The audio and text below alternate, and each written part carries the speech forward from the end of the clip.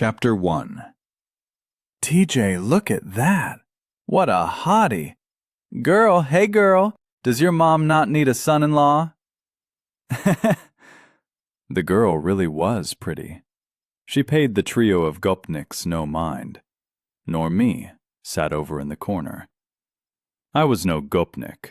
On the contrary, to these three human specimens, I probably looked more like a nerd or a simpleton. But we were entirely in agreement on the girl. She really was a hottie. Or perhaps a doll, whichever term you prefer. Tube top tight, shorts filled out, belly button pierced, a tiny little rucksack on her back that could fit a tube of lipstick at best. I wondered where she was going looking like that, on the suburban commuter line we were all waiting to catch. But what was I so shocked by? It had been a long time since these commuter trains were those old, screechy electric carriages with tired old wooden shack shops. The carriages were comfortable, with Wi-Fi and USB sockets, and attractive stewardesses offering you tea and coffee. There were several rest stops on the way that were more like country clubs than anything. She was probably heading to one of those for some relaxation. The hottie, predictably, didn't even look at me. I was looking pretty ragged and unpresentable, old jeans and a faded t-shirt. I wasn't going anywhere to relax. I was helping my aunt in the countryside to dig up potatoes. At first glance, my aim might have seemed altruistic, but it was actually entirely self-interested. My aunt provided me with a generous helping of produce and pickles for winter, enough not just for me, but for my flatmates in my accommodation, too. That was my lifestyle. I had no parents. They'd crashed the car 3 years ago in the center of our hometown. A tired truck driver fell asleep at the wheel and drifted into oncoming traffic. Now I was studying in the capital, with a scholarship as well, and living all right, generally speaking. My prospects for the future were cloudy, though. Who needs historians these days? Everyone wants people in IT. My knowledge in that sphere, however, was limited to my experience of video games and books like The System Comes to Earth. The hottie walked by, dousing us in the scent of a sweet, expensive perfume, and sat down opposite to a guy in a branded Armani tracksuit, stubbornly buried in his iPhone.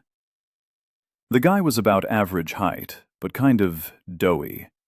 It was immediately obvious that he was no close friend of exercise.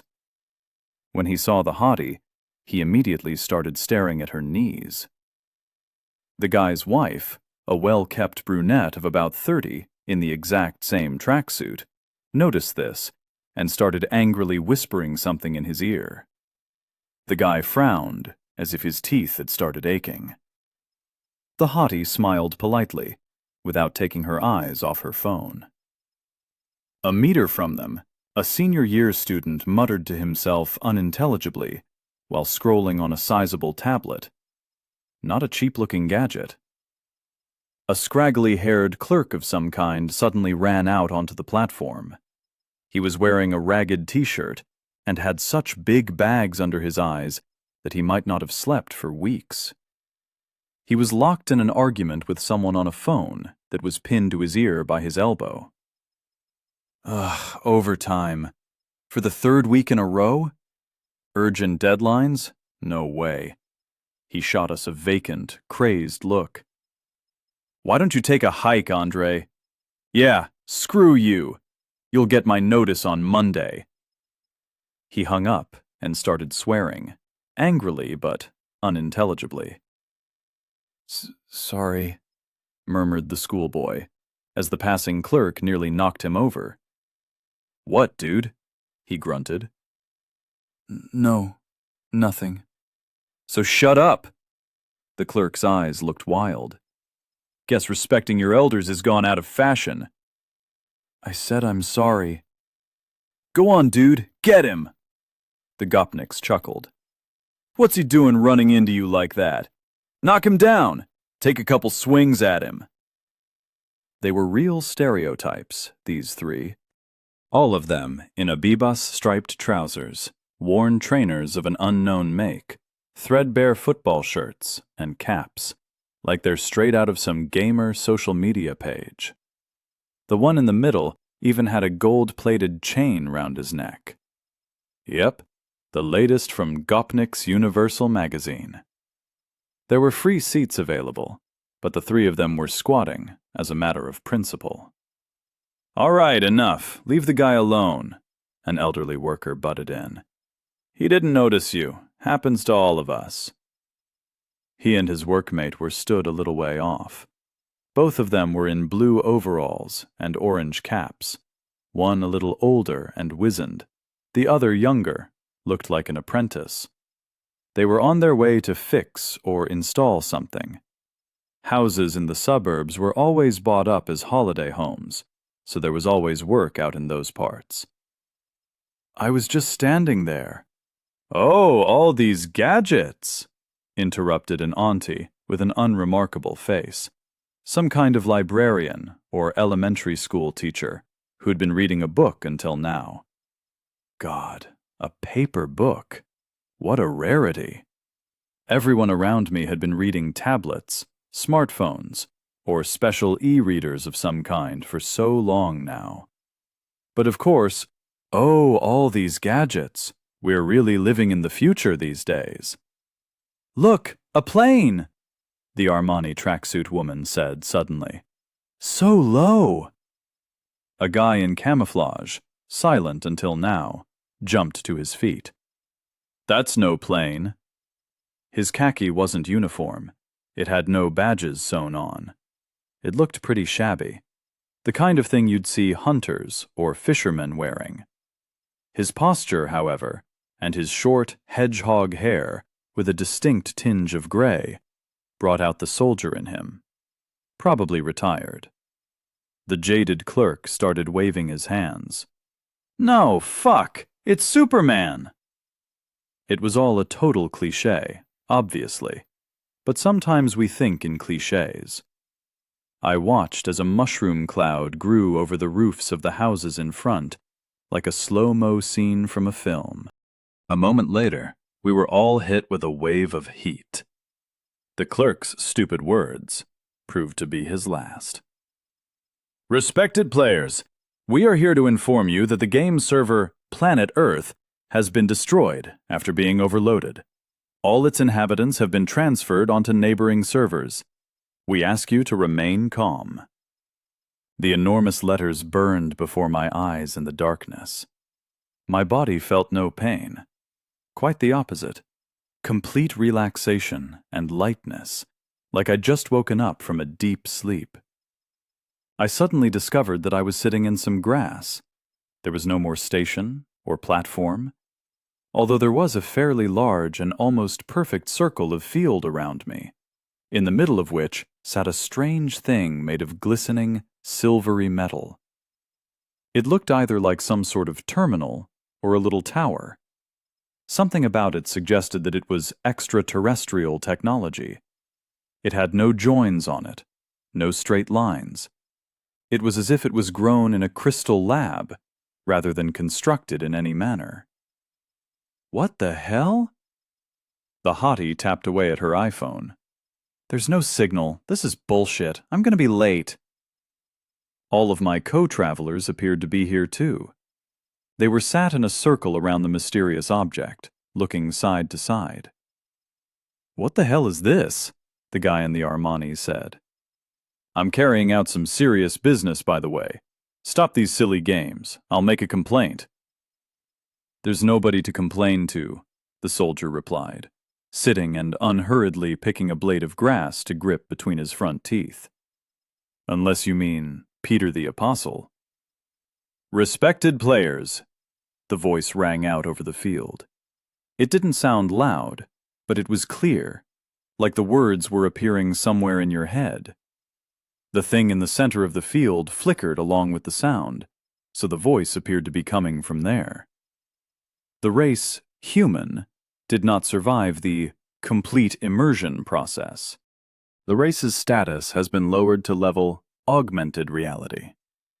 The level of self-sufficiency for race human has been lowered from freedom of will to system interference.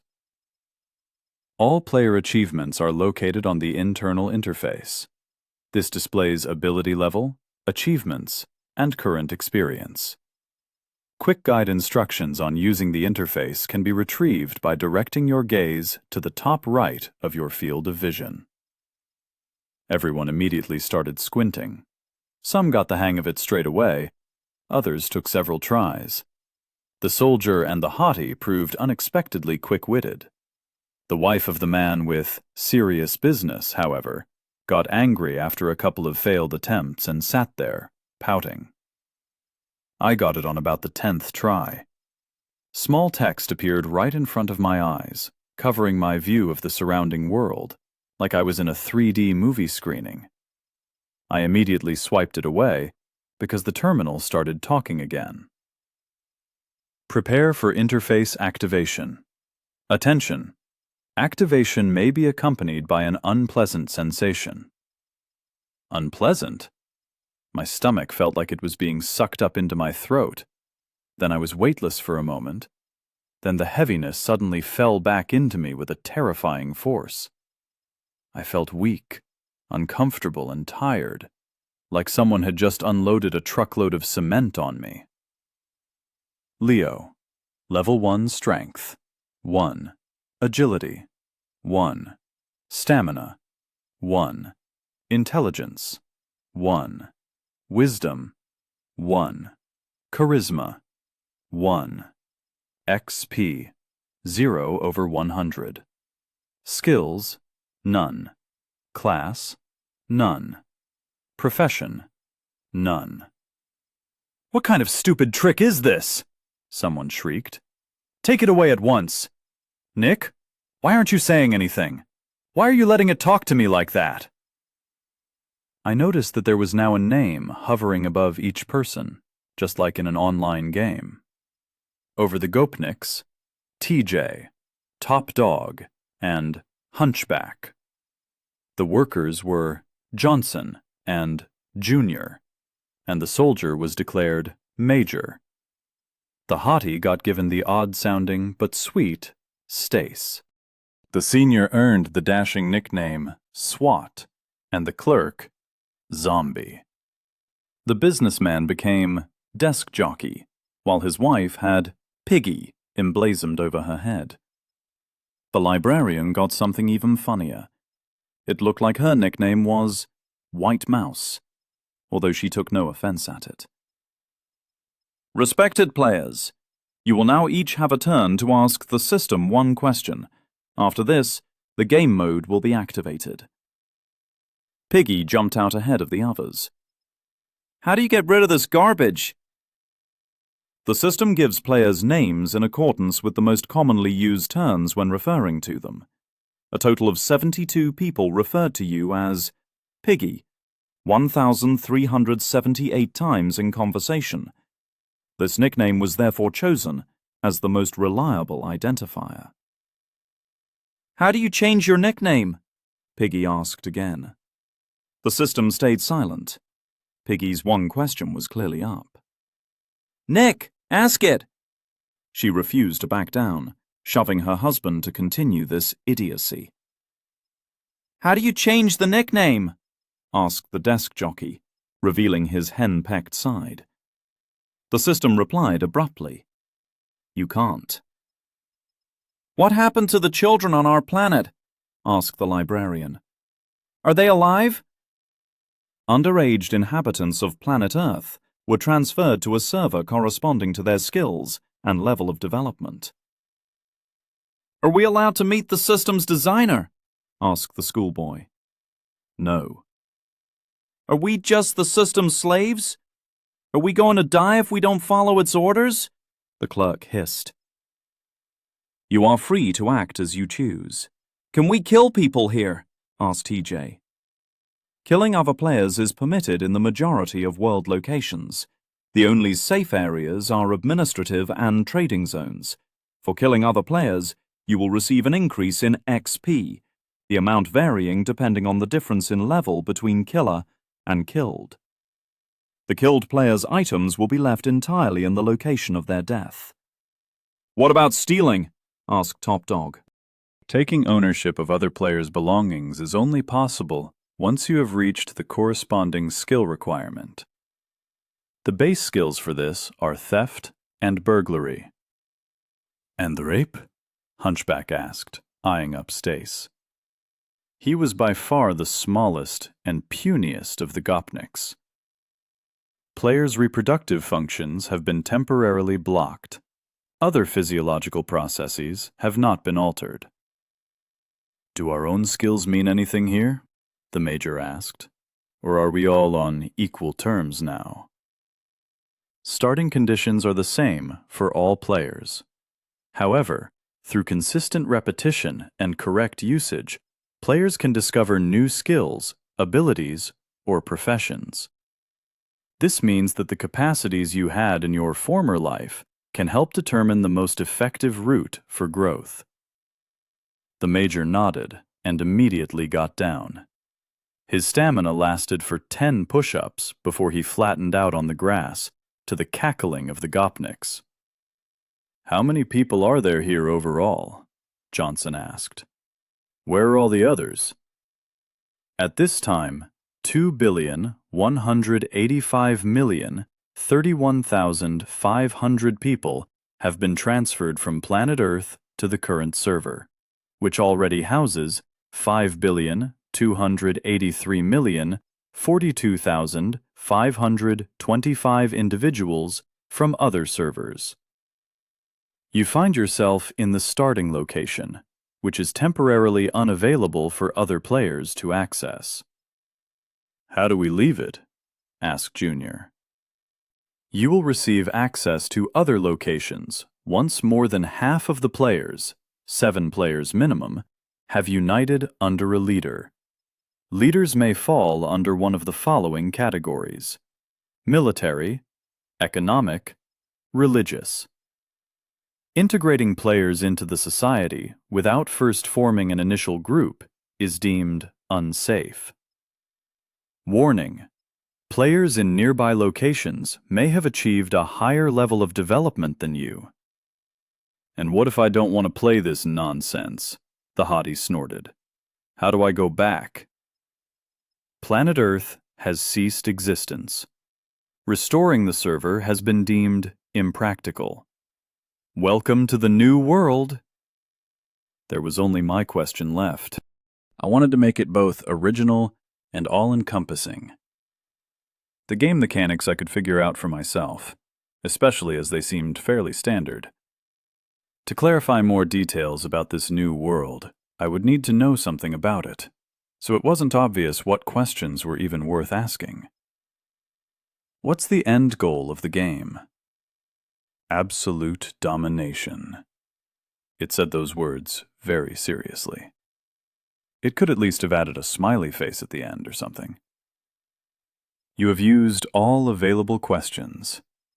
This was said with some malice, as if the system were saying, all bets are in, no more bets. Based on a psychotypical analysis of the players and their current expectations, the system has generated a starting bonus item for each of you. Attention! Your bonus item may give you a significant advantage at the start of the game. Attention! Bonus items are lost after the player's death and may be used by another player. Safe regime will be switched off in 5 minutes. 4:59, 4:58. A quiet thud, and a small box appeared in my hands. It was a neat little thing, with a bow on top, like a birthday present. Only it wasn't wrapped. It was just a cube of dark metal, the same material as the terminal, and relatively lightweight. "Whoa, look at that!" I heard a gleeful chuckle. The Gopniks had already opened their boxes. Inside they found a baseball bat, which looked like it could have been fresh out of the shop, just without any symbols or logos, along with a screwdriver and a sledgehammer. They were now twisting them around in their hands, grinning at the others, with a malicious curiosity. The sledgehammer had gone to Hunchback, the puniest among them, and they started laughing at their bro's attempts to swing it. They were, understandably, a little taken aback at the presence of a screwdriver in their hall. "Hey, Top Dog, they calling you the fucking brains here or something?" Hunchback laughed. "Maybe you can fix a door for us." "Guys, what the fuck do you mean?" Top Dog said, embarrassed. It's a shank. Yeah, that's what it is. Bet my life on it. Screwdriver in the liver, and anyone's a goner." Their concerns resolved, the trio restarted their laughter. "Hell yeah!" Swat shouted excitedly. "The divine blade of 1,000 moons! It's just how I imagined it!" He was holding a sword of enormous proportions and a completely wild appearance. Both edges of its blade were peppered with strange divots and spikes, while the handguard had been crafted to resemble unfurling bird wings. But no matter what you made of it, it was a weapon, and a serious one at that. Another thud. The hottie had also got tired of waiting. She inspected a beautiful diadem made of dark metal and bejeweled with dark red stones. She quickly put it on her head like a crown, and her body was surrounded by a silvery sheen. She seemed to grow a little taller, her skin a little softer and smoother, and her eyelashes longer. +5 to charisma, boasted Stace. "That's right, chicken." The last remark, for some reason, was addressed to Desk Jockey's wife, who immediately opened her own box and pulled out a plain fabric shopping bag. "Nick!" she screeched. "See what they're doing to me? Why am I being left out again? Do something! Anything! Be a man for once!" "You heard them, didn't you?" the desk jockey said, ignoring his wife's request. "We need to unite as quickly as possible. I, as a representative of power, will now take control of the situation.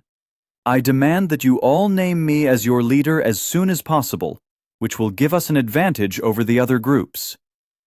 "I know you leaders.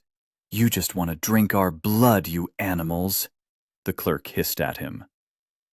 The clerk, meanwhile, looked over the strange measuring device he'd retrieved from his box. I've never seen an astrolabe, but for some reason that's the word that came to mind. "What power?" TJ spat derisively at his feet. "Your power just blew up with the rest of the entire planet. Whoever's strongest is right." "I'm a retired major," the military man said while standing up. "I have experience commanding in complex conditions." "I know how it's all set up." The SWAT heaved his sword over his head. "I've prepared my whole life for this. Name me Lord of the System, and I will lead you to victory." "Oh, shut up, you clown. There's 3 of us. We need another 4. That'll be a full hand," TJ said, demonstrating a surprising grasp of arithmetic. "Hey, you two." He pointed at Stace and the desk jockey's wife. "We'll take you, no questions asked. We need cadres like that." "Don't laugh at me like that," Piggy cried. "Nick!" "This is barbarity," desk jockey shouted, his voice exploding and giving off a little squeak. "Obey my command!" I could see that they wouldn't be reaching any agreement. These people were clutching at the past, at the time when their society and the law upheld their rights and ambitions. But what now? I watched with interest from the sidelines as events unfolded. For the first time, my love of history seemed kinda handy. It wasn't just words from a textbook. Something was actually unfolding before my eyes, and both my future and the future of everyone here depended on it. The old foundations had crumbled. The social contract that held them together had now burnt up along with the old world. We were hurtling back to primitivism, to a war of all against all. Fucking hell, I didn't work 9 to 5 to end up in some bullshit world with some bullshit system. I refuse to play your games, do you hear me? Zombie shouted, throwing his bonus item on the floor and stamping on it. He held up a middle finger at the device in the center of the clearing. I won't be a shitty slave. 003, 002, 001. As a result of player actions, safe mode has been forcibly deactivated. Good luck. The SWAT immediately got up into a picturesque pose before bringing his sword down on the clerk's neck. "I will give your life to the system," he cried. "System, take my sacrifice." The mystical sword took his head off like a ripe melon. The clerk's body crumpled. A bloody puddle crawled out from under him. All of this happened in an instant. After a few seconds, the body turned to dust. There was no trace left of the corpse, just broken bits of his item on the ground. SWAT gave us all a crazed look. "You all laughed at me," he guffawed. "Now you're all just mobs. You're NPCs. You're steps on my path to power." "You bitch. You've gone psycho." Everything was happening so quickly that nobody had even managed to flinch. The trio of Gopniks ran up behind SWAT. The one with the sledgehammer drove home a blow and put him to the floor before he had time to dodge it. TJ came in over him, baseball bat swinging viciously. "Let me finish him off. Get out of the way," Hunchback shouted zealously, lifting the sledgehammer. The situation was no longer normal. We had been in this new world for all of 5 minutes, and 2 of us had already been turned to corpses. Stace sprang to her feet and got behind the Major. He activated his bonus, and a longbow with a quiver of arrows appeared in his hands. The Major and the Hottie spun and ran for the forest, disappearing into the thick foliage. "We'll still find them," TJ said, using his sleeve to wipe drops of blood from his face. SWAT was lying completely still. It was strange that he still hadn't disappeared like the clerk. Perhaps he was still alive? "Nick, let's go!" The desk jockey's wife started to realize the situation. "Svetlana, shut up," he replied stubbornly. "I am the authority here." "This chick's even better," Hunchback said, pointing at Piggy. "She's juicier. There's something to hold on to." Piggy squealed and ran for the forest. Desk jockey ran after her, and all 3 Gopniks gave chase, like a herd of jackals after their prey. That left me, the 2 workers, and White Mouse by the fire. Well, and SWAT, still beaten to an unknown condition. "Hey, buddy, you alive?" The older worker leaned over him. At that moment, SWAT's body dissolved, turned to dust, like zombie. All that was left in the workman's hands was the bizarrely shaped sword. "Didn't turn out so good," Johnson said, scratching the back of his head. "We've got to go and help those guys." He and Junior also disappeared into the overgrowth, and from their conversation, it wasn't entirely clear who exactly they were going to help. "I would recommend you hide," I said to the librarian, "and avoid being found for as long as possible." "You think they're capable of taking offense at an old woman?" she asked, without much hope in her voice. "I think they're capable of taking offense at whoever they want." "I fear you're right." The librarian gave a sad smile.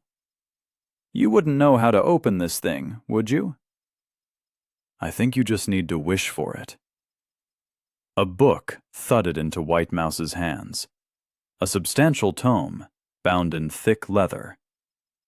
"Yes, this will be scant defense," said the woman. "Well, at least I can read some for entertainment. Good luck, young man." "And to you," I wished her, genuinely. I turned and set off for the forest. I was just running straight forward, without discerning the path before me, just trying to put as much distance as I could between myself and this field, and this madness. Once I'd made it just 100 meters or so, I opened my bonus item. A potato? Are you kidding me? And as soon as the root vegetable appeared in my hands, I heard a piercing shriek in the distance. Chapter 2. After hearing the shriek, I sped up. Couldn't stay here anymore. Needed to get away, as soon and as far away as possible. Hide somewhere, collect my thoughts, and then decide how to proceed. Hey, that sounded good. Entirely reasonable, even. Although I was primarily being chased forwards by a very understandable fear. I saw the bodies of zombie and SWAT dissolving into thin air before my eyes. If this system did exist, then it had saved us once already.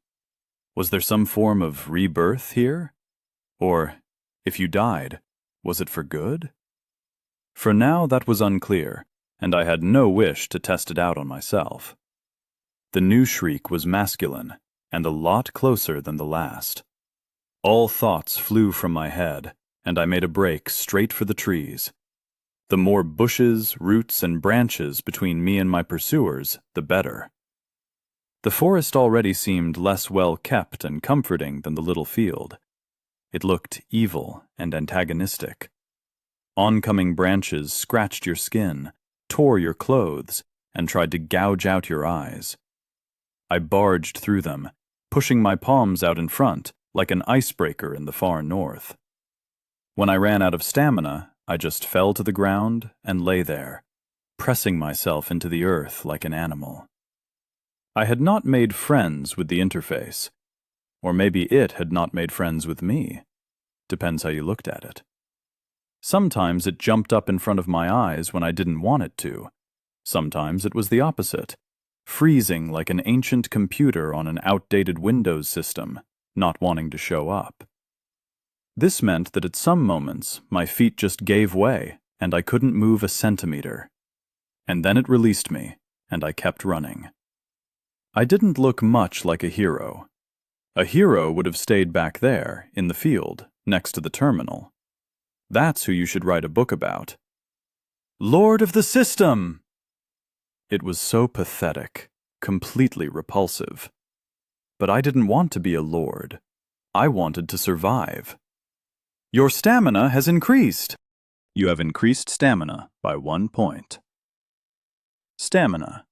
2 hit points. 20 over 20. Fuck. The text covered my field of vision and didn't get out of the way in time, sending me flying headfirst into a tree, which cost me 2 hit points. I could feel myself becoming twice as strong. Now you'd need to hit me not twice with the sledgehammer, but 4 times. Given what had been going on, that wasn't so unlikely. The strategic benefits, however, were still clear to see.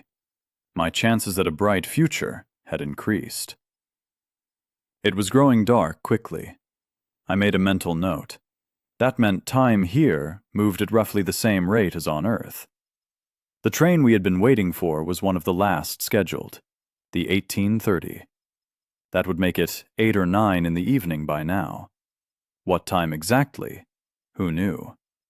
The interface didn't bless us with things as useful as a clock. The shadows became sharper and thicker, while the objects did the opposite, turning flat and distorted. It was that twilight moment, where everything was individually visible, but the brain couldn't put together the whole image. Nyctalopia. I missed my footing without understanding how, and suddenly I was tumbling down. Bam! Bam! Knocking against roots and tree branches took more HP from me. Not much, 1 or 2 points, but it was painful. After a couple of somersaults, I crashed into the bottom of a shallow ravine. The fall slammed the air from my lungs. I inhaled ragged breaths of oxygen. My heart was beating like a revved engine, ready to burst through my rib cage, while hair damp with sweat clung to my forehead. I became conscious of the fact that there was nothing in my hands. My potato! Where it had gone, for God's sake! I scrambled to my feet, trying to feel around me for the child the system gave me. I hadn't had much that was any goddamn use, and now I'd lost what I did have. I got lucky. I found my pride and joy just a touch higher than my own landing spot, between two stones. With my potato returned, I give a belated growl. Anger took the place of relief. What the hell was I supposed to do with a potato anyway? Why did the Gopniks get a bat and a sledgehammer, while I got a damn root crop? Even the mouse's book was cooler than this. I didn't know what was in it, but it was still cooler. What the hell was this, man? I remembered the system's own phrase, based on a psychotypical analysis of the players and their current expectations. Was this because I was going to visit my auntie? Because I had thought I'd be digging potatoes tomorrow? Why did the earth have to choose precisely that moment to explode? No sword and shield in hand from a historical fencing club, no joyride on a motorcycle. Even if I'd just been in the kitchen, holding a knife and that same potato, the end result would have been way better. I formulated all of my displeasure into one short expression. Fuck. I was already swinging to throw the damn tuber. The realization that I probably shouldn't only came to me at the last moment. Okay, take it easy. Deep, steady breaths. I rapped my knuckles on my forehead to regain some shaken resolve. The system made the rules here. I could, of course, stand here like an angry kid and act out of spite, give the system the finger, and follow the clerk. The system hadn't turned off the safe mode for no reason, after all. Vengeful piece of shit. Or rather, wise and all-seeing. Yes, that had just been a joke. I didn't want it to do anything horrible to me. I was a good boy. If I didn't have the strength to achieve victory, I'd have to get to work on having the brains. There was no way the potato was just a potato. The system had given it to me. That meant it must have had some kind of deeper meaning. It would be catastrophically stupid to throw away something like that. What was I meant to do with a potato? I turned it around in my hand. It was a pretty standard bulb, as my Belarusian auntie would have said. Sat quite comfortably in my hand. Textbook example, straight from a restaurant ad or something. I would love to cook it right now in its jacket and eat it with butter. Or fry it in a sizzling pan. Or mash it up into a puree. I was suddenly reminded that I'd barely eaten anything today. I had a couple of slices of bread for breakfast, then sat through a day of classes and library study. I was relying on a big dinner at my auntie's, the kind of meal where you don't get up from the table, you crawl away, expanded from all the tasty homemade fare. You feel hunger, all characteristics reduced 10%. Eat food quickly to fill your energy meter. It really did feel like hunger, not just hunger. Twisting my insides into a spiral, creeping up my throat, producing a crazy amount of saliva. Eat it and get this over with. There we go. A decision. The system had given me a hint. I'd never eaten a raw potato, but I wanted to dig my teeth right into it, then and there. No, I couldn't eat my potential artifact. I couldn't, and that was that. I remembered Stace describing some kind of charisma boost. That meant she must have felt her bonus item boost her characteristics. Even that hottie was smarter than you, my conscience said to me. It helped. I was growing angrier and more determined. I stared closely at the potato, hoping to detect the same feeling I felt when I tried to work out my own status. To my surprise, I managed it a lot more quickly. On perhaps the 4th try. Name: Mega Potatomus. That made me snort. It felt like the system, like a modern AI chatbot, had already scanned all Earthlings' consciousnesses to produce pearls like that. I continued. Name: Legendary Potato.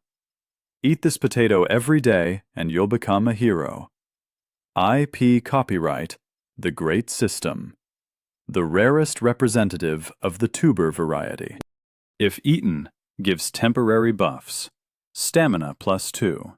Strength +2. Wisdom +1. Buff lasts 1 hour. Can be placed in the earth. The last bit was in brackets at the bottom and in small print. No explanation was given for how, why, and for what purpose you would plant it. But instant consumption promised a lot of perks. It gave me what now?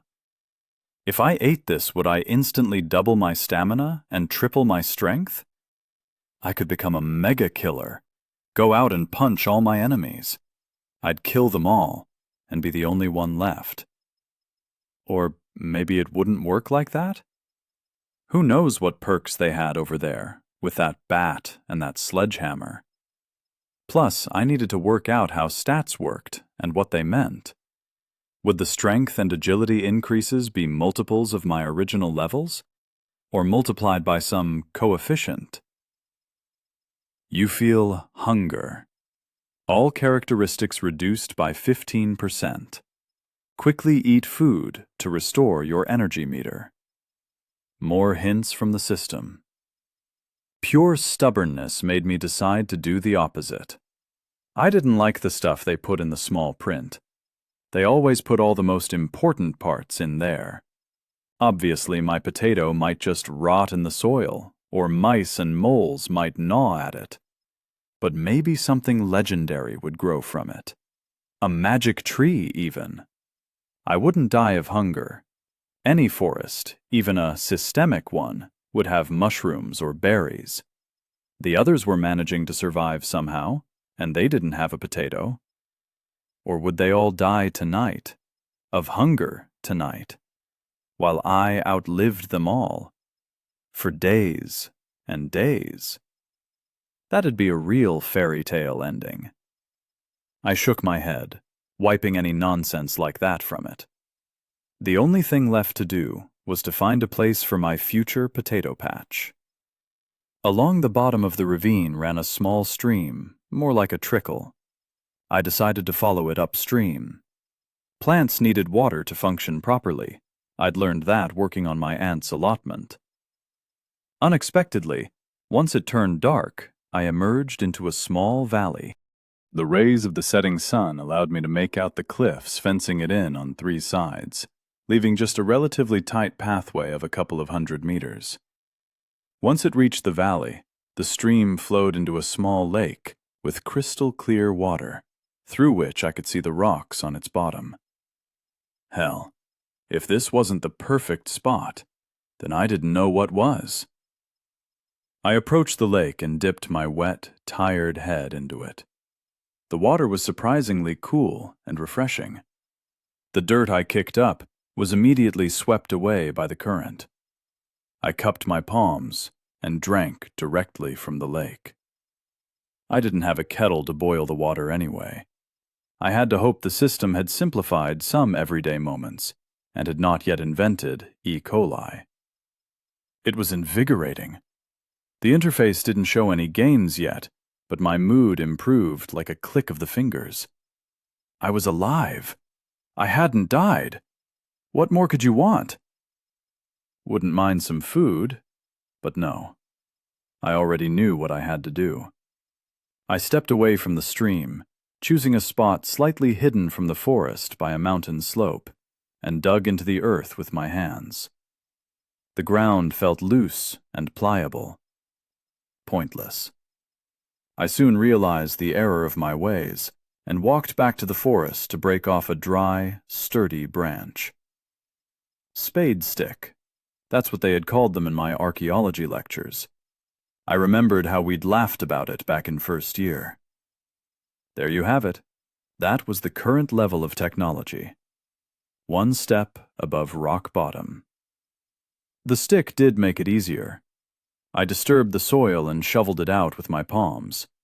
I managed to dig a decent seed bed before it went pitch black. I buried the potato in the darkness.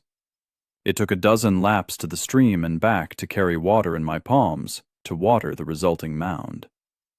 I waited expectantly for an encouraging message from the system. "Well done, comrade. You're on the right track." Not a damn word. Hungry, frustrated, and angry, I fell to the ground next to the buried potato, unable to get up. A wave of fatigue came over me, and I passed out immediately. Not exactly a model day of survivalism, no matter how you looked at it. Hunger woke me. I jerked upright, remembering where and what I was. Your characteristics have been reduced by 65%. My body ached. Sleeping on grass had not brought me any particular comfort. Or perhaps this was all a result of the hunger debuff. A little longer like that and I'd have been a goner. Wouldn't even have woken up. But what surprised me more was the small bush about a meter away from me. A potato bush, for Christ's sakes. And it was entirely ripe already, with yellowed and dried up tops. A spitting image of the bushes that would have been waiting for me at my aunt's. Ripe mega potatomus, ready for picking. Even the system said it was already ripe. What kind of speed was it going at to have grown into this overnight from a single potato?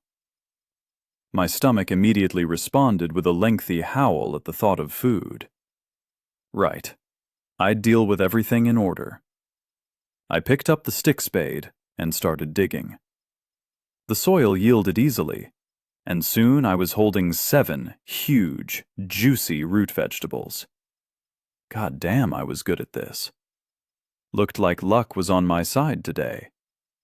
And, as if to back me up, the system flooded me with messages. You have grown a potato mus. Level, epic. You've earned a profession, farmer. You've earned your first profession. Reward, 1 bronze box. New mission available, homestead. Plant at least 5 cultivated plants. Reward, 500 XP. The last line decorated the available missions tab. I mentally poked at it, and a barrage of text hit me. Personal missions, homestead. Universal missions, feed 1 player, 1 bronze box. Kill 1 player, 1 bronze box. Accept 1 player into a group, 1 bronze box. Commit 1 theft, 1 bronze box.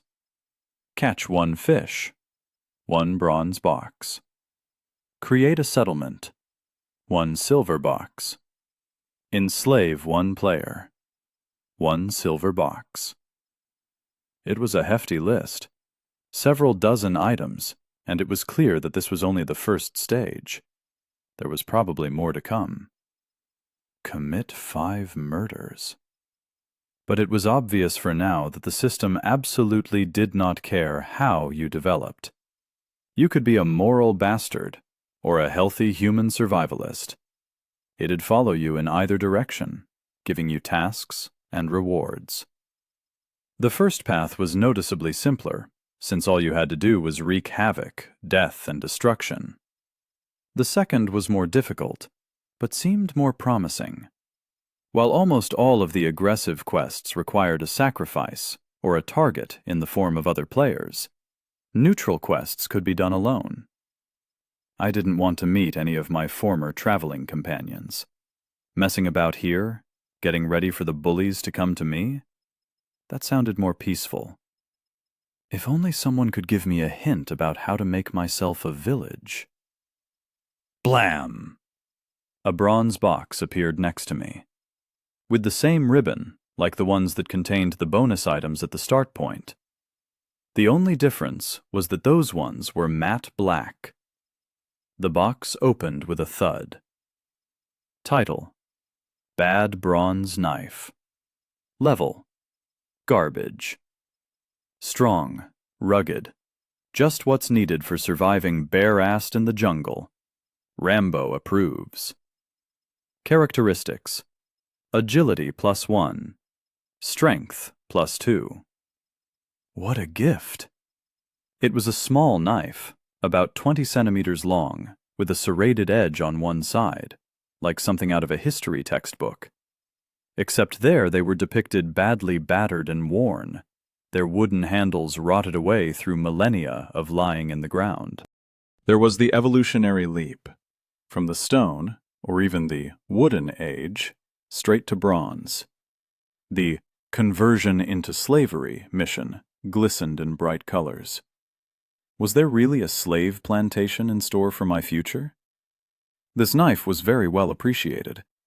A little strange it wasn't a shovel or a watering can. Apparently the boxes were just a lottery. Anything could pop out. No point in dreaming for now. There was work to do. And by work, I meant potatoes. The bush itself I threw to one side and divided the harvest into 2 parts. 2 potatoes for me, for provisions. The other 5 I'd plant again.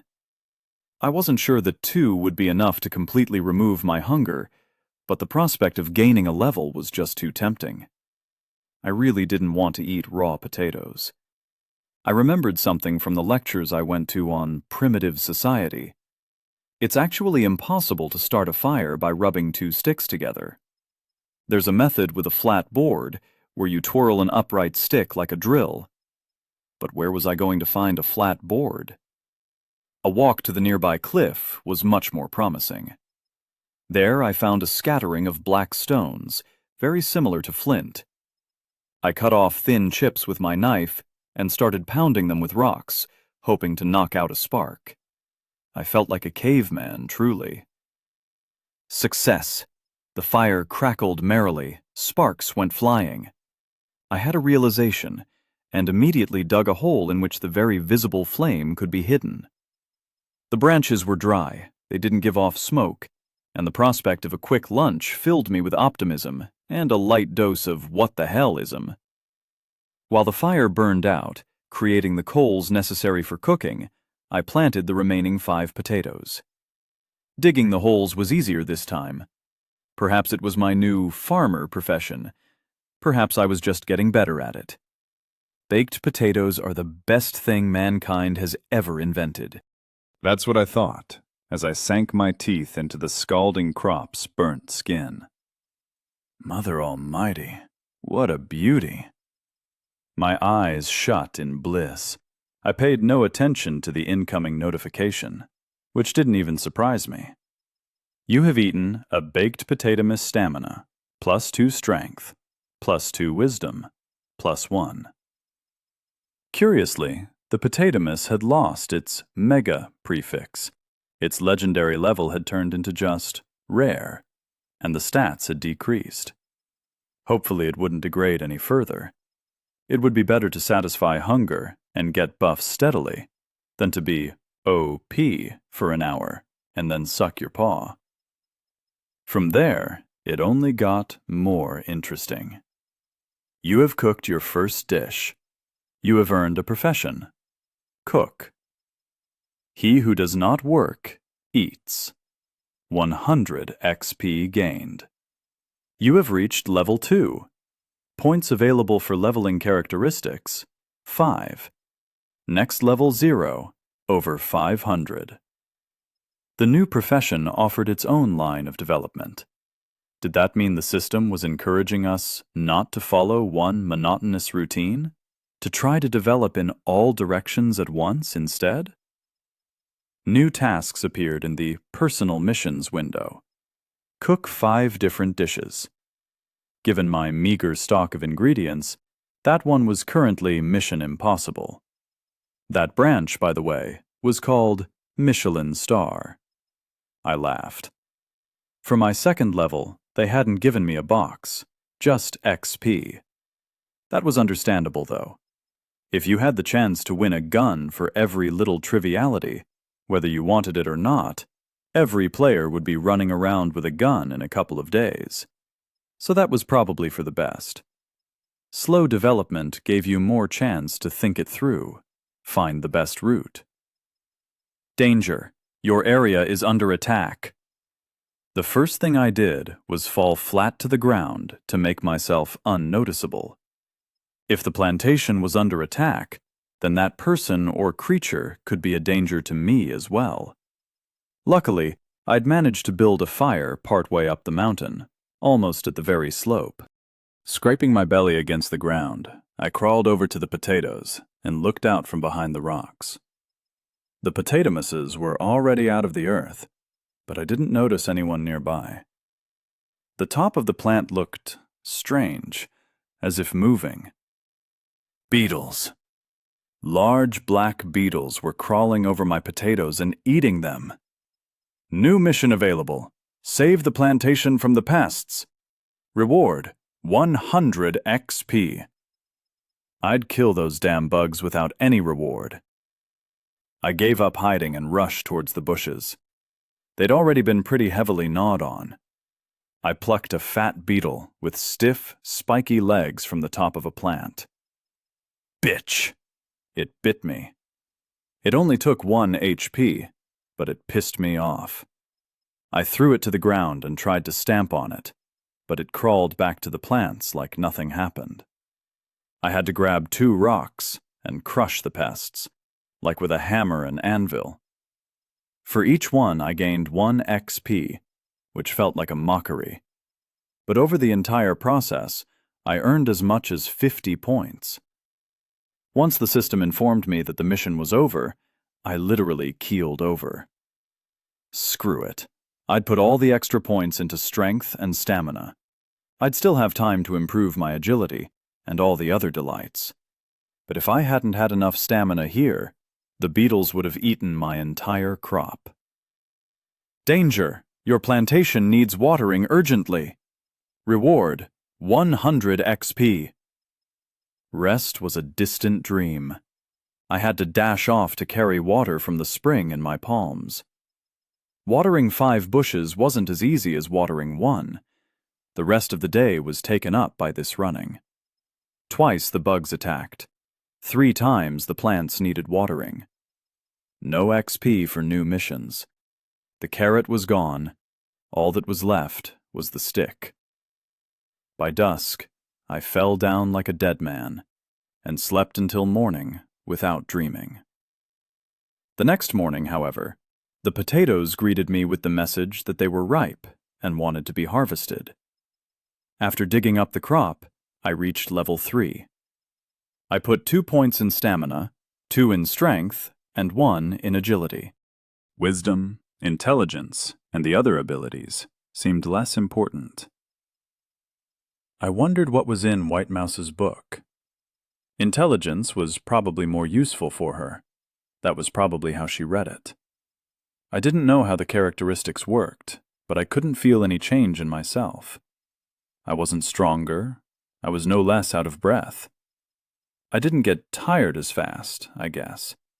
But again, it wasn't like I timed it with a clock. This was all by feel. I was also glad to see that Potatomus was still classed as rare and gave me the same buffs. I could continue to plant it without fear of the characteristics dropping off. The next step of the mission, Homestead, required me to plant 50 potato bushes, but the reward was generous.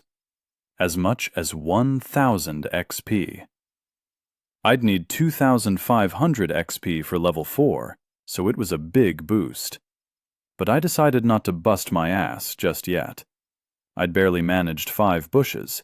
It was too early for any great feats of labor.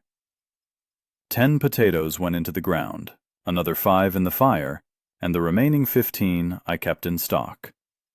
I didn't know how to store them yet. Maybe I'd have to dig a cellar. But nothing would happen to them in the next day. I could decide after that. Welcome to Primeval. I was so surprised that I almost stepped in the fire. The voice was soft, but I was sure it could be heard in every little remote spot.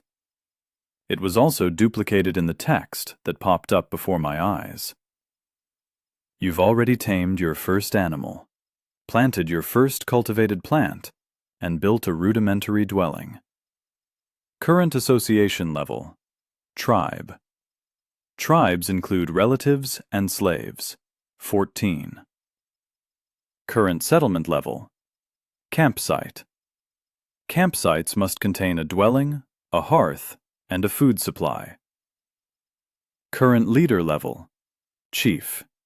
Chiefs establish their power by brute force. Enjoy the game. Completely opaque, but very intriguing. Cultivated plant. That was definitely about me. I wondered who had tamed the animal, and what kind of animal it was. I hoped it wasn't too big or aggressive. I didn't understand what it was saying about a settlement. Why create it? A player who was just sat in one place was doubly vulnerable. Although, that was exactly what I was doing. I wasn't leaving my potatoes for anything now. You can't carry a plantation in your pocket, so I had to stay here and protect it. If you looked back at ancient history, that's how it worked. Peoples who practiced farming had to sit in one place and build all sorts of fortresses to protect their goods from all sorts of primitive goons, like Hittites, Scythians, and other Cimmerians. Yes, the very same ones Conan the Barbarian came from. But they still robbed the farmers, often killed them.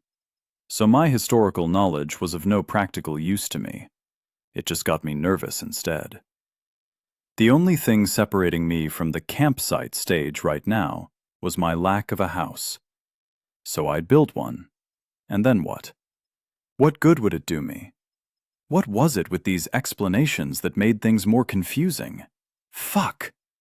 It wasn't helpful to guess in situations like this. I had to try something out. Still buffed from the potatoes I'd eaten, I headed out into the woods to get some building materials. I wouldn't be able to gather anything too substantial with my bare hands, so I'd have to settle for a tent. Surprisingly, it proved relatively simple to construct. What was so hard about it? Gather some suitable enough branches and chop them with a knife if you don't have the strength to break them. I spent several hours collecting materials and taking them to the soon-to-be campsite of ancient man. It took just as long to make thin cables out of twigs, which could somehow tie the branches together. I dug holes, hammered in supporting pillars with a fork on top, put beams between them, which the rest all bound to, forming something like a roof. A similar process with the walls would protect me from the wind. And finally, I covered everything with patches of moss and leaves. I also put some branches inside, making myself a simple bed. I was filthy, wet, and exhausted. But lunch, in the form of a couple of potatoes and some water, returned some of my spent energy. Even while eating, I kept a close eye on my surroundings. Suddenly, I saw movement in the forest. Another moment, and I was completely convinced that I had been found. Someone was sneaking through the bushes. Chapter 3. I covered the fire with a cut piece of turf and hid myself away in my observation post. The spot was slightly away from the fire, and the rocks kept me hidden from view, but I could see the entire section of forest between me and the valley. A human figure was visible in the distance. A gray suit stood out like something foreign amongst the foliage. The individual was walking cautiously, stopping regularly to look around. As they approached, I made out that it was Piggy. The past 2 days had not changed her for the better. She had transformed from a pampered madam with capriciously pursed lips into a frightened creature, constantly looking round. Her soiled clothes were torn by bushes in some places. It added no pathos, though they were stretched quite appealingly over the necessary parts of her body. Piggy walked into the open, ready to rush back into the forest at any moment. Judging by her appearance, she hadn't joined the ranks of the predators, She was currently firmly in the victim category and posed me no immediate danger. It could be a trap, though. If I stuck my neck out, a support group with bats and sledgehammers would jump out of the bushes. That's what I would have done. The pause dragged on. Piggy was walking deeper and deeper into the valley and would soon reach my plantation. This sucked. If she really was alone and she stumbled across my potatoes, she'd be all like, "I found them first," and "They grew on their own." I wasn't quite ready to kill someone to win an argument. Not yet. I wouldn't abandon my potatoes either, though. I hadn't done all that work for nothing. Concealing my knife just in case, I went out to meet her. When she saw me, she relaxed a little. I got a little offended at that. Was I such a good boy in her eyes that I didn't pose a threat? "Hi," Piggy said. "Are you here alone?" "How about you?" "I asked first," she said, pouting her lips childishly. Piggy looked a little strange. Her eyes were tense, her movements jerky, as if she were going through withdrawal. Unfortunately, it was something I'd seen a lot in the student dormitory. Could she be a drug addict? Weird. She looked like a polite girl. A lady, even. "You did. I didn't answer." "Okay, screw you, tough guy," Piggy giggled nervously. "Do you have any food?" I suddenly realized it wasn't drugs. It was hunger. Just the simple desire to eat. I remembered what happened to me the first night, and she'd been wandering through the woods for days. Hence the withdrawal. Yep, don't think of me as any great altruist. I had remembered the mission to feed another player, and the reward it came with, too. Bronze boxes weren't just lying around on the roadside, and I had enough potatoes. I should, of course, give her some of my provisions. For a while, caution fought with greed. Greed won. "Please, please," she asked. "I haven't eaten anything for 3 days." Now that the capricious, bitchy expression had left her face, she seemed much prettier and younger than before. Perhaps a little older than me or Stace. To be on the safe side, I led her the long way round, to the right over by the spring, fearing at every moment that someone would jump out of the forest. But it was all right. Piggy really had come alone. We sat down by the fire. I pulled back the turf and removed a potato from the coals, then handed it to her. Piggy dug into the tuber, scalding herself and giving an ooh, then started devouring it in large chunks. Meanwhile, I asked her what had happened to her. She told me willingly. Maybe she was hoping to evoke sympathy. Or perhaps she just wanted to talk. When the Gopniks had caught up with her and her husband in the forest, that old goat refused to fight for the honor of his wife and ran into the thicket like an Olympic sprinter. The appetizingly squealing prey had seemed more interesting to the Gopniks, so nobody chased after Desk Jockey. "How did you escape?" I asked. "I don't know." Piggy shrugged her shoulders. "I just ran, and they fell behind." Something in her story didn't add up, but I pretended to believe it. After she escaped, Piggy got lost wandering through the woods. She had tried to catch a small animal, like a marmoset or a squirrel.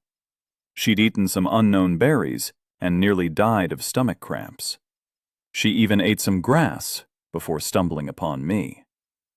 "Oh, it's delicious," Piggy drawled, giving her outfit a risque tug over her chest area.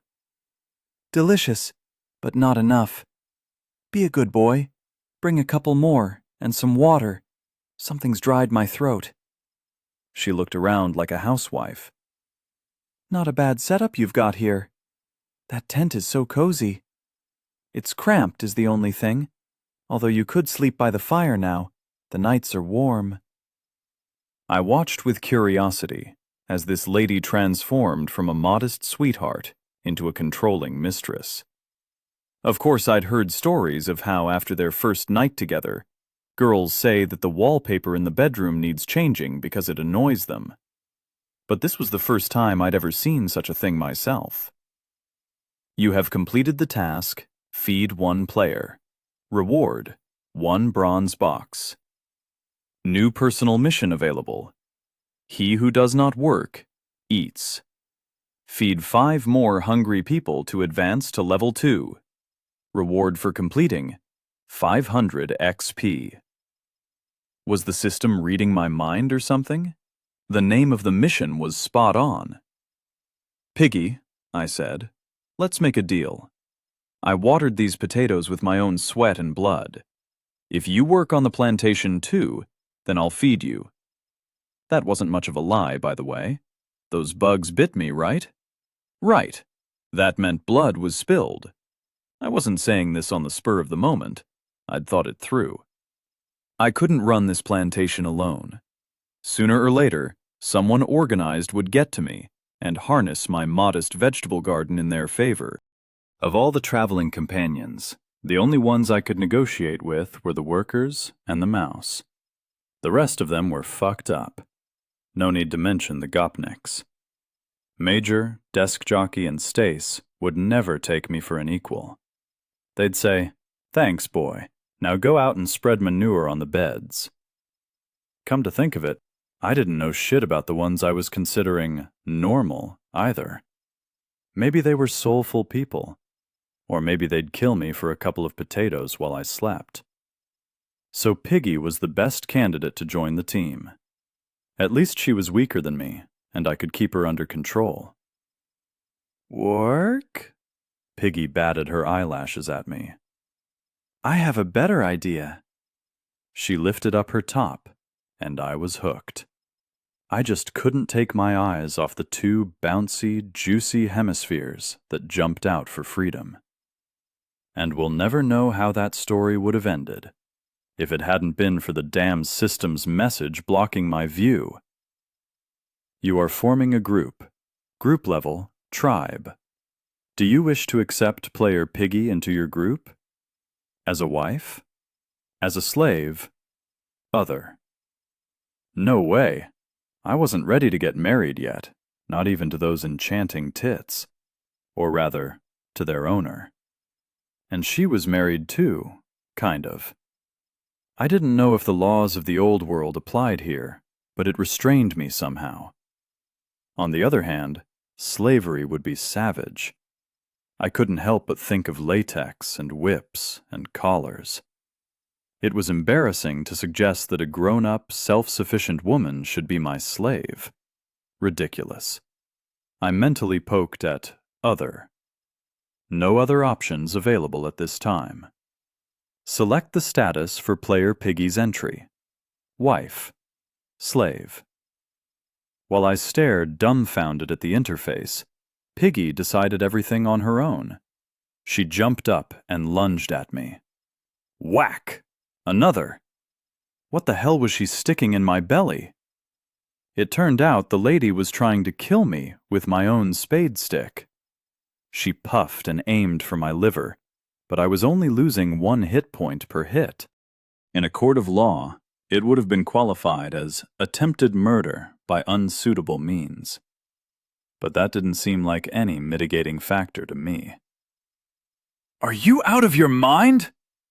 I tossed Piggy to the side and pulled out my knife. I'm sorry, she shrieked. I didn't mean to. I was out of my mind. Let me go, please. She tried to run away, but I grabbed her leg and threw her to the ground. I couldn't let her go. Not now. Because sooner or later, she would bring someone here. Whether for revenge, to buy her life back, or just for free food. Come on. 1 blow, and that would be that. The body would even melt away humanely, so I wouldn't have to bury her. I'll work day and night! Piggy saw something in my eyes and got really scared. I'll blow the dust off the damn potatoes. Just don't kill me. Choose a status for player Piggy. Wife. Slave. Player Piggy agrees to be your slave. We lay on the grass, breathing heavily, both of us processing what had happened. What does being a slave mean? Piggy asked. I have no idea, I answered honestly. Guess we'll find out. Then suddenly, congratulations, you have fulfilled all conditions to create a settlement. Housing, food supply, at least one inhabitant. Huh? Congratulations, you are the first player to create a settlement in your location. Reward, 1 silver box. What? You've been promoted to class Lord. A new personal mission is available. Increase your settlement to 10 people. I give in to curiosity and immediately go to my statuses in the interface, paying no attention to anything else. Class Lord. Everything the sun touches is yours. Current status Chieftain. Buff Charisma +2 plus 10% to all traits plus 5% to all traits for subordinates. I could barely get my mouth shut. I was still fighting the shock. Just like that? I'd just got a new class, a boost to all stats, and a special boost to charisma as well? I had to check something out for myself. I turned to Piggy, who was stroking her bruised side. Piggy, I asked, have I become more handsome? She squinted, tilted her head to the side, and smacked her lips. No? Well, what had I expected? Stupid question, stupid answer. Although, she said, your eyes seem brighter. They used to be kind of dull, like a dead fish. Now they're kind of nice. She looked away as she said the last words, and a slight blush spread across her cheeks. All I could do was grin. I thought charisma was meant to be useless? No? Well, even if I had thought that, I'd been wrong. It became even clearer how much of a boost Stace had received. Was there even a threshold at which people only looked at you like a freshman in love with the best-looking girl in the school? The new status, of course, brought me some nice irony. I remembered one famous book which had an onion knight. I, meanwhile, had become the Potato Lord. My entire estate consisted of a shambling shack, 5 potato bushes, and a cranky young lady unaccustomed to physical labor. But on the bright side, the day before yesterday, I'd had nothing but 1 potato and an empty stomach, so I couldn't complain about my fate. Meanwhile, a whole line of boxes had lined up in front of me. A bronze one for feeding Piggy, a silver one for forcing the well-fed Piggy into slavery, and another silver one for creating a settlement. All right, time to play roulette. I opened the bronze one first. You received a fragile pot. A small camping pot lay inside. The system's imagination hadn't been too extravagant. Name: Fragile Pot. Who cares if it's crooked? It works. Level: Garbage. No bonuses or buffs for you. Standard cooking utensil. That's what garbage is for.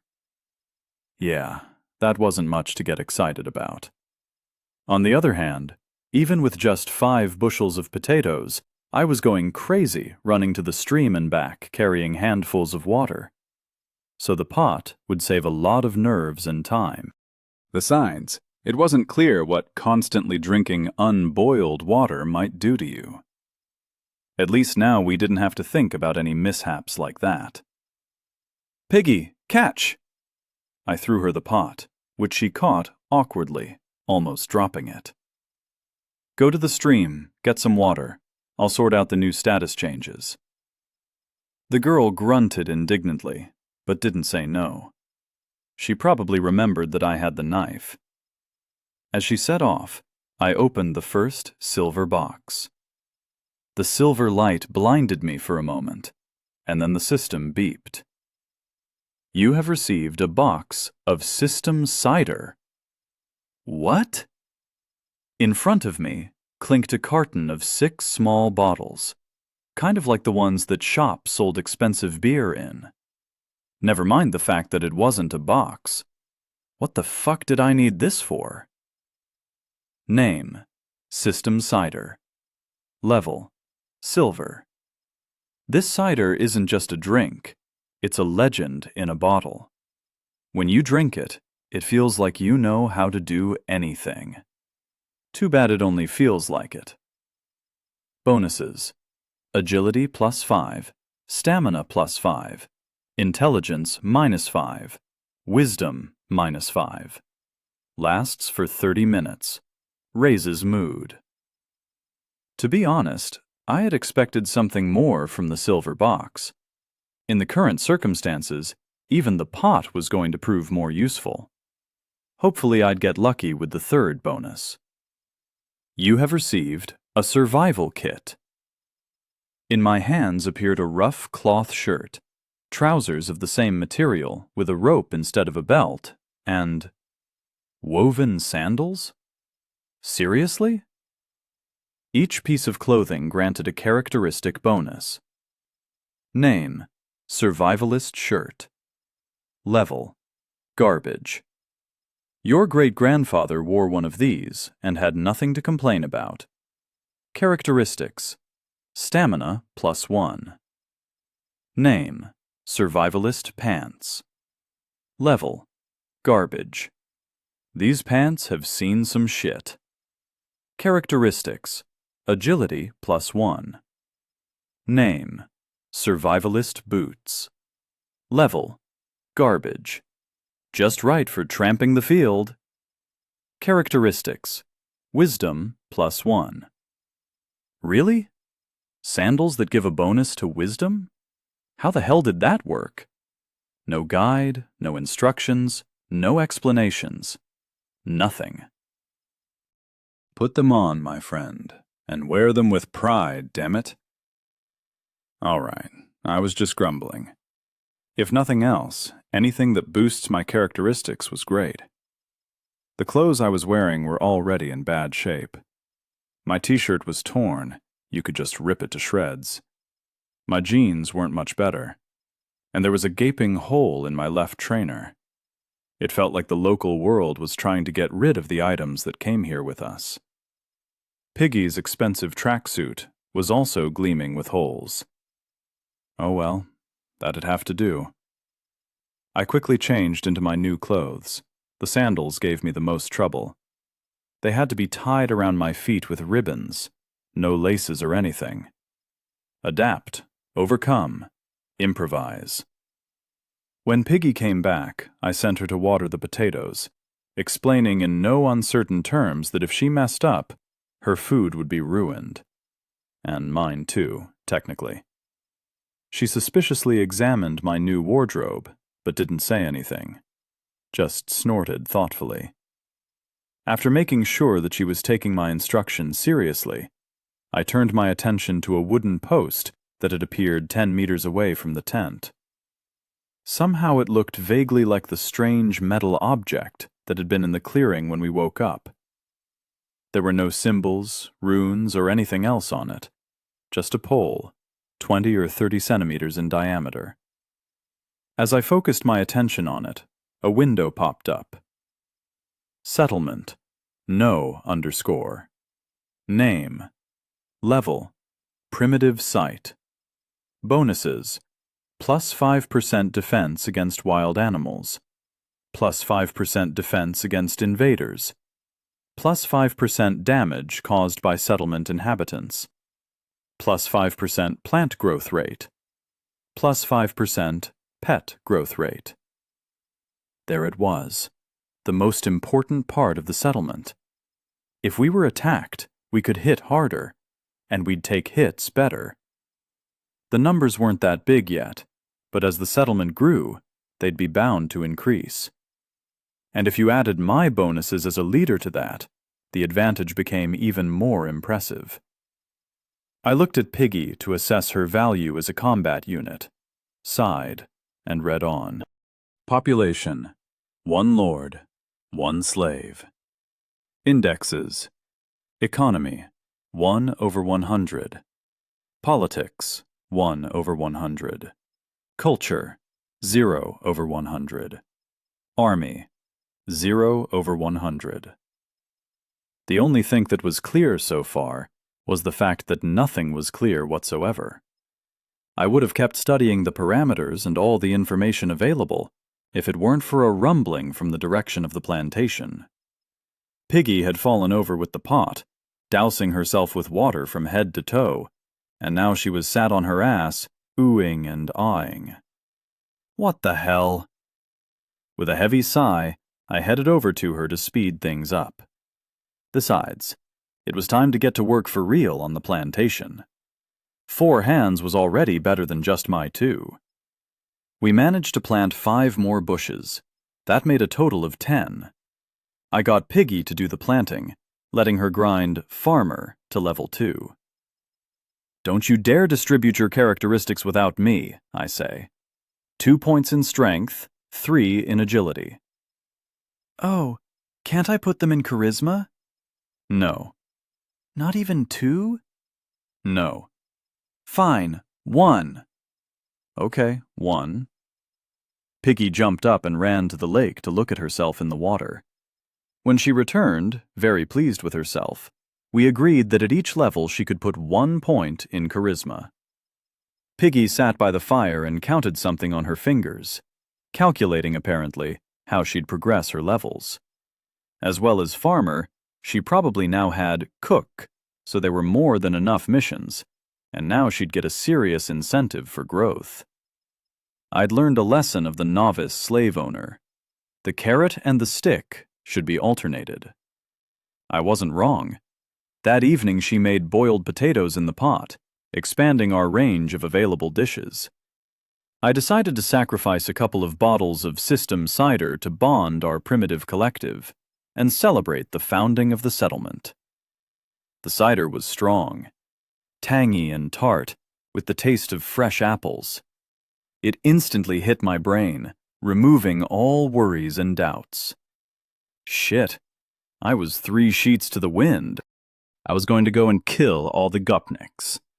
I wouldn't even take my knife with me. I'd just kick them. So why didn't you take me as your wife? Piggy asked, in a rather tipsy voice.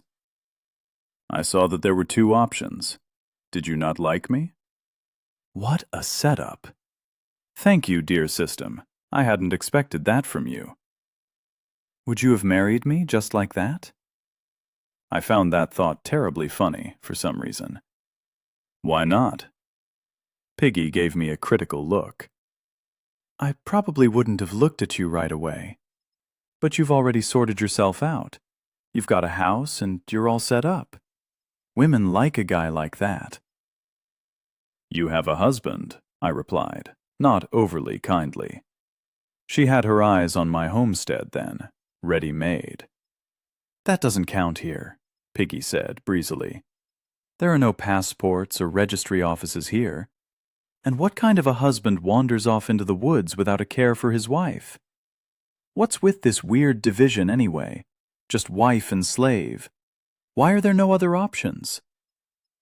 That's what it was like in ancient times, I explained, glad to evade the slippery subject. Only relatives lived in the tribe. Brothers, sisters, grandfathers, grandmothers, everyone was related to someone.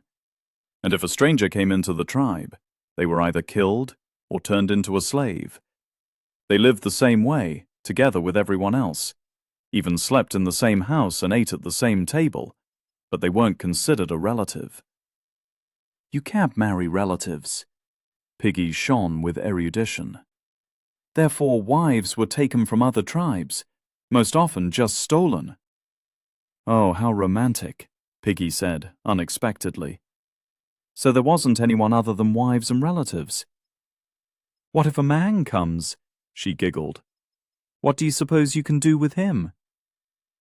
That question took me off guard as well. I didn't think any of the other players would agree to be my slaves. It sounded a bit degrading for a modern man. And the second option is even more dubious. Perhaps they'll offer themselves up for adoption, I thought aloud. There were boyar children like that in the old days. They weren't born into boyar families. They just served the boyars. Oh, I can't, Piggy laughed. Desk jockey's gonna come over and say, "Daddy, Daddy, give me some potatoes?" Or that laborer, Johnson, him too.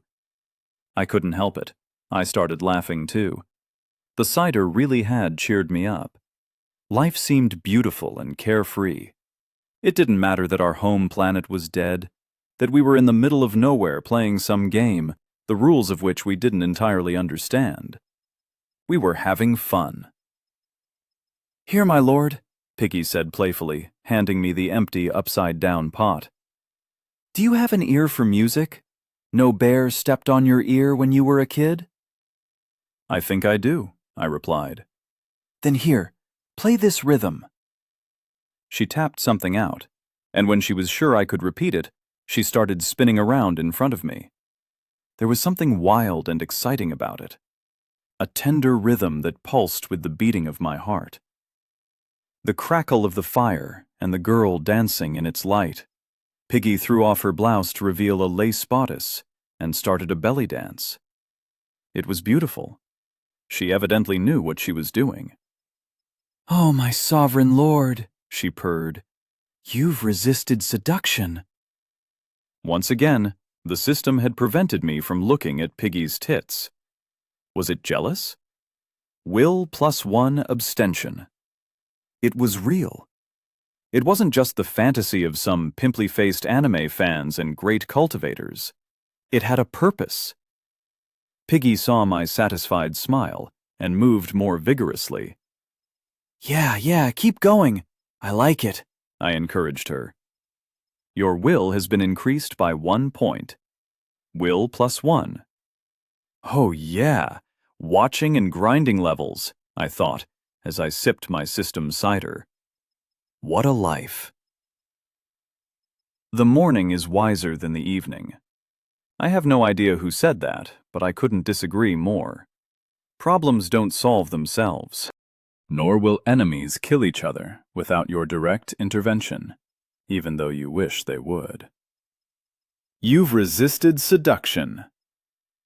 Will +1. And a good fucking morning to you too, great system. When I opened my eyes, I had the pleasure of seeing Piggy's sexy figure, her leg thrown over my stomach. The same seductress pressed her breasts, ready to jump out of her bra, against my shoulder.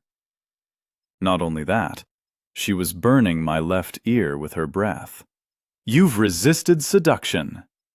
Will +1. Would that thing shut the hell up? Ugh, did I mention I hated Mondays? Somehow I was sure today was a Monday. How did that song go?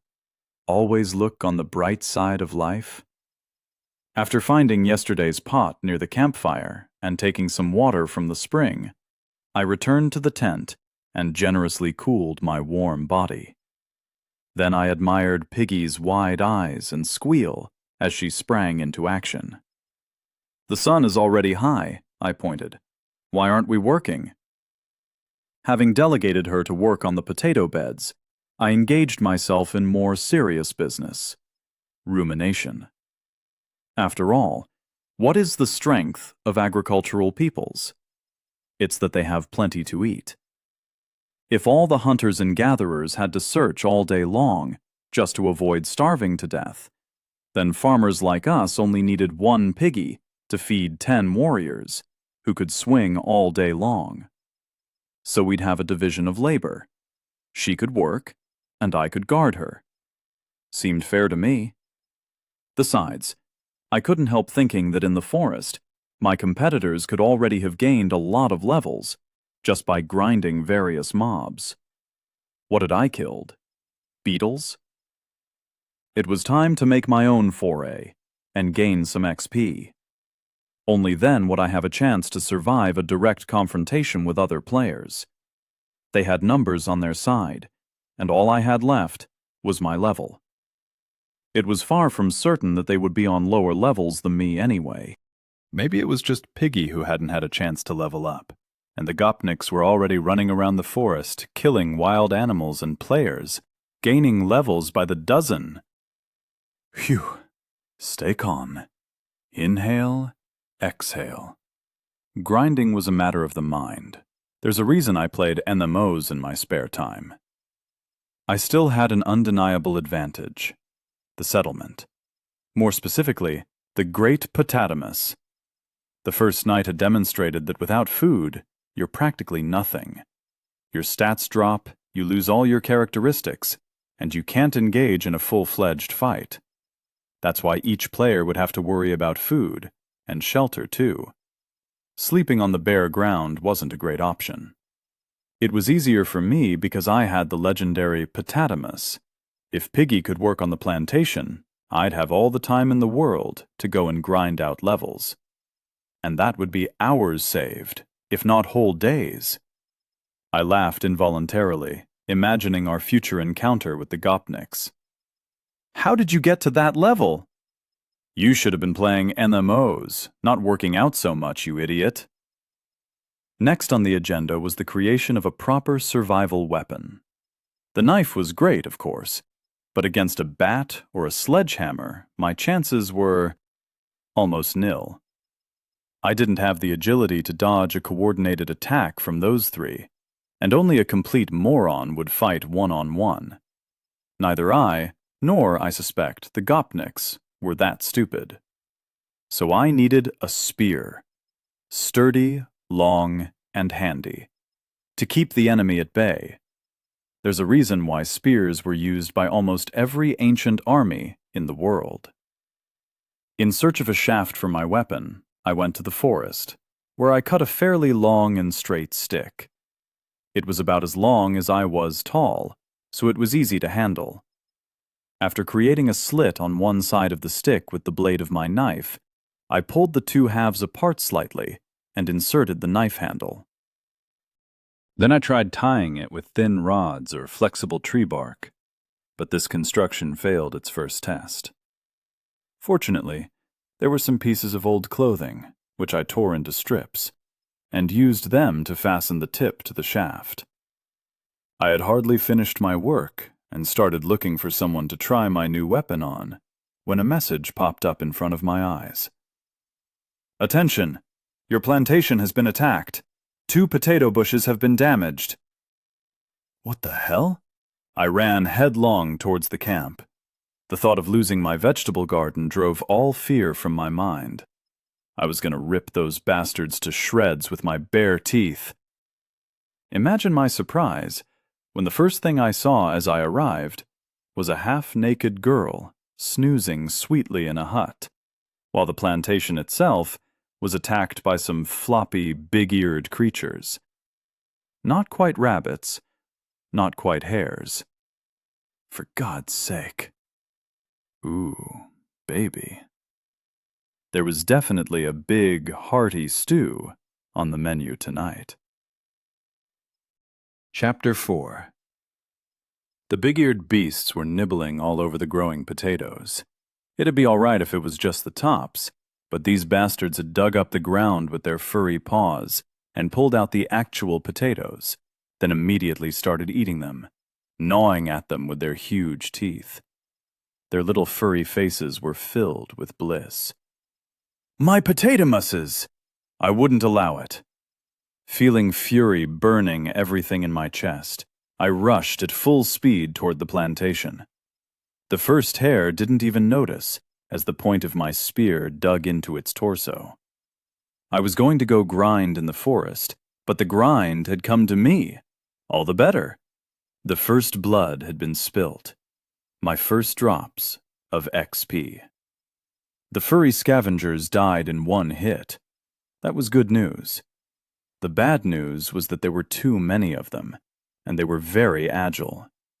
The beasts knew something was wrong right away. They gave nasty little shrieks, regrouped, and attacked. These animals already thought the potatoes were theirs. Before I knew it, the first paw hit me in the leg. -4 hit points? Holy shit! 1/10 of my health. Just like that. All that just from a paw? What the hell? Are these rodents from a Shaolin monastery? Did they get training from Jackie Chan? Distracted, I almost missed the furball that leapt at me, intent on digging its sharp teeth into my arm. At the very last moment, I managed to put the shaft of my spear under its jaws. The teeth clenched around it, leaving deep marks in the wood. I wish they were boiling in a pot. What kind of dentist did these wretches go to? I'd go there too. 2 more came for me, realizing their meal was over. There were more of these things than I had first thought. 20 in total. If I'd met them somewhere else, I'd have tried to escape by now. But this was a matter of survival. I took 2 steps back and held my spear forward. I'd made it just in time, no doubt. I wouldn't have survived this situation with just a knife. But it wasn't very convenient to handle. The enemies were too small and skittish. One hair slipped through on the left-hand side, where I had an open flank. A little further, and it would have been able to claw at my flesh. I dodged it, but its teeth yanked my trouser leg, and I fell to the ground. One of the creatures was running at me, aiming for my throat. Bam! A rock suddenly flew over and smacked the hair straight off me. It fell to the ground and twitched its legs, seemingly stunned. I poked the bastard right away to stop it getting up. I didn't work that hard to have a walking coat lining ruin everything, Piggy screamed, launching a new rock. She was standing by the cliff face, picking up projectiles right out from under her feet. This one missed. Bam! Another miss. Piggy was throwing the rocks with gusto, but not too successfully. Not enough agility either, I realized. I'd have to rethink my approach to agility in the future. "Eat a potato!" I shouted. "What?" She went wide-eyed, obviously not understanding my advice. It was clear that she had never played online games, and did not understand what a characteristics buff was. "Eat a potato, you idiot!" I yelled. "You'll be better at throwing." Meanwhile, I was attacking another hare. Already aware of their speed, I made a fake lunge, and then thrusted my spear in the direction of the second one as it tried to attack me from behind. Success! A bloody trickle appeared on the animal's body, and then it collapsed to the ground. The third one was ready. I was lucky that these things didn't attack me straight away, that they tried to eat my bushes first. Otherwise, they'd have come at me in droves and chewed me up. But this way, they could be fought off more easily, although I kept getting notifications of another bush dying. Whack! Hair down. A satisfied Piggy danced with potato in hand, taking a bite out of it as she went. I immediately finished off the wounded animal and, taking advantage of the artillery support, went on the offensive. "For potatoes and garden!" I poked them with my spear at point-blank range. When there were only a dozen of them left, they scattered and hid in the bushes. The plantation was ruined. I looked at the torn bushes, the holes in the ground, and the gnawed potatoes in horror. Small, white, unripe tubers, which, most likely, were now useless as food and would not bring a harvest. Among them lay fluffy hare carcasses. Surprisingly, they hadn't disappeared after death. They could be collected, I guess. They're mobs. I touched one carcass. It disappeared, and in my hands appeared a hide and a piece of meat. It was neat, like it had come from the shop. You have gained a profession. Hunter. New mission available. The early bird catches the worm. XP 100. Next stage. Hunt and carve 5 different types of prey. Those floppy-eared creatures. I would find and personally sacrifice each and every one of them. The hares were my enemies now, and my vengeance would be terrible. I slowly turned around to see another of my prey. Upon seeing my face, Piggy shrank back and started to justify herself. "I was helping you, throwing stones." "Where were you supposed to be?" I boiled over. "Why were you sleeping instead of working in the field?" "I was so tired yesterday." Piggy lowered her gaze. "I won't do it again." "You're being punished," I said. "You won't be having dinner tonight. All your potatoes will go towards new bushes. You'll have to lose weight." "What? Am I fat?" Leaving Piggy to collect the rest of the rabbit carcasses and grind some housekeeping skills, I began to calculate the losses. Of the 10 potato bushes, 2 survived. All the others had been dug out of the ground, and their tubers were classified as spoilt potatomuses. I didn't want to risk planting or eating them, but I gathered them into a pile, just in case. I had an idea for them. It wasn't all bad, of course. It was less than an hour before ripening. If we replanted all the potatoes, I would compensate for the losses. But it was still scary that the hares had almost destroyed the entire plantation. What if they had? What if I'd lost my supply? That thought scared me, and Piggy's punishment didn't seem cruel anymore. Quite fair, in fact. Victory over the hares brought another 100 XP, and along with the achievement for a new profession, I finally reached level 4. Every damn point into agility. Otherwise I couldn't even hit a rodent. It's worth noting that the hunter profession didn't allow me to get all the goods out of the hares. Their bones, veins, so on and so forth. I just got the hide and a cut piece of meat. A fillet in store-bought parlance.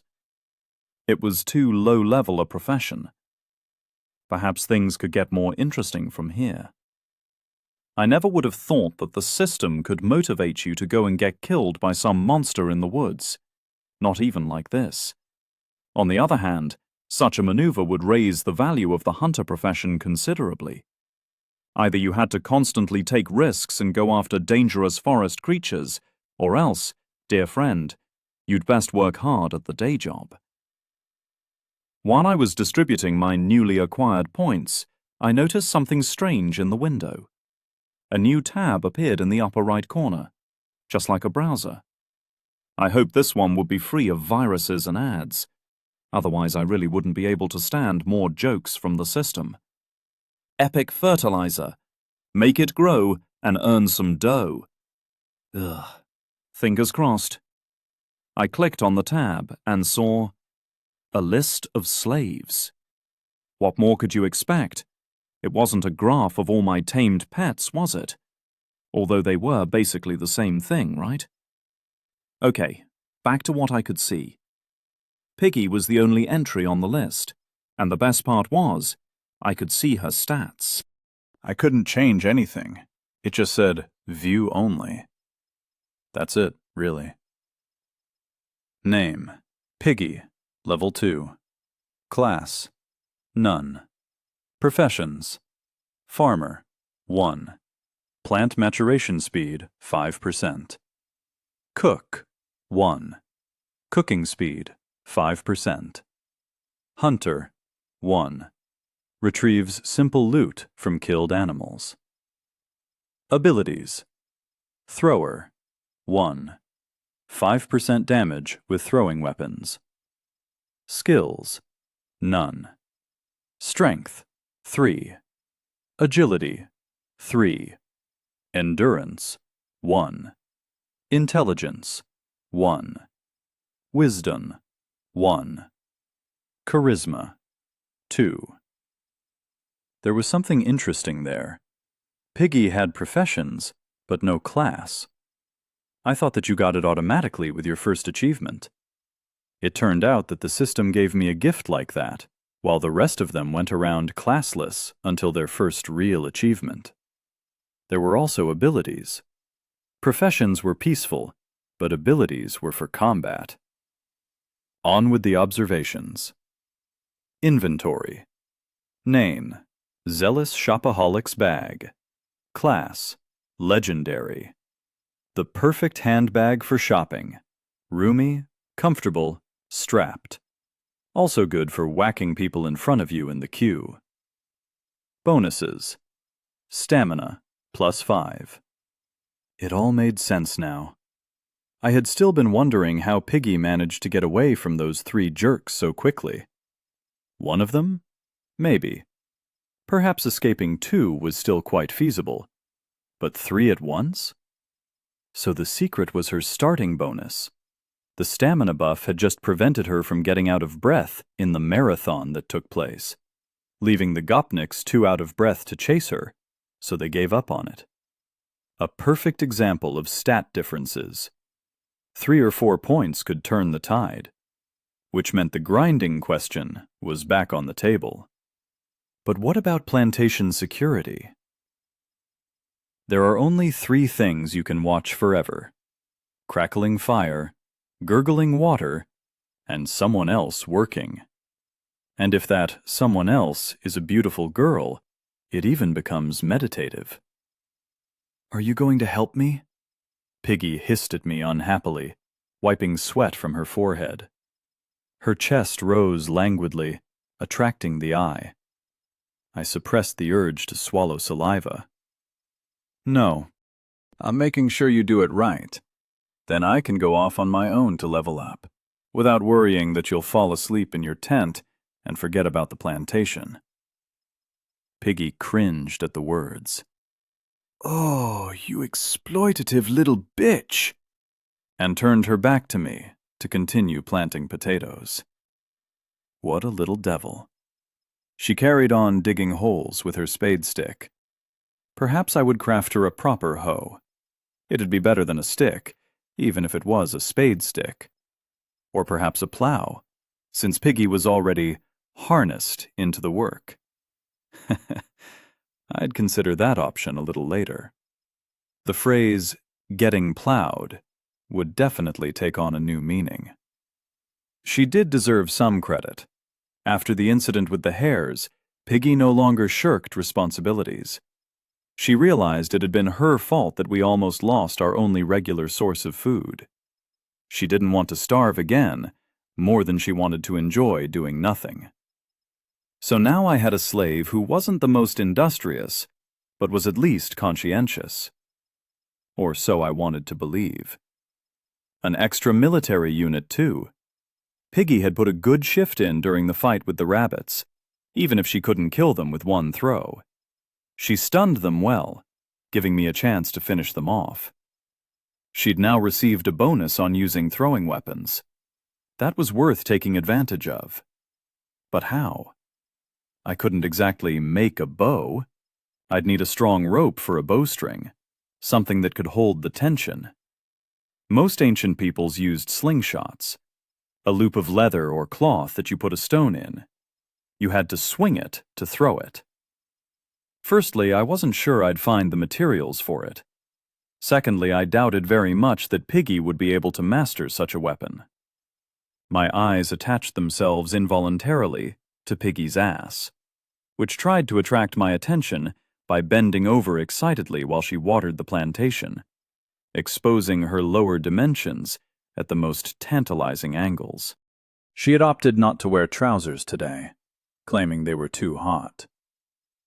"You've resisted seduction. Will +1. After habitually ignoring the sign before my eyes, I rose to my feet and hurriedly approached Piggy.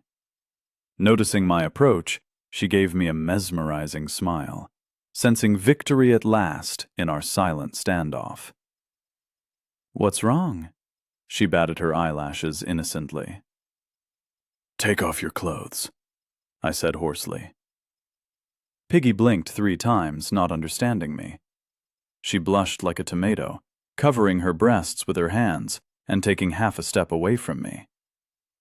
You don't understand. I'm not like that," she shrieked, making me wince. "Don't get it twisted. I don't want you. I want your panties. I pointed at the black lace panties, making her look more angry than ever. Pervert, she said flatly. I clutched at my head in fury. The elastic, damn you! I want the elastic from your panties. I want to make you a slingshot. Piggy looked at me suspiciously, but I steadfastly ignored any possible mistrust. Did I really have to justify myself? Who was in charge here? My way or the highway? The girl squinted from side to side, then said, Give me a minute. No problem. Who was to know what was in the woman's head? Yesterday she had almost danced a striptease and hinted at marrying me. Today she was blushing like a schoolgirl. She wasn't a child, for God's sake. What was there to be ashamed of, if the question concerned our common survival? Piggy hurried off in the direction of the tent, returning shamefully in sports trousers rolled up just above the knee, with a piece of cloth in her hands. Here. She held out the underwear, her face red. Are you sure you're not a pervert? I'm sure, I sighed.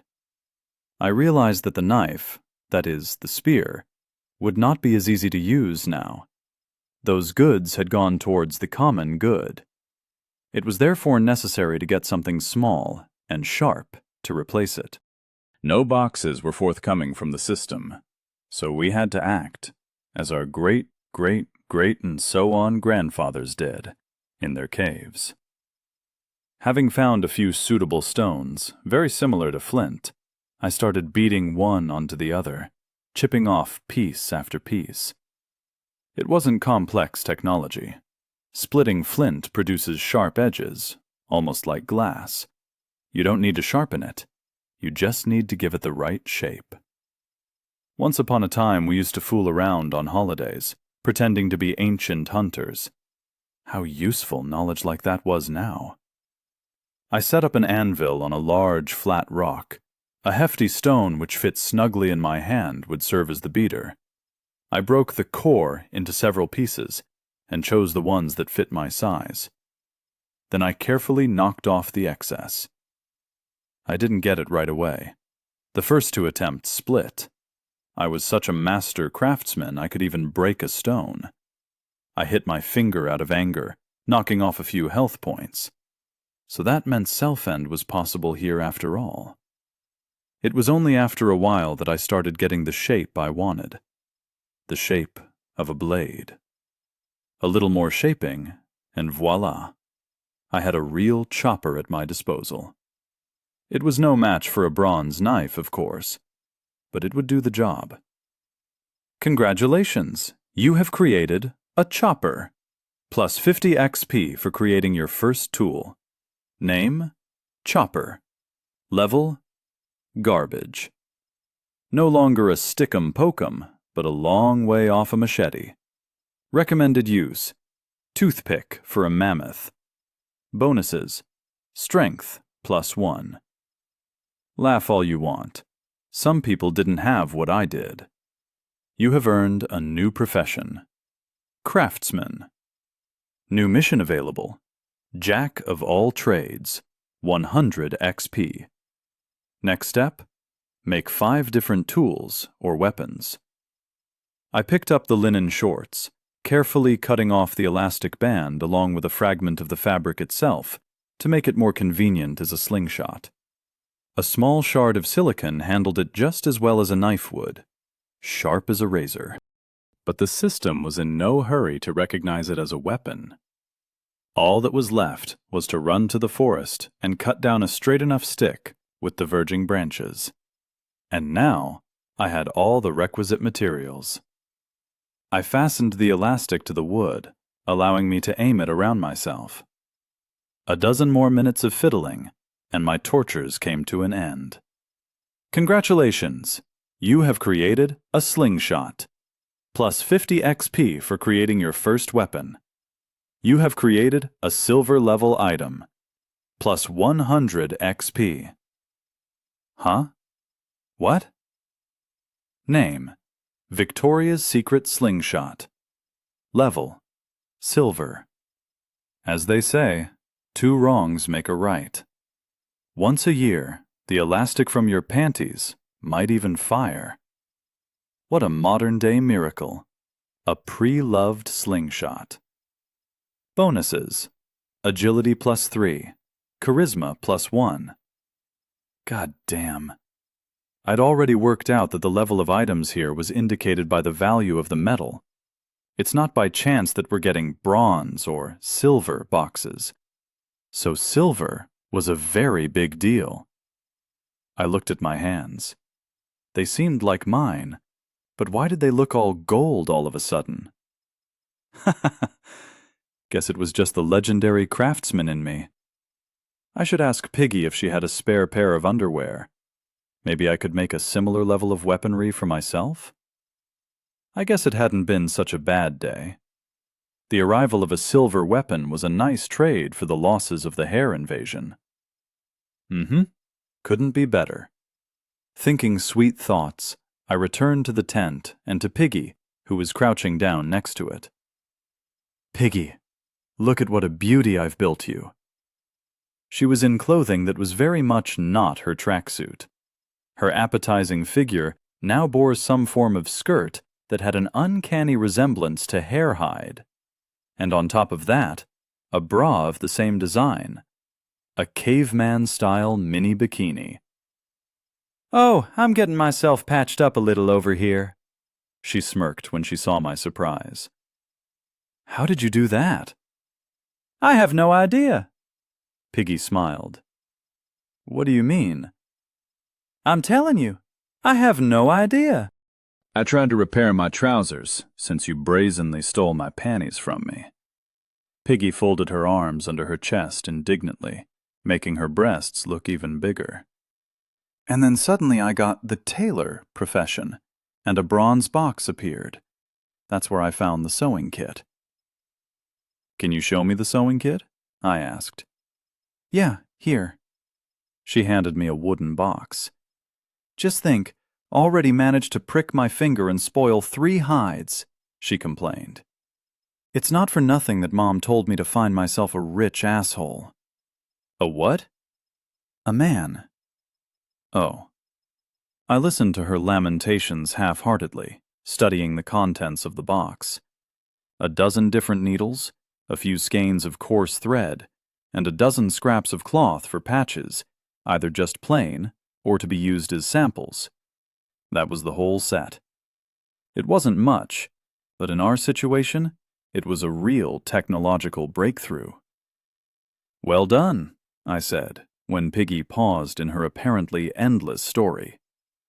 "I made you a slingshot, by the way. And not just any slingshot. I guess they were lucky panties or something." "They were expensive," she sighed. But she still reached back and grabbed the slingshot. "Rare? Boost to charisma? Thank you, thank you, thank you." Before I can react, I find my face pressed between 2 insanely soft and firm breasts. "You've resisted seduction. Will +1 system. You stay out of this. Let me savor the moment." All the frustration of the furball attack washed away. Hey, that's the life of the systematic slave owner. The fire was crackling merrily in the forest gully, hidden from prying eyes. It was almost burnt out, and over the crimson embers some meat was roasting, its fat bubbling. A man in camouflage and a long-legged beauty of a girl looked at their future dinner in silence. Behind their backs was a spacious tent, skillfully hidden among the branches of a large fir tree. A person passing through the forest by chance wouldn't have noticed it, even from 2 steps away. Inside it was dry and spacious. Next to the tent, on a grid of wooden poles, lay dried meal prep. The same meat, fish, and mushrooms. The campsite was impressive in its thoroughness and thoughtfulness, and yet something was missing. Player Stace offers for you to join the settlement in the category Husband. Player Major offers for you to join the settlement in the category Slave. Both messages appeared before them almost simultaneously. The man and the girl met eyes. She snorted contemptuously. He looked away. It seemed this was not the first time this situation had arisen between them. They stared at the fire again, without saying a word to each other. TJ, quiet. She's probably coming from the right, Hunchback whispered. And why did we get in here? Who could have known? TJ said. He was freaking out. Alert! Hunchback looked out. We're burning up! Shift it! He shouted the last words while already running. The thorny bush behind which the two Gopniks had been hiding smelled of smoke, and soon transformed into a flaming pillar. TJ ran too, falling awkwardly on his right leg. It wasn't working too well after their run-in with that bitch. Panic flared up inside him. Who could even have guessed that this would happen to them? There was no one to rob and kill. The manager's wife with the tits had gotten away by some unknown means. The boys had almost thrown up their lungs, but she'd sped through the woods like a bulldog, no stopping. The second chick had immediately got in bed with the major. TJ and his mates tried to poke their heads in, got 2 arrows fired back at them, which almost took all of Top Dog and Hunchback's HP. They decided to look for easier prey. Desk Jockey had cut a deal with the laborers, and a confrontation with those 3 had also been fraught, with a lot of blood. The student had burrowed into some hole. The boys hadn't found him in 3 days. There was that woman who looked like a teacher. Mouse something. The boys agreed that she wasn't that old. She'd do for a while. Somewhere to the right, there was an electric crackle, and Top Dog screamed terribly, like a cat being crushed by an asphalt roller. TJ forgot about caution and rushed forward, stumbling over roots sticking out of the ground and breaking through branches. Hunchback ran after him. There was another crack, this one closer. Hunchback's unruly body convulsed, and he collapsed to the ground. He saw a thin human figure standing over him. Mouse's hair was disheveled, and flames danced in her eyes. Don't, please, whimpered the Gopnik. I won't do it again. The woman held out her hand, and fire burst forth. The main thing is to unite everyone under common leadership, Desk Jockey declared. I am a representative of authority, and I know how to manage human resources. I graduated from the highest management courses. Hands off, Johnson said sternly. This food is for everyone. You've already eaten your meal. I'm engaged in intellectual labor, the supposed leader blabbered. I'm entitled to an increased portion. There wasn't much food. The only critters they came across, skittish little creatures similar to hares, had been too hard to catch. Yesterday evening, Junior had found some mushrooms. That morning, Johnson made a trap out of twigs and tree bark and caught a couple of hares. Their carcasses had turned into 2 pieces of meat. None of them had achieved fire. They ate the meat raw, their hunger overriding the disgust. I'll find that bitch. I'll destroy her. Desk Jockey switched to his favorite topic. That bitch ran away from me on purpose. Johnson shook his head. At first, the manager had seemed convincing and authoritative. The old master was a doing man. He did not like to argue with people of authority. But for the past day, Desk Jockey had only given slogans and swearing. But at the same time, Johnson himself had no idea what to do in this unfamiliar world. So he had to follow the verbose boss. At least he was offering something. Plus, Desk Jockey had taken SWAT's sword, claiming that he knew how to use it. He wouldn't give it back out of goodwill, and it would be a shame to give up such valuable property. The air in the clearing around the obelisk thickened into a fog, and a body materialized amid it. The person twitched, opened their eyes, and turned around in disbelief. "I'm alive," the man exclaimed. "The system saved me. So the path I'm following is true. Shit, where's my sword? And where are the others?" It was only now that the man who the system had christened SWAT looked around himself. His fellow travelers from the train were not in the clearing. Instead, a dozen huge savages were sitting around a big fire. Above the fire hung a cauldron from which a light steam was rising. The savages looked at the lad with as much interest as he looked at them. They seemed very excited by his arrival. "Wooka wooka," said the largest savage, and made a gesture that SWAT thought seemed indecent. Oh, mother. Chapter 5. The following morning, I set off on a crusade. More like a scouting trip, really. The hare attack had proved that staying put in our encampment was not the best choice. If I don't see the problem, it mustn't exist, was ostrich tactics, hiding your head in the sand. I hadn't even explored the valley yet, and I was already getting surprises like this from its inhabitants. What if next time there were a bear? Or a mammoth? Truth be told, I didn't know what I'd do, but better to know about it in advance. To be honest, the other thing was that staying sat in one place was really annoying. So I was secretly excited to be undertaking this potentially dangerous event. It was a new experience. I snuck through dense forest. The sun was still tentatively trying to break through the branches and dense foliage, while a light breeze made goosebumps crawl over my skin. In theory, keep in mind, the clothes from the system should have given me a noticeable boost in characteristics. The system was a strange thing. I appeared to have reached level 4 already, and my strength, stamina, and agility were much more powerful than before. I tested my new abilities. I couldn't think of anything better to do, so I threw my fist at a tree. There was now a distinct dent on it. The pain caused by such a stunt was, obviously, considerable. But funnily, I had expected more. It takes a lot of momentum to make such a deep dent, which means the recoil on my hand must have been just as substantial. In other words, the hand would be hit as hard as the wood. But no, that didn't happen.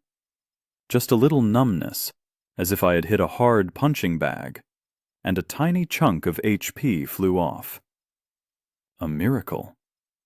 That was the first weird thing. And as for the second, Achoo! Fuck. Several birds in front of me took flight from their spots among the tree branches, and I uttered another swear word to myself. I was still a shitty Chingachgook. My movement through the forest was not especially secretive. I comforted myself with the thought that it was impossible to keep up with everything. I wasn't a spy. I was a powerful, heavy infantryman. Strong, steady, and capable of inflicting serious damage on the enemy. Why the hell weren't my increased stats saving me from the morning chill, or the heat of the day, or whatever? Shouldn't my stamina stat be responsible for something like that? I was at 10 right now. That was because I had borrowed Piggy's secret weapon, the shopping bag. She was very anxious for me to come back, saw me off like I was heading on a round-the-world voyage, so she parted with her bonus with no objections. With stamina like this, I should have been able to swim like a walrus through icy water with no harm caused to my body. Or was there some kind of hidden stat that was responsible for resistance to external stimuli? How did the system work, and why did it work that way? Were there any ways to change the game mode, or change the difficulty? How come I got to become a lord, rather than a boyar of the system? The social structure must have looked different if you were Chinese or Zulu, especially since the system mentioned that there were other races here. Maybe they used magic, or runes of some kind. I wondered if any of them were elves. What about catgirls? The questions got bigger every day, but the answers weren't getting any better. I was also starting to get uneasy about the silence from the other players. It was like they'd all disappeared. If Piggy was able to find me, then the others wouldn't find it too difficult. I had to prepare for our encounter, which was likely to be unfriendly, as soon as possible. Luck can't last forever. But first, we had to solve our rabbit problems. I'd tear them all up. Then I'd be the only one left with a coat for winter. Or the only two, if you counted Piggy. Without her new profession, I doubted I'd be able to make much out of a dozen or 24 carcasses. But she wouldn't stay away. She had a keen nature. Catching small animals in the woods seemed like a fool's errand, but I hoped they had a nest somewhere, or a colony, or den, or whatever it'd be called. From the depths of my childhood, I remembered the ingratiating voice on the television saying, "Hares live in warrens that together make up entire earthen cities." Or was that about meerkats? Either way, Godzilla was coming to their fucking town. Why? Because you shouldn't be trespassing in other people's gardens. There was a sudden crack of twigs. I crouched, peering cautiously ahead. It definitely wasn't hares. Those would have behaved more modestly. Those things were quick and agile, and I'd already come across a couple of them. One of them escaped into the thicket, and the other, to my surprise, I managed to kill by throwing my spear, opening my personal vendetta account. They were also almost silent, which convinced me even more that they definitely learned their art of raiding and stealing from some rat in the bowels of the earth. Why else would they attack one enemy as a group? Meanwhile, a snout emerged from behind the bushes. A big one. Thankfully not human.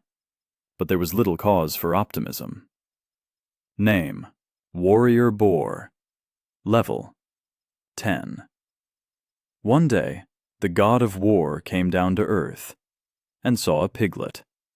The next thing you know, censored. Thus was born the breed of mighty warrior boars. God damn, this was a real-ass boar. It was huge, about 1.5 meters at the withers, and as round as a bowling ball. Although it was more the size that determined the size of his hide and muscles. Even the thick red stubble on his flanks looked like armor.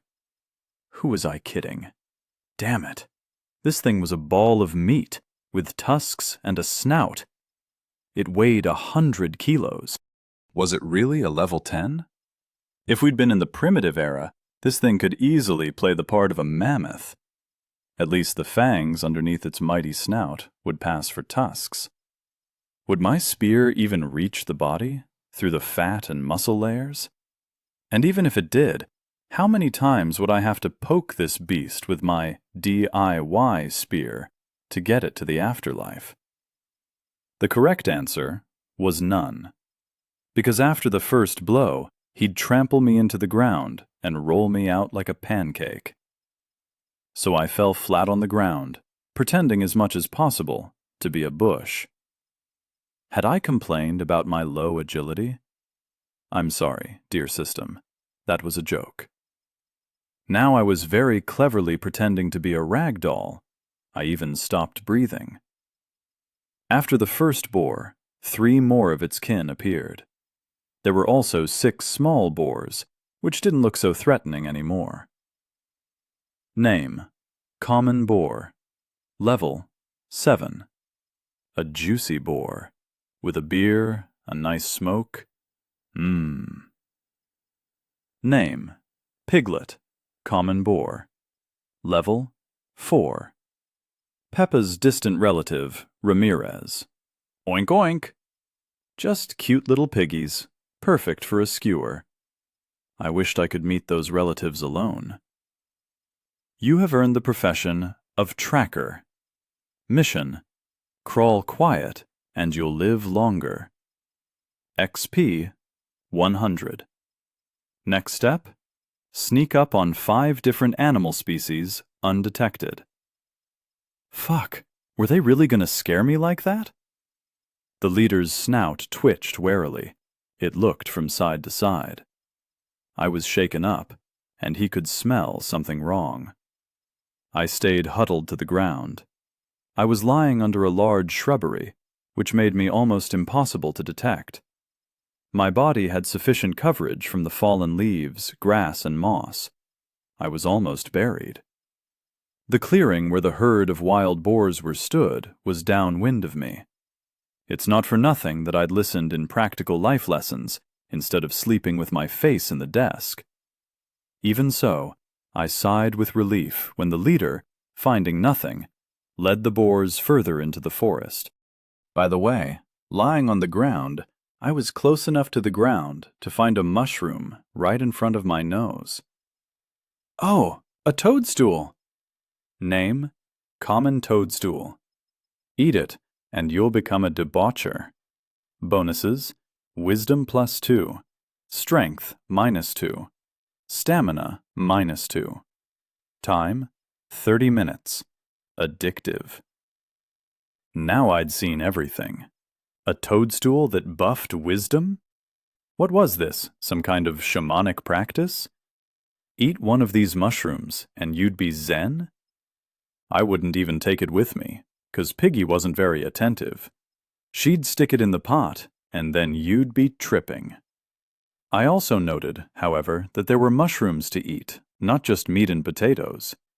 And if we fried them in the pot, all we'd need is some magical fat, like from that boar. It was all a distant dream for now. All right, mushroom soup wasn't a bad idea either. I needed to diversify my diet. The system kept prodding me to move in different directions and kept giving me goodies for it. I carried on, looking carefully under my feet, and immediately my thoughts were confirmed. Your cook profession skill has activated. You discovered an edible plant. Found field garlic. Add to food for possible increases in characteristics. I picked the unattractive bunch of herbs and carried on. I had to try. Perhaps with the help of plants like that, Piggy could grind her cook profession and make new dishes with enhanced buffs. As well as the garlic, I found a dozen more mushrooms. Edible, if you could believe the interface. They were called spruce morels, and they didn't look too appetizing, but they'd do in a pot. Attention! Your settlement is under attack! Sons of bitches, they wouldn't let me finish my work. Well, I'd have to be back later for the souls of those floppy-eared beasts. It was good if the hares were planning a counterattack, but it was much worse if a boar or a human had come to the plantation. Forgetting caution, I scampered back through the forest. I still hadn't reached my final goal. I found no lair or colony, though I was sure I was on the right track. It couldn't be a coincidence that I was encountering more and more of these monsters as I got deeper into the forest. In the meantime, I got the punitive mission out of the way. 5 hare carcasses into the bag. If you don't want to cut them up, you could carry the carcass itself, rather than the meat and skin separately. The magic of the system. Or perhaps self-hypnosis. Depends how you looked at it. As I ran, I realized that the bag really was a cheat. My breathing didn't even change, despite the speed I was traveling at. No, it was gradually shifting, and sweat was beading on my forehead, but that was a lot slower than if I were moving without the artifact. The 2 bonus items in my hands were really proving how enormous their advantages were. The endurance bag and the legendary Potatomus, the beginnings of my settlement. It was frightening even to think of the abilities one might get from Swat's sword, or the Major's bow. I wish they hadn't made the first main character a Xiansha and the second a Hawkeye. Even a settlement wouldn't be able to save me from them. I skipped over an overgrown snag and ran back to a familiar path. Piggy had trampled it when she found a couple of raspberry bushes near our campsite. I don't know how, probably by smell. The desire for sweetness had destroyed her mind, and I'd done little to stop her forays into the woods. The hares would swarm in, and I'd lose my main manpower. That would be really, humanly tragic. I decided to try to plant the raspberries to a safe place in the valley in future. We could grow a vegetable garden. So, I arrive at the plantation and see 6 dead bodies. Dead hare bodies, thank God. Piggy was stood by the hut with a slingshot in her hands, breathing raggedly. When she saw me, she immediately raised her weapon, ready to release the rubber band.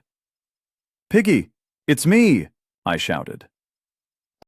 Her eyes flashed with recognition. She fell on her ass from exhaustion. I ran over to her. There weren't any visible wounds. She looked intact, just exhausted. "I thought I was done. God, I was so scared," Piggy said, shaking. The adrenaline had definitely hit her nervous system, and now it was knocking her back. "You were gone. I was here alone, and then these," she wailed.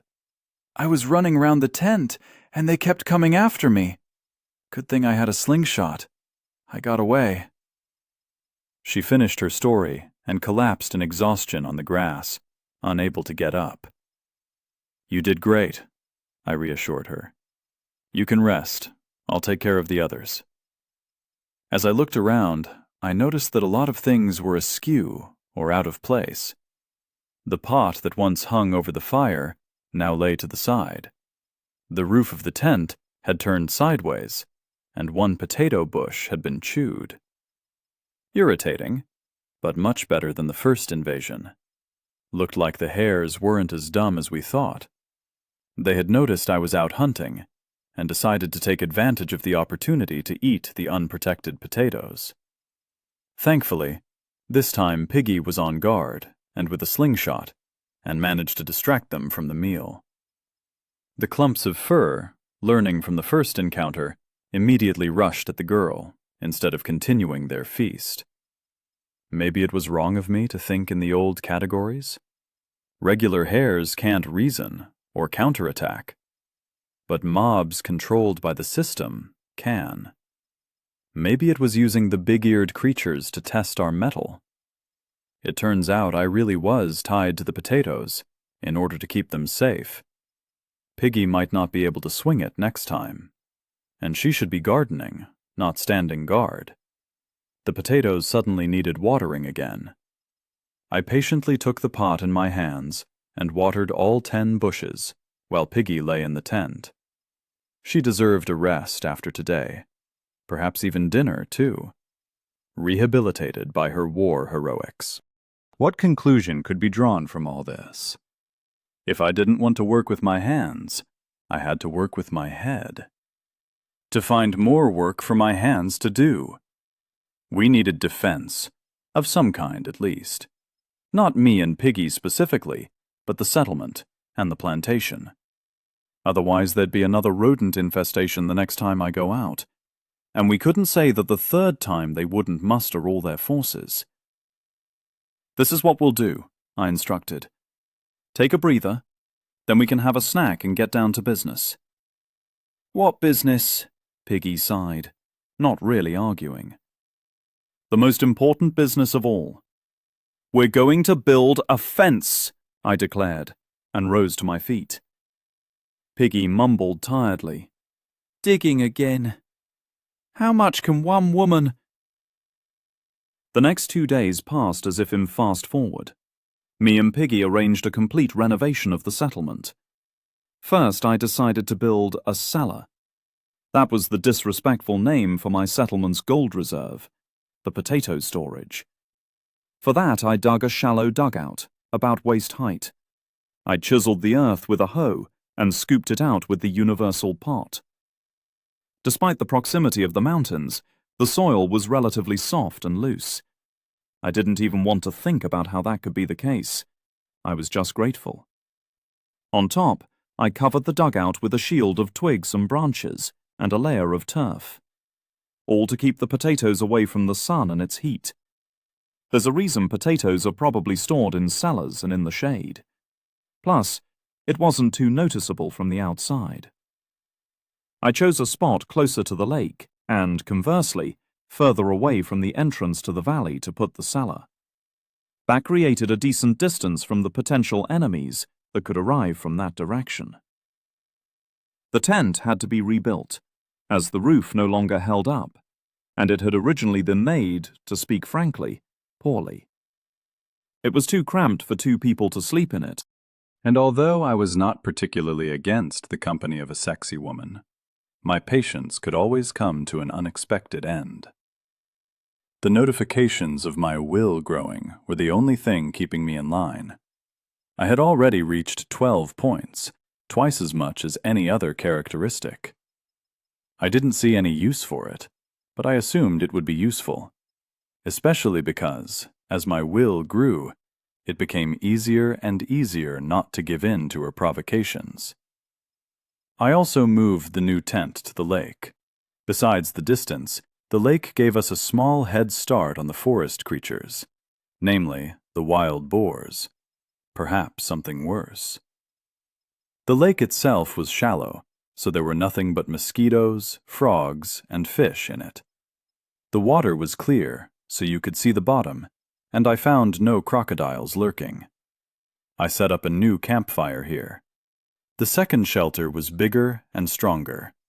After the experience of building the first one, and with 4 hands on deck, it was not hard to build something similar. The moss on the floor provided a dry cover, much better than the damp earth. We even made some clumsy doors from the same branches. A little wild, yes, but compared to what had gone before, an incredible luxury. There wasn't much I could do about the plantation, and why should I? It was going to get bigger soon, so we may as well make sure we had a decent area for it right away. And now that I had a decent supply, I could take a risk. Every day we planted 10 potato bushes, each of which yielded an average of 6 potatoes each. Sometimes it was 5, sometimes 7, but it averaged out. We allotted about 20 for food, considering that potatoes were our main dish. That meant the 120 potatoes we'd gained in the 3 days after the hare invasion, 123 to be exact, were an inviolable reserve. On the first evening after my return from the short adventure, a joyous piggy cooked a stew with potatoes, hare meat, and wild garlic. It was delicious, and the potatoes added +2 to strength and +2 to agility, on top of the standard potato buffs. The next day she made mushroom soup, which gave +3 to stamina, and then roasted some meat over the fire. The result was a useless +1 to strength, which didn't stack with the potato buff. Piggy only had one more dish to make before the next level of cook, and she was urging me to go into the forest to look for more ingredients. In her impatience, she even threw raspberries into the soup, as a result of which she was fined 500 XP for stupidity. The soup itself became inedible and had to be poured out. I didn't penalize her, but lunch had to be cooked again, so Piggy punished herself quite well. All of these were trifles, which we managed to get done before the evening of the first day. My main plan was the fence. I couldn't manage a serious hedge. For that, I would need a proper axe and a saw. So I decided to build a wattle. It would keep the smaller creatures out, and it could hold up the bigger ones while I came running towards them. Or run away, as the case may be. That boar would see an obstacle and not rest until it was all blown away. I'd be at a disadvantage regardless. For this goal, I had to improve my set of primitive tools. I had built a hoe a little earlier and used it while building the cellar. It looked like a pretty standard, modern hoe. The trick was to find and cut a stone that was wide and flat enough on one side and narrow enough on the other to fit into the split handle. For strapping, I used scraps of our old clothes. The fashionable tracksuit was also requisitioned for this purpose, torn into narrow strips.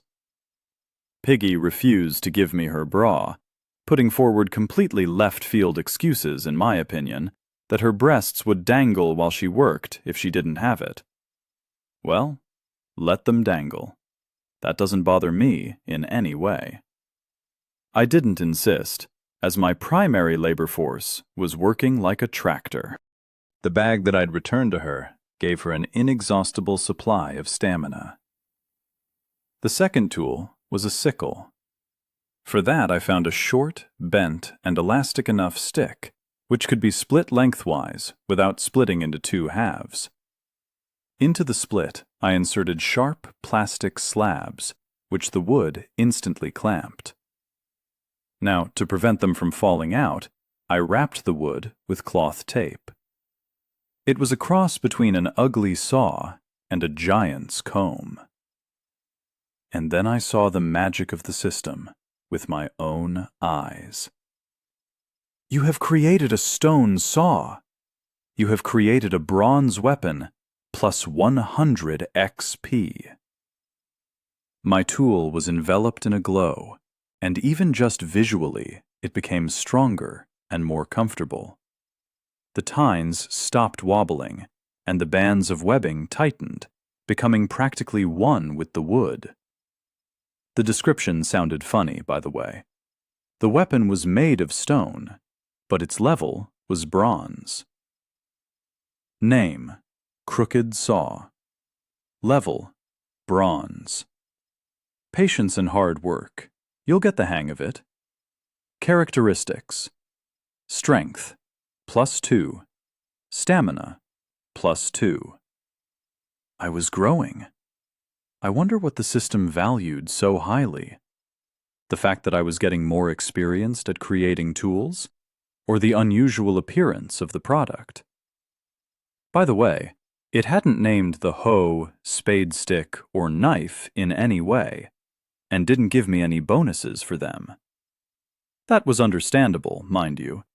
The system didn't respond to your every sneeze. Having armed Piggy with the saw, I sent her to cut sticks for the wicker. Near the lake there were several weeping willows with long, flexible branches. I proposed that we destroy them. They'd look bare, but I didn't care about aesthetics. I went into the woods and up to the nearest tree. Looked like a hazel. With the help of the chopper, I cut down branches that were similar to the shaft of my spear, but thicker, more substantial.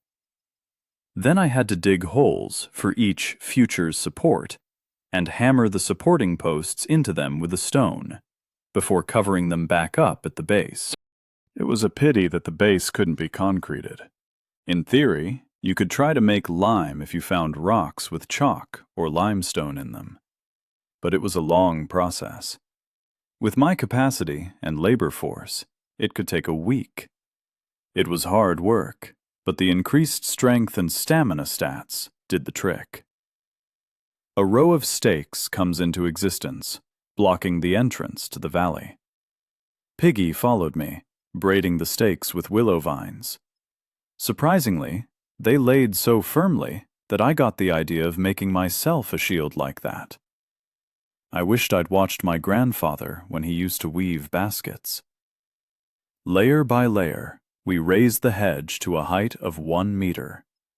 You could safely look through it, but it wasn't easy to step or jump over. I wouldn't call it a panacea, but it was bound to protect us from the hare infestation, and it wasn't meant to achieve anything more than that. In theory, it could stop a man, even if only for a short while. Congratulations, your settlement has its first defense structure. The strength of your boundary is increasing. Name: Simple wattle. Durability, 100/100. Characteristics, plus 10% defense for settlement inhabitants, plus 20% defense against all throwing weapons for settlement inhabitants, plus 10% to all damage dealt by settlement inhabitants. Once more sparks glowed, this time around the wattle, giving a solid appearance. It had even grown in height. It had been waist-high, now it was at least up to my shoulder. And Piggy could only just look out. This was already very good news. It seemed that life was getting better. I turned round to an extremely tired Piggy. "Well, shall we go for a walk?" I suggested, pointing to the cellar, where I had also stashed the system cider. "I'll think about it," she snorted, and satisfied with herself, went into the hut, swaying her hips. Women. Morning came as quickly as the night had passed. That would be the effect of the system cider, together with our fatigue and the joy of all that successful construction. All in all, we rocked. The belly dance Piggy performed in her fur bikini was especially incendiary, and I, accompanying her, had even sang something. At the end of the evening, she decided to do a striptease, so my will had already grown to 17 points. I'd soon be a cultivator, whose superpowers would break the heavens in two. There was a noise outside. I guessed Piggy had decided to make breakfast or take her morning walk. I turned to face the wall, hoping to get another 10 minutes of sleep. But the noise just kept getting worse and worse. What the hell was going on out there? It was only a few seconds later that I realized it was human speech. And there was more than one voice. "You whore!" One of them, loud and shrill. "She's already found somewhere to throw her tits about. Got yourself all settled down. You didn't wait long. Go back where you came from, you dog." That was Piggy. "What the fuck do I want with a man who leaves me alone in the woods? I'll find myself a better one." "Look at her, everyone!" a voice screamed. "I'm telling you, a whore." "Impotent!" Piggy hurled back. "Oh, you bitch!" And then there was a deafening crack. The fence, most likely. "Attention! Your settlement is under attack." Chapter 6. I jumped up as if I'd been scalded. Fucking hell, another attack, and I was in bed. I pulled on my shirt, which was neatly folded at the entrance, and my hand found its way to the spear leaning against the wall. Perhaps I could have gone out naked from the waist up, like a hero from a classic novel. But the increased stats wouldn't hurt anyone, especially me. Blinding sunlight hit my eyes as I clambered out. After scrunching my eyes up, I noticed Piggy by the fence, flushed with rage, along with Desk Jockey, who was no shining example of placid calm himself. This came as no great surprise. I had already guessed who it was that had dropped by for a morning coffee, from Piggy's wording. That bastard was indignantly kicking my fence. A few meters behind him stood the two men, Johnson and Junior. That was an unpleasant surprise. So these three had met up and cooperated after all. The numerical advantage was on their side. Desk Jockey and his companions resemble thin and worn-out bums. Desk Jockey was the only one who stood out with his bossy plumpness, even while dressed in rags. I couldn't see any weapons in their hands. "Oh, ladies and gentlemen, the Lord of the Manor has deigned us with a visit." Desk Jockey put his hands up and shook his head for added realism. "Aren't you ashamed of yourself for stealing another man's woman?" "What makes you think that I stole her?" "What do you think? Because she's my wife. She belongs to me. You can't take her away from me. We even drew up an official contract in a registry office. From the legal perspective, she is entirely mine. Desk Jockey began, in a pure stream of nonsense. He was grunting all of this, while almost drooling. Yep, on top of everything else, this guy definitely had a screw loose. You're a moron. You're crazy. That's what you are, Piggy said indignantly. What do you mean, belongs? What am I to you? An object? A pet dog? I looked at how insistently Desk Jockey was asserting his rights. If he was seriously that desperate to cling to the old rules and regulations, then perhaps I even felt sorry for him. The world had collapsed in an instant, and now everything was ruled by the system, not by some elected or not-so-elected state and its paperwork. Meanwhile, this man was trying to appeal to the stamp in his passport rather than the feelings that should be present between spouses. But Desk Jockey was still trying to influence others through non-functioning mechanics like laws and legal codexes. Legal codexes in the Stone Age. Hilarious. Show a Neanderthal the Constitution, and he wouldn't even wipe himself with it. If he were here alone, I'd probably send him away to save time. But Johnson and Jr. were stood there listening, nodding approvingly from time to time. So we were almost having a debate about different routes of social development. Well, you're like a student. You're, as it were, that, Johnson said, confirming my thoughts. All right, two can play at that game. From the legal perspective, and following the system's conditions, the woman we're calling Piggy is my slave. I stood shoulder to shoulder with my battle companion. So I have more right to her than you do, buddy. She looked at me gratefully, her eyes almost moist. Why the reaction? Did she really think I was just going to hand her over to that creep? But you've, said Desk Jockey, and pointed a sausage finger at the girl. Whore! Yep, a really incurable strain. And you know the most interesting part, Citizen Desk Jockey? I gave him an unkind smile, hoping it looked like a grin. He gave me a perplexed, angry look. Piggy was so frightened, exhausted, and depressed before she showed up here at my settlement that she immediately agreed to be my slave, without even thinking. I lied, while keeping a blank face, of course, but how would he know? Which doesn't make you look so good, does it, citizen? What kind of a husband are you if your woman runs away from you as fast as her legs will carry her, and is ready to become a slave just to avoid staying with you? Desk Jockey's face was turning as red as a cooked crayfish, but he couldn't say anything. He was boiling like a kettle, but he didn't whistle. He just made a scary face. Staying silent? That's right, Citizen Desk Jockey. It's not good to show your weakness and infirmity to the public, or they'll laugh at you, and then it'll all pile up. Although in your case, how much lower can you sink? I didn't have time to finish.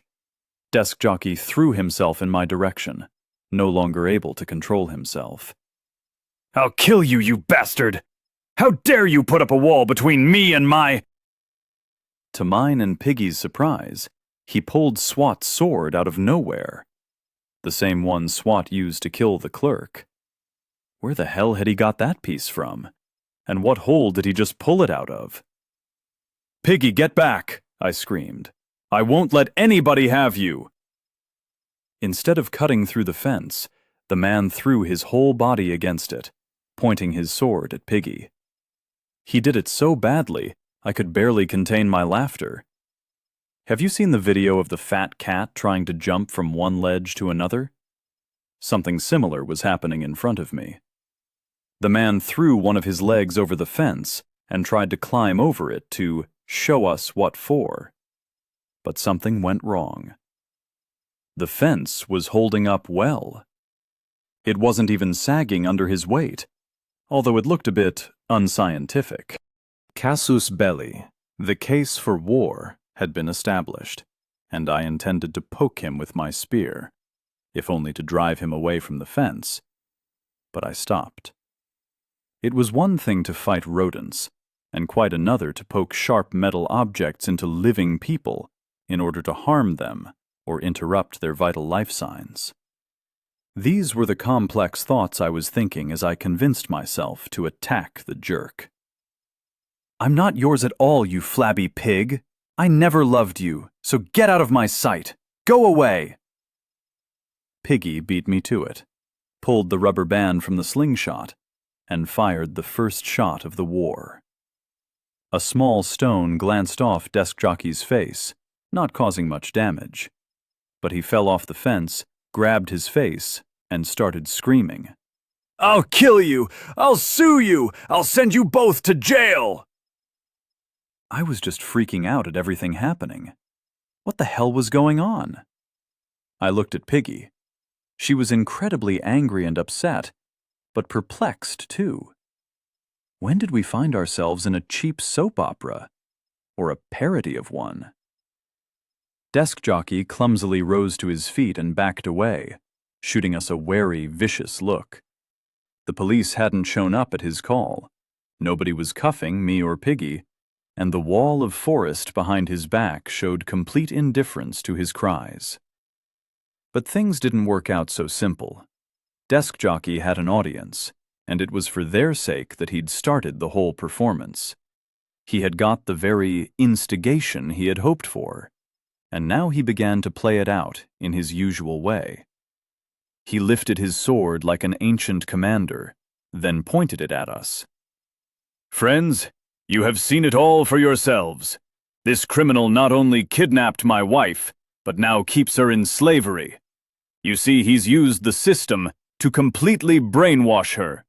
He even forces her to attack me, her lawful husband, and to lie to my face."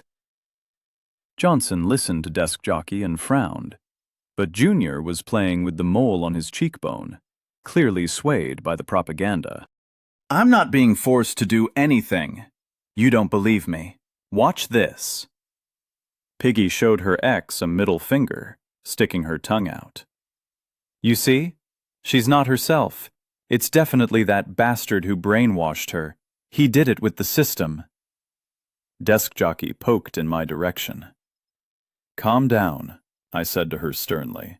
"Stop provoking them. Here, eat something." I held out a pot to her. Piggy had already done her best this morning and cooked potatoes with meat and wild garlic.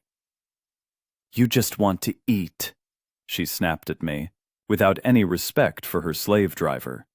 "You men are all the same." "Buffs," I remind her. "If they attack, we'll need them." "That's true." She shook her head in surprise. "I hadn't thought of that." "And this scoundrel has also seized the food supplies we all deserve. He's hiding them from the workers, condemning us to starvation," Desk Jockey said, pointing at the pot. "Give us freedom! Give us food! Death to the usurper!" I wonder where he'd seen these workers. So far, only Piggy and I were working hard, although robbery was often accompanied by phrases about justice. "Open your mouth again and you'll have a spear in your belly," I told him entirely honestly. "If needs be, I can throw it too." Desk Jockey shuddered at the thought and immediately commanded his henchmen, "Attack! Now!" The most surprising part was that they actually moved forward. "Piggy, as soon as they get close, shoot at them," I commanded, standing with my spear at the ready. Now I understood his motive. Bit by bit, he'd been firing proverbial shots at me. Why? The answer was now obvious. To lure me out from behind the protection of the fence. He could have climbed it long ago if he'd wanted to, but he hadn't. On the contrary, it was as if he was luring me to his place for a showdown. Outside. Desk Jockey wasn't a moron, or rather, not that much of one. He had worked out the advantages of the fence, first by kicking it, and then by making a fake attempt to climb over it to see our, or more specifically, my, reaction. I was, after all, considerably younger. Maybe they could have lured me out, and then the three of them would have kicked my ass. They'd have the upper hand. He even made a stupid false retreat to show how weak and clumsy he was. I'd even thought of doing a counterattack, but luckily I had quickly nipped that idea in the bud. Working together, they would have no difficulty coping with Piggy afterwards. Desk Jockey doesn't consider her a separate unit. It was in vain that his wife, let's be honest, his ex-wife, had attempted to dissuade him of that. But it had all failed. I hadn't fallen for it. And we had long-range weapons. So there was no other option but to storm the place. The first to reach the fence was Junior, who was hoping to jump it mid-stride. But who was going to let him? I noticed at the same time that he had a small dagger in his hands, a better one than my old knife. Did he get it from a silver box? So his stats were higher than level 1. Level 2 here was pretty easy to come by, and you didn't get silver rewards for a pretty face. No sooner did he reach the edge of the fence than the point of my spear flashed past his face. Then Piggy fired the slingshot, but missed. What was wrong with her today? She'd been killing hares easily, and they were so much smaller. I suspected it was a psychological barrier, just like me. We were trying to scare them more than hurt them. Characteristically, she hadn't extended that grace to her husband. The guy shouted and jerked backwards from the projectile, almost falling on his back. Johnson, who stood between me and his mate with a wooden spear in his hands, tried not to let me consolidate my success. He and I realized that all other things being equal, such as length of weapon and force of blow, mine would cause much more serious damage. He only had a sharpened stick, while I had a bronze knife bolted on as a tip. The technology and the stats were on my side. "What are you standing there for? Attack from different directions, you idiots! They can't be everywhere!" Desk Jockey commanded, not approaching the fence, waiting in the treeless clearing. He was a lousy commander, of course. Too protective of his own skin, though I suspected he could cause a lot of trouble with that sword. However, the laborers, despite not doing so too hastily, were indeed moving apart, coming in from the left and the right. Now the question was, who to choose? I was level 4, of course, but the difference in stats wasn't so high that I had time to be in 2 places at once. After a bit of thinking, I decided to go for Junior. His weapon was more of a concern. I shouted at Piggy, "Take care of the old one. Don't let him near the fence." Johnson didn't look too strong, and he had a spear. I wouldn't have much advantage against him. Like my spear, it's a distance thing. Conversely, Junior was the perfect target. His weapon was a short dagger. 2 or 3 thrusts with a spear, and he'd be dead. On top of that, he was obviously faster than his colleagues. If Piggy missed him, our time together could be over.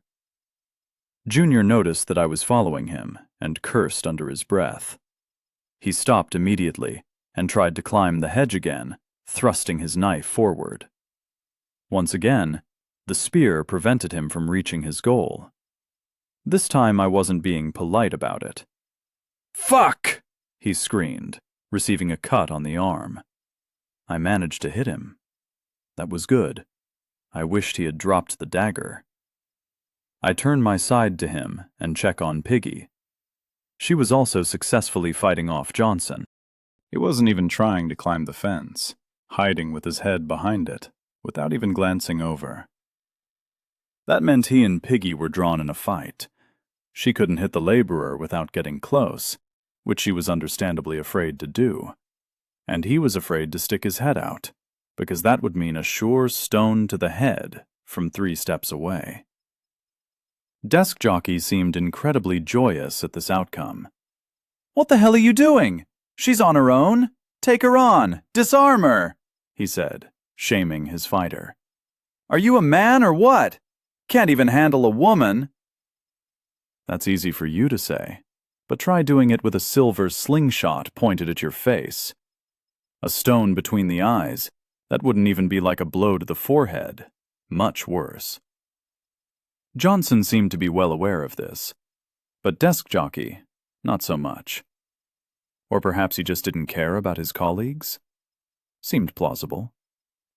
Anyway, this circus went on for another 15 minutes or so. Junior and Johnson made some sluggish attempts to break into the interior of the settlement, but me and Piggy didn't let them. In fact, the whole confrontation came down to me and Junior. Johnson didn't get under Piggy's shells. She didn't take her beady eyes off him. And Desk Jockey, well, he was still trying to motivate his fighters. But in the end, he only provoked migraines with his fits of brainwashing. After 10 minutes, our game of tag finally turned into a fight of stairs. Junior at the fence, Johnson under it, and us at a distance of a couple of meters, blocking any of their attempts to poke their heads out. Plus, there was a blood stain on Junior's jumpsuit. By the laws of the genre, he'd obviously got a debuff, something like bleed. "Attention! Your settlement is under attack." Fence. 495 over 500. "You bitch!" While sat out of reach, Johnson had started picking at our fence with his spear.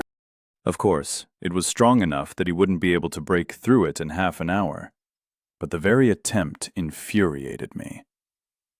I gestured for Piggy to approach the fence, but stay far enough that the laborer couldn't reach her, even if he straightened up.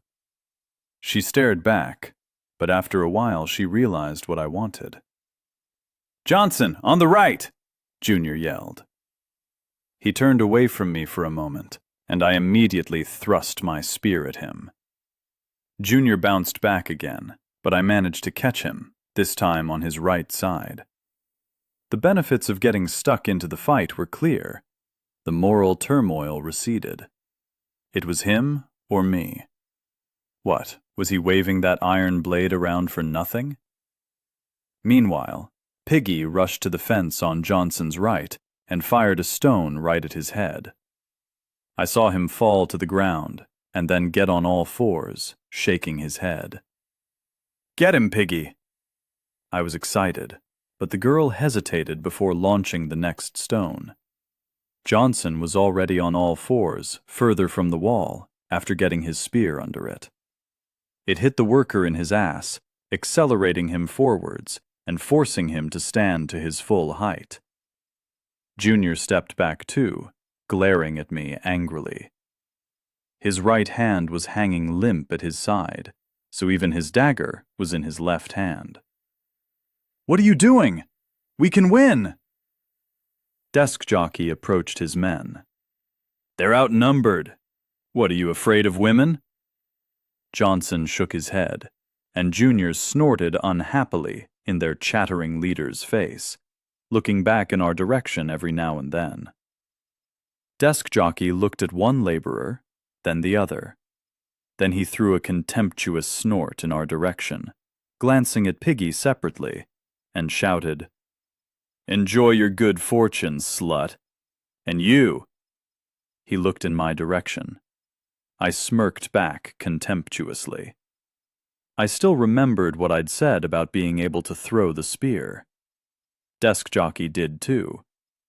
He swallowed, and left the phrase unspoken, hastily leading his trio off in retreat.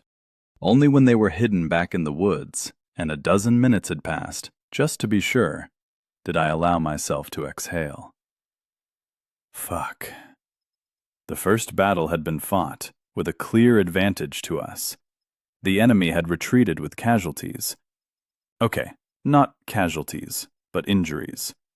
We kicked their ass in an exemplary fashion.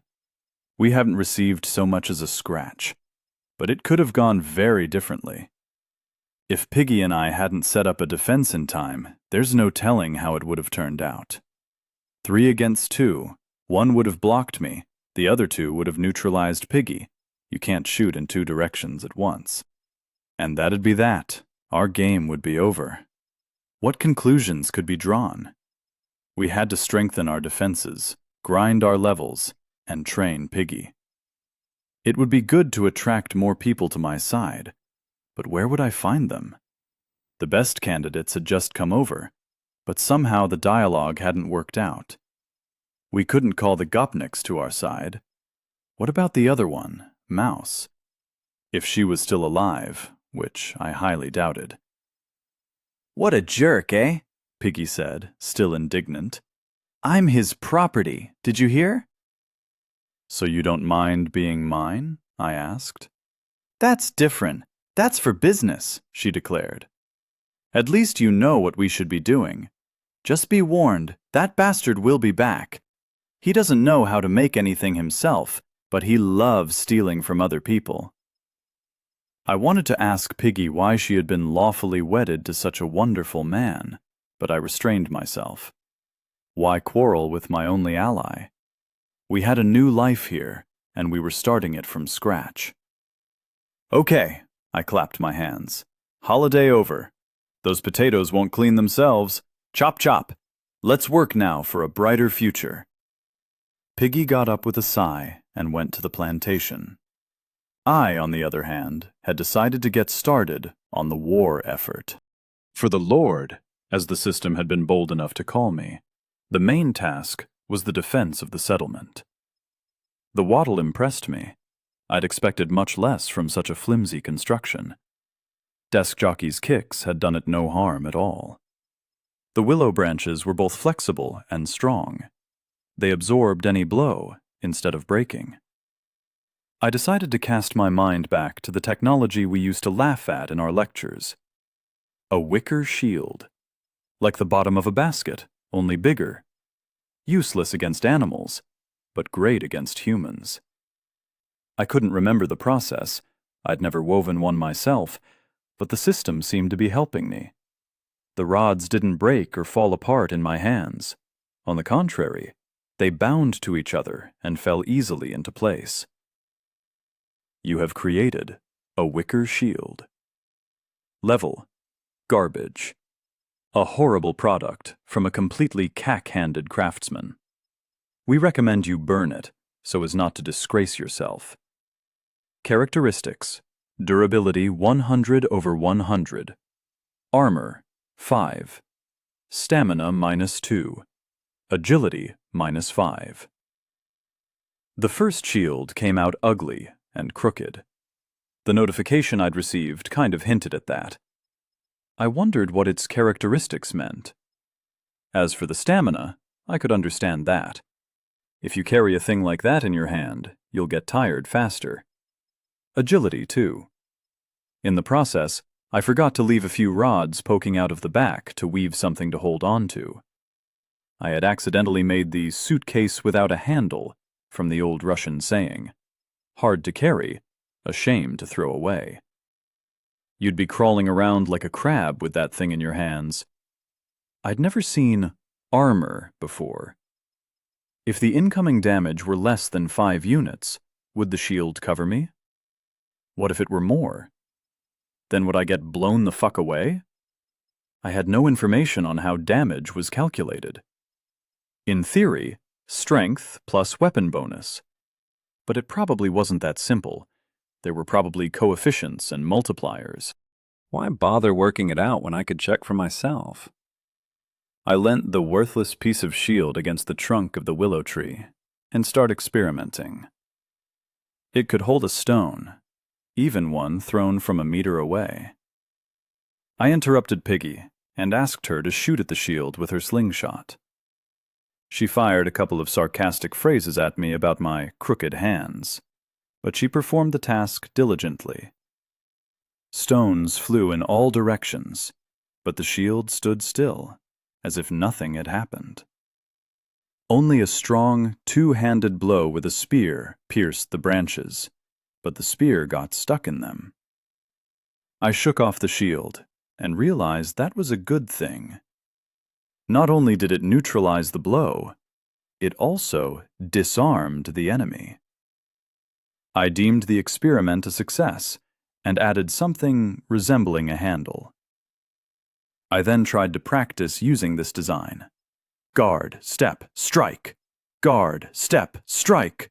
Like a damn hoplite. This isn't madness. This is Sparta. It felt like I looked like an idiot from the side. I didn't care. The wicker fence had also seemed like a pointless frivolity. Piggy had shouted at me that we were doing it for no reason.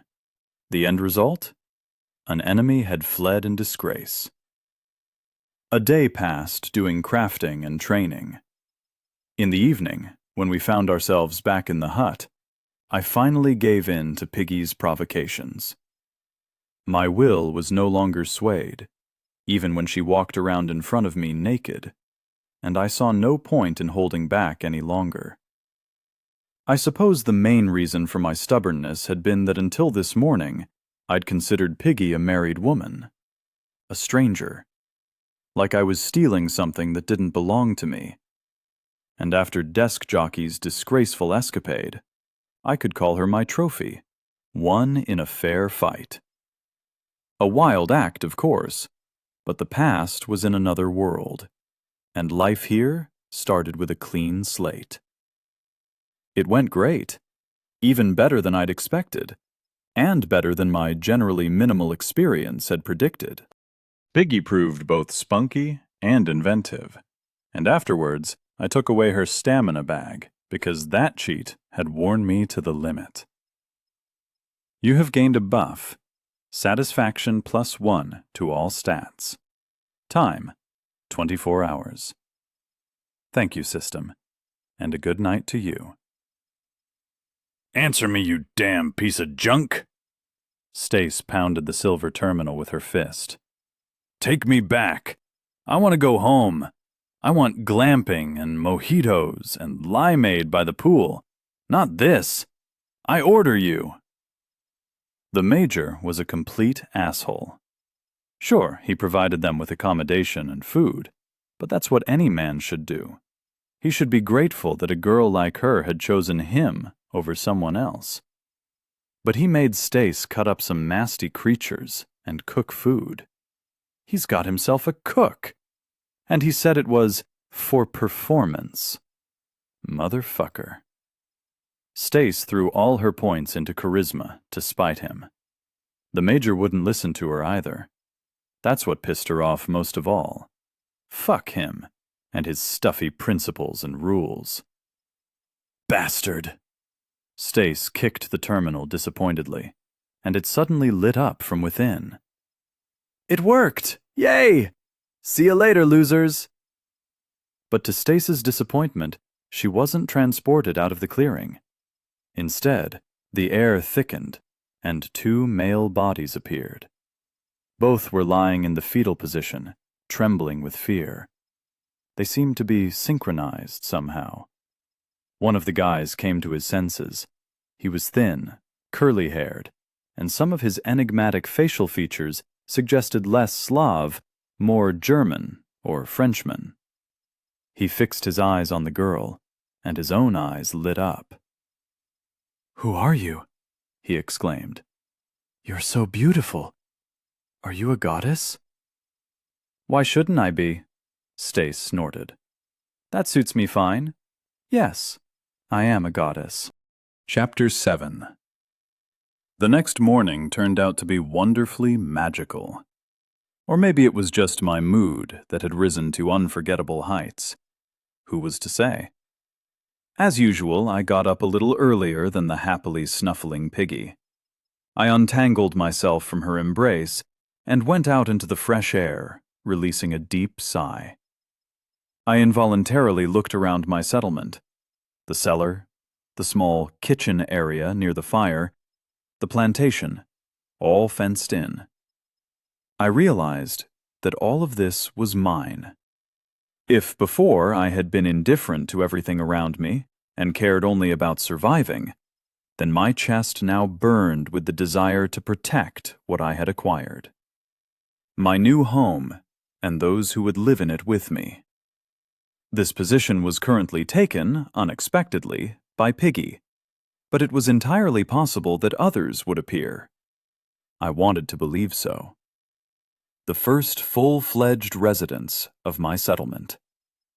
Either it was the influence of my lord status, or I was getting ambitious. That wasn't to say that I'd ever run from responsibility, but I'd always considered it a futile endeavor. Show-offs are useless. It's the result that counts.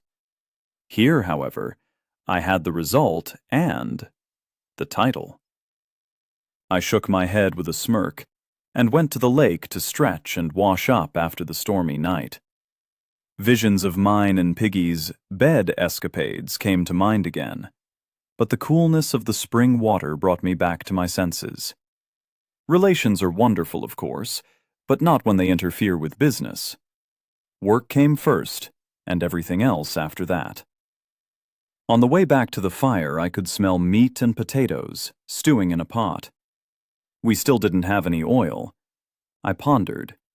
If we killed a boar, would the system be generous enough to gift us a piece of lard? A slightly sleepy but happy Piggy was fussing around the fire.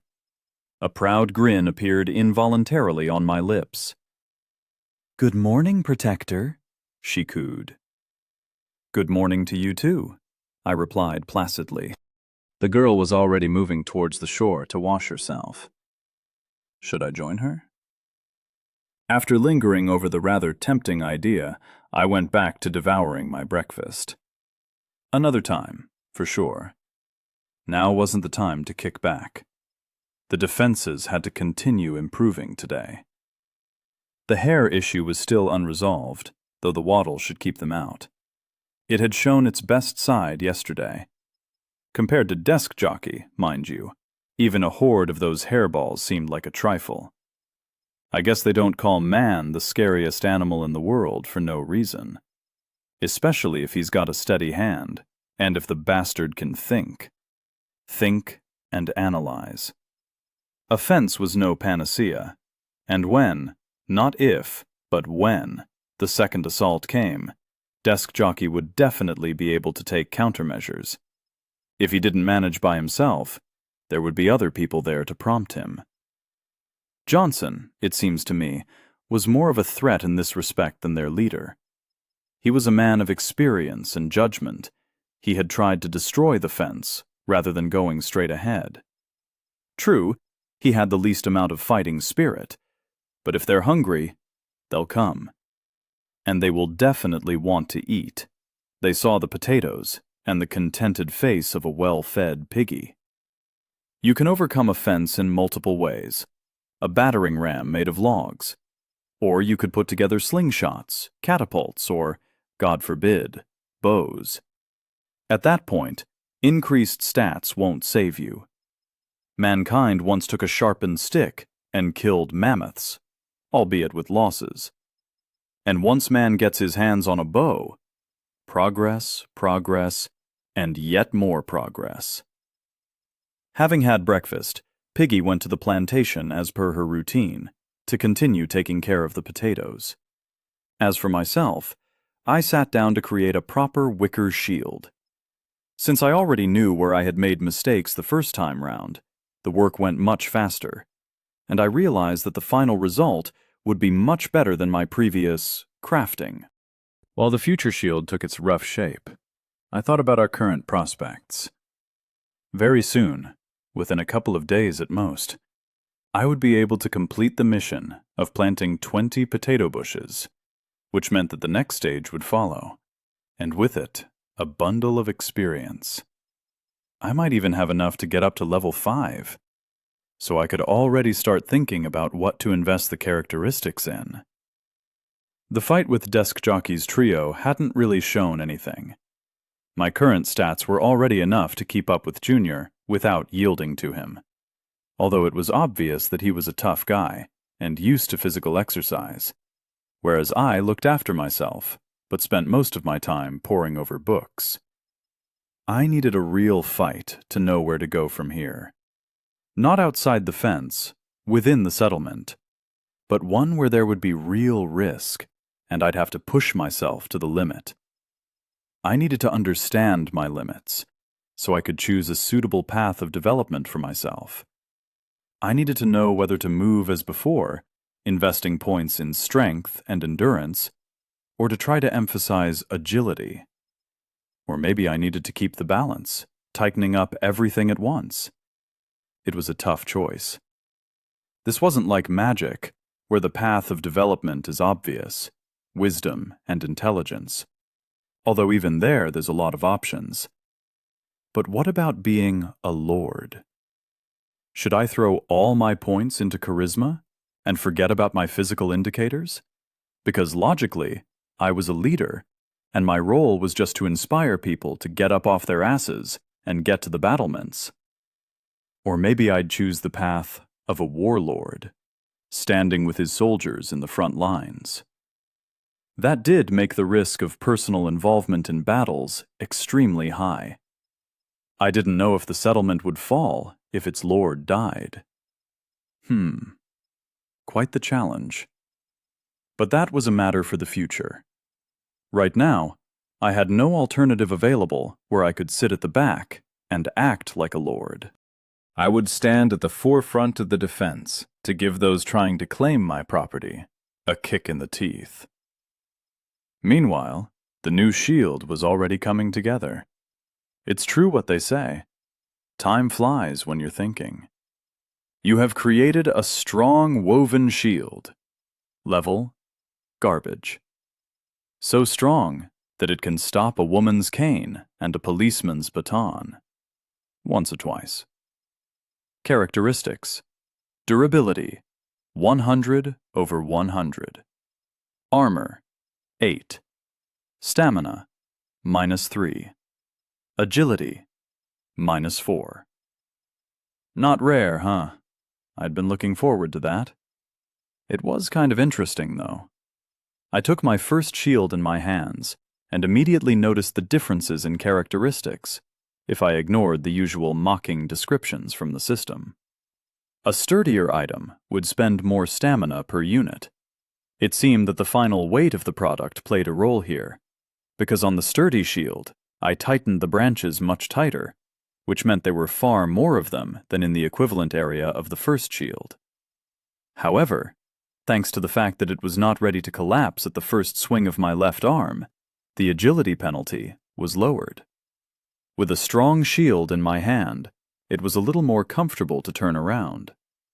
It turned out that the system not only imposed buffs on the items produced, but also objectively analyzed how and what effect they would have on your actions. Even if you made a shield out of adamantium, but you did the job crookedly, the penalty would be much higher. So, a note for the future. Either I'd get a regular blacksmith for the settlement, or worry about training someone for that path before I started making weapons, tools, or armor from expensive materials. We had to assume they'd start appearing, sooner or later. The primary resources were human. I looked back at Piggy, who was purring, one hand picking up bugs, and the other watering the new bushes. She'd got the hang of it. Not the worst resource I'd developed, and hopefully, not the last. The new equipment was ready. Now it was time to test it. After instructing Piggy to work the field and prepare for the new stage of the mission, and also having warned her about the possible return of Desk Jockey and Company, I armed myself with my strong shield and a spear, and moved deep into the forest thicket. Maybe this time, the search for the Hare Warren would prove more fruitful. Lunge! The spear flew forward, piercing the animal's carcass. A new foe appeared from my left side, grinning its sharp teeth and pouncing off the ground, flying straight at me. The wicker shield protected me from the hare's fury, and it fell to the ground with a thud, unable to break through my defense. I swung my spear, chasing away a couple more hairballs on my right, and with my left foot, I launched the third one into flight. It disappeared into the bushes with a squeal, but I didn't pay attention to it, returning to the others. Shield, step, lunge. Sparing, careful, but systematic and monotonous.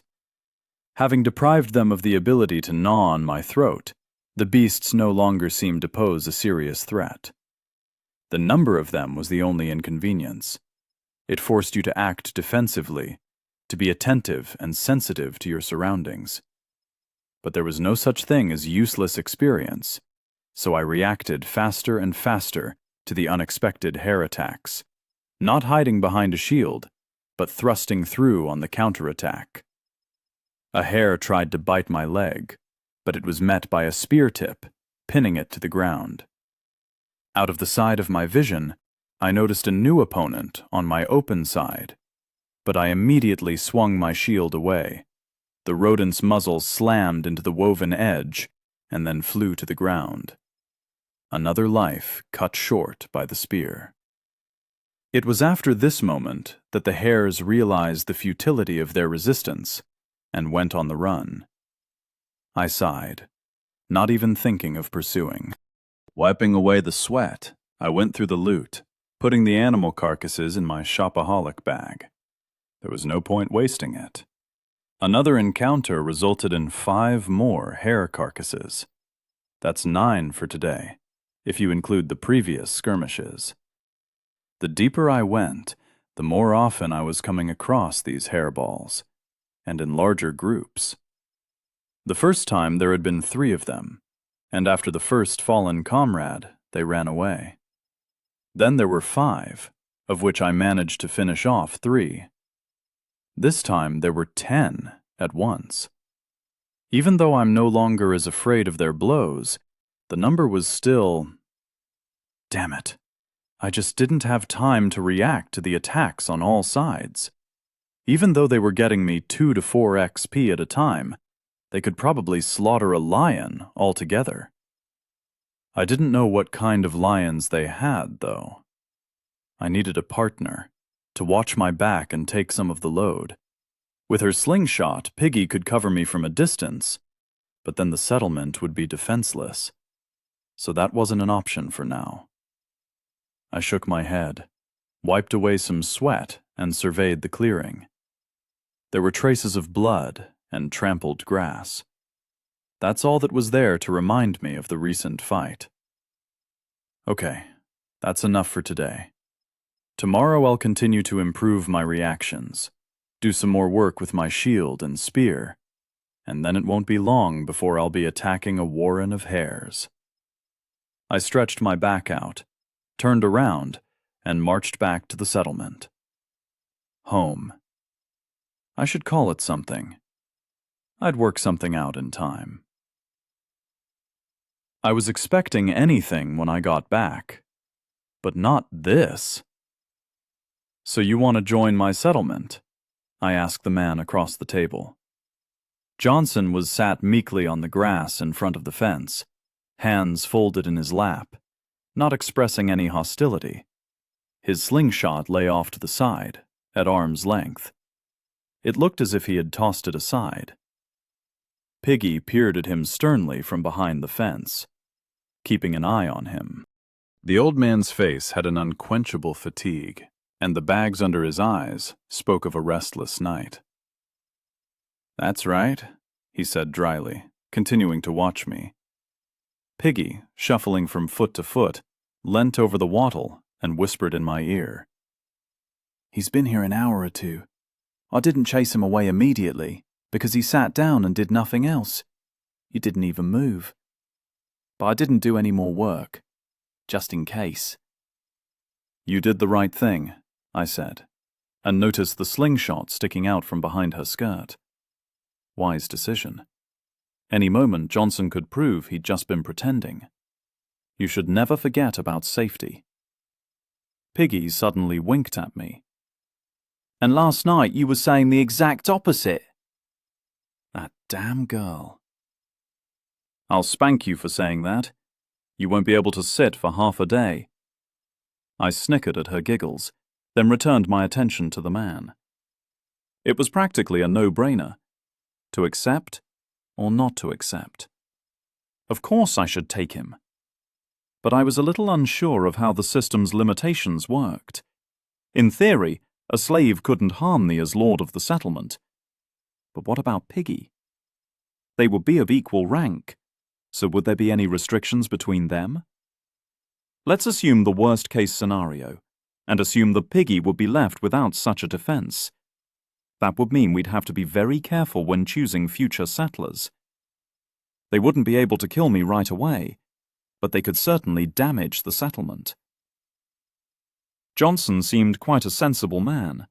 Even during the storming, he had acted more out of a lack of choice than a driving rage, greed, or anything else. "Why did you decide to change groups?" I asked him head-on. He closed his heavy eyelids, as if pondering the answer. "Because I'm not a fighter," he replied. "Explain," I frowned. How to put this? He scratched his growing beard. "I'm too old for this shit. I'm not a fighter for universal good and justice." I thought Desk Jockey would clean up the mess, because at first he seemed like a good man. But in reality, he's an empty-headed blabbermouth, not worth a penny. I've had it up to here already with his speeches about the rebirth of society and so on.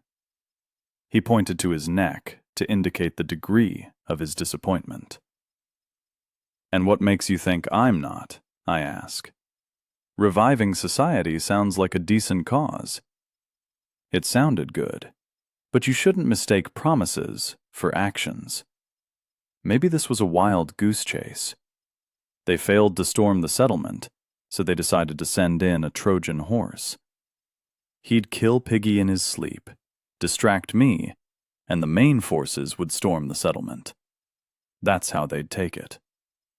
Sure, it was impossible to attack Piggy without waking me up, but he didn't know that yet. "I don't care, to be honest," the man sighed. "Do what you want, but don't drag me into that kind of trouble. You look pretty green. I'm old enough to be your father, but you've swung it in a week. A wall, a vegetable garden, and a farm? And you've got a woman living here. Women are like cats. They appreciate comfort and nourishment. That means you must have both." Piggy snorted contemptuously, and completely cat-like, thus fully confirming his thesis. "If you're such an old man," she put her hands on her hips, "then what good are you? We can't just hand food out to anyone." "I won't be a sponger, or just an extra mouth. I'm ready to work in the field, to build, to craft, even to fight." Johnson raised his chin. Piggy's words clearly hit a nerve.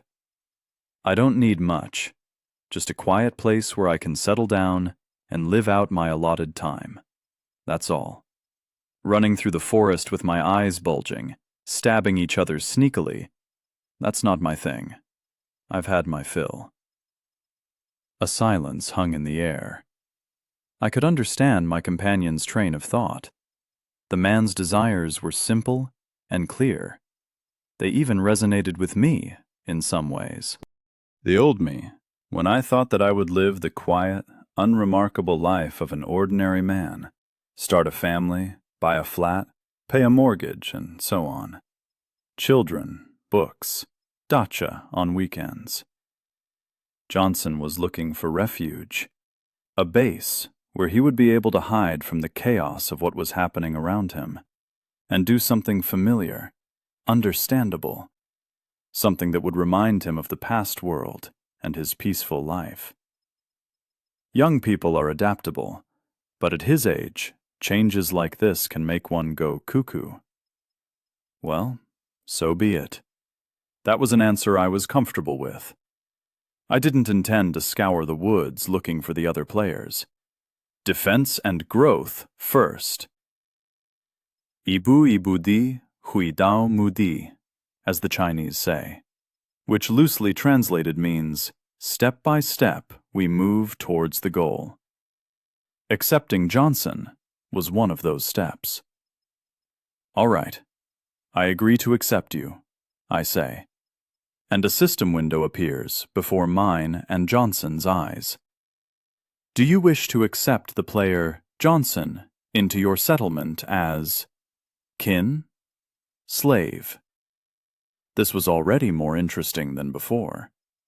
As I suspected, I was not offered Johnson in the role of a wife or husband. Kin was more neutral, an ordinary member of the tribe.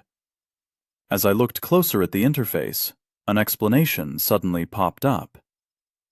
Slave may not attack kin or leader.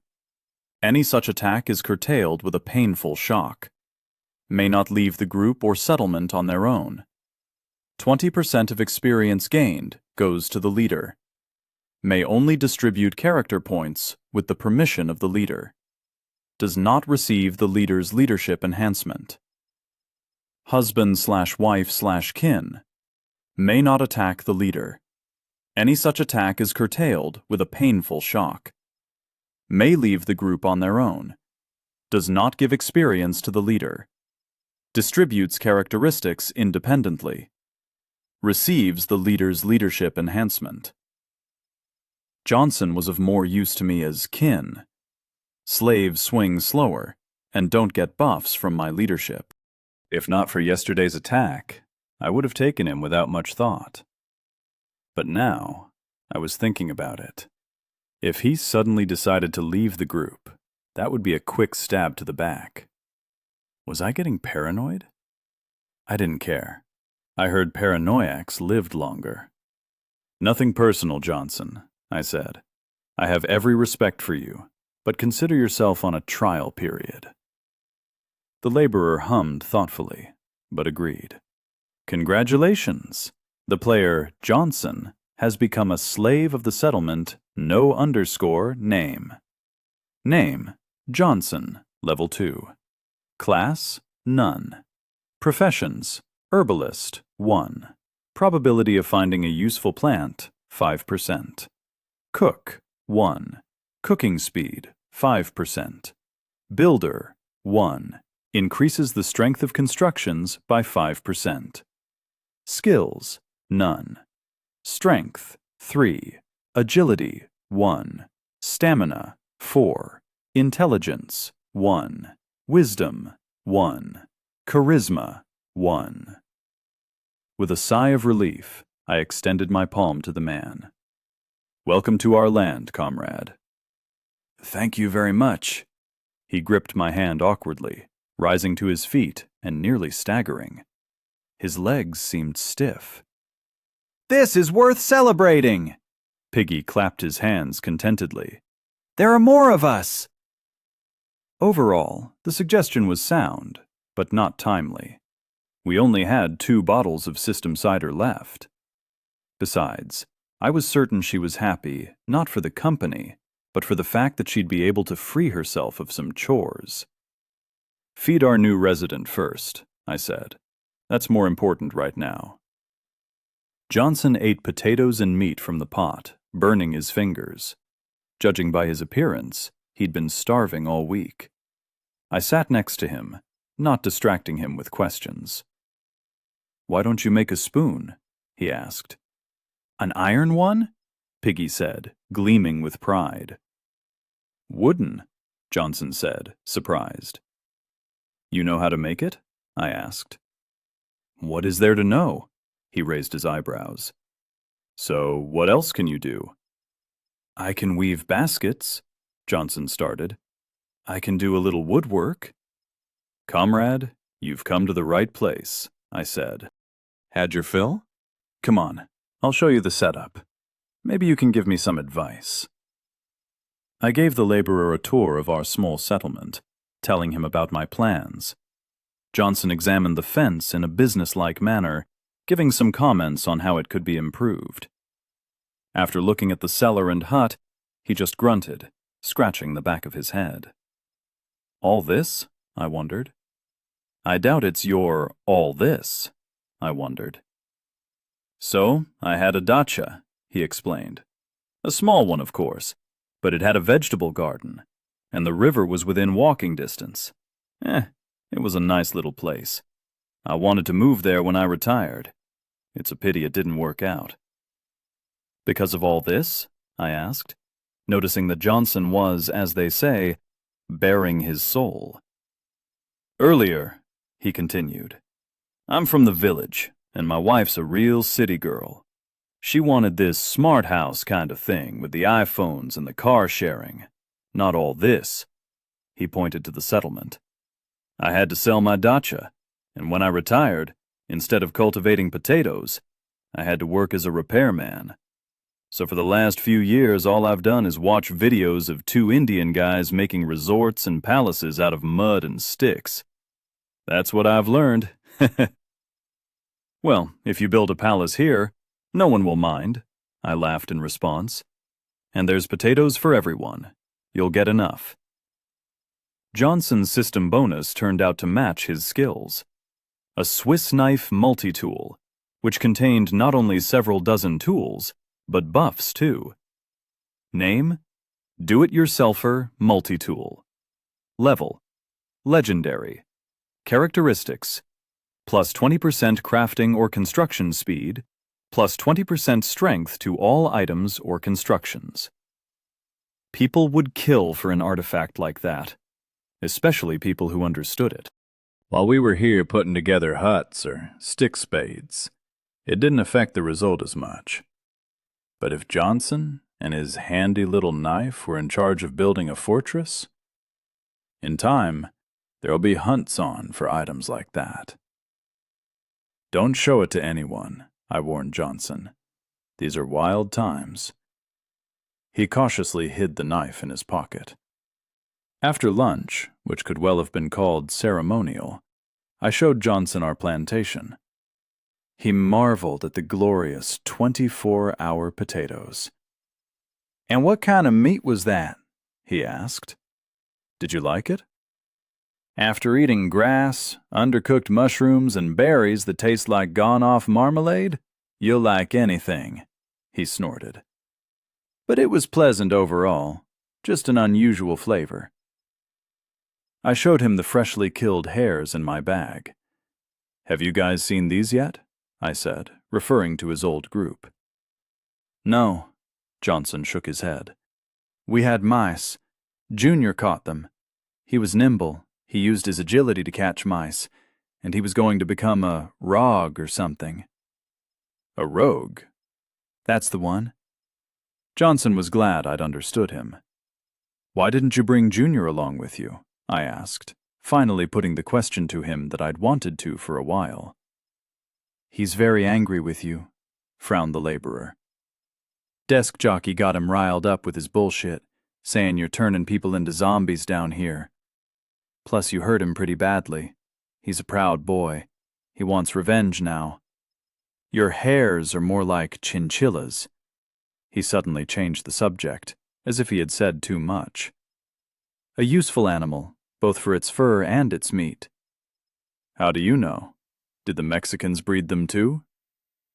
"Why Mexicans?" Johnson was taken aback.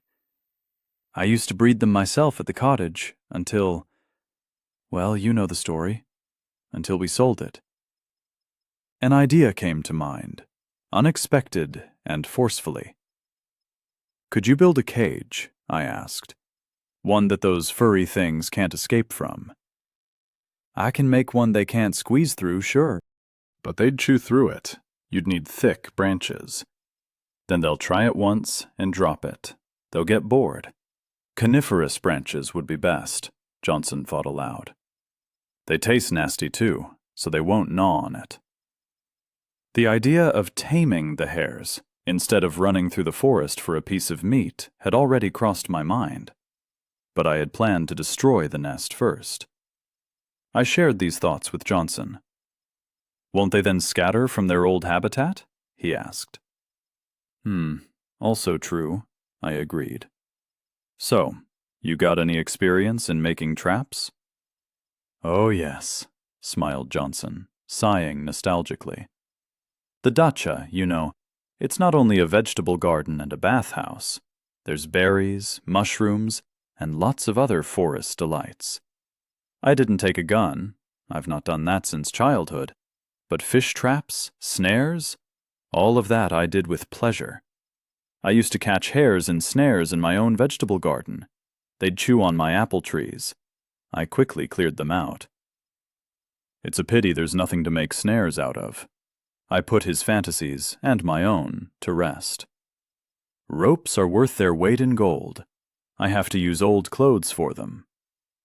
Have you tried weaving them from nettles? I'm not kidding, he said, after seeing my astonished look. In the old days, ropes were made of hemp. Nettles work too, or bark. He nodded at my peasant shoes. I thought you had already mastered the technology. No, I laughed, looking at my sandals. These are from the system. So you've weaved ropes like that too? Well, not on an industrial scale, the laborer smirked. But I've dabbled. I'd found myself a YouTube craftsman. Tell me, Johnson. I was really getting going now. Could you build a bathhouse too? The rest of the day we spent experimenting, not with a bathhouse, but with ropes. We couldn't find a substitute for hemp or nettles, but the flexible bark proved to work well. The resulting thin flagellum could only be torn by two of us, together. The hares had no chance. Just before dark took over, Piggy honored us with her presence, and threw Johnson something like a blanket made of hare hide. About time. He would have to sleep by the fire for the time being. No one had thought about accommodation for the new settler, except her. Thank you, young lady, he said, making Piggy blush. Rope-making dragged on till it was dark, and when I climbed into my dwelling, Piggy was already peacefully asleep, spread out like a star over the entire available space. I had to squeeze past her, though she managed to kick me without even waking up. In the morning, before the sun had even risen, although it was bright out, Johnson and I took a trip to the best hare-catching spots. I gave him my first wicker shield. It wasn't a perfect defense, but it would do for starters. A shield and a slingshot makes a fully armed warrior. Setting up a snare wasn't difficult.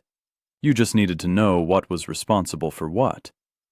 Using a roughly suitable branch from a small tree or a large shrub as a lever, the loop of branches was fixed in place.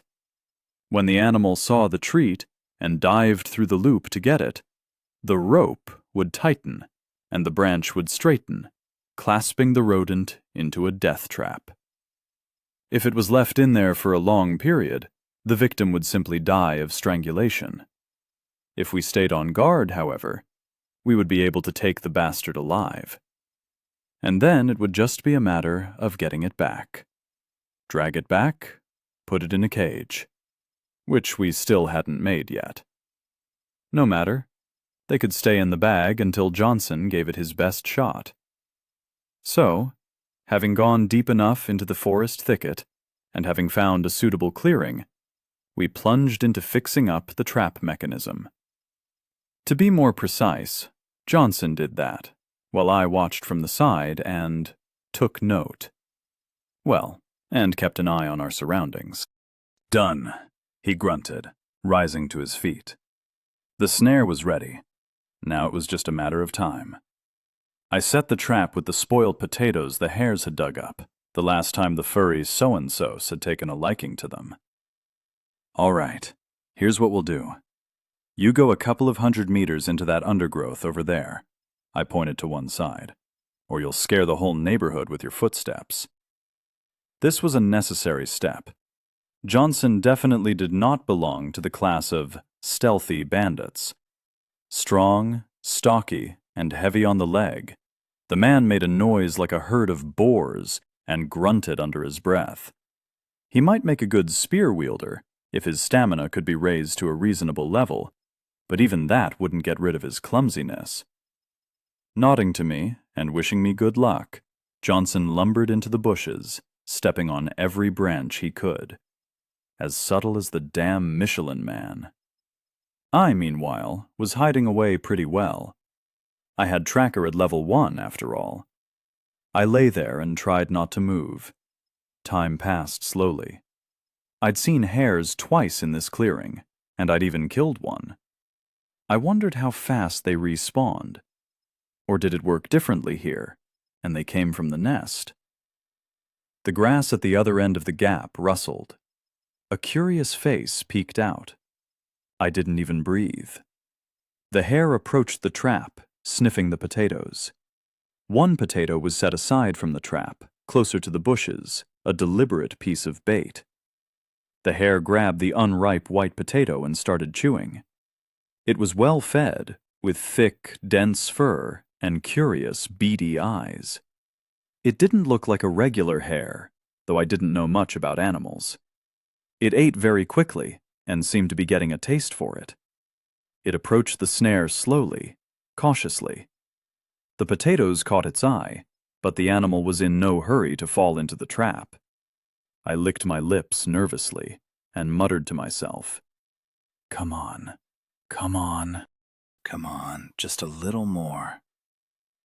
The beast approached its noose, sniffed, and was about to stick its head in it when suddenly, whether it was my sense of smell, or my tracker skill, or perhaps I noticed some movement behind me out of the corner of my eye. Forgetting about spooking the hare, I rolled onto my back and put my wicker shield up in front of me. The blade of a dagger ripped clean through it, coming within a centimeter of my left eye. Chapter 8. Oh, fuck! I threw the enemy off me with tremendous effort. He was sent flying, his back smacking into the ground, and I jumped to my feet. My left hand was gripping the wicker shield, my right held my spear. Out of the corner of my eye, I looked at the shield's stats. Shit, 85 over 100 durability. A single blow had destroyed almost a fifth of my armor. My defense wouldn't last that long. He leapt to his feet and froze in front of me, holding his dagger out in a cunning pose. That's when I recognized him. It was Junior. Fucking Junior! Did that mean Desk Jockey was here somewhere? I looked around, but I couldn't see anyone. Suspicious, that bastard could be hiding. I immediately wondered if Johnson had led me into an ambush, but I showed him the way, so it didn't add up. "What, you bastard? Not so tough without your fence and puppets?" Junior hissed, and turned his dagger blade to face me. "Did you hit your head or something?" I asked, putting up my shield and steadying myself. "Don't lie to me," he yelled, and lunged at me. The blade of his dagger glistened dangerously in the sun. I stepped back from the first broad swing and jabbed at him with my spear. Junior moved away, then immediately closed the distance. He was fast. Real fucking fast. He had shown no such ability the last time we'd met. Or was it the fence that had prevented him from realizing his advantage? It wasn't for nothing that Johnson said Junior wanted to be a rogue. So he was investing in agility. Probably some specific skills, too. Strike! The dagger was aimed at my side, but hit the edge of the shield. The wicker cracked, and Junior grimaced in disappointment as I pushed my spear at his head. I aimed for his face, but he dodged sharply. That meant I didn't hit him with the tip, but I yanked the weapon down on him like a club. Success! The blow didn't do much damage, but it allowed me to stun him for a brief moment.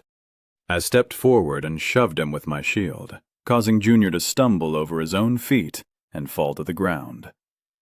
I would have killed him right there on the ground, but Junior rolled backwards, putting distance between us. The skittish freak. Desk Jockey's right to say you're brainwashing people. First Piggy, now Johnson. My opponent freaked out, jumping to his feet. What kind of normal person would listen to an idiot like Desk Jockey? I washed nothing and no one, you idiot, I was trying to explain. They decided to come to my settlement. He wasn't getting it. His eyes were burning. He wanted to do something. He'd found a villain and wanted to inflict defeat.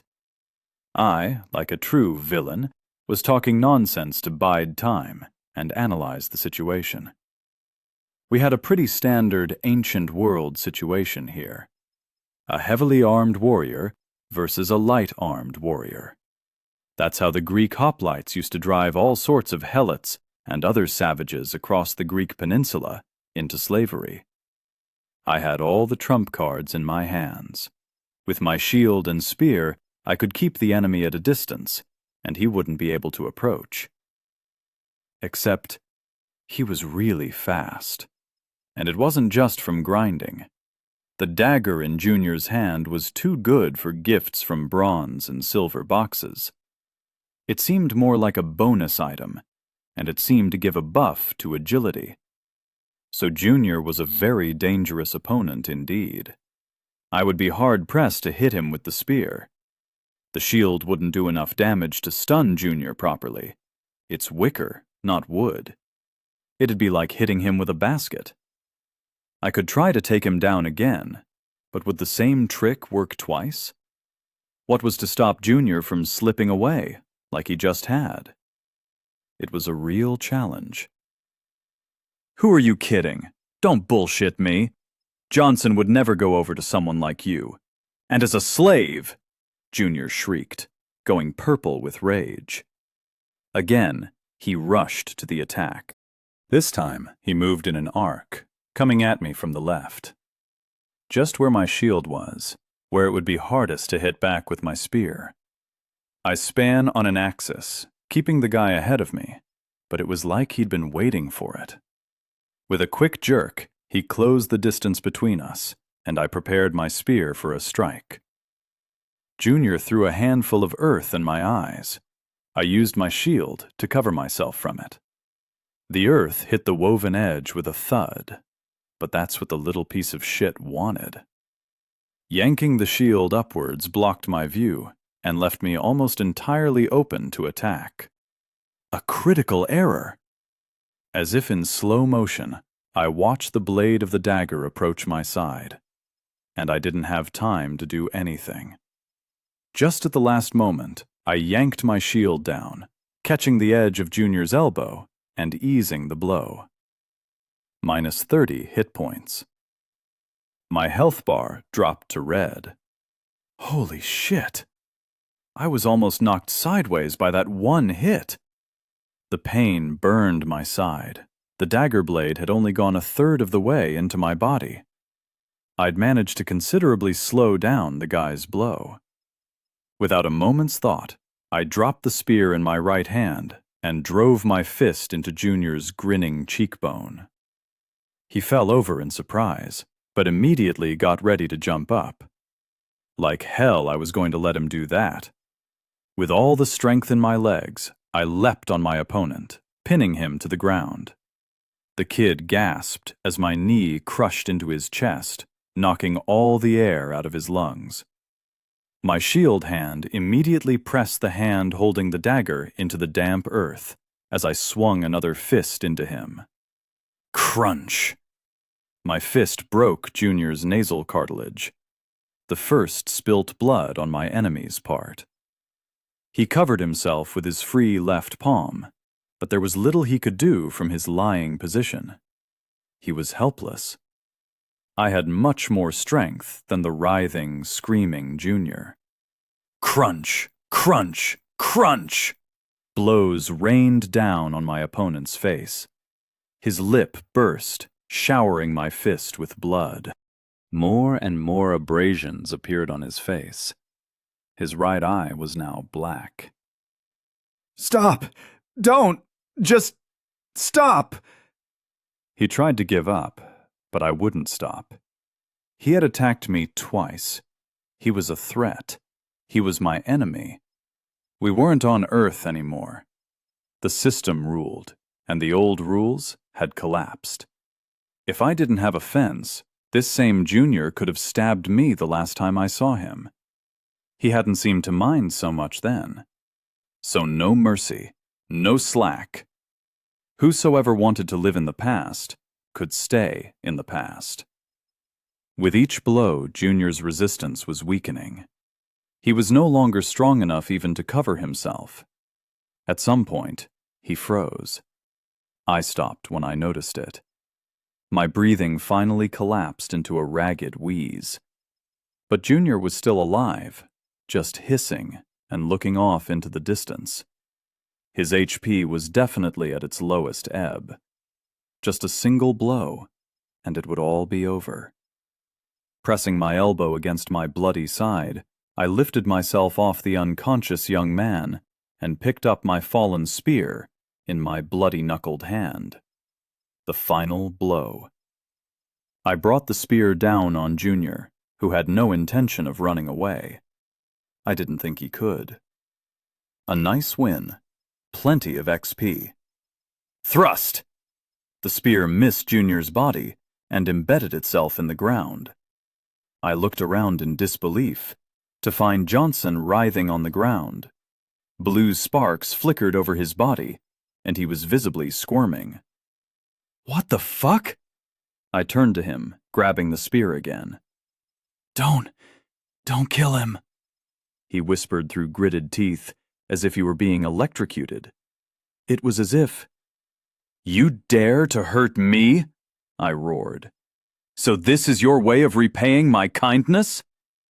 I didn't mean any harm, he wheezed. I just wanted to stop you. He propped himself up on all fours, then rose to his full height, standing between me and Junior with a wooden gate. His breath was coming out in ragged gasps. Sweat dripped down his forehead, and his arms were twitching as if convulsed by an electric shock.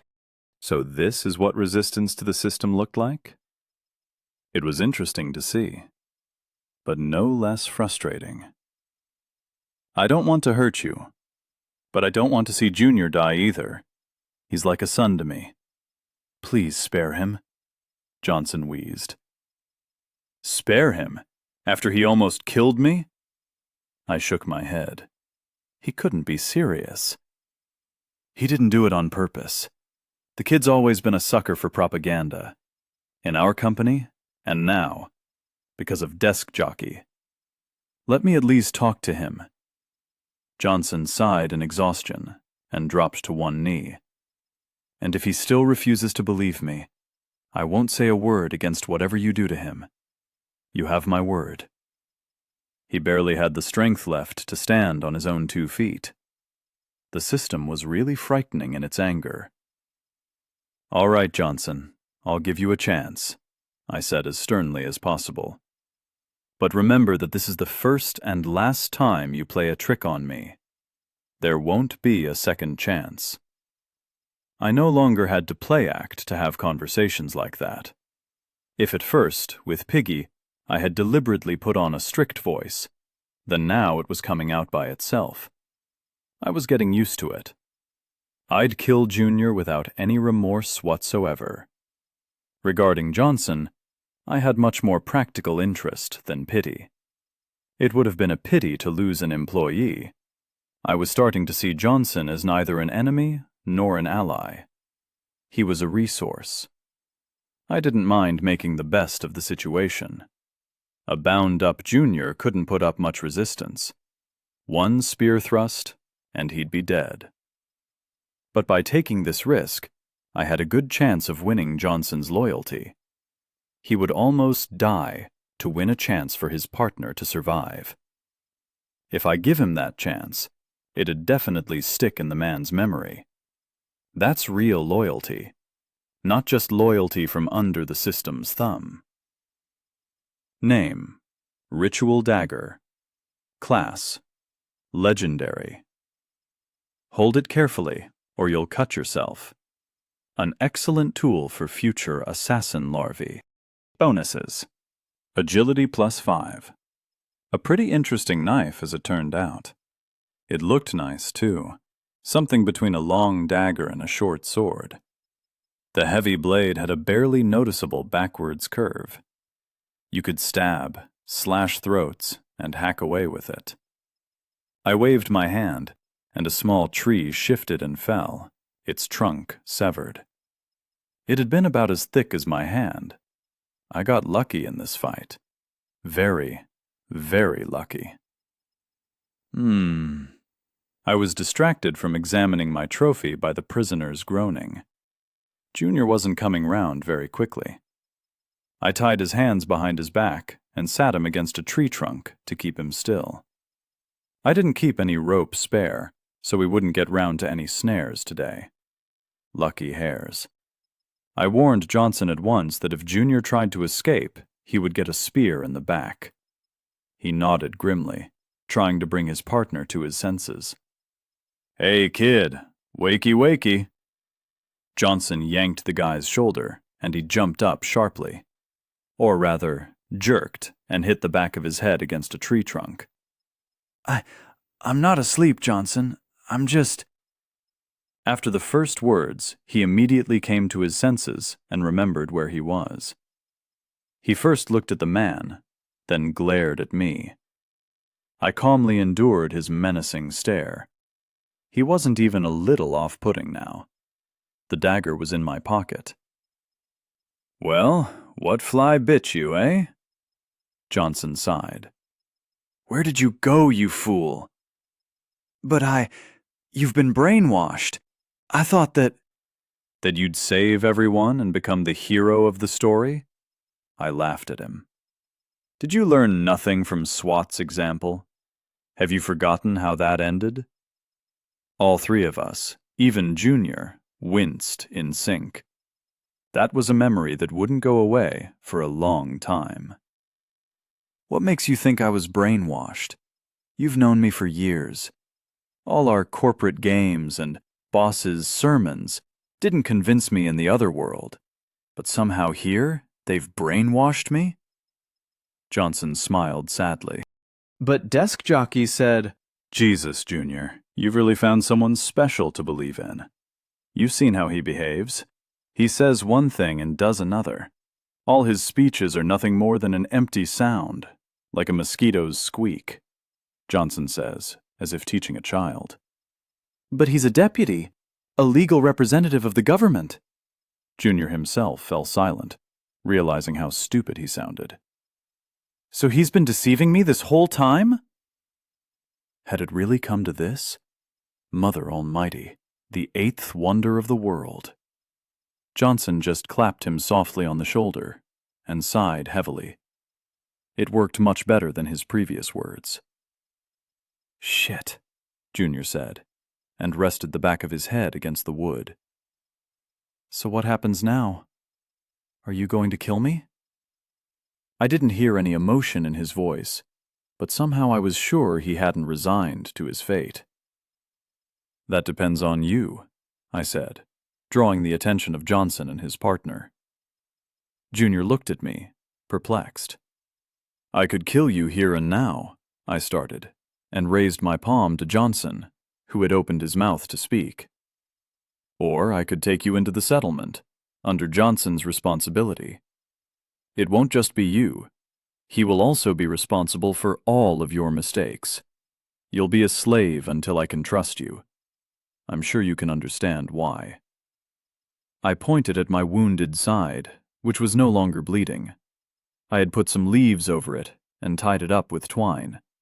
Dressing materials sucked here, just like everything else. Junior was quiet. Johnson was silent too, staring tensely at his, I presume, friend. "All right, I agree. What do I need to do?" he asked, after almost a minute of silence. In response, a system message popped up in front of us. I smiled to myself and chose the slave option. My settlement had grown a little more. We returned home towards midday. The sun was still at its zenith, and Piggy was plowing in the field, a sight that never ceased to delight me.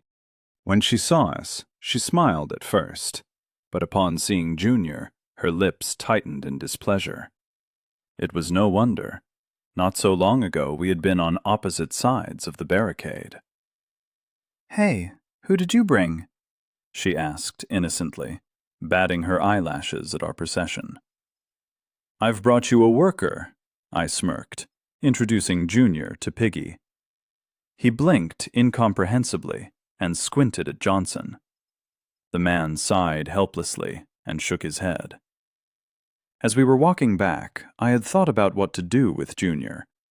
The system didn't allow him to attack me, but that restriction didn't apply to my property or my people. Mine. That's what I thought of Piggy and Johnson. Besides, nobody could stop such methods of resistance as sabotage. I needed a reliable worker and defender of the settlement, not a stubborn, extra mouth. I could think of a few options. I could put him under Johnson's control and let the pair continue their construction activities. After all, it wasn't for nothing that they used to work as a team, and two of them would be much more use than one. Besides, Johnson was still an authority for the kid. But such a quick decision threatened complications in the future. I'd be giving them too much independence, regardless of whether that then turned into future resistance. Should I organize a combat coordination at once to make Junior feel part of the team? Did he deserve the honor? In ancient times, military service was the most honorable of occupations. To put a former enemy straight into your ranks, it wasn't according to scriptures, and it wasn't right. So I decided to treat him to some occupational therapy. Let the prisoner work for the needs of the settlement. He'd feel for himself how much our happy life costs him, the happy life he'd tried to come and destroy. By the way, I hadn't been wrong about Piggy. "Oh yeah? That's wonderful," she said.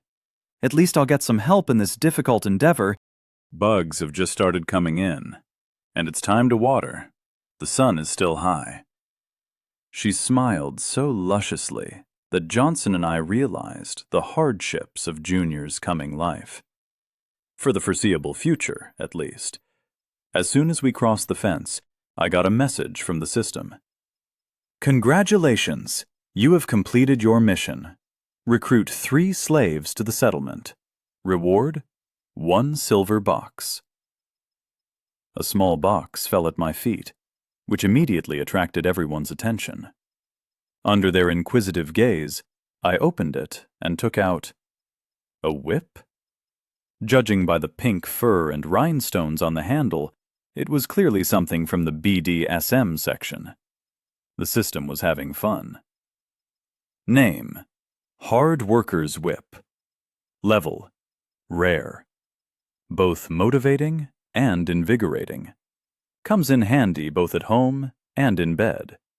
A universal solution for all family problems. Buffs: Will +2, Stamina +2. Lasts for 2 minutes after impact. I could barely contain my laughter. I handed the whip to Piggy as the other two stared, dumbfounded. She accepted the gift suspiciously, read the description, and turned her sly eyes to Junior, grinning. He jerked his shoulder, as if he could feel the coming trouble in his ass. Johnson crossed himself, already offering a prayer for his young friend's solace. It seemed like someone was in for a merry day's labor. Chapter 9. I remember saying before that I could watch someone else work forever. I wasn't wrong. Watching Junior working the plantation, while Piggy, almost laughing at the top of her voice, whipped him on the back, was even more entertaining. It was like watching a B-movie. Piggy also insulted him with every crack, until Junior couldn't help himself and snapped back. "So, am I a brainwashed zombie?" Piggy asked indignantly. "Is that what you took me for?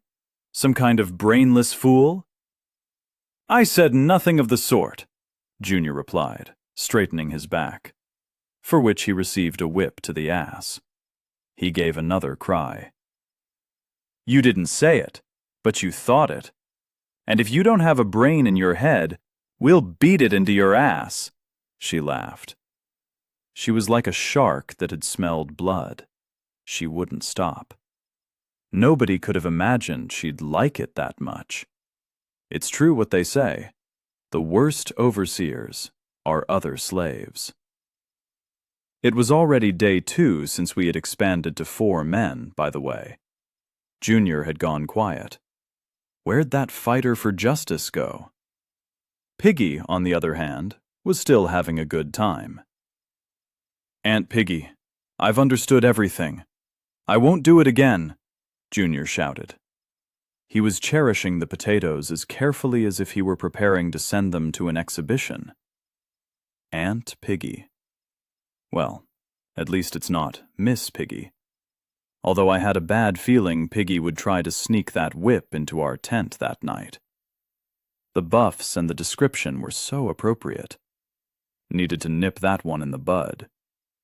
I shook my head and returned to my work with Johnson. As the settlement increased, we had to build a second tent. Johnson and Junior shouldn't be sleeping in the open air. That's what they were doing for now, falling asleep by the fire and covering themselves with blankets made by Piggy from hare hides. But they couldn't go on like that for long. What if it rained, or just got cold? Then we'd get 2 sick people at once. No way. I wasn't going to waste my manpower like that. Therefore, Johnson and I were building a new hut. It came out no worse than the one Piggy and I had built, perhaps even better.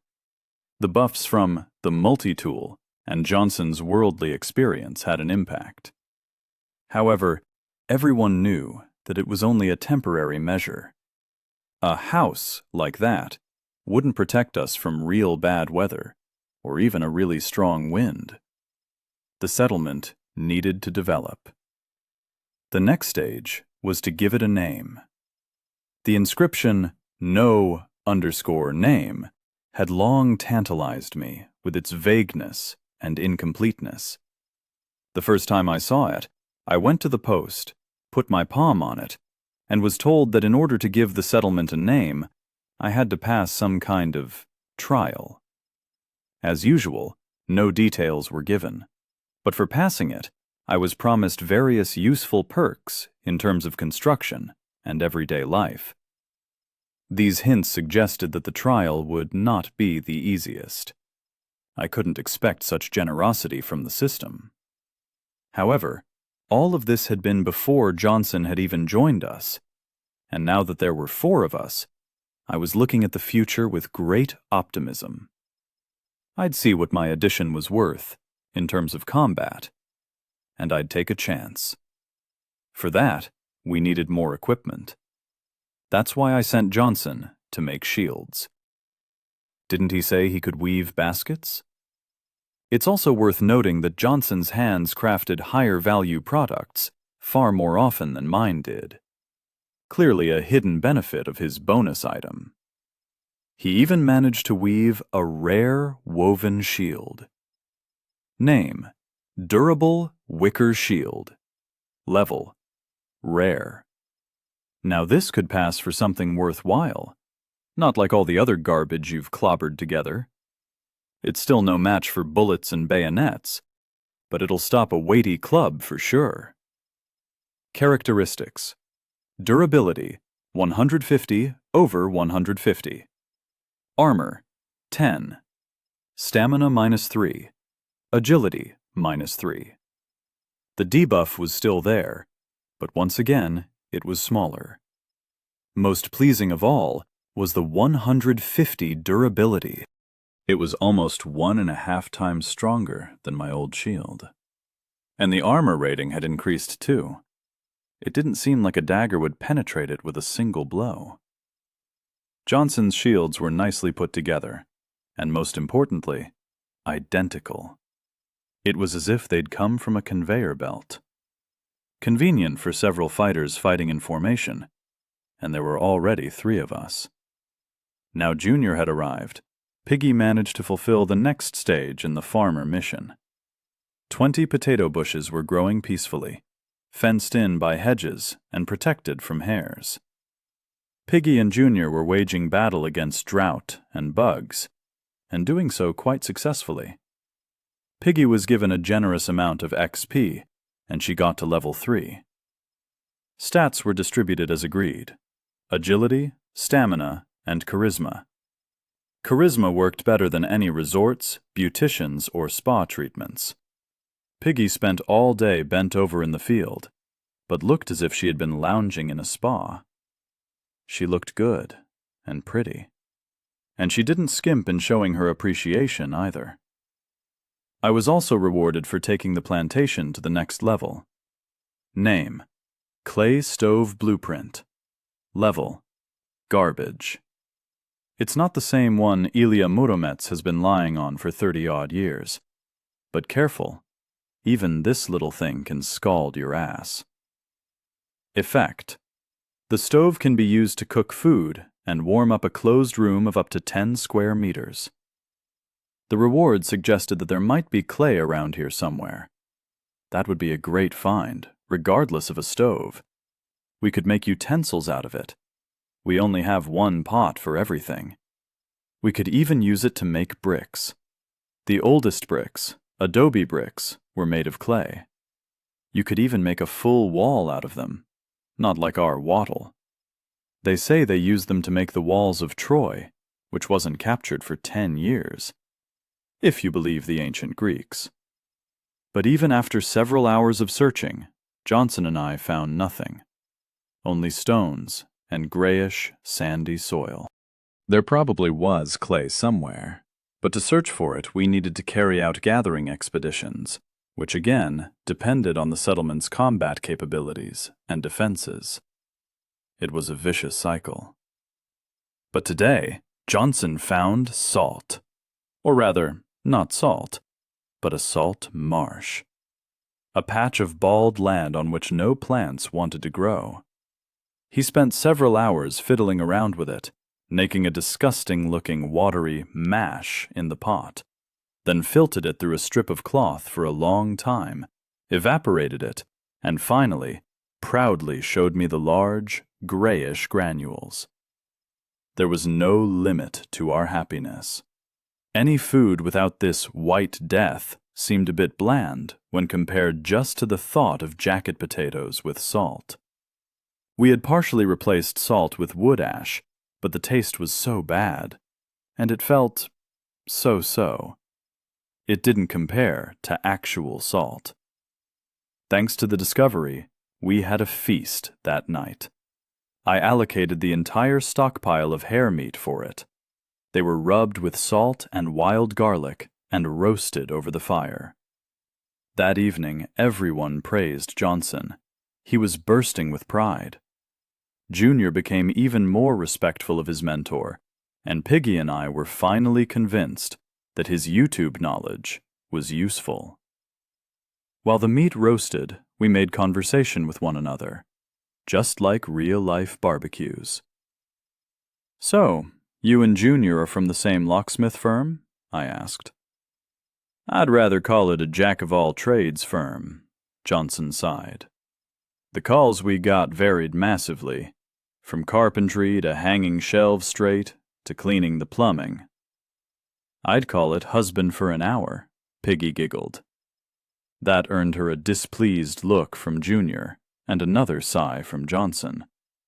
All she had to do was squint at him and give a sly grin, and Junior would instantly look away, squirming like a young sapling in the wind. I think it was clear who the master of that duo was. However, after a whole day of work in the field under such a harsh boss, it wasn't that surprising. It turned out that Piggy had leadership potential. I'd have to remember that. "Why did you choose that path for yourself?" I turned my attention to Junior. "I left school after the 9th grade. My family's not rich, my little sister and my mother, so I had to start work straight away," he explained. "I would have to study at university for another 5 years. Then I would only be able to get a proper job after that. Thought I'd go to college and get a job at the factory too, get them to sponsor me so I could combine them." "Didn't get it?"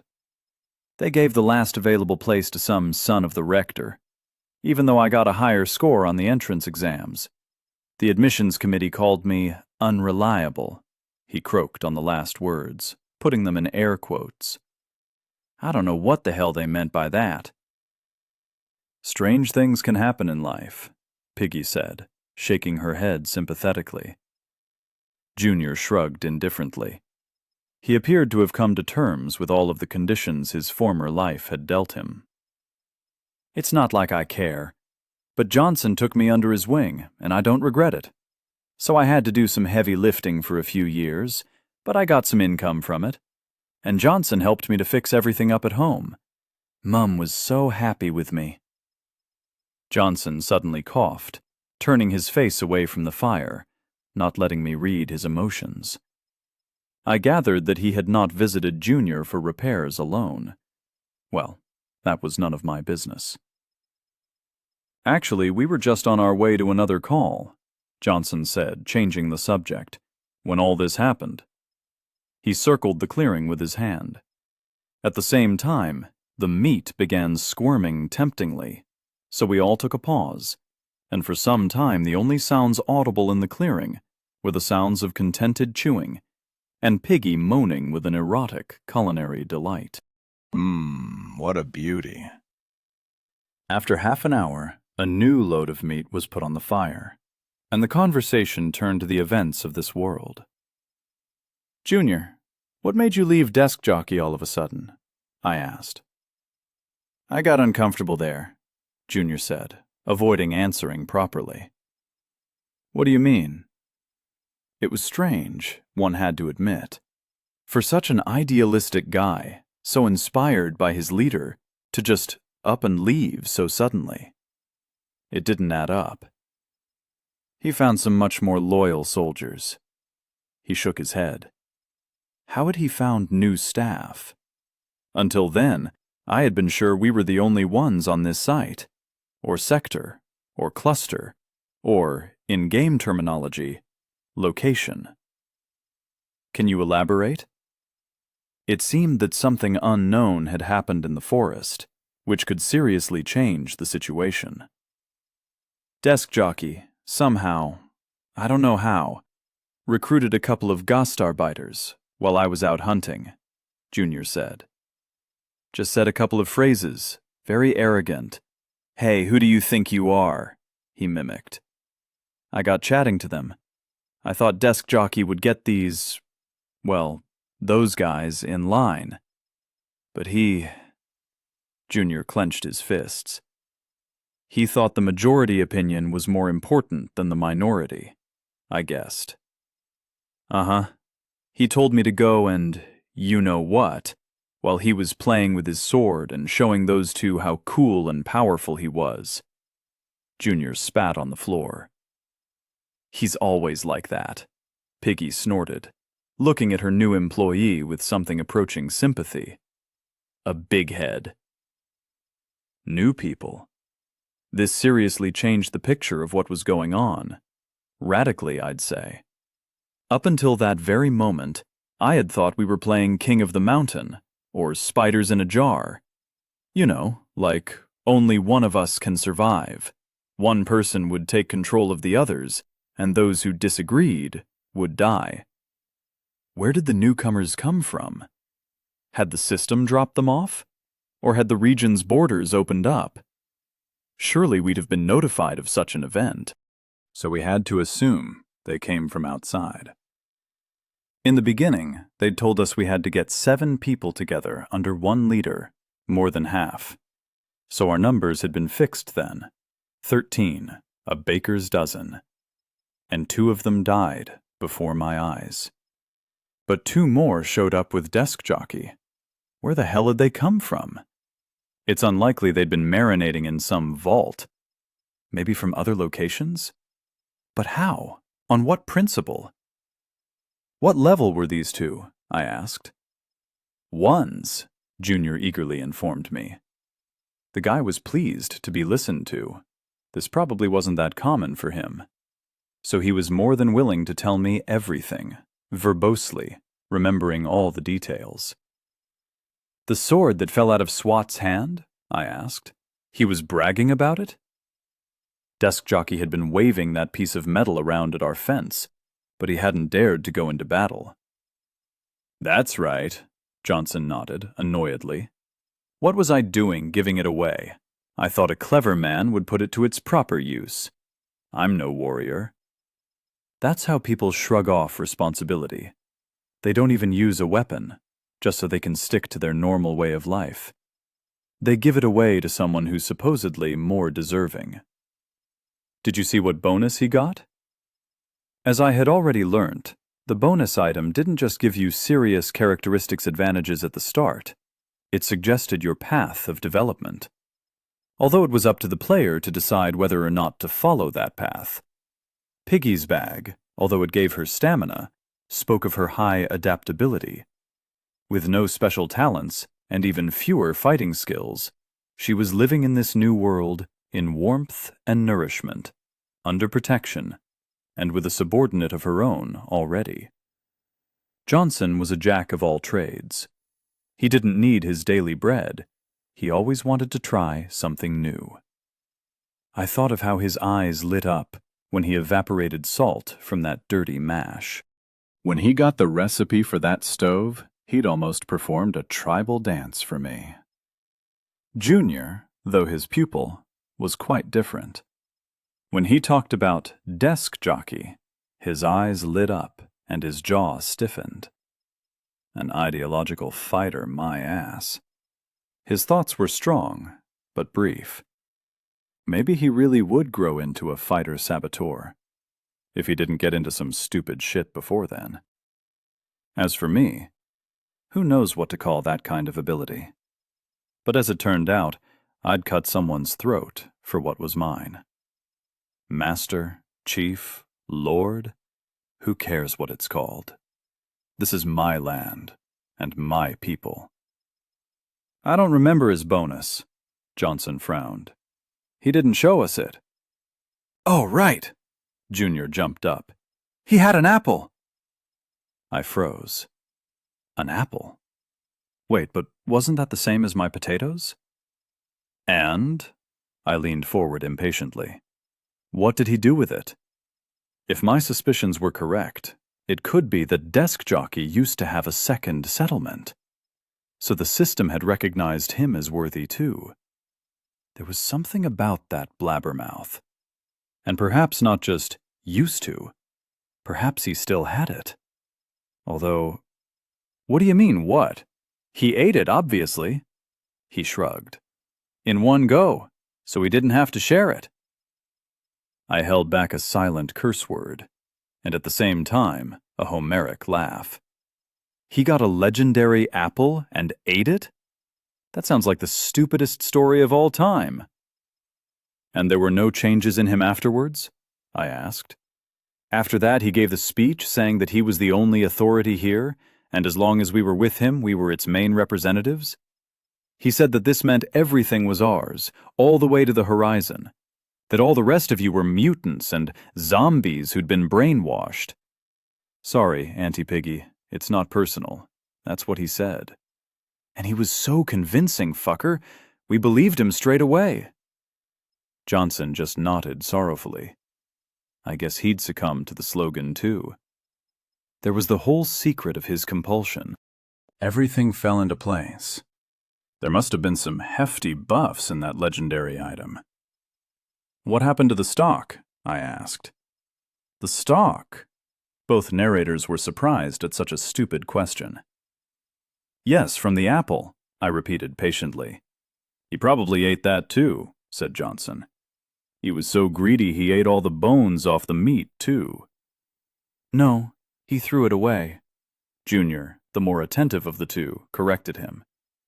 He had already been struck by inspiration, and the stump was in his hand. So he threw it into the bushes. Threw it into the bushes. If that was the case, then right now, somewhere out there in the woods, there was a legendary apple tree. An apple tree that was stood there waiting for someone to take it. Chapter 10. Hey, Johnson, let's go. I shouted, encouraging Johnson as he ran ahead of me. Junior was running beside him with much greater ease, throwing worried glances at his comrade. Even Piggy managed to overtake Johnson, throwing him a final air kiss. What's going on here, you ask? The Olympic fucking Games, I answer. What the hell for? All for the sake of science. Concerned about my companion's combat training, I realized that we needed, somehow, to learn how the stat mechanics worked. Now, we had 4 test subjects to study the effects of a particular characteristic scale.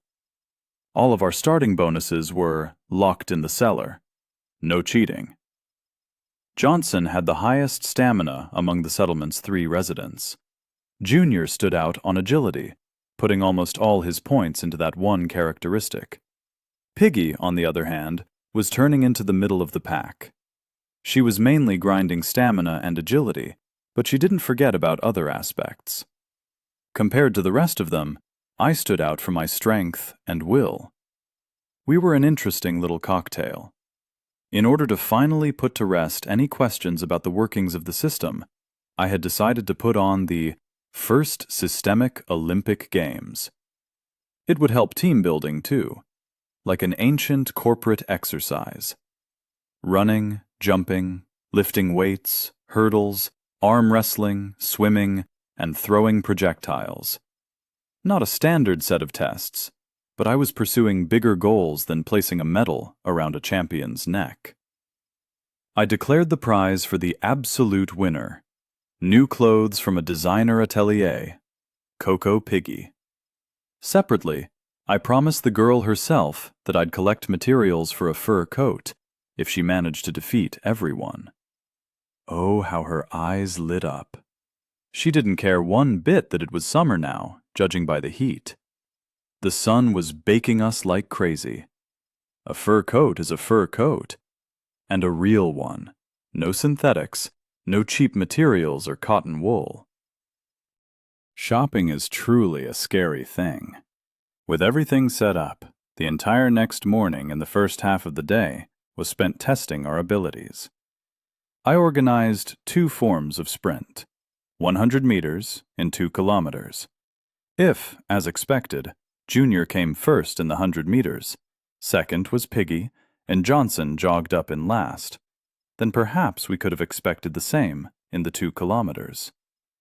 Everything came out back to front. Johnson proved to be the overall winner. Though grumbling, he picked a steady, average pace. Neither Piggy nor even Junior, who both ran rings around him at first, could knock the man off his rhythm. He continued on, with the stubbornness of a rhinoceros, concentrating entirely on the path in front of him. The results were already showing at the beginning of the 2nd kilometer. Junior, as fast as he starts, ends up exhausting himself, slowing down with each lap around the settlement.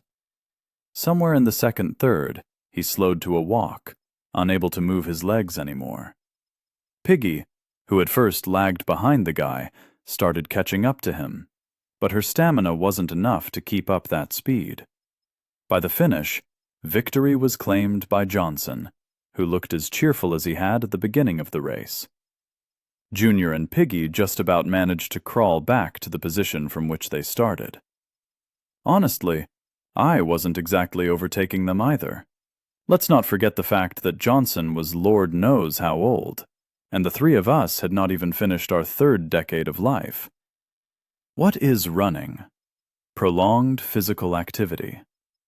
Now imagine a lengthy enough battle, enemies falling down from fatigue, while our unshakable formation stood there like a wall.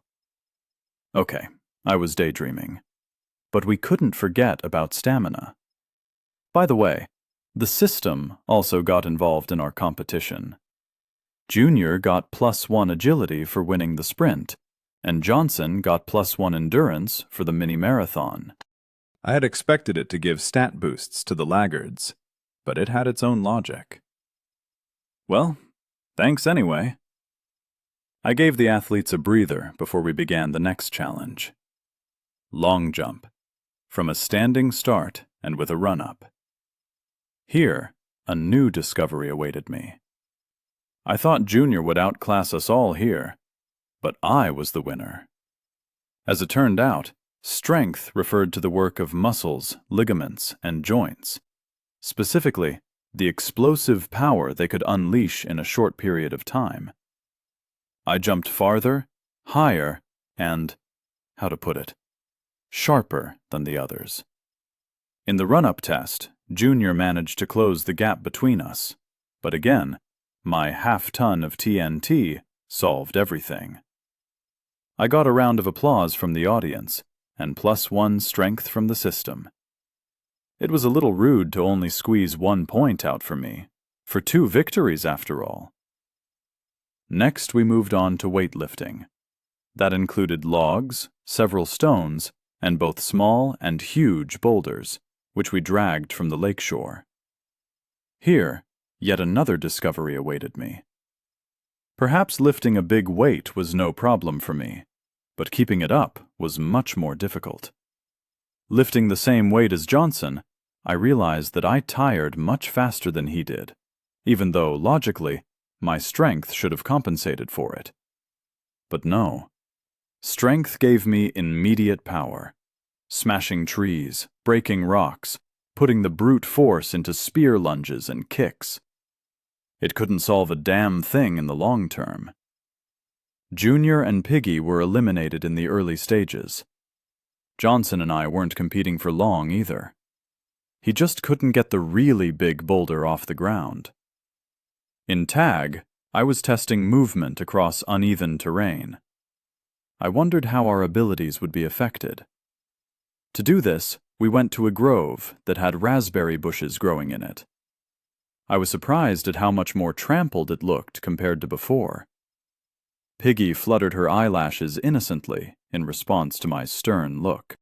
In her free time, which she got by getting Junior to plant the beds, Piggy forayed into the raspberry patch. I wasn't sorry about the berries, but the fool would get eaten out here. With raspberry sauce. I'd save the educational work for later.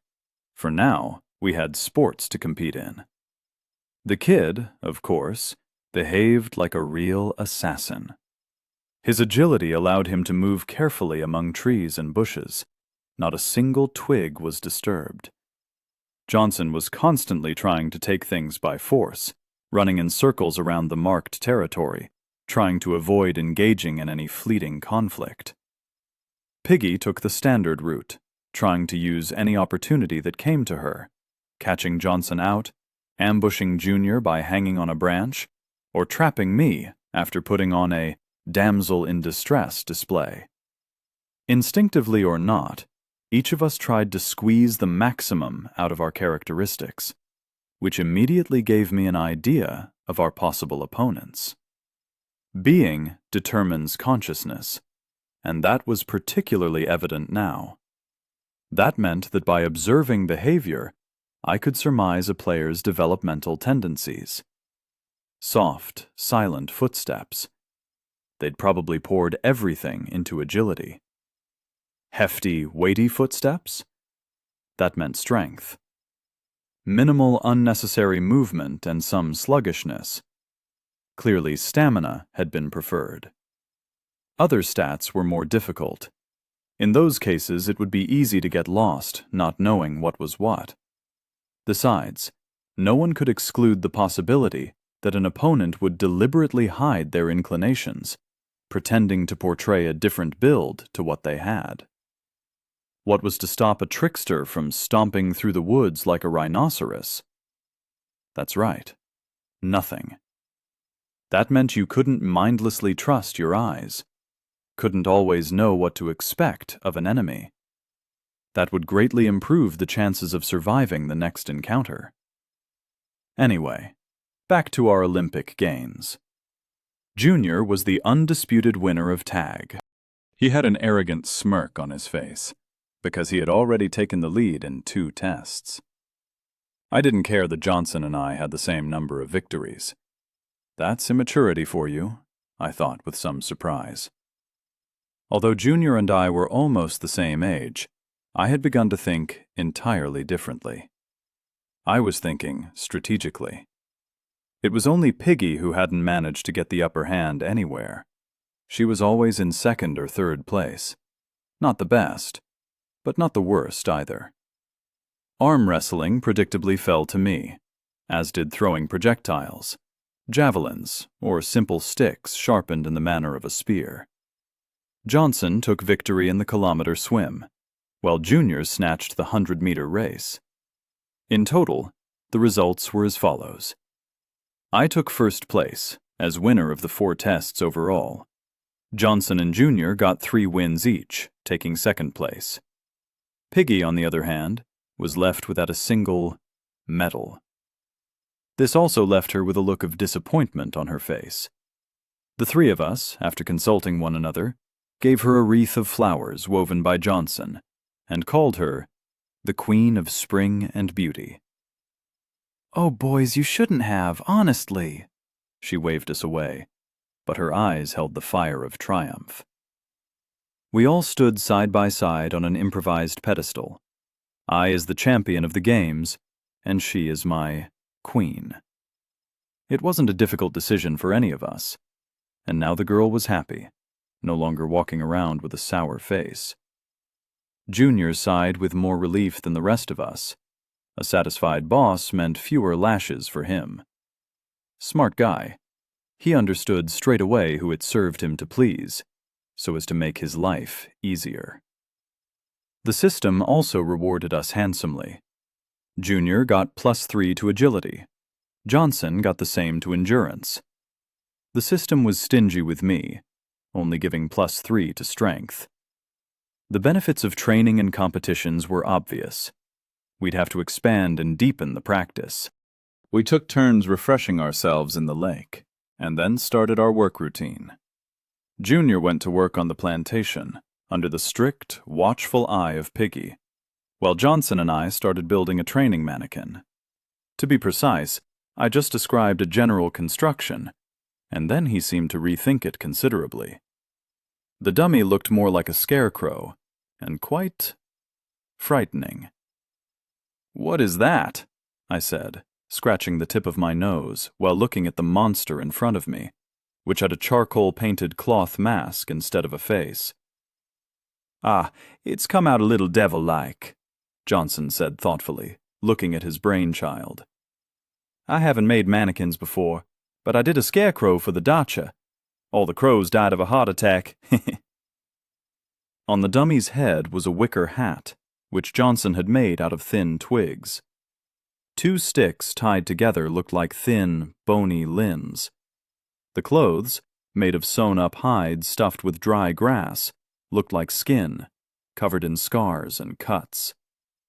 A gruesome sight, to be honest. The description echoed his words almost entirely. Name: Devil Knows What, Mannequin/Scarecrow. Level: Unique. At the command of the left heel of Asura's 6th leg, this monster was born. Legends say that the ancient treatises of the highest temple of the ascetic monks still have records of his transgressions.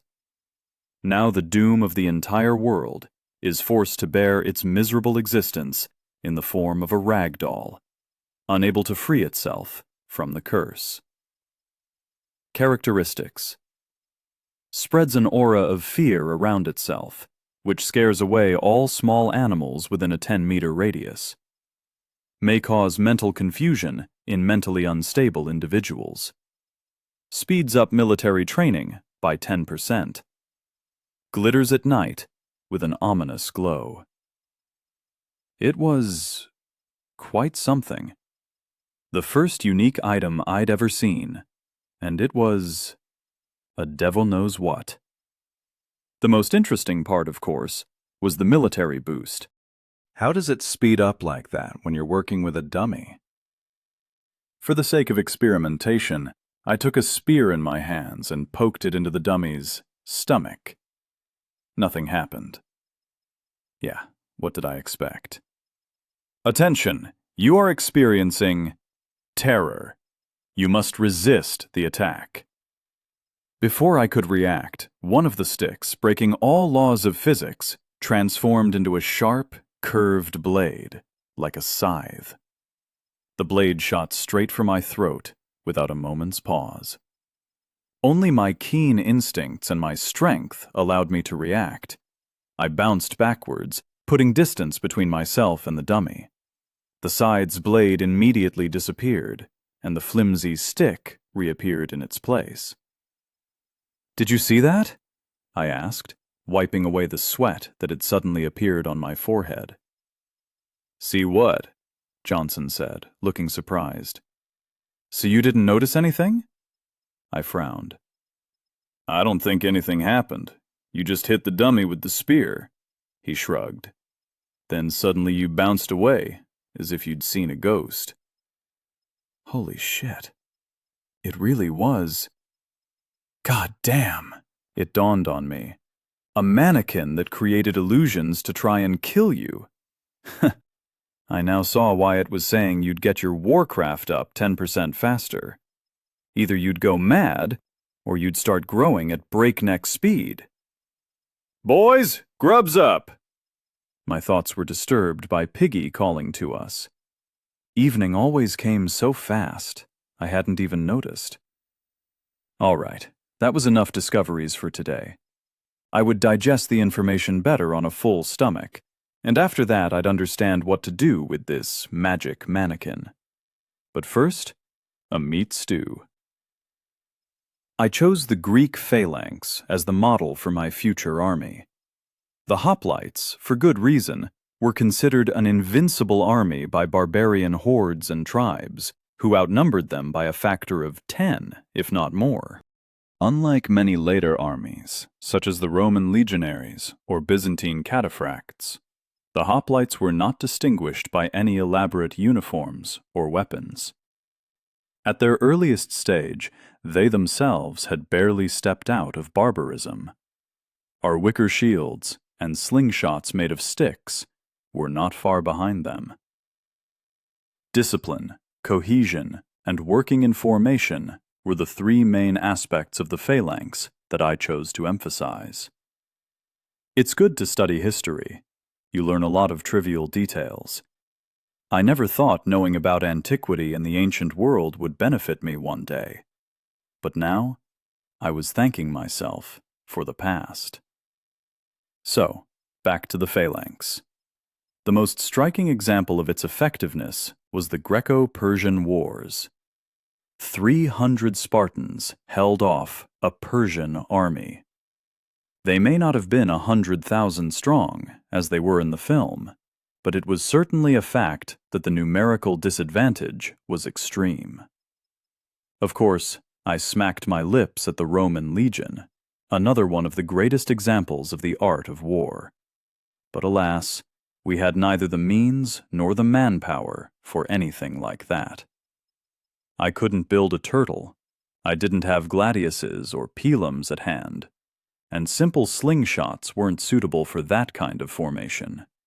And with no armor or shields, the effectiveness of the legion approach is seriously reduced. So I stuck with the Greek phalanx and explained its principles briefly to Junior and Johnson. The whole essence of the phalanx was to stand shoulder to shoulder and form a single wall, which should take the enemy's blows. Your shield should cover both yourself and your comrade's side. I took the center of our formation, as I had the highest strength. In the event of an attack, I would take most of the onslaught. Increased strength would make that easier to bear. Junior stood to my left, and Johnson to my right. First we practiced the formation step, the simplest of them all. With closed shields, it wasn't so easy to do. Junior's step was longer, Johnson's was shorter. We jostled with our shields and got the shafts of our spears tangled. 1, 2, 3. Left, 1, 2, 3. All my life I had thought formation training was stupid, and yet here we were, the most useful knowledge of all. After more or less getting the idea, we went round the camp. Piggy giggled at us, and the mannequin swayed in the wind, which made it seem like it was squinting disapprovingly in our direction. I decided we were ready to go, and commanded my men to stop marching. The three of us froze in front of the scarecrow. I'd already told the guys about the mannequin's peculiar nature, and we decided to try the effect again, all of us together. I wondered if our hallucinations would match. As we approached the mannequin, it was like being dipped in cold water. Goosebumps ran all over our bodies. Sweat instantly appeared on our foreheads. The devil knows what shuddered, its charcoal-decorated mask blurring into an anticipatory grin, which even on its own did not compute in our brains. An eerie, inky haze began to rise from the ground around it. Junior immediately turned pale, while Johnson clenched his spear so tightly I feared it would crack. Even though I was ready for the surprise, I only stopped myself from looking away with great difficulty. One of the sticks turned back into a scythe blade, which awoke me from my trance. "Shields up!" I growled. With difficulty, the boys obeyed. Crack! The woven shield crackled. The blade tore through it like a sharpened knife through a sheet of paper. Junior gritted his teeth, holding a scream in his throat. Johnson frowned even more than before, looking anxiously in our direction. "Step!" I commanded, trying to stop my subordinates being consumed by panic. Almost in sync, we took a single step towards the mannequin. It clearly wasn't happy about it. The second hand turned into a heavy hammer. Then it came straight at me. "Hold!" I heard myself say, and then I was met with a smack. Bang! I managed to hold firm with great difficulty. The force of the blow was like an electric train slamming into me. There were 2 shallow furrows in the ground, but I straightened up again, holding my shield upright. The mannequin grimaced and delivered a second blow with the scythe blade. "Shields!" Again we withstood the onslaught. "Strike!" In a single motion we attacked the dummy, our weapons piercing the grass-filled torso. The devil knows what crumpled. Its mask gave a nasty shriek, and the miasmas hovering around it disappeared. Congratulations! You have completed Training Stage 1 with the devil knows what. Will +1. Stamina +1. I examined myself, and the dazed Johnson and Junior, who both fell flat on their asses. Everyone was intact, as was our gear. The shields, which should have been torn to pieces, were now back in perfect condition. I also didn't feel the pain or fatigue I had felt a moment before. Was it all an illusion? I looked at the mannequin's mask. It was still the same as Johnson had drawn it. No winks or grins. So that's how it was it? "What the fuck was that all about?" Junior shouted, barely returned to his senses. "An impure devil, truly," Johnson said, crossing himself. "You're wrong, Johnson." I couldn't hold back a satisfied smile. The guys looked at me questioningly. "It's not a devil. It's a devil knows what. From this point onwards, that's our finest coach in close combat." You should have seen the look on their faces. "I think I'd better get back to the potato patch," Junior suggested.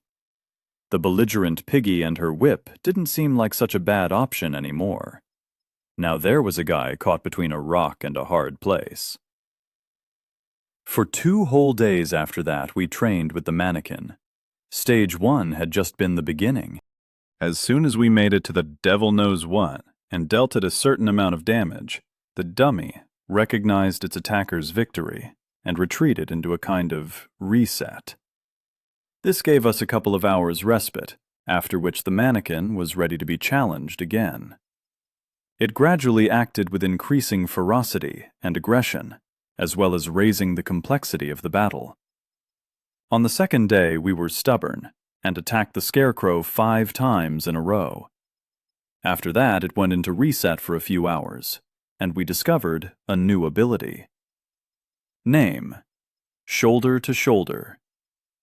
You fought an ancient horror and came out victorious. Or at least, you didn't soil your trousers in fear. Ability: plus 10% to armor when in formation with others who have passed the same test. I slowly got the hang of selecting a training level in the system's special window. It appeared once I entered the 10-meter radius surrounding the Scarecrow. The Scarecrow, however, no longer gave any bonuses for battles, despite remaining an excellent sparring partner. If you set the level to 0, then the devil-knows-what didn't even try to attack. It just stared menacingly at everything in the neighborhood, shooting everything with its creepy, painted-on eyes. It wasn't pleasant, but the dummy Scarecrow drove away any animals from the plantation within that 10-meter radius. If it couldn't cover the whole plantation, it could at least block one side, which made it easier to defend. Speaking of defense, in the morning, we were attacked by a pack of about 3 dozen hares. Although they had obviously hoped to wipe our settlement off the face of the earth, they didn't succeed. The 4 of us, protected by the fence, were able to easily repel the attack, which at one point turned into a contest to see who could kill the most animals. The winner, surprisingly, was Piggy, who managed to shoot the hares on their approach, as well as when they were running away like cowards. When the beast attack, which just a few days ago had nearly threatened the existence of the plantation, was so easily smothered, I realized how much the settlement had grown recently. There were 4 of us. We had a fence and weapons. We could operate cohesively in a single formation. I realized we were finally ready to move out. A phalanx in the woods. What could be more ridiculous? It was a formation designed for the plains, but we weren't 300 Spartans. We were just 3. So before going out into the thicket, I put us through one more training session, reorganizing from a marching to a fighting formation. It went terribly, but at least Johnson stopped tripping over his spear, and Junior stopped running away out of hot-headedness towards possible danger. I was satisfied with the results. Junior, as the fighter with the greatest agility, was in the lead. Should any danger arise, he would always be able to dodge or retreat. I was in the center, always ready to come to the aid of my subordinates. And in the back, of course, came Johnson. We put him there, among other reasons, because he walked through the forest like a drunken bear. If, suddenly, we are attacked from the rear, his stamina should be enough to hold out until we could join the fight. Suddenly, Junior stopped. He listened to his surroundings, or rather, sniffed them. "What is it?" I whispered to him faintly. "Can you smell it?" he asked, suspicious. Johnson and I looked at each other incomprehensibly. "What exactly do you mean?" I asked. "It smells of lard." The glade fell into a sepulchral silence.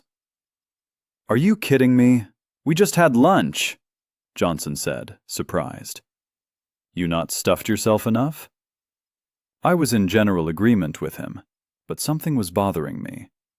Junior had a better Pathfinder skill than us. In Desk Jockey's group, he'd been the main breadwinner and hunter, thanks to his agility. So his acquired instinct must have been telling him something, just in a strange way. "Are you sure?" I asked again. "I'm not kidding," he waved his hands. "Smoked lard. I'd recognize that smell anywhere." "Fall in," I commanded, and we closed our shields. Johnson pulled in behind us, crunching a branch as usual. The sound was so loud, it was like a gunshot. Suddenly, the nearest bush rushed at us. Chapter 11. Of course, it was no bush attacking us.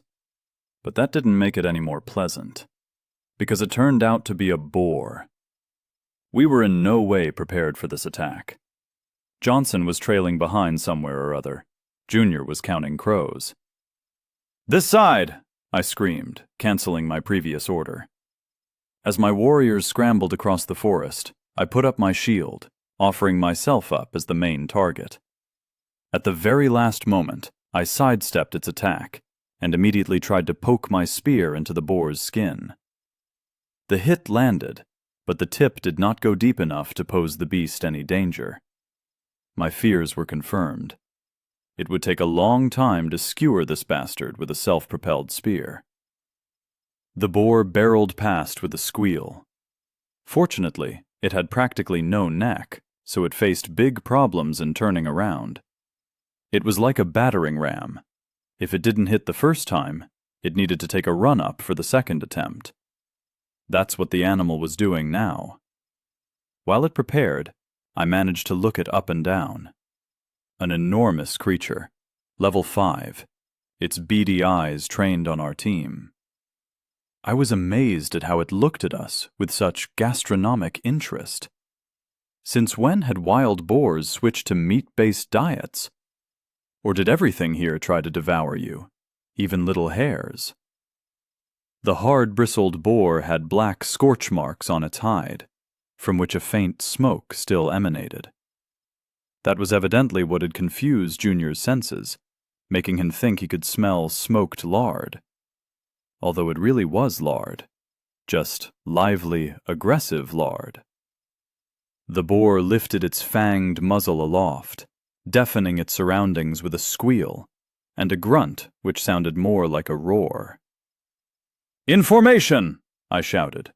"Close shields!" As soon as the command sounded, Johnson and Junior stood shoulder to shoulder with me, as if steeling themselves for the coming failure. Our shields formed a single line, our legs rooted themselves against the earth, and our spears were aimed at the enemy's head. With a new roar, the boar began accelerating and rushed in our direction.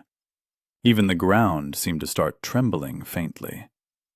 A drop of sweat rolled treacherously down my forehead. Our hands gripped our weapons tighter. The boar gave a disgusting scream.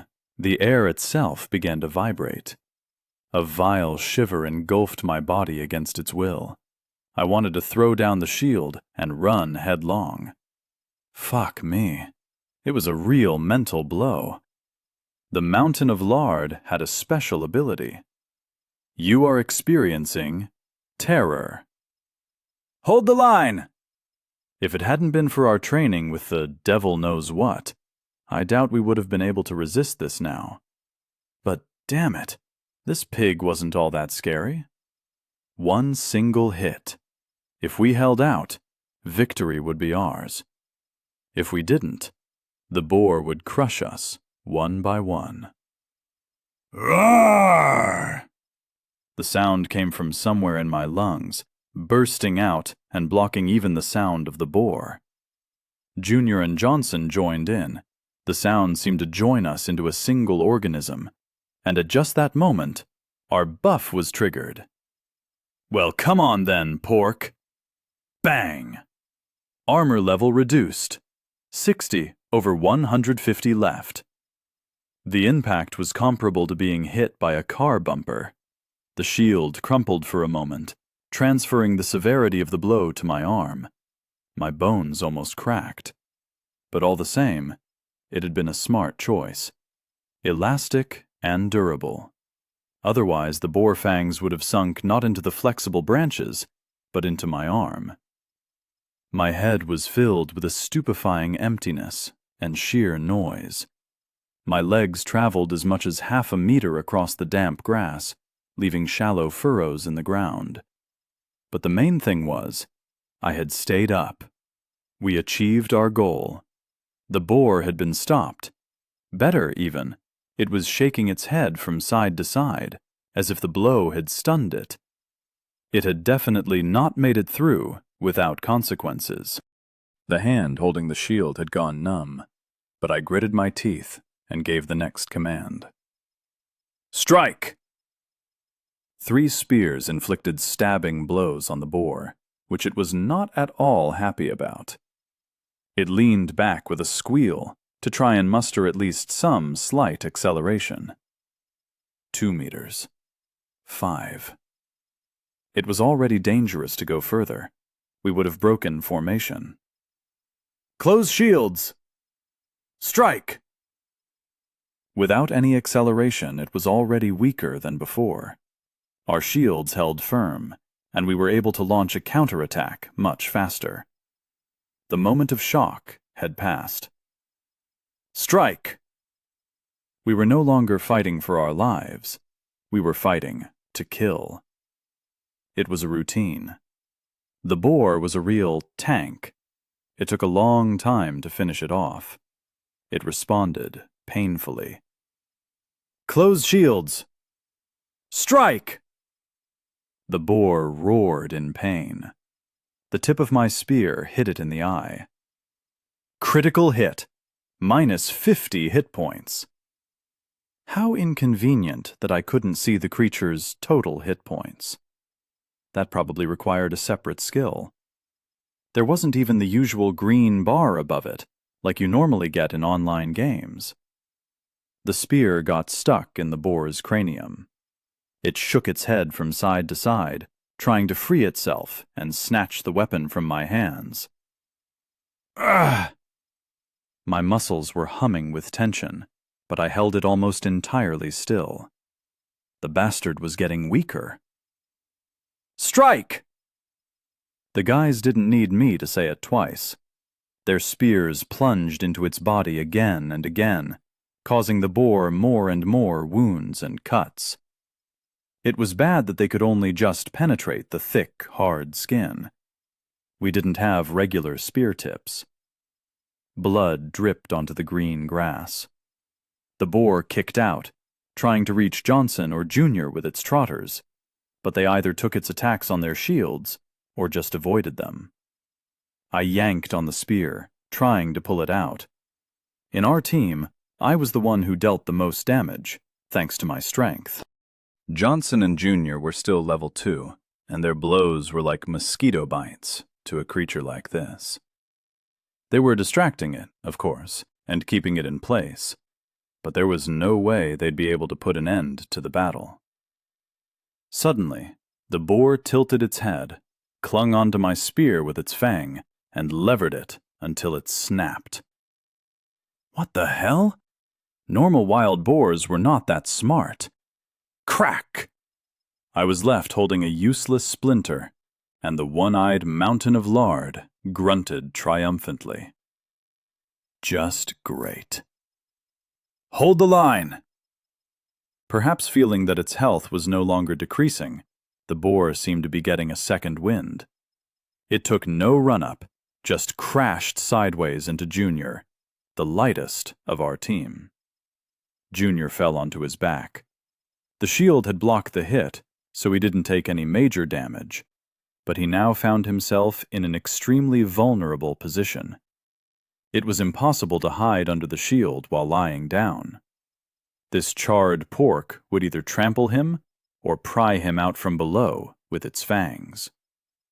Johnson, immediately forgetting our training, rushed to protect his comrade. "Stop!" I shouted, thereby saving the man's life. The boar shook its head, and its fangs struck just the spot where the laborer was supposed to be. It had already considered Junior to be its prey, and was resisting our attempts to repel it. You bitch! Holding the shield with both hands, I took 2 quick steps forward and whacked the boar in the face. How'd it like that? A taste of its own medicine. The pork shook its head and turned its rabid eyes to face me. I believed this was what they called hyper-aggro. "Come on, then. Are you mad?" I said, provoking it. "Come on, you overgrown pig. Here I am." Try and take me. I saw the boar squat, as if getting ready to sprint, and rushed as fast as I could in the other direction. The stomping behind me was catching up, but I wasn't trying to run away. I stood directly under the wide branches of a tree, then turned to face the enemy. It was rushing at me like a locomotive. Even its sole remaining eye was gleaming like a spotlight. Come on, you bitch. Let's do this. Just a moment longer. My entire being was taut with tension. My heart was beating hollow in my chest, ready to spring from its cage. It seemed like I had everything worked out, but... The boar gave a belligerent roar. It could taste victory. It knew I couldn't beat it alone. Its tusks would burst my belly, and that would be the end of me. I knew that too. At the last second, I threw my shield in the boar's face, depriving it of a view for a brief moment. Putting all my strength into my legs, I jumped up. 3 meters above my head was a thick branch, which I clasped with my palms, clutching on with all my strength. I pulled myself up and thrust my legs over the branch. Bang! The boar's skull crashed at full speed into the trunk of the 100-year-old, or perhaps older, oak, or whatever breed of tree it was. After which it still didn't die? In normal life, I would never have done anything like that. But it wasn't for nothing that we had been testing our abilities all day long. Junior was already running like a champion, and I was lifting championship-winning weights. So a 3-meter jump in the air wasn't that big of a surprise. It wasn't even really 3 meters, just enough for my hands to grasp the branch. A meter and change. Nothing special for this new life. The stunned boar stepped back, swaying from side to side. That put it right under me. Another second, and I landed on its back with Junior's dagger in my hands. The bonus item's sharp blade easily broke through the thick skin. Strike, and another, and another. I was stabbing the beast in the neck like a sewing machine. Then the boar just fell to the ground. Its only eye was dimming. There was no more life in the carcass. Johnson reached level 3. Junior reached level 3. Do you wish to distribute characteristics? Congratulations, you have completed a mission. Kill a creature of a higher level than yourself for the first time. Reward: 1 bronze box. It looked like I'd won. My experience bar was almost at level 5, too. A little more, and I would level up myself. I couldn't contain my happiness and relief, and immediately fell to the trampled grass. None of my muscles wanted to move. It also seemed like I'd torn a few ligaments on top of everything else. "Hey, Elder, how are you?" Johnson asked me carefully. He clearly found it difficult to get used to Lord, and Leo seemed disrespectful to a man who had just almost single-handedly slain that boar. My happy laughter could be heard across the glade. We won! Our return was truly triumphant, especially when we saw Piggy's reaction. Even if she was only that happy that we had all returned intact and unharmed. The minx almost shed tears when she saw the boar carcass we dragged in, with great effort. Still, Johnson's endurance and my strength worked wonders. Piggy's bag was no small help either. After tying the boar's legs, we had threaded an entire small tree between them and carried our catch on our shoulders like hunters in an ancient cave painting. That evening we would have a veritable feast. Pork ribs, chops, a leg of ham baked in some sort of leaves. Piggy and Johnson climbed all the environs surrounding the settlement in search of edible herbs and had great success. From the pork carcass, Piggy, applying her hunter skill, received several types of meat, boar skin, and lard, for which we had not yet found a use. There were still the fangs left over. She decided to make a primitive necklace from them. It gave +1 to damage, and was perhaps the first man-made jewelry of this world. I didn't do shit, just rested and waited for my wounds to heal. After we washed them with fresh water, They heeled over literally before our eyes. There were no casualties, apart from me. I was overjoyed about it. Our tactics had worked. Even level 2 weaklings like Junior and Johnson had kept a level 5 beast at bay. And now that they'd raised their stats, it seemed time to introduce wild boar hunting into our traditional sporting categories. Now I believed that we could even rival the Major for power. No way his arrows would pierce our new shields, especially if we covered them with boar skin on top of the branches. I wasn't so worried about the Gopniks either. Let them just try to mess with us. We wouldn't let them get within the length of a spear strike. Elder, what are you so caught up thinking about? Johnson asked politely. We're celebrating. He's not an elder, he's a lord, Piggy declared proudly, using her right as the person closest to... well, just closest. Lord Leo, get used to it, you hillbilly. The man laughed respectfully. Try the ham, my lord. They'd prepared it with seasoning. By the way, although the boar had given the impression of being old, the meat turned out to be extremely juicy and tender. It was as if he hadn't run all his life through the forest, but was grown on a special farm and fed exclusively with delicacies. If this was a peculiarity of the game, then it was one I liked. By the way, during the banquet, I opened the reward. Name: Bad Bronze Knife. Level: Garbage. Strong, sturdy, the very thing for surviving bare-assed in the jungle. Rambo approves.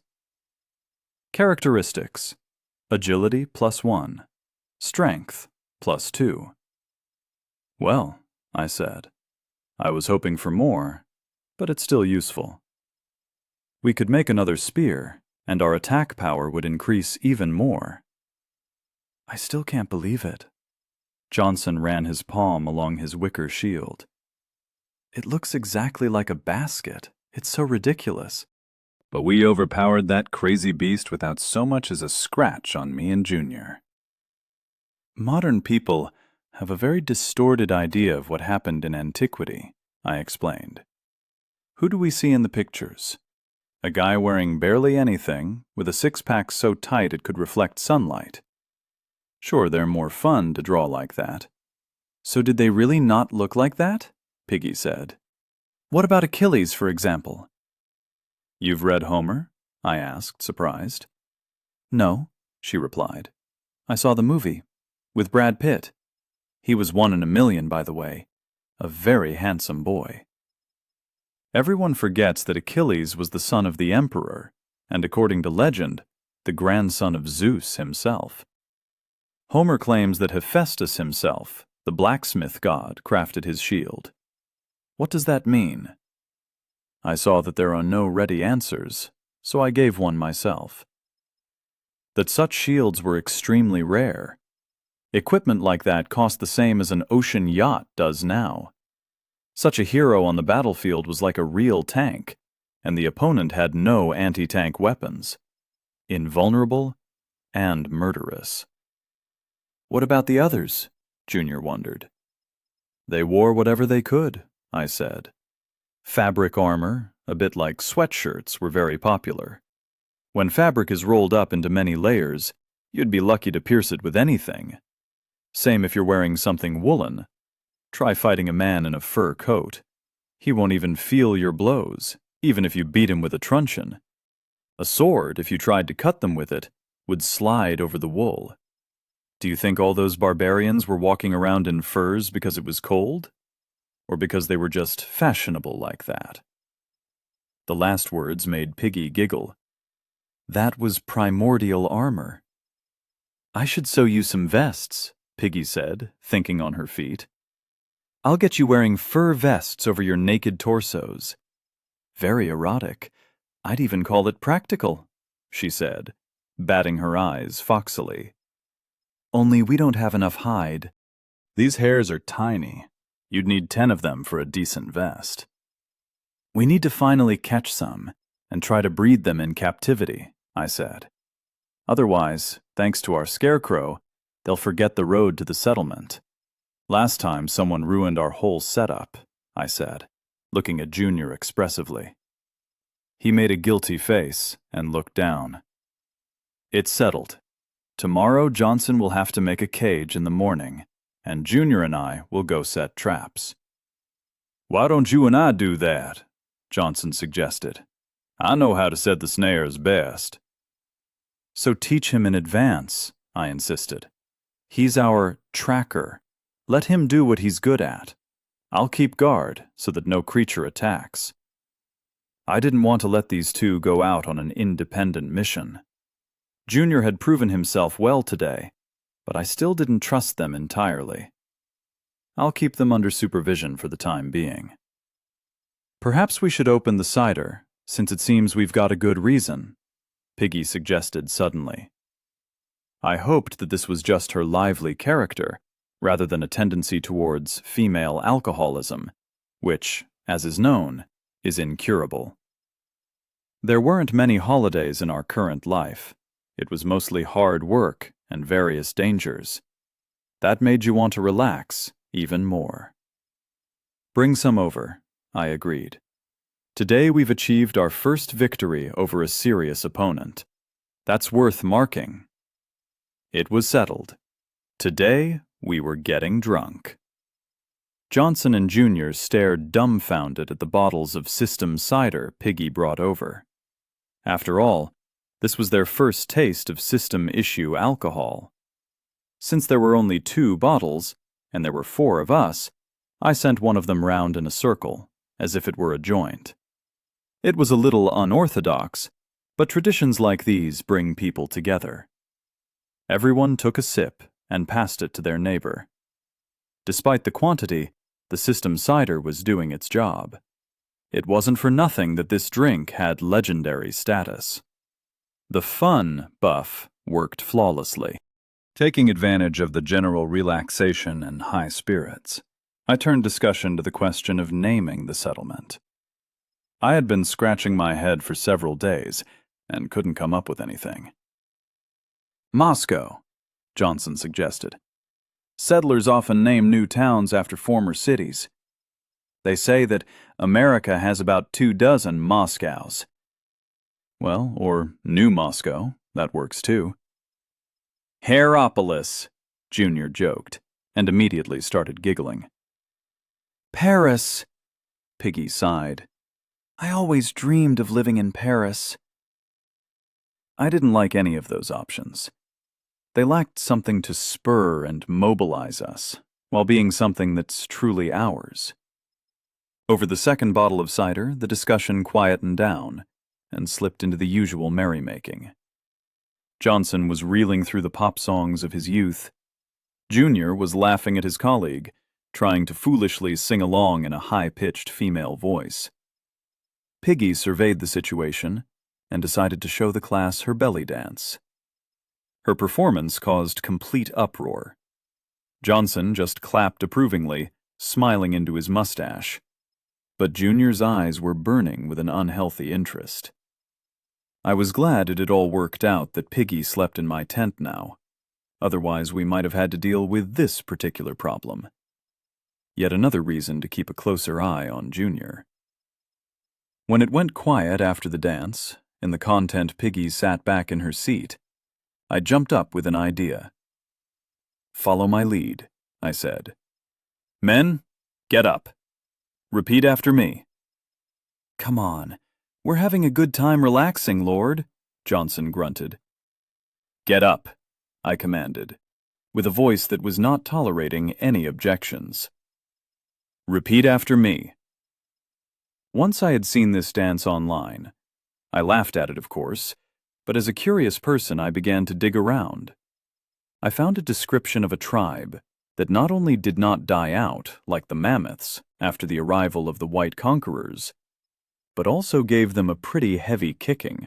By the way, the wars they fought were called the Potato Wars. Isn't that symbolic? Step forward, I shouted, placing my right foot.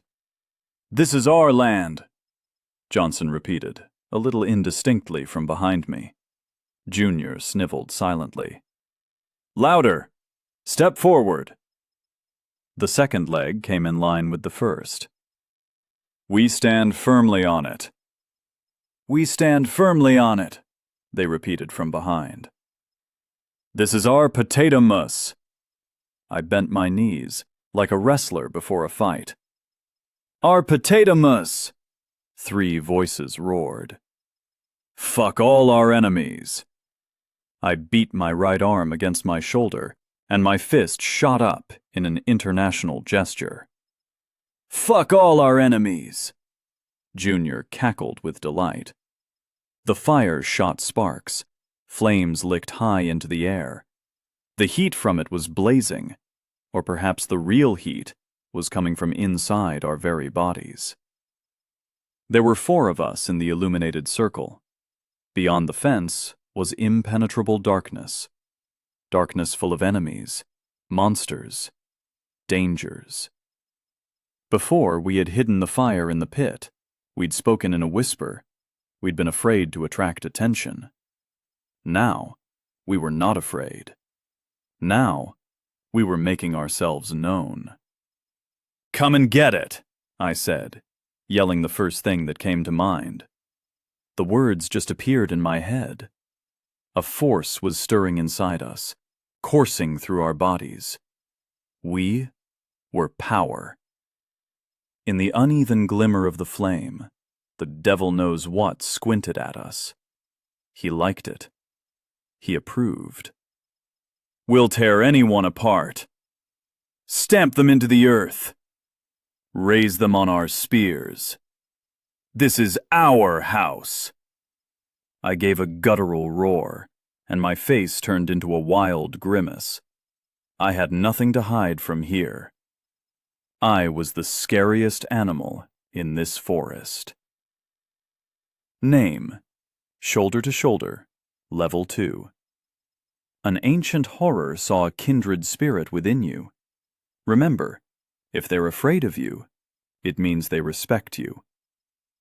Ability: plus 15% to armor when in formation with others who have passed the same test. This is insane, Piggy laughed. Boys, I almost got scared myself at first. This is not madness, I answered. This is Sparta! If there were truly inspirational names in history, that was definitely one of them. I walked to the post in the center of the settlement, more and more confident in my actions with every passing step. We had slaves. We had a phalanx. We even had the Olympic fucking Games. Perhaps there were only 3 Spartans for now, not yet 300, but the first step is half the battle. I name you Sparta, I said solemnly, putting my hand on the post. An interface window immediately popped up in front of me. Attention! Do you agree to initiate the trial to obtain an official name in the system register? I do, I answered out loud. All of my subordinates nodded approvingly. Time remaining until attack on settlement, 11:59:59. 11:59:58. Chapter 12. The cider immediately flew out of my head. Sometimes it happens like that. A minute ago you were filled with drunken courage and the sea was knee-deep. And then, snap, your head is empty as a whistle, and every thought is visible as it flies in and knocks against the walls of your skull. In the past life, it was adrenaline that was responsible for such a wonderful transformation. But what was it here? Our bodies and abilities here didn't depend on any previous physical schemas. Our competition had shown us that. Although, perhaps in our past life too, that same adrenaline, and all the other dopamines along with it, were a fiction, just a means of explaining what was happening. Then we had physiology and medicine. Now we had stats and buffs. It was time to lose the habit. All the same, the nerves were beating me pretty bad. For some reason, I'd thought this trial would be just another mission, collecting 100 logs or acquire 10 slaves. I certainly hadn't expected an attack. So, stay calm. The choice had already been made. The timer was running. In hindsight, it was easy to work out. Now we needed to figure out how to survive it. What did this trial actually consist of? An attack on the settlement. That was it. The system was good at setting problems. Who would attack us? With what aim? It'd be a surprise. What did we need to do? Just prevent the enemy from breaching the walls? Keep the post that assigned us the trial safe? Perhaps we just had to survive? There were no details, so we had to assume the worst. We had to assume that they were going to try to kill us all. No one was enthusiastic about this news. "Shall we hide in the forest?" Johnson suggested. "Wait them out?" "How would we hide?" Piggy immediately started screaming. "Oh, you rotten stump! I came here to cook, and now I have to hide in the bushes? I grew every potato here with my own bare hands. I will lie face down on this ground before I give away my potatoes." I remembered Piggy defending the field from the hares on her own. This one wasn't lying. She really wouldn't give them up. "You can't hide." Junior's excitement began to falter. "It's shameful." "Well, I wasn't saying we should run away," Johnson backstepped. "We can watch from the forest, see who's coming for our souls. Then we can catch them in the village, like a trap. It's not cowardice, it's a military trick. Right, Junior?" He was looking for an ally. "And then we can attack, straight at the unprotected rear." "Yeah? And what if he eats all the potatoes here while you're sneaking around in the bushes?" Piggy said, prodding Johnson's chest, forcing him to retreat. "What kind of pussies are you guys?" "Auntie Piggy, this military trick, it's a good idea." Junior's opinion was changing like a weather vane. "This is the right—" It appeared my subjects had not yet matured to democracy. "Shut up," I said, putting an end to the dispute. I turned to Johnson. "And what if people come to capture us? What makes you think Desk Jockey or the Gopniks haven't been tasked with taking us? What are we meant to do then? Smoke them out from our own settlement? We're not leaving the submarine for anything. But now, I'm ready to hear suggestions on how we're going to defend ourselves." My villagers frowned. This attack clearly wouldn't be easy. If it were a simple matter, they wouldn't call it a trial. It wasn't our first day in the new world anymore. It was already noticeable that people were beginning to get used to the cruelty and uncompromising nature of their new conditions. The system didn't care if we lived or died. "Are there any details?" Johnson asked. "Some hints, perhaps? What are we preparing for?" Slightly embarrassed by showing his excessive caution in front of his superiors, he was now hurrying to make amends. "The system's saying nothing," I said, shaking my head. "Just a timer, that's all. Perhaps new details will appear later, or perhaps we'll get nothing at all," Johnson ended my thought. "That's right," I nodded. "We'll have to figure it out. Therefore, while we still have time, we have to strengthen the settlement as much as possible." "We can't build anything serious in the time we have left." Johnson shook his head. "We can't build a full stone wall or anything like that. Not even the 4 of us. We won't have time. It'd take longer than that just to drag the materials over here." "What if it were a palisade?" I suggested. "Not thin wicker, but thick, solid logs." "Exactly," Piggy said. "And sharpen the top so that the attackers snag their balls on them." Johnson scratched his chin and thought. He was our construction specialist, and I trusted his opinion. "We could, but it'll be difficult and take a long time," he said, bringing Piggy and Junior down to earth. "What's more, We've got no tools that can chop quickly, or strip the branches and logs, and no ropes to tie and fasten them together. Then we should give up on the idea of a new wall straight away, I agreed. Any other ideas? What if we tried to make a moat? Piggy asked, raising her hand like a schoolgirl. Dig along the wall and fill it with water from the stream. Likewise, I shook my head. Long, time-consuming, expensive. Plus, without a wall, it'd be useless. We need something with maximum impact, but minimum cost. Could we build traps? Junior suddenly jumped up from his seat. Yeah, like in those Vietnam movies. The Viet Cong dealt with the Americans, and they only had the simplest tools to do it. The guy definitely had a thing for special operations. That ability should be encouraged and developed. Well, we have nowhere to make tripwires, I said. We've got a flat field in front of the wall. And then I stopped as an idea came to mind. That could work, Johnson said, hearing me out. It'd take some hard graft, of course, but it'd be good. I've made stuff like that before. While you served in the army? Junior's eyes lit up. If only, Johnson laughed. In the garden, a fox would come at night and eat my chickens.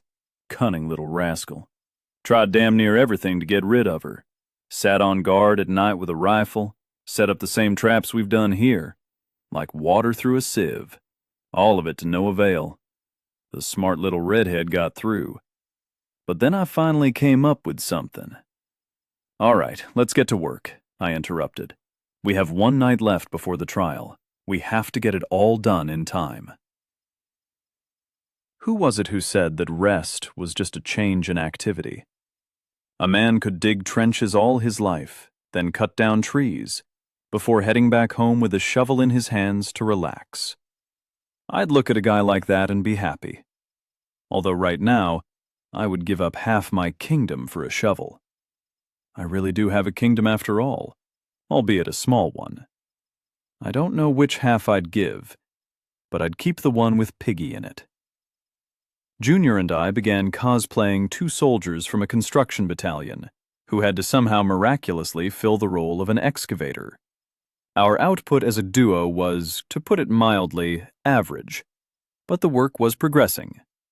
Does it need to be said that digging damp ground in almost complete darkness without proper tools is a perverse venture? We loosened the ground with hose, then shoveled earth with our hands into a rough basket, specially woven for this purpose, before dragging it to one side. After that, we started over. Johnson chopped down logs in the forest, and Piggy sharpened them, having received her bonus dagger of agility for this purpose. Then we swapped. No allowances made to myself as lord. On the contrary, I worked as hard as 3 men, given that I was the main workforce. What progressive slave ownership! There was no need to force anyone. Everyone understood that we were working for our own survival. So, who do you think could be attacking us? Junior asked while we worked. No idea. The conversation distracted me from fatigue, so I was happy to engage. If it's a real threat, then perhaps either something like the boar we ran into, or someone worse. Like wolves or bears? He frowned. Like people, I concluded gloomily. But who could really pose a threat to our current squad? Any animal that could break through the fence or climb over it. I doubted that it would be the usual hares. Even 100 of them would hardly be able to cause any trouble. A person sent by the system, however, even if they were alone, would be much worse. So far, I hadn't met anyone higher than level 3. So far, I was the highest leveled player I'd seen. But was that really true? Perhaps Major or TJ were already flaunting level 5 and had already been given the task of eliminating competitors? The surprise was the biggest cause of anxiety. Perhaps they really had given us out as a quest. Or would it be mobs? If we were already familiar with them, then no problem.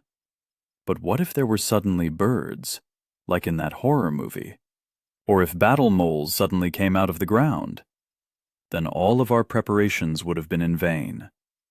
I wouldn't even have been surprised to see a portal open up in the center of the clearing, and monsters with level 80 tentacles fall out of it. It all sounded like nonsense, but anything was possible. By morning, our hands, feet, and brains were buzzing with insomnia. The system was increasingly draining our energy, forcing us to fall to the ground. As a result, even Johnson, with his elephantine endurance, got the overwork debuff. We just needed to get a little sleep.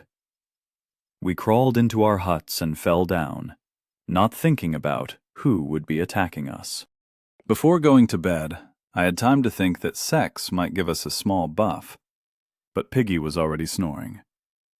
Having just reached a horizontal position, I did what I had been dreaming of for hours. I slept. 010, 32 remaining before attack on settlement. We had prepared everything we were capable of preparing. I held my faithful spear in my hands, repaired by Johnson after our fight with the boar. The second spear, with the copper knife tip, was given to Junior. His agility gave us a chance of critical hits. Johnson just had an ordinary javelin, as I had taken to calling the plain sharpened sticks. We tried inserting a stone tip, but the system was so rude about our crafting that we gave up on the idea. We had prepared throwing spears from shorter, sharpened sticks. The damage from them was small, but you could tease the enemy and attract their attention. Piggy had collected stones and put them in an improvised bag made of hare skins. Her bonus bag hung over my shoulder, as did Junior's dagger. We had calculated to use the characteristics buffs to their full effect and make me the main combat unit. Junior and Johnson would provide cover, of course, but the main burden of defense was expected to fall on my shoulders. Johnson also prepared additional wicker shields to replace any that got damaged, giving us 2 each. Piggy included. Who knew what we'd have to face? What if it was an air attack? Before the battle, we quietly, hurriedly ate some stewed potatoes with pork, the pinnacle of Piggy's culinary skills. This dish gave us +2 strength and +2 endurance for an entire hour. We stood by the wattle fence, shields closed, clutching our spears tight. Behind our backs, the devil knows what wiggled its twig arms. I don't know why, but I ordered them to drag it closer to the fence, let it strike fear into the enemy. Judging by the painted face, it was really enjoying what was happening. We'd done everything we could. All there was left to do was wait. 0 hours, 0 minutes, 3 seconds. 0 hours, 0 minutes, 2 seconds. 0 hours, 0 minutes, 1 second. Attention! Your settlement's trial has begun. An attack on the settlement is taking place. Conditions for victory. All opponents have been killed or have retreated from the trial area. Conditions for defeat. Settlement chief has been killed. Victory reward, 1 silver box. Defeat forfeit, death of all residents. Okay, everything so far was as we had expected. Either they'd kill us all, or we would destroy all the attackers. No third option. "They're already close," Junior cried, as the bushes next to the clearing began to stir. There was also a rumbling. Looking at my feet, I realized that I was not imagining this. The ground really was shaking, as if a freight train was approaching us. Something felt familiar. Just don't tell me that. I didn't have time to finish my thought before the green wall was torn apart by the fearsome snout of a wild boar leader, after whom 2 more wild boars and several piglets were rushing at full speed towards us. They were galloping so fast that a wall of dust rose behind them. The leader noticed us and emitted a heavy cry, jutting forward his muzzle and his giant fangs, without slowing down one bit. His subordinates echoed the roar, announcing to the entire forest that the onslaught had begun. As I saw them, I felt a wave of terror, invisible but very much real. It crept through to my bones, whispered in my ear. It sent shivers down my spine. "Drop the spear," it whispered. "Run. Run while you're still alive." "Close shields," I yelled, shouting over the pigs. "We're not scared. This is our land." "This is our land!" The fear receded. It fell away in clusters, like a damp fog in sunlight. It slid off our shields and seeped into the ground. We would hold out. I heard sobbing and stamping behind me. Looking around, I saw Piggy, terrified and hopping from foot to foot. One defender had withdrawn, and there was no time to catch her and bring her to her senses. It was lucky that we had trained with the devil knows what, or else the enemy would now have been looking at our backs. "Ready! Spears at the ready!" I commanded, picking up the first projectile. I knew that it wouldn't help much, certainly not against the leader. If yesterday it had been difficult to break through the skin of a simple boar, then what was it going to do to its improved version?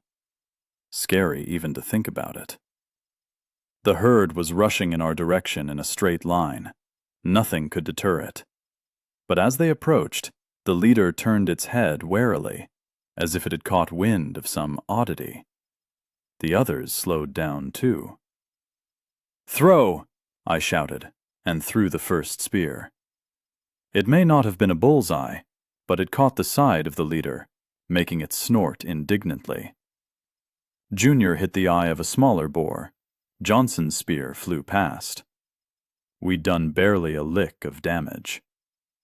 The disgruntled pork grunted and began to stamp in place. "Take that!" a screech rings out behind me. "Get those hogs!" A heavy stone from a unique, dazzling slingshot hit the leader directly in its beady black eye. "Lightened up?" I asked Piggy. "Yeah," she replied. "I waited it out, shouted a bit, and then something got me so angry. That bastard's face looks exactly like my ex-husband. It's just as boorish. Take that, you bastard!" She fired a stone precisely into the leader's pink snout. It grunted indignantly and dug the ground with its trotter. In my view, there was not a drop of similarity with Desk Jockey, but Piggy saw it better. "Spears," I commanded. "Fire!" The leader roared. Forgetting its former indecision, it regained speed. I remembered an old story from a school textbook. They moved in a wedge, often called a swine's head. The wild boars had clearly read that one too. Unfortunately, they had read it poorly. They'd forgotten how it all ended in that case. The first boar didn't even have time to squeal before it fell beneath the earth. There was a deafening crack, like wood or bone. It wasn't for nothing that we'd spent all damn night digging. 6 sizable tiger pits, almost full-sized, with thick, sharp stakes at the bottom. Johnson was clearly telling the truth when he told us all the story of catching a fox in the same contraption. I had thought you'd have to be a complete fool to fall for that, and foxes are so light and agile. But now I was starting to believe him. The boars broke the thin branches and leaves that were laid on top under a layer of turf, and down they fell. Several piglets also fell into the traps. They were too small to fall on the stakes, but they couldn't jump out either. They screamed desperately and ran along the bottom. The leader was definitely the smartest of them all. It slowed down, but its body weight was too great. Its foot slid forward and over the edge. The boar was balancing on the very edge. Another full-grown boar overtook it and collapsed, flailing into the pit, crashing into the stakes. Upon seeing this, the leader jerked desperately, pushed off from the edge of the trap, flew over it, and rolling, landed on the ground. Its comrade failed to perform the same trick, and with a painful roar, it ran into the sharpened stakes. The leader turned its head around, examining what was left of its tribe. Out of all of them, the only survivors were the piglets, piled up in a couple of pits with the other wounded animals, no idea what to do. There were also the boars howling in the pits themselves, but blood loss and the height of the traps would finish that job sooner or later. We'd won. Almost. Another moment, and the beast turned in our direction, shooting me a fiery look, full of maddened rage. It looked like we had finally pissed him off. Rah! I, like the others, clamped my hands over my ears to block out the howl of despair that the wild boar leader emitted. Now in complete solitude, all he had left to do was destroy us, or die. "Keep throwing!" I cried. I was the first to throw another spear, which plunged into the beast's skin and caught fast. Johnson and Junior tried desperately to do the same, but their strength wasn't enough to pierce the skin. Piggy pounded him with rocks, but they ricocheted off the boar like they were hitting a cliff face. If there were a berserk mode here, then this creature had activated it. It couldn't care less about the damage. It was going for the kill, and we had practically no trump cards left up our sleeves. "Fuck, that's scary," Johnson said quietly, almost expressionless. The boar was quickening its pace. Its body seemed to have filled with some kind of light. No, it didn't just seem like that.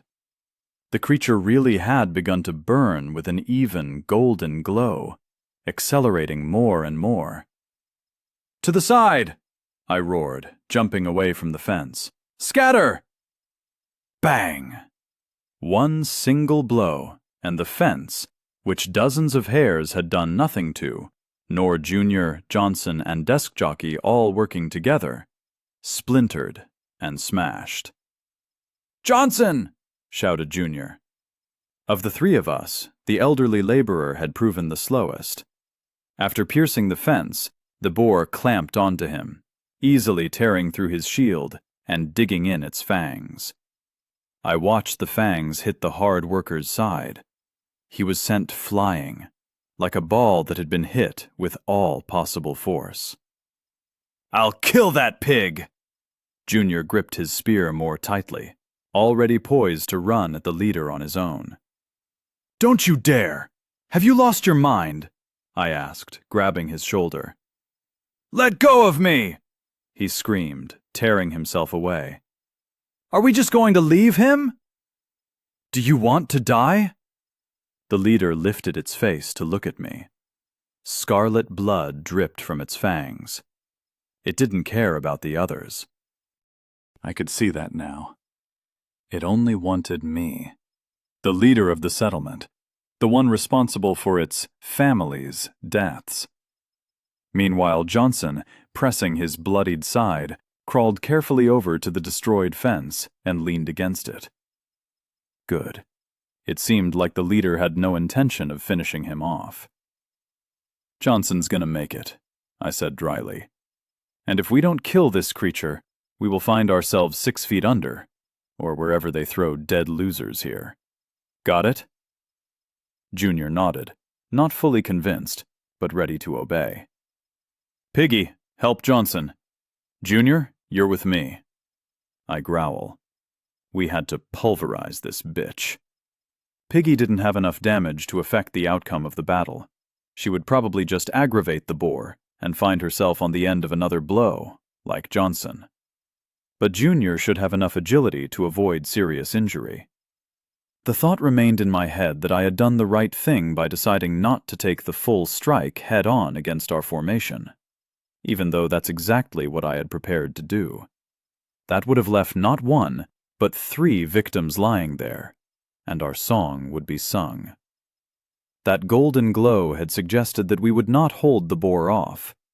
We needed to train the formation better, diligently, competently, on an ongoing basis. But more than that, we needed tools, normal weapons, armor, and so on. Alas, for now, there was nothing like that. And if I didn't get my act together, none of that would happen. Phew. Okay, here we go. I inhaled and exhaled. It was time to think, and fast. The leader had easily broken through the fence, and even wounded Johnson.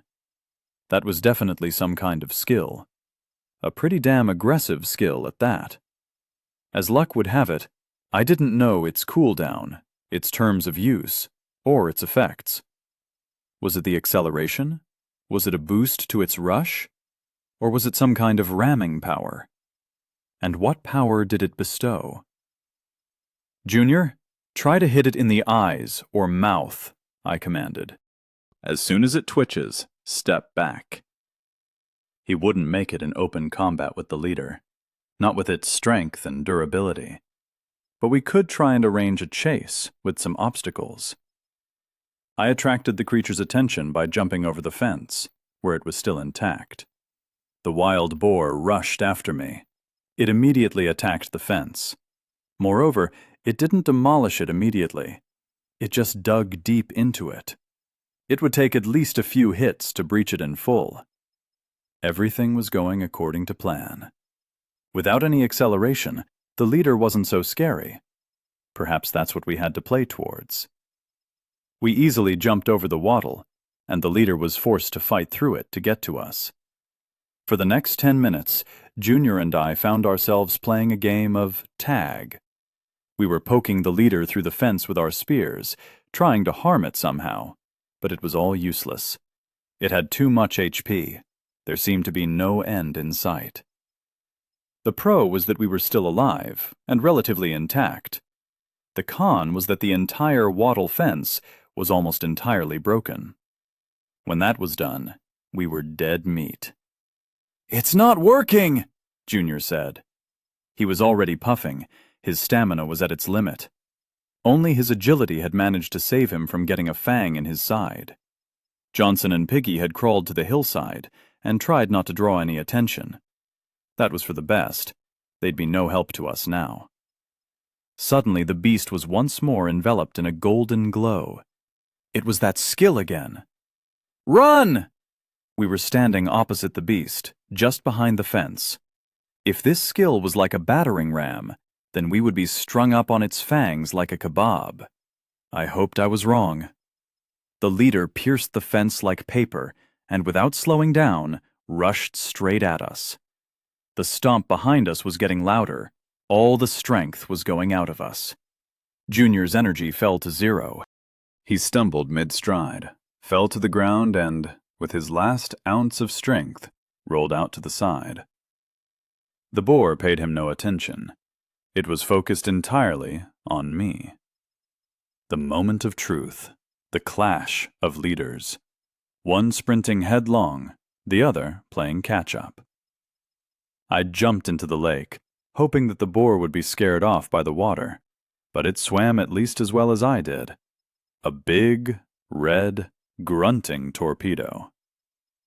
Having won the first couple of minutes, I jumped out onto the shore. The boar ran out after me. I winded my way between the camp buildings, feeling even the borrowed stamina from the shopaholic bag starting to ebb. The boar, as if just to spite us, rushed straight through our tents, breaking everything that could be broken. The settlement lay in ruins. Completely. Although, no, there was one place we hadn't made it yet. Having gathered the last of my strength, I upped the pace. The boar, feeling my fatigue, also stepped up. I could literally feel its breath on my heels. Come on, strike! The fangs slammed into my shoulder with a wild flash of pain. The ground went from under my feet, and I flew to the side like a broken doll. I had just missed the chance. The boar took 2 more steps and crashed into the cellar with all its weight. The thin roof broke under its torso, and it collapsed right into our supplies. Grunting furiously, it began to trample and devour the potatomuses, clearly feeling some kind of particular hatred for them. I just lay on the grass, waiting for this creature to come out and finish me off. My HP was in the red zone, and it looked to be decreasing from blood loss too. My energy was at 0. I couldn't feel my body at all. Technically, I was already dead. In actual fact, I would have to wait a couple of minutes for the wild boar to eat its fill of our potatoes. "Leo, are you alive?" I felt warm palms on my face. "Say something, Leo." "Piggy!" I had told her to sit quietly and not draw any attention to herself. No, she'd stuck her nose in. There were no stakes at the bottom of the cellar. It wasn't a tiger pit. So the leader wasn't taking much damage. On the contrary, the unique Pototomus would be buffing him. There was just one thing. "Take a stick from the fire and throw it down there." "What?" Piggy said, clueless. "Throw some fire down there." The flames shot up almost to the very sky. Along with the rest of our supplies, the cellar was full of boar lard. The leader, having worked his way through everything in there, would now have smeared itself in it, from the tips of its trotters to its very snout.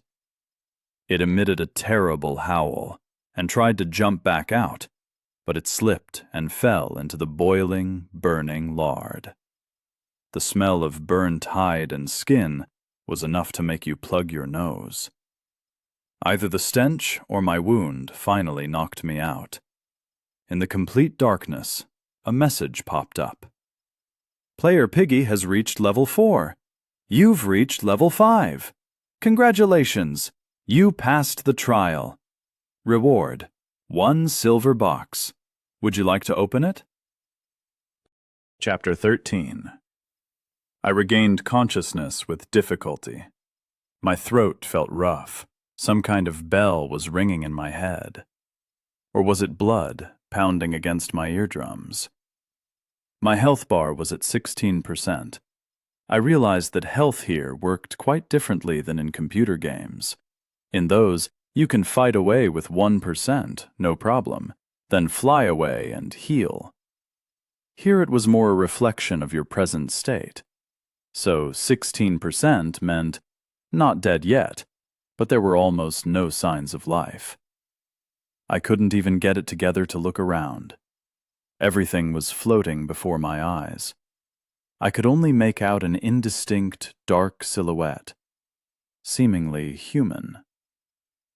"Water," I begged, and the figure instantly disappeared.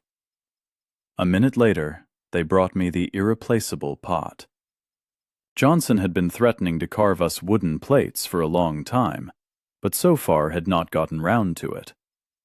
So, I hadn't died, and I was in my settlement. That was good. But the fact that I was hearing everything around me through a thick layer of water was less good. Fuck. Rather than water, I tasted some kind of bitter filth in my mouth, and immediately spat it out. "That's a chamomile concoction," I heard Piggy cooing. "Very healthy. Drink a little more, then it won't be so disgusting." She had to persuade me like a child. Gritting my teeth, I took a few sips, and the hum in my head disappeared. The world stopped swimming and regained some clarity. The health bar read 27%. No physical examination was required. All changes were immediately apparent. I saw Piggy in front of me, with an agitated expression. Behind her were two more silhouettes that were looking at me as if I had returned from the dead. "Johnson? You here?" I wheezed. "I'm here, Elder, I'm here," the laborer responded. "Junior, how about you?" "Here, Lord." That required officialdom for some reason. "Then who's watching the potatoes?" I exploded. "Why the hell are you all huddled here? A damn doctor's panel, you idiots! What if someone was stealing them right now? Or eating them?" "Thank the gods you're alive." Piggy immediately jumped on me, hugging my neck and almost crying. Or more precisely, given that I was lying down, she spread-eagled on top of me. "A living devil," Johnson laughed hoarsely, before starting a wet cough and pressing his bandaged side. "Well, what did I tell you? Our boss is hard-headed as a ram. What kind of boor could hope to beat him?" Junior crossed his arms with a weighty expression, for which he received a well-deserved clip round the ear from his senior colleague. "You've changed your tune. You were already talking about burying him, asshole. No shame or conscience," Johnson grumbled. Junior looked away, pretending he had no idea what he was talking about. All right, Piggy. Off you get. I'm all right. You see, I'm alive. Arms and legs are intact," I say to calm down the worried girl, patting the lower part of her back. She nodded warily, breaking her embrace. "I wouldn't be so sure about that last part," Junior chipped in again. Slap! Johnson repeated the educational procedure. "What do you mean?" I asked, and looked at my hand. It was wrapped in a cloth, which was soaked in dried blood. "Well, could be worse, I guess." "That's for sure," Johnson nodded with a weak smile. "You're a lucky asshole." I remembered the moment that the boar planted me on its tusks. Sure, not exactly fun, but I'd been really lucky. If he'd managed to hit me again, he would definitely have finished me off. Plus, my hand hadn't been torn off, which meant that it would recover sooner or later. I really hoped that was the case anyway. The system's attitude towards us was, in many ways, reminiscent of a joke about mushrooms. In order for us to grow nicely, we were kept in the dark and fed shit. What happened if one of us lost an arm or a leg? Would a new one grow in like a lizard's tail, or was it permanent? Were we meant to do experiments? It sounded rough, but that's how our ancestors came to understand the world. Yet another reason to catch the hares. They didn't care what route they take to becoming kebabs. Well, what's this? I didn't even have time to get up before Piggy shoved the box into my hands. "Our victory reward," she said. "Open it quick. Maybe there's something in there that'll cure you." At the same time, for some reason, she looked angrily at Johnson. "She was really beating me over the head with that thing," he grumbled. "I said to her it wasn't necessary. You'd come to and open it yourself." "And if he hadn't," she said, starting a half-turn, "you'd have rotted because of your stubbornness, you old fart." God really had sent me helpers. The most important thing was that both of them were right. Piggy was right in wanting to help me as soon as possible, and Johnson was right to keep the object unopened until I gave the order. For conflicts like that, it would be worth appointing a deputy. But who? The proactive Piggy? Or the executive Johnson? Okay, the box was very box-like. I picked it up. Clap! 3 scrolls fell out of it, and the housing itself immediately evaporated in my hands. Damn. I still wasn't used to the local special effects. Whenever something appeared or disappeared into thin air, I shuddered. The scrolls looked like papyri, which I had never held in my hands, only seen in films. long pieces of canvas between two sticks of wood. The paper turned out to be stiff, slightly yellowish. Name: Primitive Dwelling Schematics. Huts, shacks. Discover urban planning from scratch. No nails, chemicals, or brains required. Read the instructions, make yourself a log house, and you will be happy. Allows settlement to build huts/shacks. Construction time, 72 hours. Ah, so now we'd have something better than tents? Perfect! I immediately turned to the second drawing. Name: Smelting Furnace Schematics. You can't bolt an Iron Man suit together from it, but this baby can cope with melting metal. Crooked, oblique, and impure, but it works. Primitive furnace will provide excellent service in a forge or workshop. Construction time, 6 hours. Ha! We were striding into the Iron Age. But iron has to be forged to remove impurities and slag. One stove wouldn't be enough. With copper and other soft metals, however, you didn't need to purify it like that. Pour it out into a mold, refine it. Militarily, it was a breakthrough. We urgently needed to look for ore in the surrounding mountains.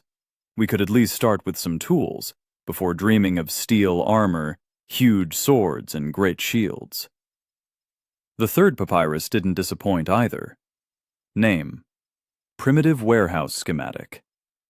Put a mammoth in here and forget about it for a strategic reserve of lard. Provisions inside warehouse deteriorate 30% slower than outside. Construction time, 6 hours. I didn't understand where they were getting all these figures with the percentages, but it was no uncertain fact that a building like that could seriously facilitate us procuring food supplies. So too was the fact that things like that do work. I was with a friend at an excavation once. He dug up an ice house straight out of a textbook. Our beer cooled down, no refrigerator needed. Now to the stats. The long-awaited level 5 had arrived for me after the death of the leader boar. It was a pity that I only got 20% of it distributed to me because of Piggy's slave status. She received 80% of it herself, as she had thrown the final ignition onto its funeral pyre. Without thinking for too long, I threw 3 into endurance and 2 into strength. If it were not for my HP and my marathon capabilities, the swine would have nailed me to the ground far sooner. By the way, neither when leveling up nor after distribution did any miracle take place. My health did not recover of its own accord, so again, I was convinced that this bar was just an indicator of my current state. Alive or dead. Let's go see what's happened to the settlement. Maybe you should lie down some more? Piggy looked at Johnson cautiously. Get some rest, and we can manage it ourselves? Just for a little while. Okay, I could smell they were hiding something from me. They had conspired while I was lying here unconscious. Come on, let's go. With difficulty, I stood up to my full height. Piggy grabbed me carefully by the arm, and the two of us exited the hut. I immediately started to understand the level of destruction. Everything was ruined. Literally everything. The fence yawned with numerous holes that were, in essence, a death sentence. It would be easier to put in a completely new one than taking a week to repair and reassemble what was left. The 2 former tents were also just piles of branches and moss. There was nothing left of them. No one had yet taken up analyzing these newly created mountains of materials. They'd been held up with other issues. The cellar, where all our food had been stored, had burnt to the ground. The roof had collapsed. All that was left of it was a mountain of coals. All of the herbs and spices were burned irretrievably, but the potatoes had managed to survive such mockery. They were gathered into 3 different-sized heaps. In one, the stalk was well baked, even slightly charred. The second was just partially damaged by the heat. The third looked raw, but I suspected they would not yield a crop. I ordered Piggy to cook from that pile, and she nodded in agreement. Evidently that had already been her plan. We'd be having jacket potatoes for a good week. If we had all the meat stocks filled, why mess around? They had already managed to cut and skin the leader. I had spent a whole day and a half lying on that hide. From the rest of the boar brood, all of the older ones and 2 of the piglets had died, but 4 managed to survive. Johnson and Junior had captured them and put them in a hastily formed paddock. The devil knows what was left to guard it. Without the scarecrow, they had tried more than once to break out and escape. As soon as they put the inanimate guard at the edge of the pen, the little forest pigs instantly calmed down. Interesting effect, I noticed. Perhaps the hares won't gnaw their cages if you put that monster in the right place. I think we'll need to be careful they don't die of fear, said Johnson. It's entirely possible. Even I find it scary to come over here by myself, Piggy complained. Yeah, right, Junior grunted. That's why I have to feed them. I've been thinking about the hares, Johnson said to me. I've managed to make about a dozen traps already. I agreed to send Junior the next morning, get him to put them up. I'll keep him company, I declared, gesticulating with my wounded hand. The pain hadn't gone away, but it was no longer as acute as when I had come to my senses. Plus, having Piggy stood by me was already more pleasant than useful by this point. You sure? You're still not fully recovered, Johnson frowned, but I shook my head. I've got another hand, haven't I? Besides, there shouldn't be any fights ahead, and I won't be running around. Give it a day, and we'll see. Junior will be doing all the work. What about you, Johnson? How are you doing? You got hit pretty bad, too, I said, looking to his bandaged side. Ah, garbage. Got away with nothing more than a hurt ego. The tusk passed between 2 ribs. It didn't penetrate too deep. With my endurance, it turned out to be much easier to tolerate the pain than I expected. He grinned, slapping himself on the chest. Another hidden feature of the characteristics. Endurance definitely affected your ability to endure damage. I could remember how deep his wound was. Blood was gushing all over the place. But now, not even 2 whole days later, he was laughing and even bearing weight. Astonishing. Maybe I would be able to get back on my feet pretty easily, because of my strength and endurance. The pain, of course, was pretty substantial, but for some reason it wasn't really bothering me. My body still felt weak, but not critically so. Damn, how many more nuances like this was the system keeping hidden? Was there really no manual? No instructions? No. It just gave the players complete freedom and watched them run around blindfolded. Well, not including the present moment. It was working out fine. That was enough. It was enough to know that everything was healing over, for now. Unbelievably quickly. The field was green with fresh shoots. I'd guess about 30 bushes, more than usual. My subordinates had apparently decided to plant everything they had to quickly recoup our losses. That plan had worked. But still, we'd avoided any fatalities among the residents. That was the most important thing. We didn't go to catch any hares the next day, nor the one after that. As expected, the hand healed much faster than normal, but not at lightning speed. Johnson gave up on changing his bandages, and now flaunted an ostentatious scar on his torso. Piggy once again drove Junior back to the plantation, but she didn't leave me alone for long. She found it all troubling.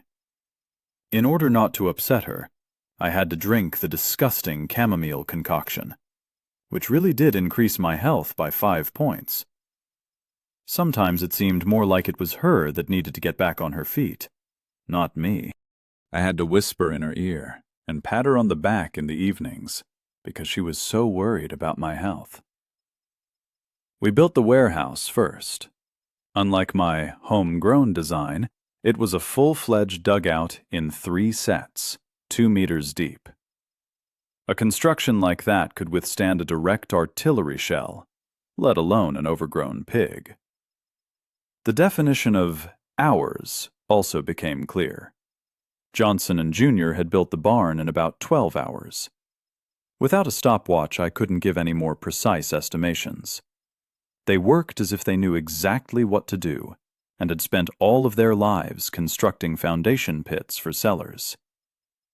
Afterwards, Johnson went to the nearby forest, where he and Junior not only knocked down, but destroyed and gnawed a handful of tree trunks. We had poor tools. I would have given half of our harvested boar for a decent axe. We decided to put the hut in the same place, closer to the lake than to the forest, with windows overlooking it, in order to have both an excellent view and the opportunity to shoot back. The door jamb was placed at the side. As the foreman assured me, a small window could be installed in the attic for hidden observation from above. Both clever and simple. Johnson had a knack for the little things. We were a long way from individual sites, so the housing was planned as one building for all of us. In addition to sleeping spaces and storage, it was still supposed to serve as the last line of defense, a miniature knight's castle. I decided not to opt for the stove for now.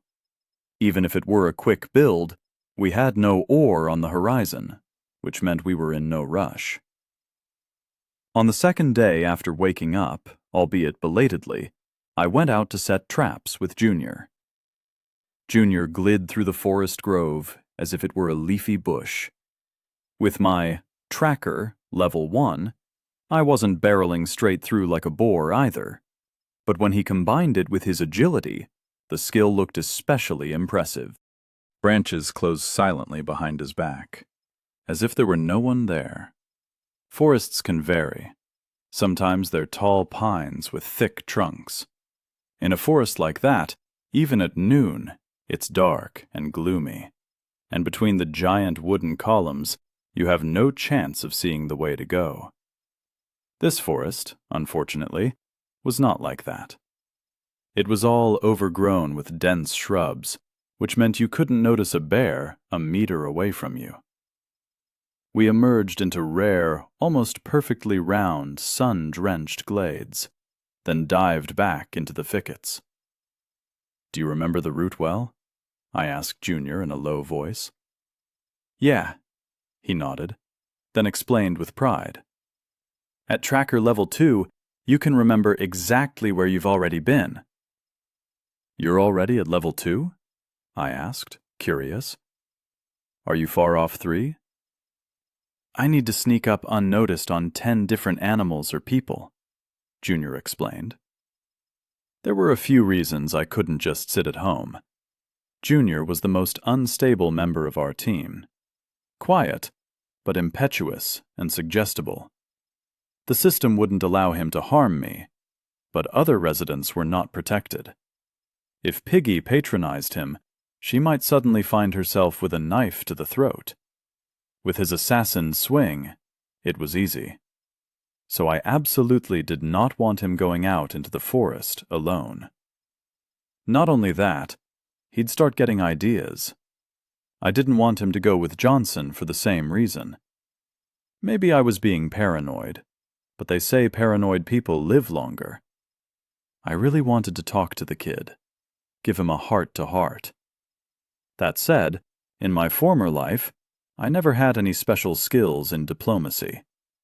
I'd been a bit of a loner, kept my cards close to my chest. Here, I was constantly keeping things in mind. Who was capable of what? Who I could expect trouble from? Who might come to my aid? Either this was how the leadership skill worked, or it was taking care of the settlement affecting my brain in a similar way. "Hey, you, I'm sorry. Junior suddenly scratched his cheek awkwardly, looking to the side. For everything. I definitely hadn't expected that twist, so I hid my confusion behind a deep, thoughtful pause.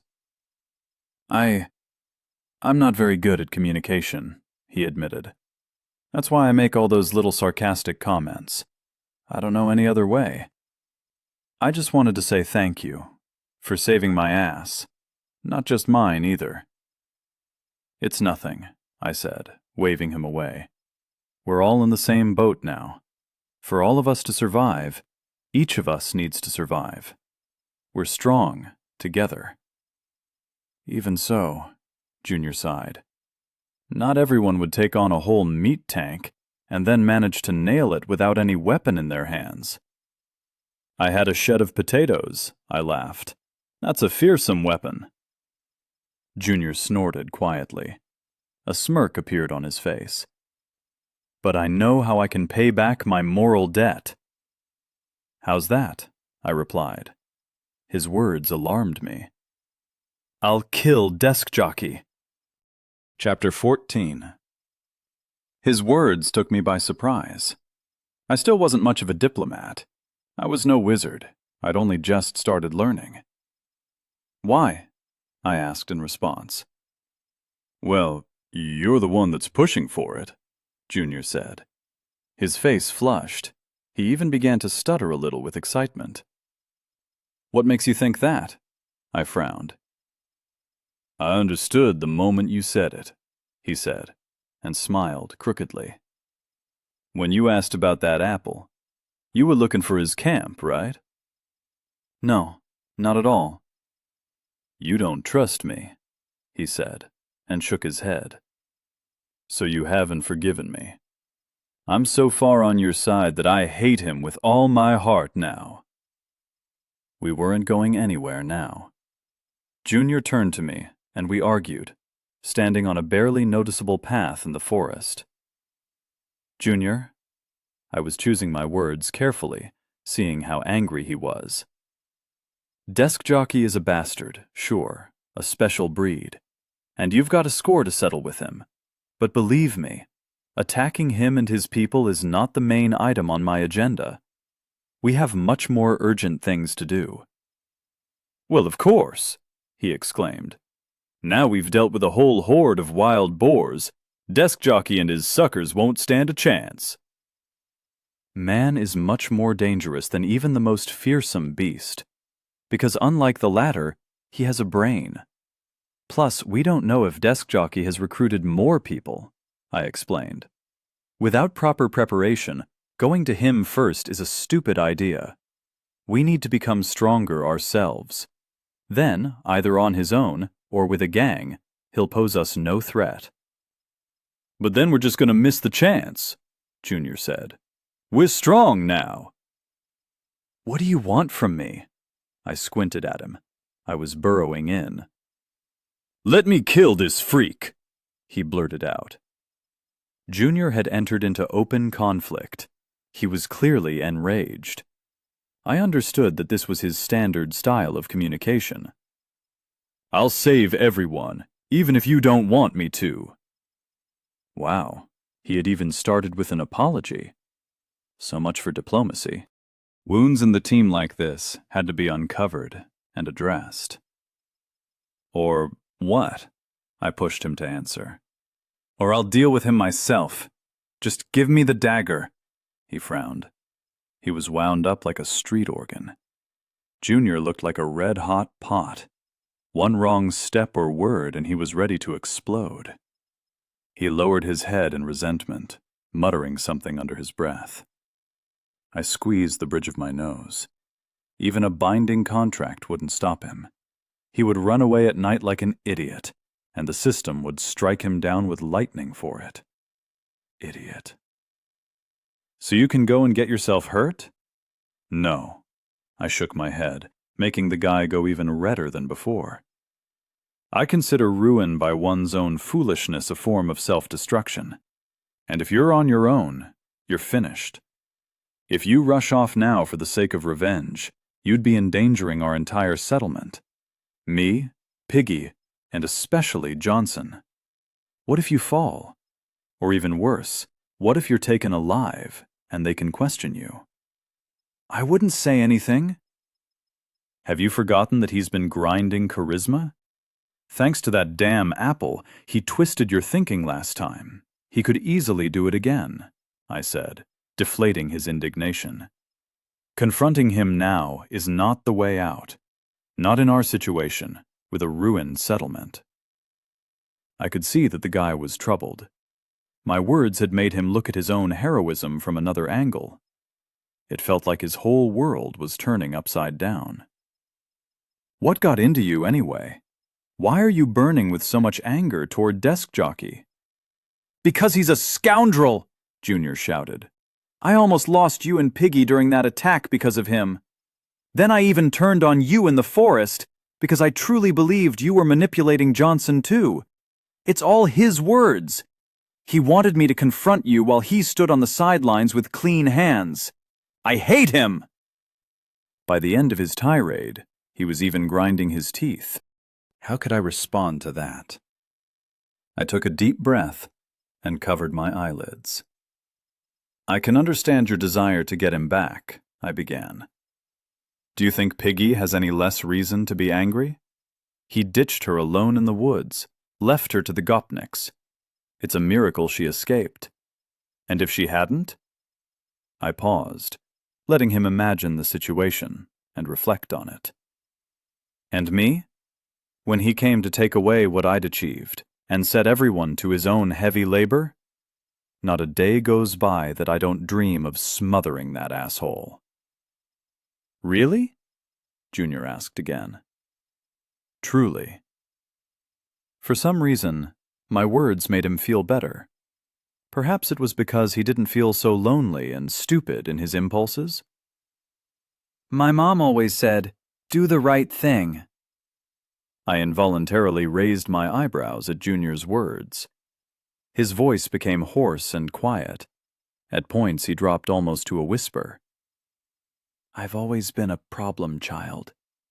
Our family was poor, so I quickly ended up in bad company, as they say. Nothing criminal, but we acted in a way you wouldn't call it decent.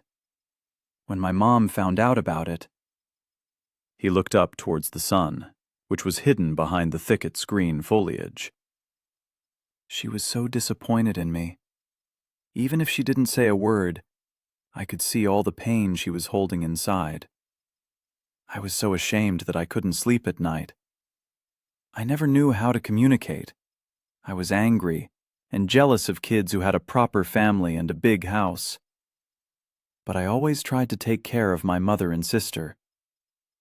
Junior's voice was trembling. They were the only ones who accepted me for who I was. Now he looked into my eyes, biting his lower lip.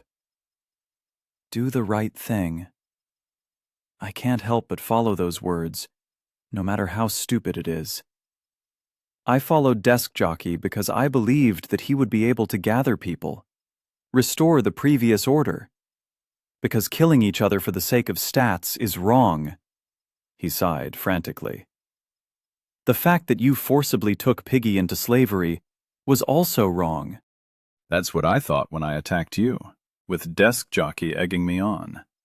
I only left him and followed Johnson once I realized that he only did things to start conflicts. I thought I would learn everything firsthand, decide for myself what kind of person you are. But all I saw was that Johnson was obeying you obediently, despite us fighting with you just a couple days before. Is that why you attacked me? Exactly. I thought you'd brainwashed him, too. That wasn't right. You can't do that. I wanted to save them, to be a hero, do the right thing, like my mom always said. I was being an idiot, wasn't I? Just like now. Stopping Desk Jockey is what we need to do. He won't leave you, me, Johnson, or Piggy alone. He'll come back. Perhaps he'll have found himself some new people. I don't want to lose anything or anyone right now. Not after everything we've been through. Junior said. Damn, that explained a lot. His rage, but also the irritation and all the tension that had always been in him. It wasn't vigilance against me or against anyone else. It was a persistent feeling of time slipping away, like sand through your fingers. Time in which Desk Jockey was only growing stronger and preparing for the next battle. After all, there was some truth in his words. While we were sleeping, eating potatoes, building houses, the enemy was training. You're not going to go and kill him, I said, definitively. Junior exhaled disappointedly, but nothing more. But that doesn't mean we won't prepare. You're right. We mustn't forget about Desk Jockey, and we won't leave him unanswered. Sooner or later, we will clash again. But before that, we will grow stronger. Strong enough to emerge victorious without major losses. I don't want to lose any of my residents. Not Piggy, not Johnson, and certainly not you. We will strengthen the settlement, improve our equipment, hone our skills and tactics. We'll become such a strong nut that Desk Jockey will break his teeth trying to crack us. We can give that snake what he deserves. Not today, and not tomorrow, but we are going to do it. Is that answer good enough for you? Junior gave a barely noticeable smile and then nodded. Then let's go, or we'll scare away all the hares, I said, patting him on the shoulder. By the way, we can use their hides to strengthen our armor. Look at everything we do as another step towards the main goal. We approached the clearing where Johnson had previously placed his traps. The old ropes had been cut off. Only tiny nodules of them remain near the trees. I would not be surprised if the captured hares had been released by their comrades in arms. Junior set the traps, and we moved on. After 40 minutes, we walked around the hare spots in a big circle. When we returned to the first clearing, a real jackpot awaited us. 2 of the rodents were caught in the loop at once. They were fighting and screaming frightfully, but they were still alive and, apparently, unharmed. An inspired Junior grabbed the first animal by the scruff.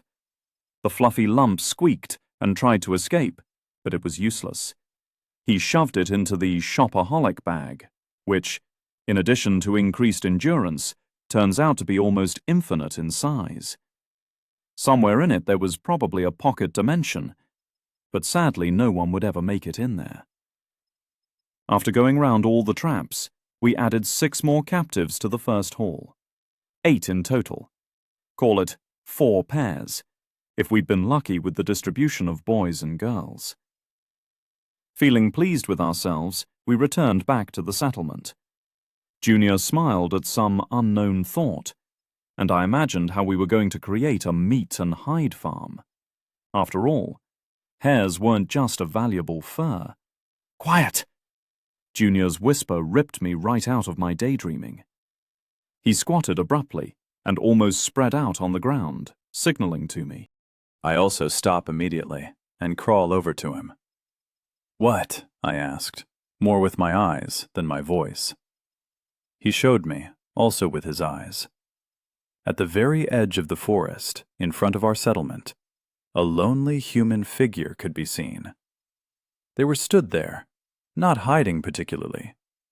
The man turned to us, and although we were doing everything we could to merge with the earth, I felt as though he were looking right at me. The Major had arrived for a visit.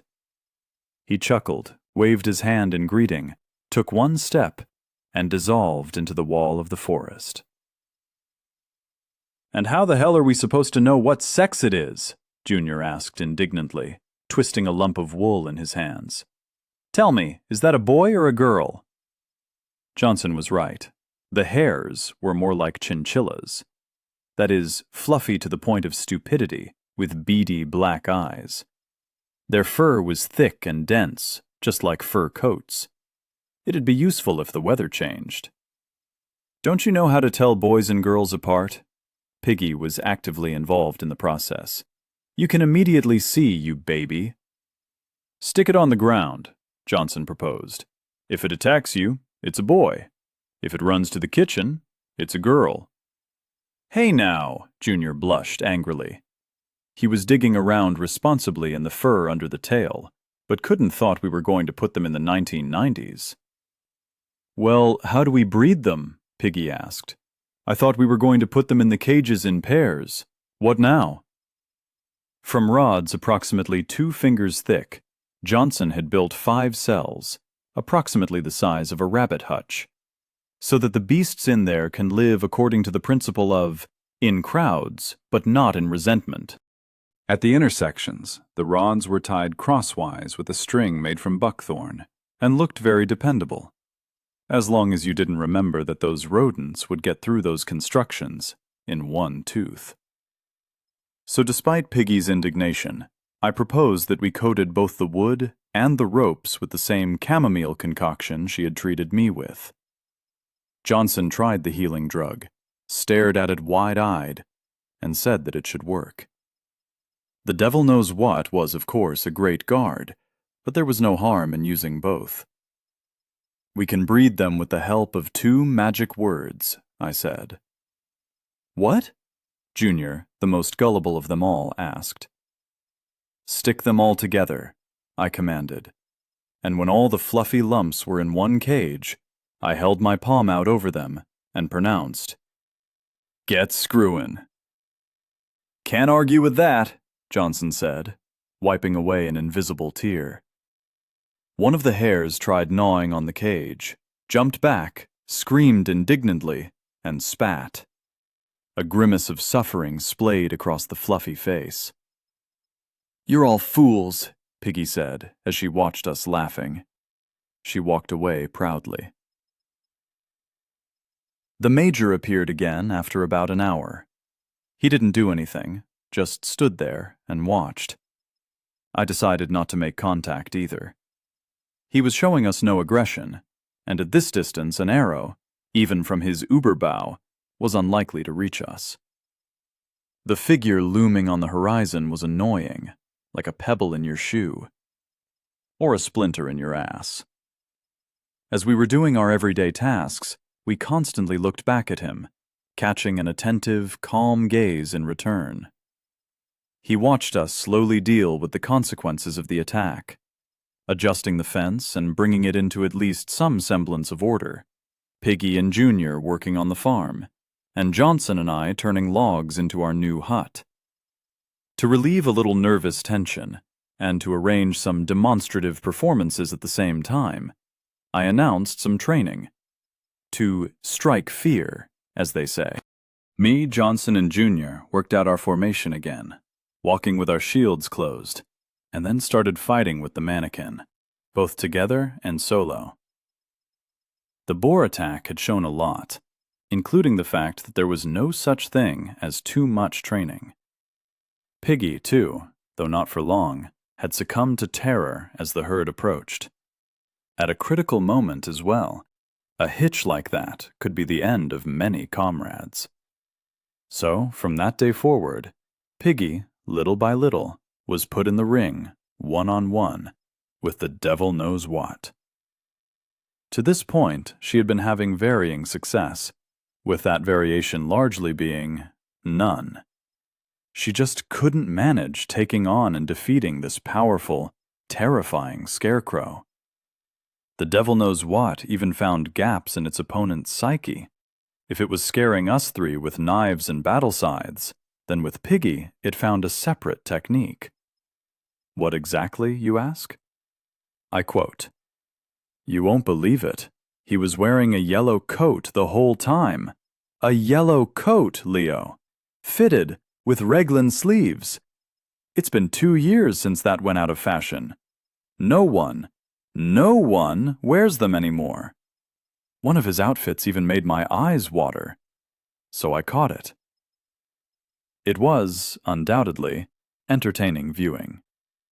For group training, the mannequin picked some sort of generalized pattern, but if you went in with it solo, it prepared something special for each of you. The devil knows what attacked me with blades, axes, knives, hammers, and other cold weapons. It was bashing me as hard as it could from different directions, alternating between two-handed and one-handed weapons, paired combos, and things I'd never even seen. If it weren't for my practice in historical fencing, it would have beaten me regularly. After all, its weapons may not have been material, but the pain they brought on was very much tangible. So, even though the spear was unusual for me, I managed to defeat the mannequin in at least half of my fights. Junior said that in his personal test, he had to dodge projectiles. In his illusions, the devil knows what copied the strongest baseball pitchers on Earth and threw round stones that looked just like baseballs right between his eyes. One hit, and it was like an electric shock. With Johnson, meanwhile, the mannequin did not play around, throwing up garrots from under the earth, which made his every step a test. That was when I realized that the devil knows what was not just having fun. It was systematically strengthening our own abilities. That was much more important. In order to survive its flurry of blows, I had to hit harder and fiercer, in order not to catch a stone in the forehead. Junior had to move more actively and unpredictably, and Johnson had to be able to withstand constant pressure, not only grinding endurance, but teaching himself to use it. As for Piggy, she was probably being reminded about last year's Diarist magazine issues. I don't know what it was making her grind, but it was probably good. You couldn't sit watching a scene like this without a couple of bottles of System cider. No way. I was watching Junior jerk and weave like a rabbit, approaching the dummy. He was just about to hit it with his spear when suddenly, very close by, I heard a voice. My, boys, who holds a spear like that? You have to put some weight in the blow. What's the use of a hit if you can't get more than a couple of centimeters in? Chapter 15. Fuck. The Major, who had appeared just by the fence, smiled serenely. As they used to say as a child, made you jump. I really did barely stop myself from leaping away in surprise. Junior was distracted and missed the mannequin. In return, the devil knows what beat him with something invisible to us, but quite weighty. He recoiled and fell on his ass. How had this freak got so close, and how had he done it completely unnoticed? I'd bet my savings that a minute ago he'd been Lord knows where, over near the forest. A dangerous opponent. Very dangerous. With his bow, he could already shoot us down like partridges. Even now, he was clearly hinting at that with his presence, as if to say thank you that you're still alive. Go on then, show us. I turned to face him with a placid smile. How could I say no? The Major jumped over the fence, although there were more than enough holes in it, and made his way to us. His every move emitted a threat, like a slow-moving predator, who slowed only to distract and hide his true intentions. The omnipresent bow and quiver gave him the image of some mythical hunter-hero, gray-haired, wise, as steady as a rock. What an asshole.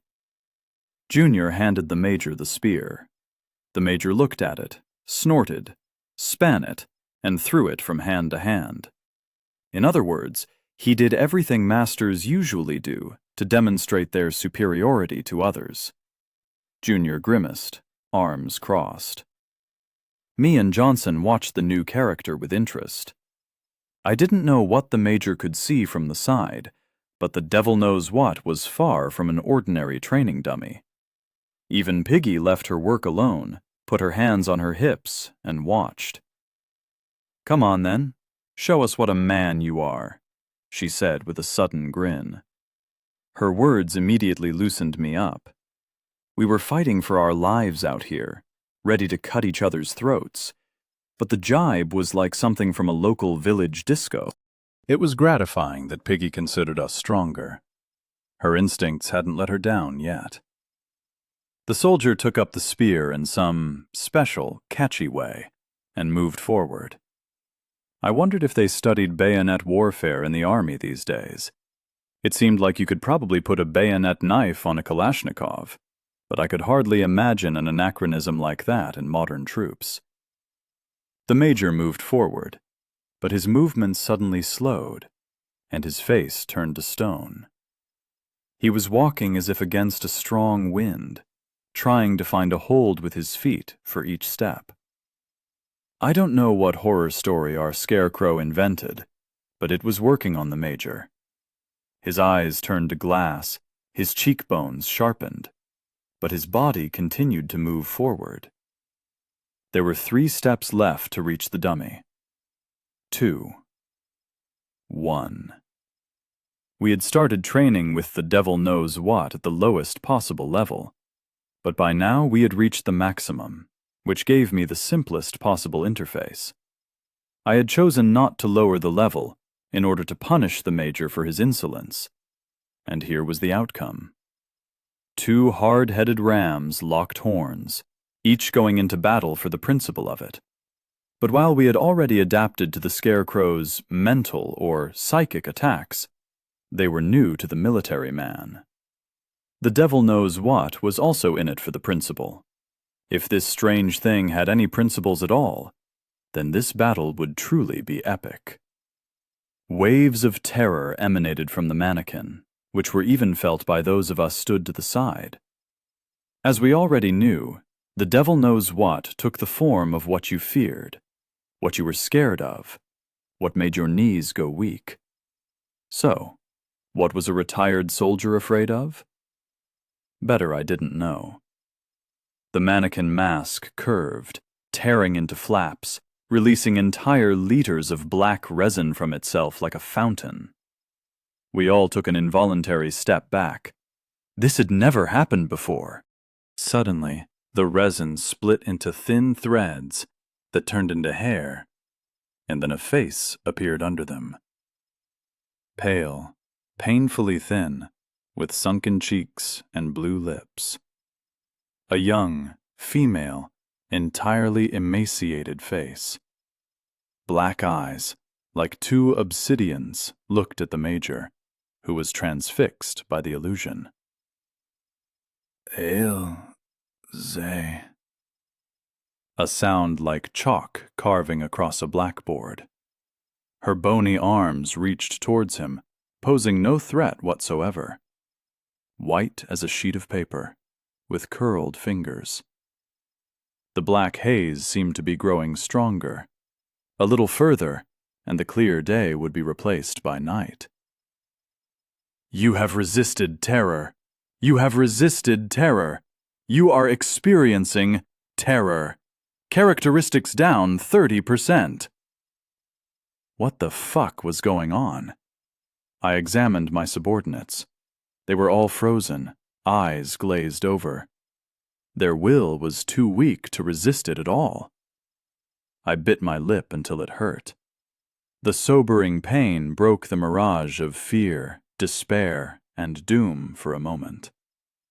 Only myself and the major were still holding on beneath the onslaught of the unknown creature. Except the military man lacked the strength to move a muscle. He looked at the ghost inexorably, barely able to take a gulp of air. He knew her. What kind of damn devil was this? I couldn't say a word. Screams and curses failed to break through to the surface. All sound froze somewhere in my throat. You are experiencing terror. Characteristics down 40%. You are trying to resist. Will +1. I took a step forward. Another. 2. 3. My legs were stiff. My mouth had turned into a real desert. My whole body seemed to be dozens of meters underwater. The ghost did not attack physically.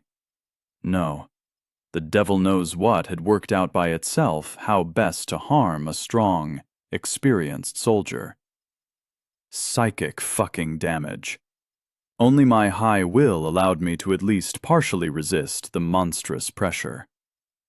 Having known the devil knows what, the Major now had to either conquer his fear or retreat. We had worked on this in training, studied it a little, but the Major couldn't understand it. He was in a stupor, stuck, unable to pluck up and take a step forward or backward. All the while, the chaos grew. It felt like something extremely powerful and evil was trying to break into our world. "This is my land," I said to myself, with every step. My feet were like wood, but I was getting closer. My knees trembled. My cervical vertebrae cracked dully with every head motion. My ears heard an unintelligible rustle, which gradually turned into a whisper. It was getting louder and more intelligible. "Kill him," it said. "He is your enemy. He came for your house, your power, your woman. Kill him before he takes it from you. Take his bow, take his clothes, his power. Give me his soul. Give me this sacrifice." The voice whispered quietly at first, then began to fervently convince. An eternity seemed to pass. Junior's dagger appeared in my hand by itself, the system's weapon. A slash at the Major's throat, and that would be one opponent gone. A strong opponent. A dangerous opponent. "Kill him. Grow stronger." I grabbed Major by the shoulder and threw him backwards, the son of a bitch. He rolled into a clumsy spin and got back to his feet, staring menacingly in my direction all the while. Give me a minute. As soon as the Major retreated, albeit against his will, the ghost was absorbed back inside the scarecrow, with just enough time for its terrifying physiognomy to wink at me at the last moment. In response, I used all my remaining strength to throw up my middle finger. The ghost giggled, after which it completely disappeared into the figure of the mannequin. Piggy and the rest came back to their senses, staring dumbfoundedly at the mannequin, then at the Major. What the fuck was that?" the soldier hissed, squeezing the spear tightly. He looked like a battered dog. Aggressive, but scared. "What was what?" "The devil knows what, that's what." "Reach you to go sticking your nose in when you're not wanted," I snarled, calming my pounding heart. Piggy, why did you stop? Go set the table. Can't you see we have guests? "You have engaging, sparring partners," the Major sighed, gratefully picking up a portion of pork and potatoes. Piggy snorted disgruntledly and returned to the cauldron. We ate, as in country-style restaurants, from wooden trays, just because we still had no plates. Johnson had been making them for the 5th day in a row. "It works, though," I shrugged. "Without that, you might not have found us here." "Who beat you like that?" the Major asked. It was difficult to hide the consequences of the attack. Only the fence was left standing. "You're eating it now." The Major looked at his plate in slight confusion. It seemed that he had already made up an answer for himself. For example, that we clashed with one of the neighbors. Now he was suspecting me of cannibalism. "What?" "Pigs," I said. "Have you seen pigs in the forest? There were a lot of them, really big ones, too." He looked around our camp with different eyes. Evidently, he had already encountered the boars out in the forest. A bow was for hunting, not combat. No matter how cool and prepared the Major was, the leader boar would have stampeded him through the bushes just like that. That means we dragged it away. A little pride took over. So you decided to take up gardening then, the Major said, starting some small talk. As you can see. What were the results? Why are you asking? I asked. Do you want to buy something? Or have you decided to join our team? As a slave? Or a husband? He smiled crookedly. What? I asked. What? He raised an eyebrow. A minute stretched out like molasses, after which we laughed together at the absurdity of our dialogue. Don't joke like that anymore, I finally forced out. Although I'm surprised you know about the mechanics of joining a settlement. What, she refused? Who? The Major pretended to be surprised. Don't be a tease, I said. Everyone saw you two leave, and I don't believe that she's currently washing your laundry and cooking your lunch for you. She would run ahead of you, see how the people live here. The Major frowned, and then spoke anyway. Look, about that girl. Do you mean Stace? I clarified. I have bad news for you. The Major gave up. That girl? She's crazy. I didn't get the joke. Not at all. Refusing to enter into slavery, or even marry a man you've only known for a couple of weeks, is not a reason to be considered crazy.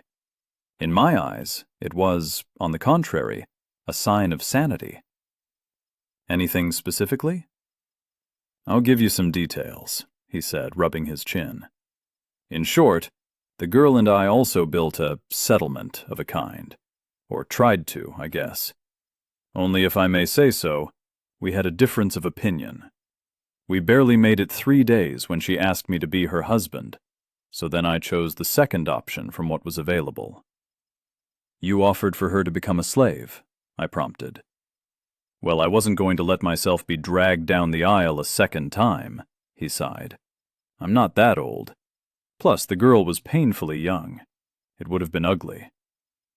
I considered telling him that no certificate or signature in the registry office was going to work now. And age, judging by Piggy, was a very relative concept.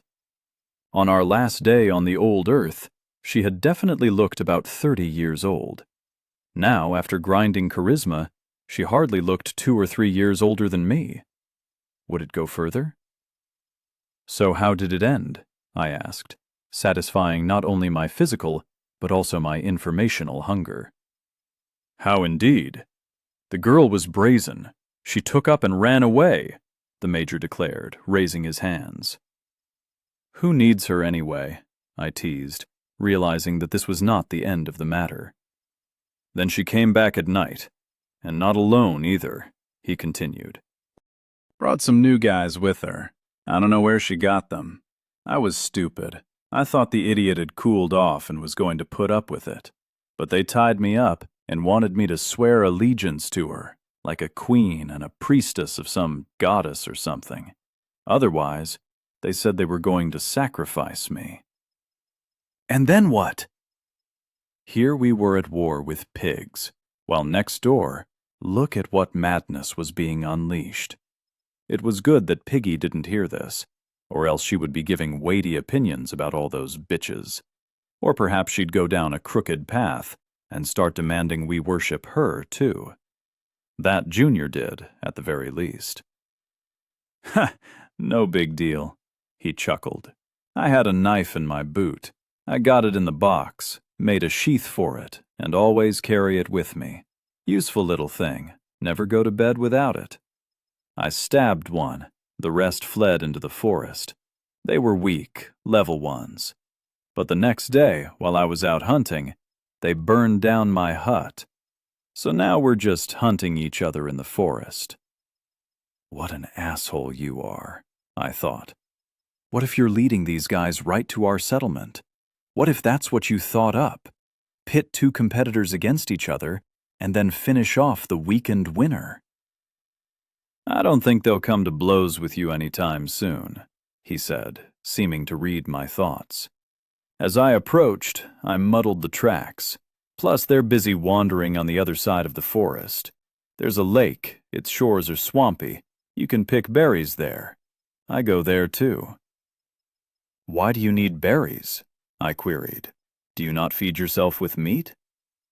Mix things up, the Major said, realizing that he had said too much. What bonuses did these berries give you? Or perhaps you couldn't survive on meat alone? I noticed that when we made kebabs like we remembered them, the hunger disappeared for a while, but it returned very quickly and with a renewed vigor. A potato was enough for a few hours. This after, one bush could feed one person. So you're warning us of the danger? I asked. Thank you. I'll take it into account. I don't know what she's doing with herself. The Major shook his head. But if you see this bitch, my advice is to kill her right away. Lord Leo! Lord Leo! Junior shouted, breaking the close atmosphere completely by running towards us. His face was flushed. He had a foolish smile on him. The news was obviously good, but for some reason I wanted to beat him. He saw the look on my face and slowed his run. But then he changed his tactic and decided to shout the news from afar. That way I would get to be happy too, and I wouldn't scold him. Lord Leo, look at the hares! What's wrong with them? I hadn't expected anything decent from those vile creations. They did what you told them to do. What? In the hare cage, along with the previous 8 fur lumps, 12 tiny, fluffy balls had suddenly appeared. Well, really, why shouldn't they reproduce? They were fed with the special potato tops, which had proven unusable once the merciless chase of the boar leader was through with them. They were also fed water from the stream, and they wandered around the pen. The only thing we couldn't do was comb their hair. When Piggy got curious and tried, she had almost had her finger pulled off. Happy days. I took one in my arms. It was completely round and looked like a ball or snowball of some kind, made entirely of fur, with curious eyes shining like black beads.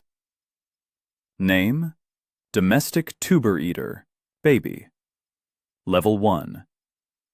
Surviving on potatomuses, this animal can provide not only its valuable fur, but also a portion of easily digestible meat. Takes 3 days to develop into an adult. Reproduces once every 5 days.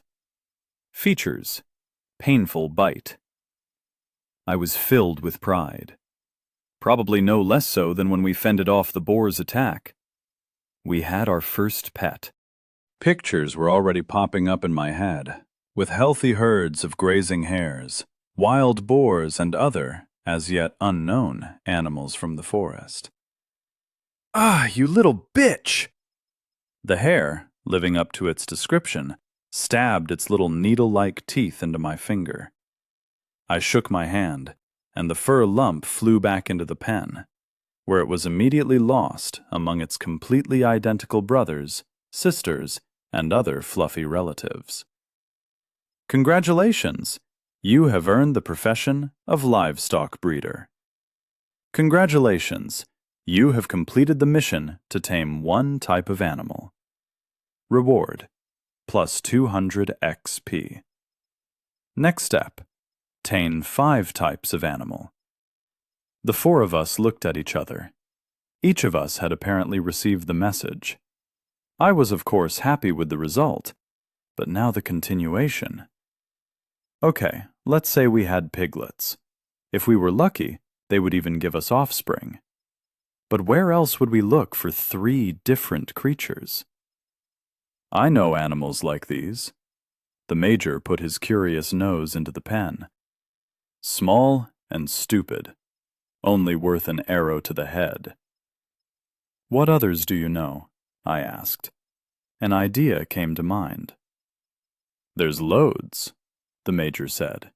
He was upping his price. I don't leave the forest. I live by hunting. So you kill them, I said. But how about catching them alive? How many do you need? And which?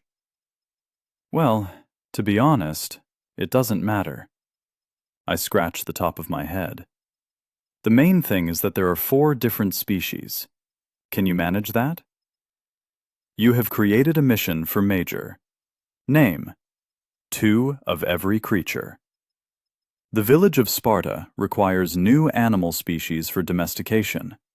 Catch them in a healthy state as soon as possible, with at least 2 individuals in each species, 1 male, 1 female. Otherwise, a stone to the forehead and a whip to the ass. Delivered: 0/4 species. Reward: plus 100 XP. The Major gave me a freaked out look. Did you just give me a quest? Chapter 16. I was no less amazed than he was. It turned out that I had. Wait, Major said, still not entirely believing it. The system was the one that gave me tasks before.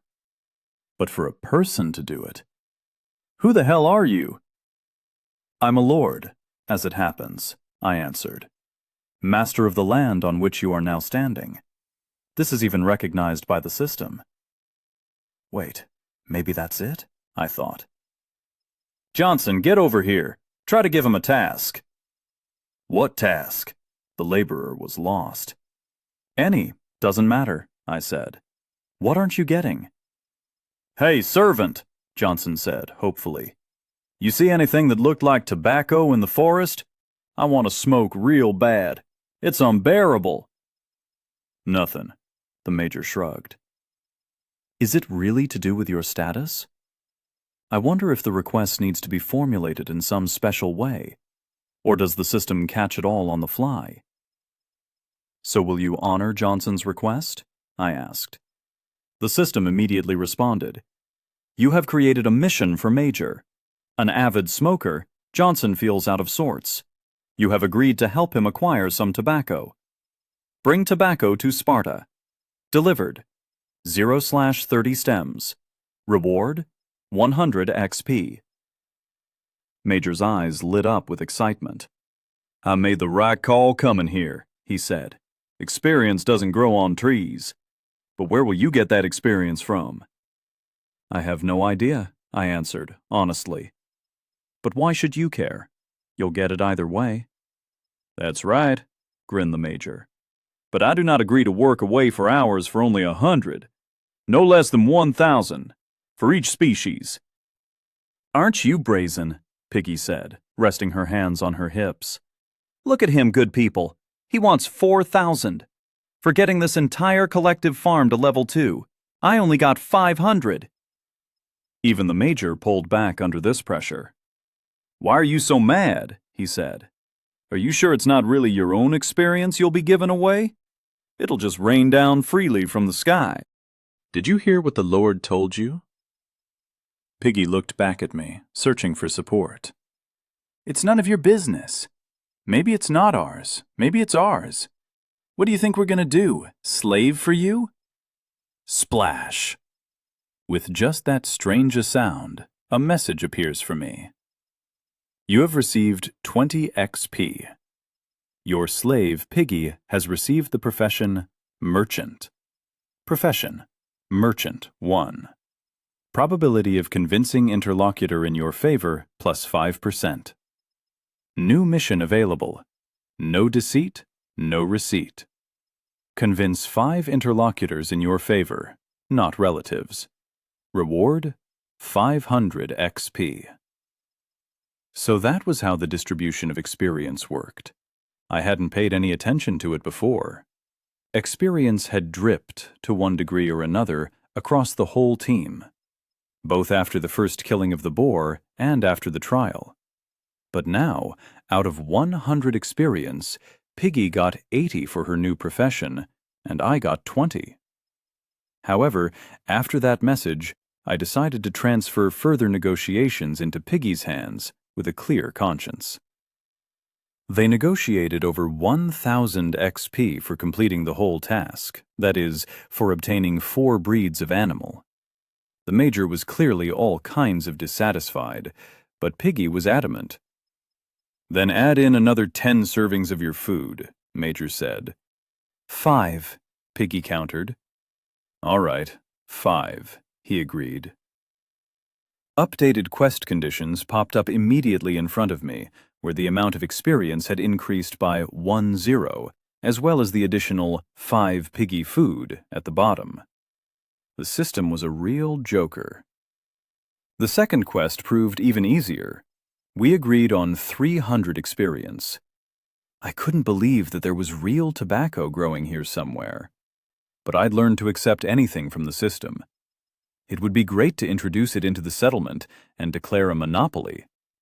I didn't smoke myself, but I'd observed nicotine withdrawal in those who tried to quit. A strong thing. Having received his tasks, the Major didn't linger and left for the forest without delay. It seemed like individual grinding and getting XP had become the sole meaning of his new existence. After the Major left, I introduced mandatory guard duty at the fence. I really didn't like the way he had managed to get to us completely silently. Subsequent study of the traps showed that he had managed to get around everything without even stepping into any of the pits. We'd relaxed too much after defeating the boars. Piggy took over the watch. The 3 of us took on the last bits of construction on the shelter. With my participation, construction speed increased by exactly 1/3. It didn't matter that I had never built anything more serious than a sandcastle. Everything was decided by skills, blueprints, and the number of people. The latter I'd put right at the top of the pyramid. Whoever had more workers, slaves, and soldiers would win this race. So as much as you had to respect the Major's path, it seemed like a dead end to me. Our first capital dwelling turned out to be glorious. At the bottom, it was made according to the structure of an old 5-wall house. So first you entered into a small hallway. Here you could store various household equipment, and any enemy that entered would be in a perfectly enclosed trap. Then there was a spacious, almost square room with windows on 2 opposite sides. The windows were small and could be covered tightly from the inside with wooden shutters. Currently, there was a breeze blowing in through them. There was nothing to cover them with. We had no plans for glass in the near future, and the modern level of technology offered nothing particularly similar to it either. Perhaps we could cover them with hair hide, so as to stop the sun from disturbing us. But it wasn't particularly bothering us now. The 3rd wall had a place for the furnace, which couldn't be built yet on account of a lack of clay. That was to be a future undertaking. Along the walls were wide benches for sitting, and at night, sleeping. The 2nd floor was smaller and cozier. I wanted to call it a garret, but Piggy immediately renamed it into an attic. There was only one window here. It looked out directly on the fence, and all the approaches to the forest were perfectly visible from it. In case Piggy was left alone in the settlement, and unwanted guests suddenly came to her, she could drag up the ladder to the 2nd floor and hold out here for a long time before reinforcements arrived. Not a house, but an outpost. Although by mutual agreement, we seemed to be calling it a hut between ourselves. The name had somehow taken root by itself. Johnson and Jr. settled in downstairs. Piggy and I would take the 2nd floor. The view from there was excellent. In the future, we were considering the construction of a 2nd log house, but as yet, that was not a permissible luxury. After construction finished, the schematic for the cottage stayed with Johnson. However, when we had decided to conduct an experiment and give it to Piggy, the laborer had scratched his head at the sight of a pile of logs. The experiment taught us that there must be at least one person with the necessary schematic in the construction team. Otherwise, the building took much longer to make, and the result was not guaranteed. Here, on the other hand, the logs fit together as if we had been building log cabins for years, and earning a living by it. A priceless job. On the first floor, we spread out the burnt skin of the wild boar leader as a rug. I thought I'd find a better use for it in the future, but for now, we could proudly trample it with our feet, remembering our recent victory. Piggy immediately created comfort for us upstairs by dragging up a blanket made of hare hides and all sorts of fragrant-smelling herbs. "I need some clay cups of some kind," she reminded me. "I could make lamps here. It'd be romantic." I had remembered perfectly well without her that we needed to find some clay. But I thought another task was paramount. Therefore, after spending the night in our new home for the first time, early the next morning, we set off on an expedition. The hut had a strategic supply of potatoes, which would allow us to restore our plantation in case of any troubles. Upstairs, we arranged a collection of stones for Piggy's slingshot and short throwing spears. Piggy herself had been instructed several times how to act in any emergency. She wouldn't try any heroics. She would lock herself in the house and shoot down from the second floor until our return. After all, breaking a log house was not like breaking a tent. It would be a tough job for anyone to tear this down. The boar attack had finally confirmed to me that the most valuable resource in this new life was people. Everything could be repaired and sorted out, as long as your people stayed with you. I would have to wait a little longer for the full restoration of the defense, but the thought of a legendary apple tree growing somewhere in the forest was haunting me. It wasn't even that I wanted it for myself. It was much worse if it went to someone else. We moved using our tried and tested system. Up ahead, 10 steps away from us, went Junior.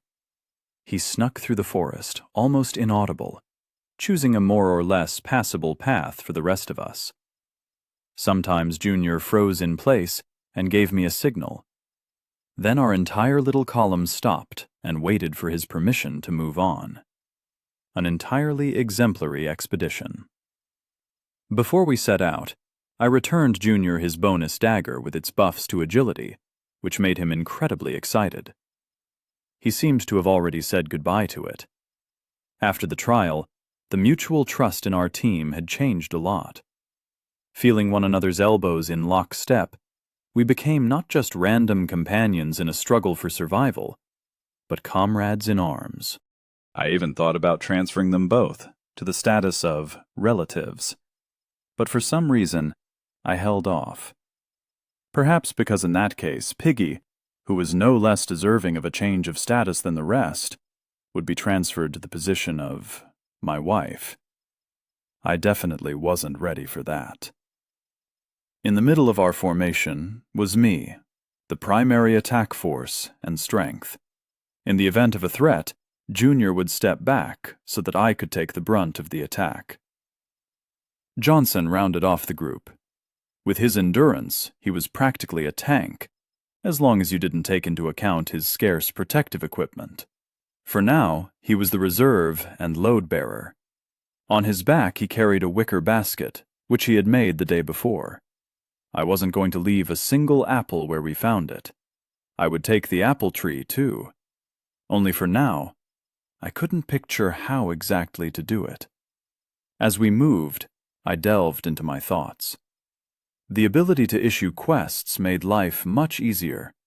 Now I didn't have to run through the woods myself in search of animals. I could just give someone a task. Moreover, that may even apply to other questions. What if you could give a quest to search for clay or iron? Or even instruct the major to eliminate desk jockey for us? Before my eyes stood the image of a bulletin board, with crooked portraits of bastards who dared to cross my path, and the price for their heads. Wow. Now that was an opportunity. On the other hand, you only find free cheese in a mousetrap.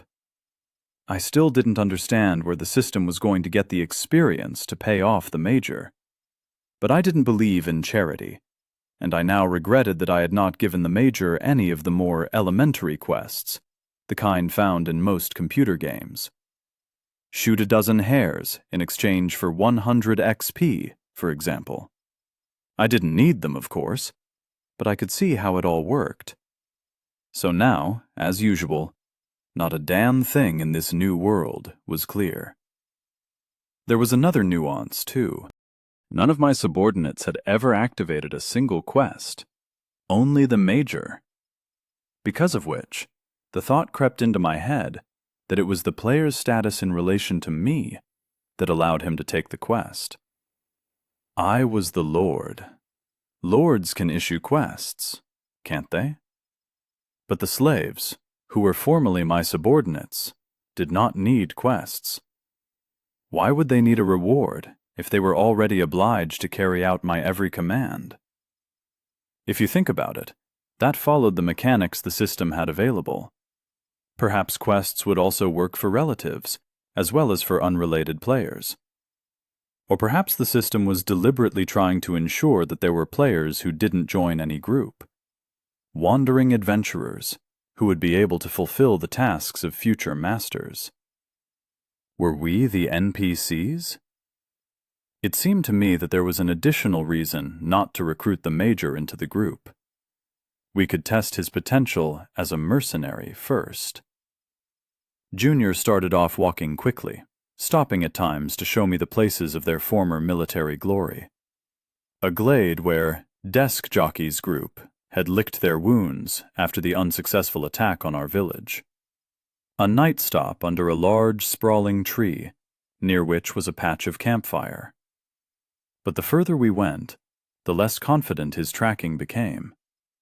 Our formation lost all its original tactical thoughtfulness.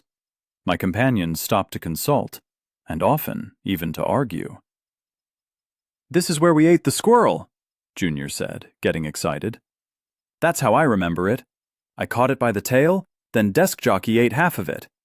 He claimed that he was the biggest, so he needed the nutrition." "Do you see broken branches?"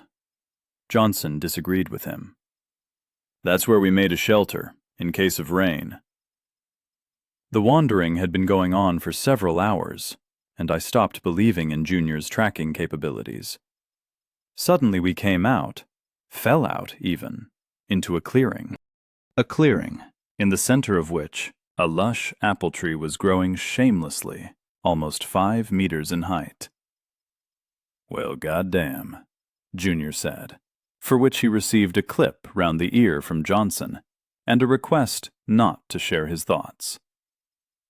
Name: Juicy Apple Tree. Level: Unique. Everyone knows that Eve ate the forbidden fruit, but just one seed from it was enough to grow a plant as exquisite as this. It was blessed by the gods themselves. Cut it down, and you will fail. Bonuses: brings a dozen apples every 3 days. Purifies all air within 20 meters. Attracts birds. Improves fertility by 5%. "This is definitely our target," I said, tearing off the first apple I saw. Scarlet, inviting, as if it were straight out of a big-budget advertisement for unfaithful apple juice. Name: Plump Apple. Level: Unique. Snow White was offered the same. It swept her off her feet. You won't be able to resist the pleasure either. Bonus: Charisma +3, Wisdom +2, Intelligence +2. Ha! I knew it. Here was the secret of the businessman's eloquence.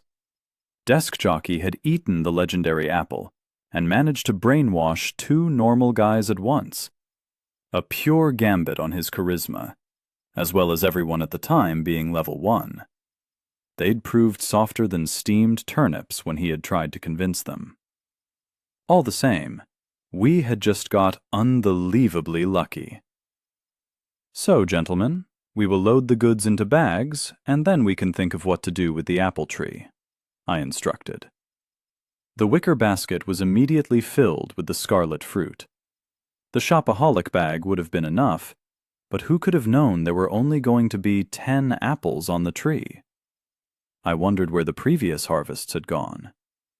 The image of very intelligent and charismatic wild boars immediately came to mind. I had absolutely no intention of leaving the apple tree, but to take it and dig it out? It would kill a full day, perhaps a little less. Plus, twilight would arrive pretty soon, and then there would be trouble coming. Cutting it down to ruin it was also an option. A bastard move. Sneaky, selfish, sure. But it was an option.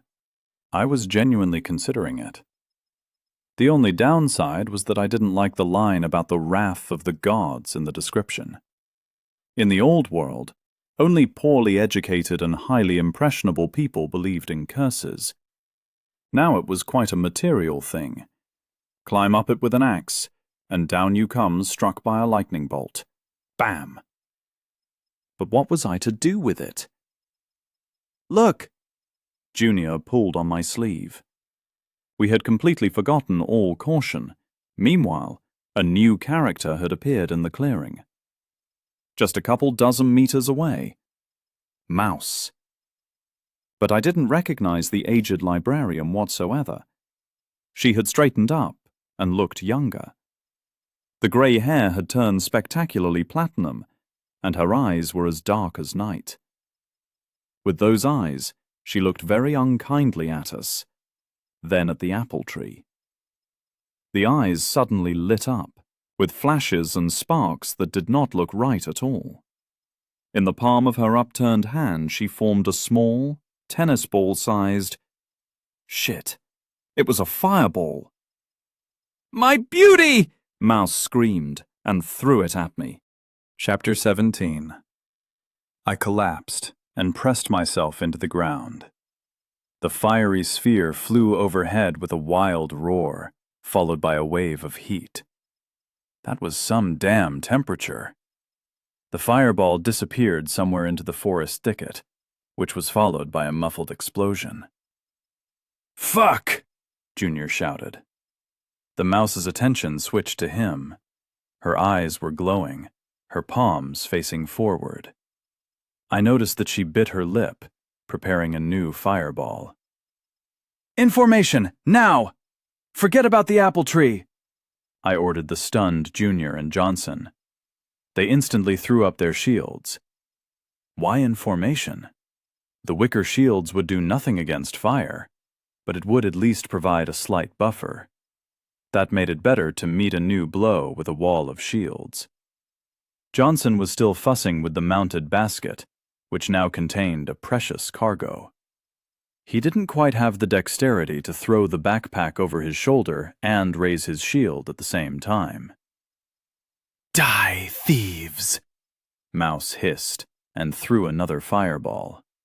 It initially flew at Junior, but he was already accustomed to training with the devil knows what, so he turned and let the flaming ball pass him by.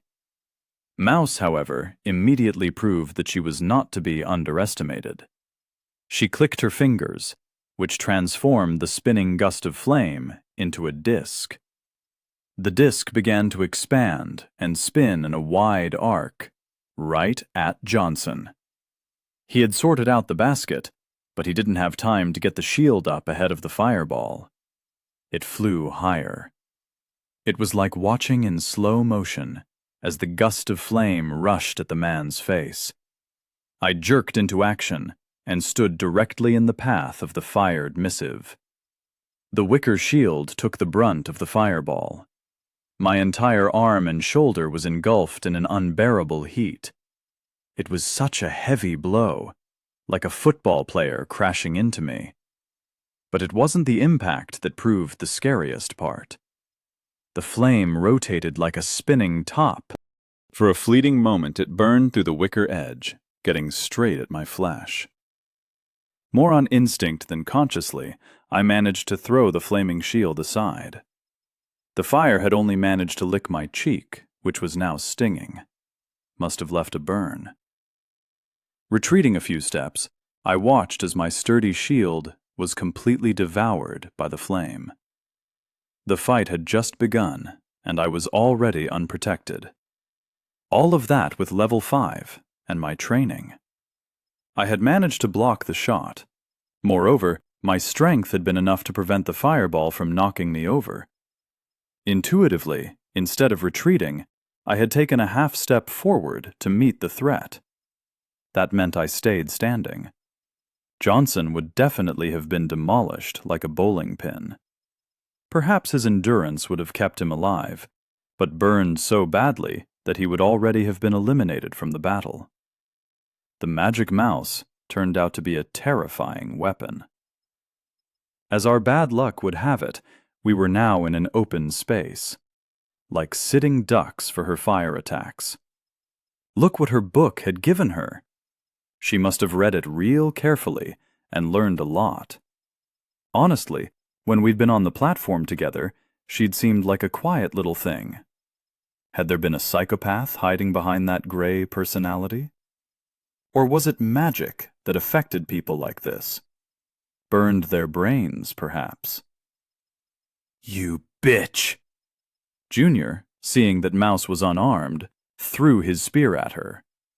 Mouse screamed in fright and leapt to the side. The spear flew past, but disrupted her cast. The perfect moment to regroup. It was now or never. "Retreat, now!"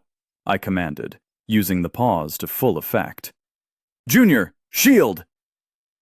Fighting in an open clearing was a hopeless plan, especially when the enemy could fire who knew how much at us with their magic, and we were limited, both in attack and defense. We could rush her and crush her as a crowd, but there was a big risk that one of us wouldn't make it out alive. I didn't want to risk people, or, more importantly, our winnings. Johnson had the apples that we had collected. If they got damaged, then our entire foray would have been meaningless. Moreover, we were now in foreign territory, and we didn't know what trump cards Mouse had up her sleeve. One, the fiery disc she had already played, and it had almost worked.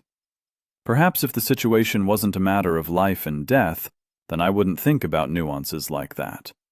But it was different now. We had no task to kill Naus. We just needed to return to Sparta relatively intact and bring our winnings with us. One mistake on our part, and we would share the fate of the leader boar, roasted alive in our storehouse. But I didn't intend to repeat the mistakes of my enemies. Hearing the order, Junior threw his shield to me and pulled Johnson with him, aiding him in acceleration. "What are you doing, boss?" He turned to me, noticing that I wasn't going anywhere. "I'll catch up," I said. "Run, you idiot!" I could buy us time. I was sure of it. I had already blocked the first attack, without much of a loss. If you didn't take the shield into account, that was. But now I had another. "Leo, don't be stupid! I don't want to listen to Piggy's sobbing," Johnson shouted as he left. "That's exactly why you gotta get your ass moving before I kick you to speed you up," I said, without taking my eyes off Mouse. The subordinates obediently disappeared into the forest thicket. I guess that a couple of minutes' head start would be enough for them to get a safe distance. Then I'd go, leaving Mouse with a sore nose. She got up slowly, wiping dirt and grass from her dress, or whatever her baggy outfit was called. A witch's robe? I raised my shield as I slowly walked towards her. I wouldn't have many chances to defeat and kill her in a one-on-one fight. One might say I only had the slightest of chances whatsoever. No matter which way you looked at it, she had magic in her hands. Unknown, mysterious, and entirely murderous magic. "Shame you didn't leave with the others," she hissed. "Now you'll stay here forever." No, I was doing everything just right. I was distracting her, while those guys escaped the danger zone of her attacks. Every minute of chatter increased their chances. As scary as the mouse's magic was, it was still entry level. She couldn't build it up enough to cause earthquakes or bring meteorites to the ground. Perhaps she had already given it her all, and now she was just trying to scare me. It couldn't be for nothing that she was moving from action to negotiation. "You shouldn't have started this at all," I answered dryly. "You seemed normal back then, at the very beginning. Why suddenly throw fire at us? Why not talk? Maybe we can find a compromise, some common ground. We're civilized people," I said, openly stalling. "You seek something that does not belong to you," the woman said, her eyes boiling hot. "This is not your property." The lights in her eyes lit up again, like she'd just clicked a button. Sparks appeared in her palms, which were already pointed at me. They grew immediately into flames. The flames curled into a ball, acquiring a stable shape and no longer trying to break loose. It was like watching a slow-motion fireball birth. Fascinating viewing. I took another step, forcing my tense legs to bend slightly at the knee. I put my shield forward, the edge covering the bottom of my face. The only problem was that I now couldn't see the woman without interference. She had pleasant, albeit slightly sharp, facial features and large, almost anime-like eyes, in which flames were now dancing. You could describe her as beautiful in her anger, but the mage's beauty was the last thing on my mind. Someone was clearly abusing charisma. It seemed like this was the Achilles heel for many players of the fairer sex. If you compared two fighters of the same level, then the man was likely to be stronger, because the girl wanted to become beautiful as well. I couldn't speak for everyone, but the trend was obvious. I didn't take my eyes off Mouse. I marked her every action and reaction. Her chest was puffing more and more, as if she had run a marathon. It seemed like magic exhausted her. That was good. I could try and make her expend as much as possible. Then it would be easier for me to delve into the fog without worrying about consequences. It sucked that her abilities hadn't been exhausted yet. It was also simply wonderful that she was clearly an unrestrained hysteric. I wasn't enough of an idiot to let Mouse concentrate, but I also wasn't ready to sacrifice my weapons like Junior did. It didn't seem too smart. Perhaps I could knock her off her cast a different way. It seemed like the mage was not entirely right in the head. It wasn't clear whether it was the magic and the fire elements acting on her like that, or she'd always been this way, and then all of this shit came out of her when she got power. But I could try to play on it. "I didn't see any signature on the apple tree," I said. "Guess that means it's a draw." A naked provocation. It worked surprisingly well. The mage exploded, waving her hands to prepare a launch. I immediately set off at a sprint straight towards her, not even thinking of dodging. Mouse chuckled arrogantly. She didn't believe I could handle a direct hit? Then it'd be worse for her. A ball of flame burst from her palm and whistled towards me. Adrenaline was pounding somewhere in my ears. My heart was beating painfully, trying to break out of my chest. Time began to flow like molasses. Of course, it didn't literally slow down. It was just that in a life-and-death situation, everything was scrolling past as if it were a frame-by-frame rewind. I took a step forward, pivoting on my right heel. The collected muscular force turned easily into a rotation, and bang! With a sharp, assured movement of my shield, I threw the fireball aside, like a tennis player returning a serve. After a slight change in trajectory, the fireball bit into the grass somewhere to my left and trailed off behind me with a hiss. The shield flashed, but the flames didn't spread as quickly as before. Enduring the pain and heat, I continued my run at the enemy. "What?" Mouse muttered, dumbfounded. "How?" I was mentally applauding my own crazy calculation. Her fireballs immediately seemed to be something more than a gathering of flame. How to put it more clearly? It felt like you were being hit not just by an element, but by a ball of water, or something even weightier. When it encountered real resistance, it would immediately burst, releasing the energy concentrated in it. That's what happened to the trees when Mouse threw a fireball for the first time, and the same thing happened when I blocked her fire disc.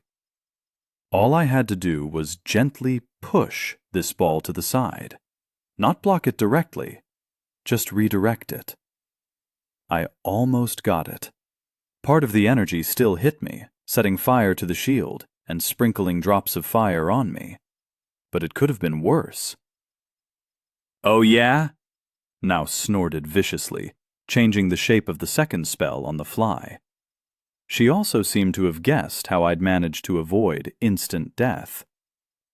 "Then take this!" she shouted menacingly, releasing from her palm a fire arrow? God damn you, system! That was a real boon for the mages. At least give us ordinary mortals something equally unbalanced. In a moment, the arrow flew directly towards me. Its speed was amazing. Thanks to its pointed shape, it seemed that the spell literally broke the space in front of it, leaving behind a burning red plume. I immediately thought, no chance you'll dodge a thing like that. I squatted down, trying to hide behind the shield as much as possible. A one-person tortoise. I just had one thought in my head. It's not for nothing that witches were burned at the stake. I would take an active role in the process. I managed to evade it. Sort of. The arrow plunged into the shield's right edge and immediately gnawed through it. My elbow, shoulder, and part of my forearm were precisely spiked by a red-hot poker. The arrow sunk into the ground behind me with a loud explosion. Bang! The blast wave hurled me forward, shoving my face into the damp grass. There was a noise in my ears. My left leg was screaming with pain, as if I'd pulled or twisted it. Despite this, I immediately jumped to my feet. Adrenaline perked me up better than any energy drink. "How are you still standing, asshole?" Mouse looked at me, slightly shocked. She wasn't looking as cheerful as she had a minute earlier. Her eyes didn't have that arrogant gleam. They betrayed fear? Apprehension? I couldn't make them out fully. The bitten lower lip and distinct shortness of breath may also have indicated impending exhaustion. "No wonder my supervisor called me stubborn as a ram," I grunted, straightening my back. My hands were shaky. Spots floated before my eyes. I could feel the sheer pain in the left side of my face and neck. I guessed that'd be burnt now, too. Shit. Just a little more. Get to Mouse, and the job would be done. Almost there. A step. Another. And after that, a third. I had almost made it right up to her. A touch closer, and I'd be able to at least poke her with the spear. Mouse was also aware of this, and panicking. "Don't come near me!" she screamed, making some kind of circular movement over her head and biting her lip until it bled. "Make me!" I growled. Another provocation. But now I was forcing her to lose the last remnants of her calm and show me everything she was capable of. Mouse was gripped with panic. That was what I really needed. A new twist of the palm. No flames. What was she doing? I suddenly smelled the persistent stench of ozone. This could only happen if... There was a quiet, subtle crackling sound. Then, a rumble. Then I watched as the woman's fingers pointed like pistols and slowly tilted in my direction. My intuition was absolutely screaming at me that the time for games was over. The heavy artillery had arrived. This was not something I would be able to withstand, even with all my strength. If there was no time left, then... I put all my force into throwing a spear, which flew straight at the stubborn mage. It stabbed her in the shoulder, throwing her a couple of meters back and nailing her to a tree trunk. Grah! At the same moment, a snow-white flash covered the entire clearing, blinding me for a split second. It was immediately followed by a deafening thunderbolt, overwhelming the ears. I was the lightning's target, but the spear had knocked Mouse's aim off. As a result, it hit a different, tall, freestanding object. "My beauty!" she screamed, completely forgetting about me and jerking against the spear, like a butterfly pinned for a collection.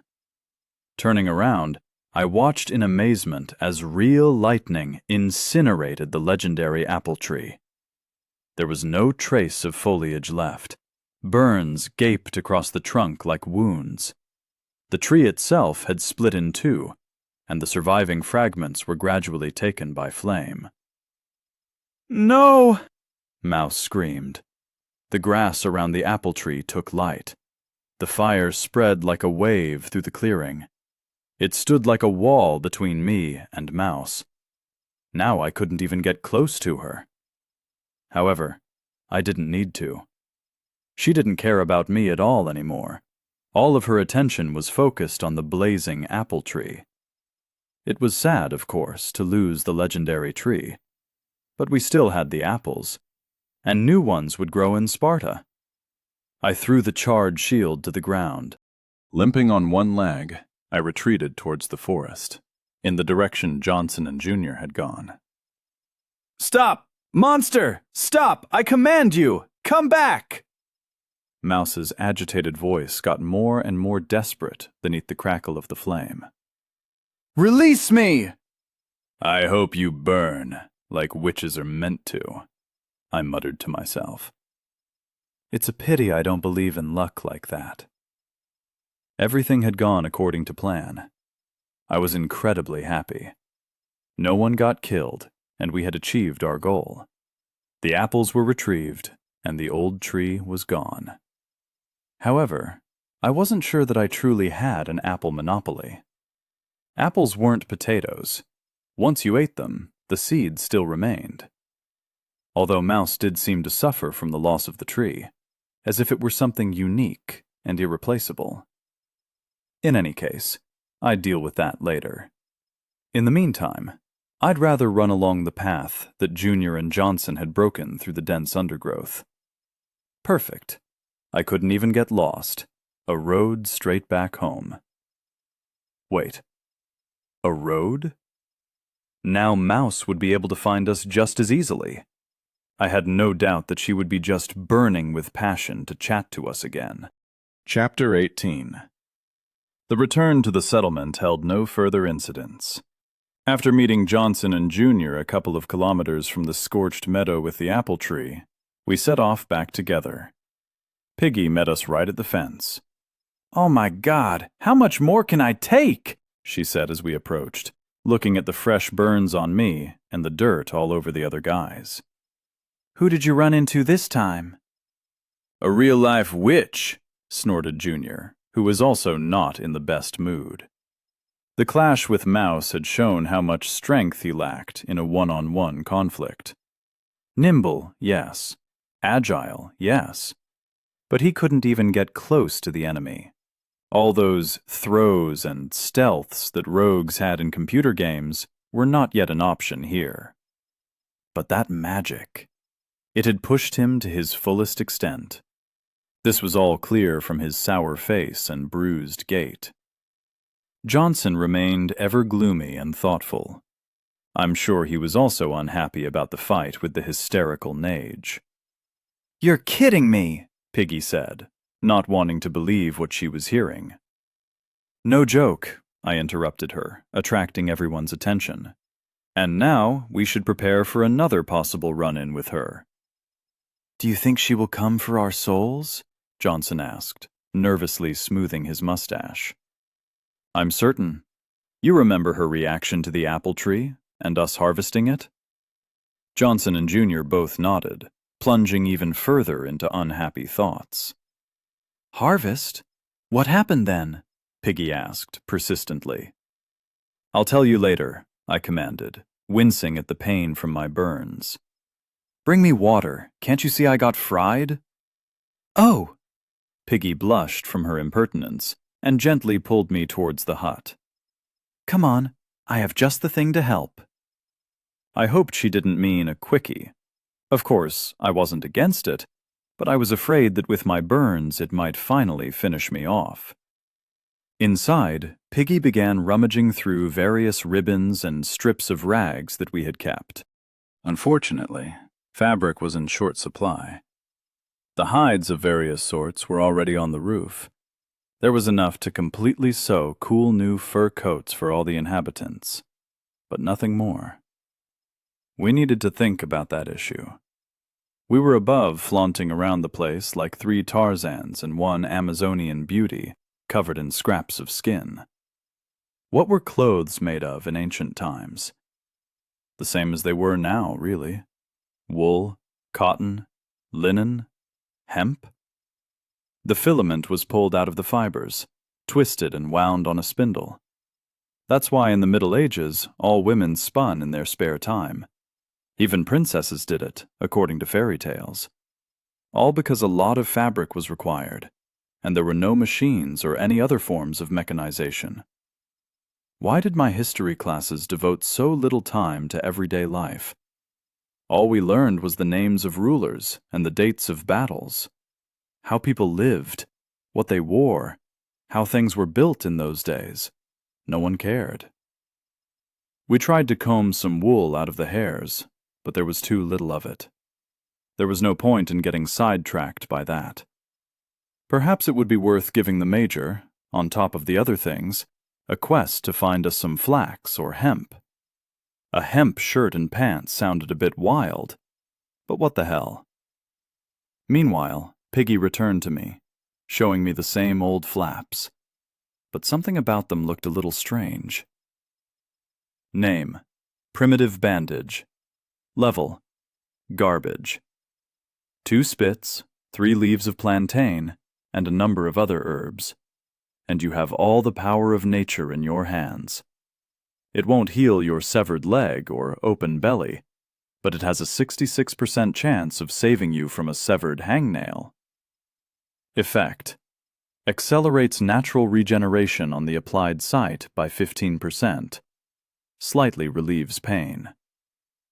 My cooking improves my ability to recognize plants, she explained.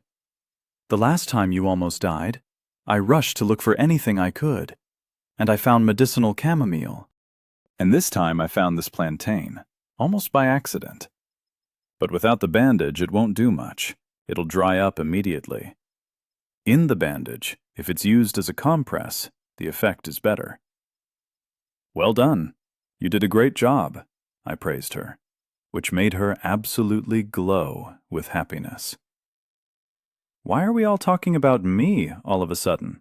She laughed. Sit down. I'll treat you.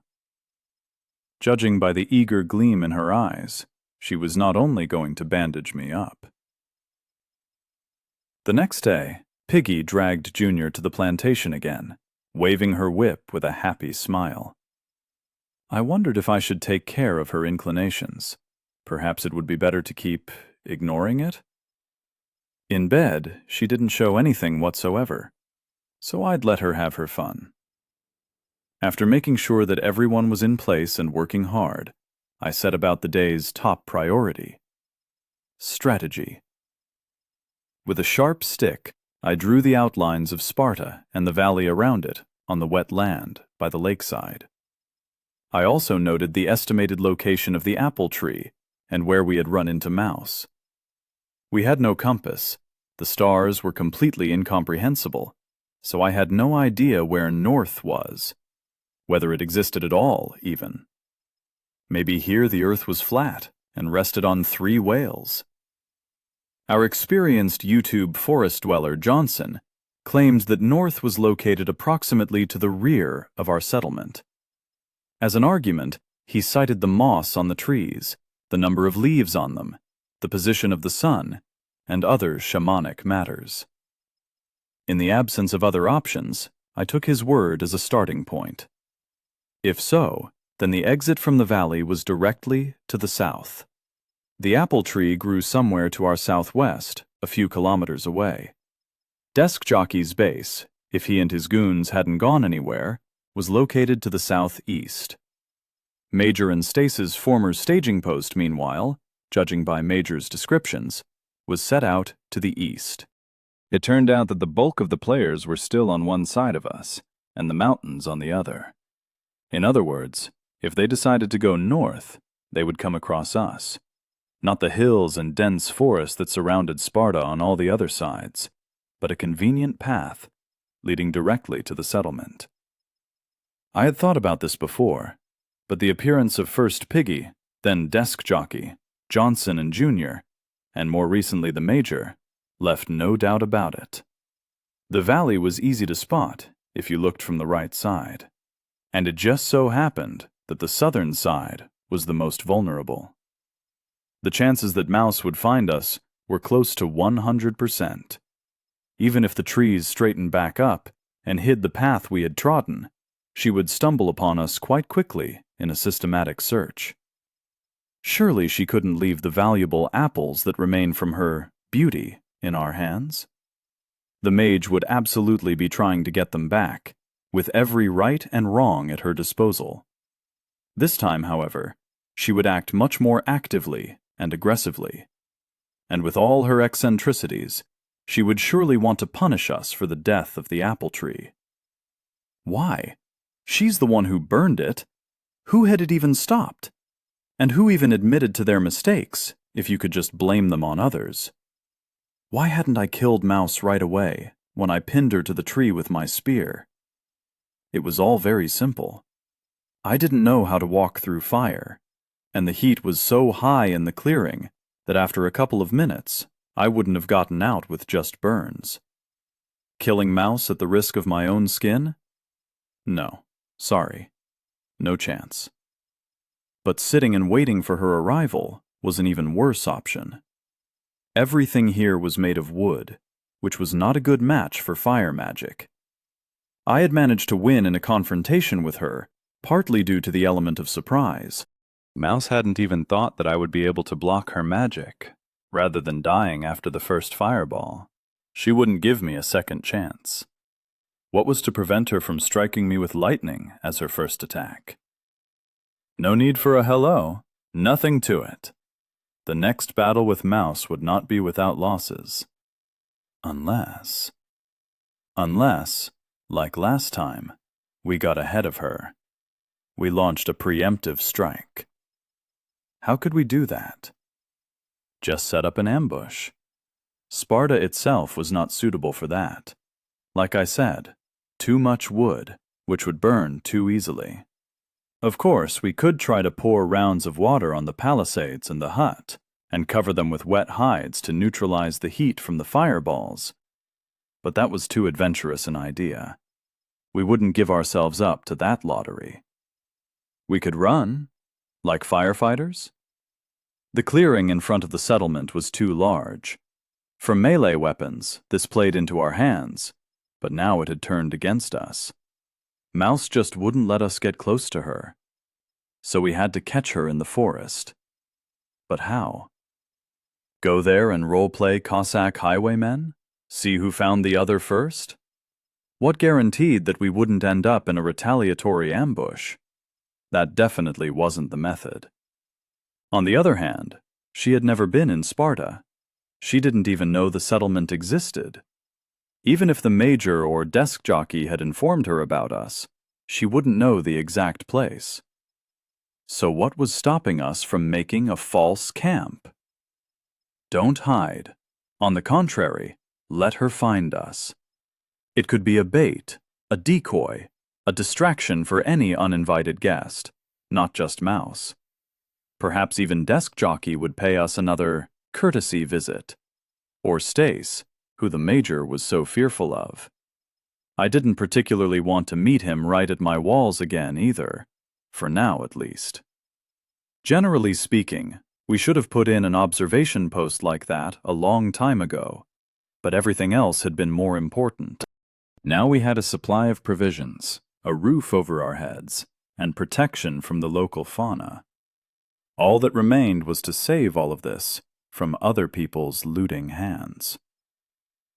A false camp at some distance from the entrance to the valley, as well as a hidden observation post, would become our warning system about the approach of other players.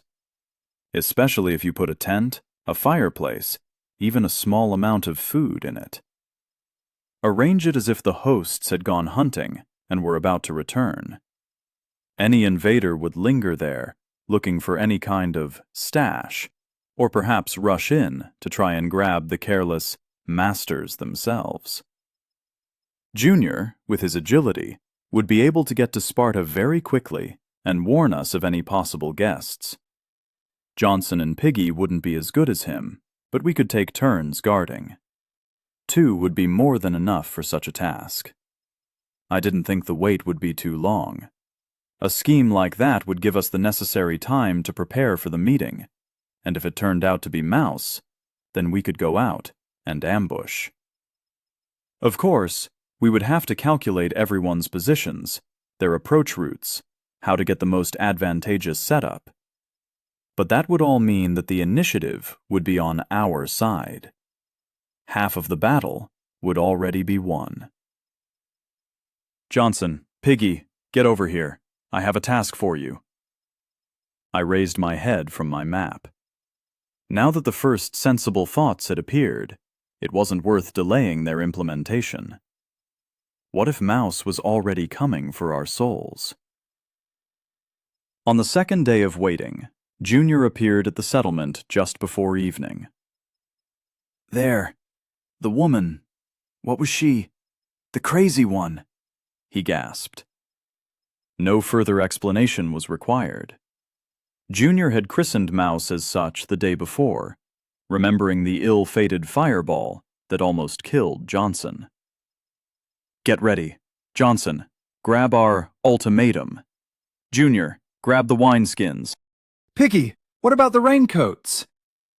Piggy sat at the entrance to the hut, bit a thread off, and with a tired smile stretched out the result of her labors. Finished! Right on time. Name: Heavy Leather Cloak. Level: Rare. This cloak will save you from the cold, from the wind, and from the rain. Sure, as long as you're not in Antarctica, and as long as all these natural phenomena don't arrive together. Bonuses: allows you to keep warm in adverse weather conditions. Stamina +4, Charisma +2, Agility -2.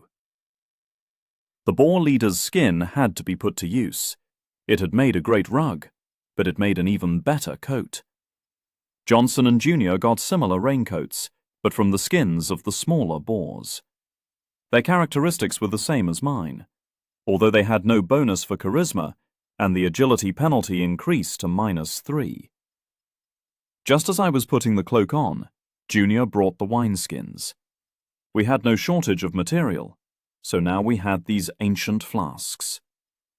Name: Leather wineskin. Level: Garbage.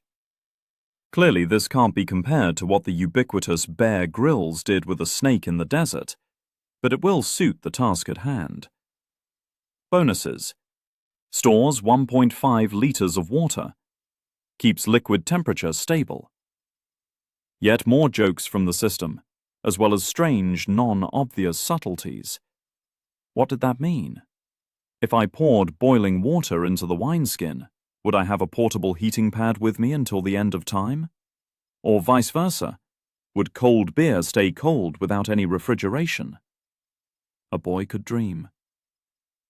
We'd have to consider the option. It would certainly bring some interesting opportunities, but now was not the time. Ready? I asked Johnson and Junior. They were messing around with their cloaks. It wasn't kidding about cutting their agility down so much. But after less than a minute, both of them nodded in agreement. Well, that meant it was time to take off. As we approached the edge of the forest, I gave the command to disperse. We had worked out this maneuver, and even Johnson managed to get the hang of it, with enough patience. Junior hid silently in the thicket. Even his wet cloak made no sound.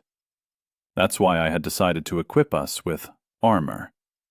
Boar skin was incredibly durable. In addition, I had finally figured out who had set fire to the boar we met in the forest, the one that smelled of smoked lard. The very fact that it had remained alive after meeting with the mage told us that their skins could protect against her fireballs.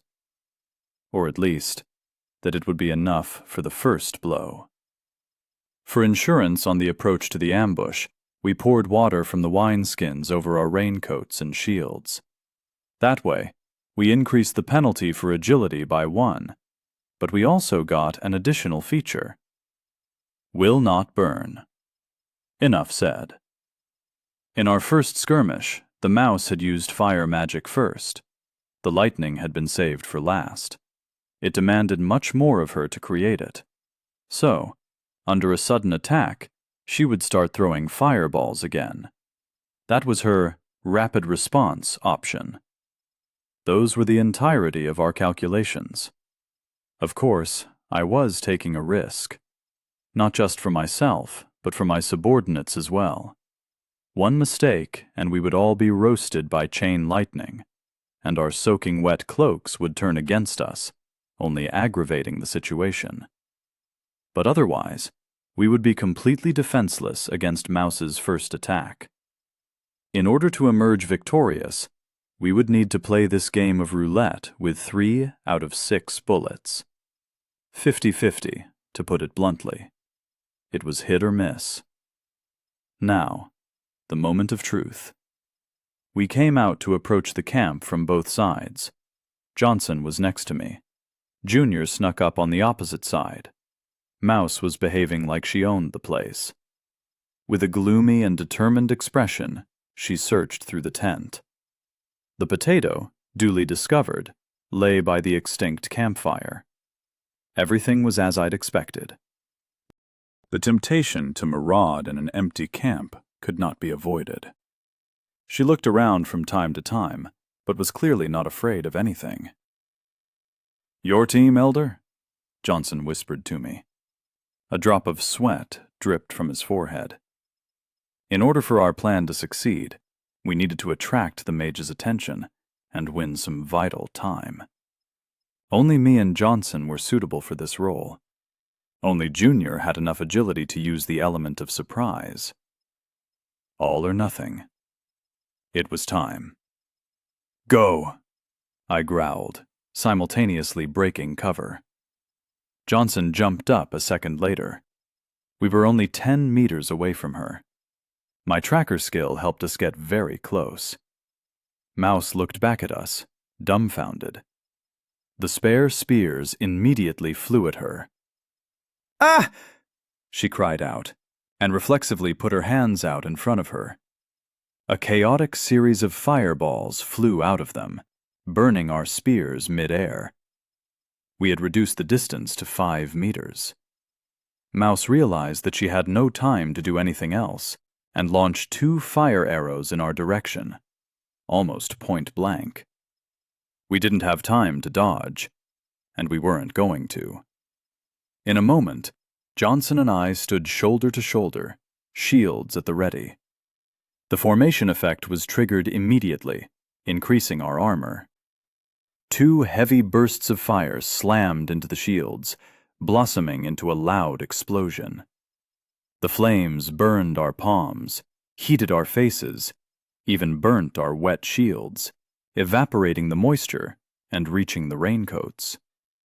But by that time, the worst of the blow had already been absorbed, and we managed to withstand the riotous elements.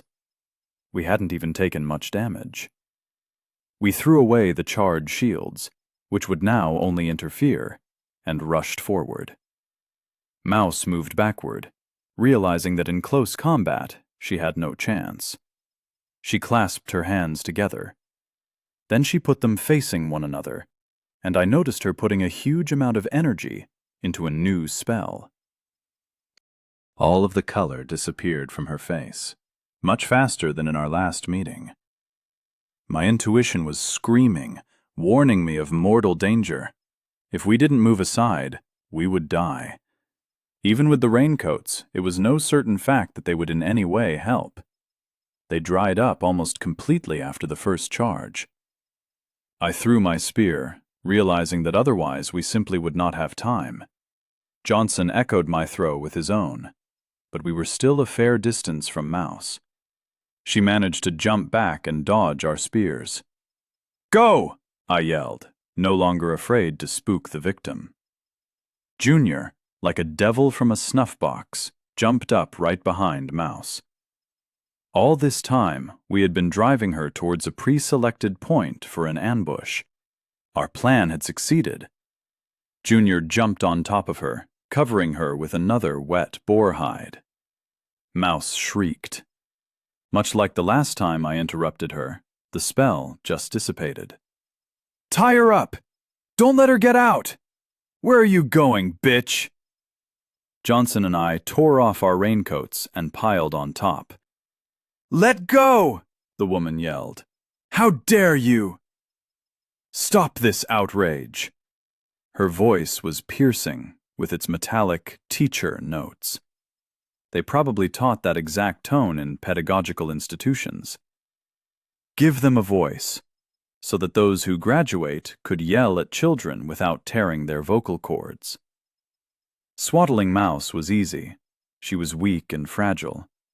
All of her stats were clearly invested in intelligence and wisdom, or whatever was required for mages here.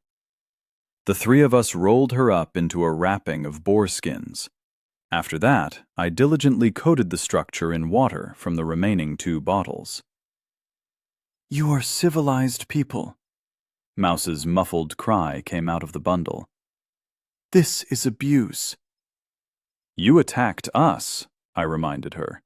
"Twice already." "It's self-defense," she tried to argue back. "You robbed me. I just wanted to get back what was mine." "Mouse," I told her. "I don't know any other name for you. Plus, we're all calling each other by new names here. So, Mouse, you attacked my people, threatened our lives. I would be within my rights to kill you right now, like a rabid dog. I am offering you your life. If you agree to become my slave, you will have access to your apples. You will also gain my protection, food, and relative comfort. Most importantly, you will share our goal and hope of surviving in this new world. Loners are doomed here. Your slavery is my guarantee of safety. So choose, life or death." Oof, what pathos! Even I was proud of my own eloquence. A little more leadership and I would be able to give speeches from the roof of the armored car, cap in hand. But beyond that, I really did believe what I was saying. A cadre like that would be useful to us. We could always kill her later. But Piggy, and then later Junior, were good examples. The system makes people violent, or rather pulls all their shit out into the open. But give them a chance, create at least a bit of the same stability, and they will become your faithful companions, ready to defend this peace. Or the illusion of it. It was a matter of perception. However, to my surprise, Mouse growled at me in response. Then you'd better kill me, you monsters. You won't take me alive. Junior put his dagger to the bundle, awaiting the command.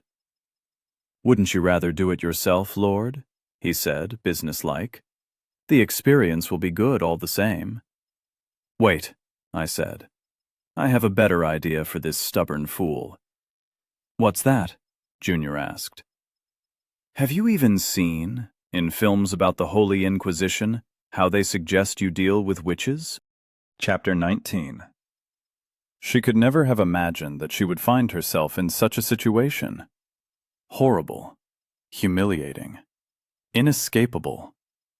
Mouse fidgeted involuntarily as she was dragged like a sack, bound in tight hides, arms and legs squeezed in. like a bundle, like a burrito. Even breathing was difficult, and it was impossible for her to move her hand to create a cast. There was the water, too. Fire couldn't tolerate its elemental opposite, so even if she did try to move her fingers, not even the simplest fireball would want to form. Lightning would be even more dangerous. She'd immediately short-circuit herself. Mouse knew physics well, at least at a basic level. She was an elementary school teacher. How had she even ended up in a life like this? Just a few weeks ago, she had been quietly and peacefully waiting for a regular trip to her friend Lena's dacha. No mansion, but a decent 2-story house with a veranda and a cherry orchard. Lena also worked with children, in a pediatric polyclinic. That's why they both had 1,000,001 reasons to complain about hard, irritating work. Pour out their souls to each other over a glass of wine. But something had gone wrong. Just like in some cheap chick-lit novel, the kind she'd read more than once. To her shame. Pure vulgarity.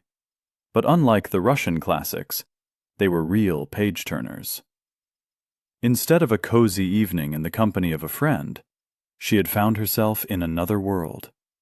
Crazy, cruel, and inhumane. Right before her eyes, people had begun to lose their minds, their sanity. What was it worth, watching a child kill a man she didn't know? What had the current education system come to if it was unable to identify such marginalized elements of society? But she had been smart enough to get away from that cycle of madness. What's more, as if to ridicule the other's situation, she was given a book. She'd believed that she would spend her last days, maybe her last hours, plunging into the lines of text. But there, too, disappointment had awaited her. The pages of the book were full of incomprehensible formulas and clumsy verse. There were drawings, too, but they looked like a first grader had drawn them. Mouse would have given them a D, maybe even called the kids' parents into school. On the other hand, she had no other options. To distract her from the fear, in front of all those terrible asocial types, she tried her best to understand all this nonsense. The book turned out to be a textbook on magic. Mouse didn't believe in magic, but after hanging out in the forest for 2 days, spending the night under the trees, and almost being poisoned by disgusting mushrooms, she was ready for anything. Here and there flashed some furry animals that looked like hares, but only just. She couldn't outrun them, couldn't catch them, and couldn't build a trap, because she didn't know how. Already on the verge of despair and fierce hunger, Mouse had come to the conclusion that she was not even in an adequate state to think. She used her magic. She hadn't even known what to think when a fireball fell from her hands, burning the animal to a black crust. It was at that moment that Mouse had realized she truly was in another world.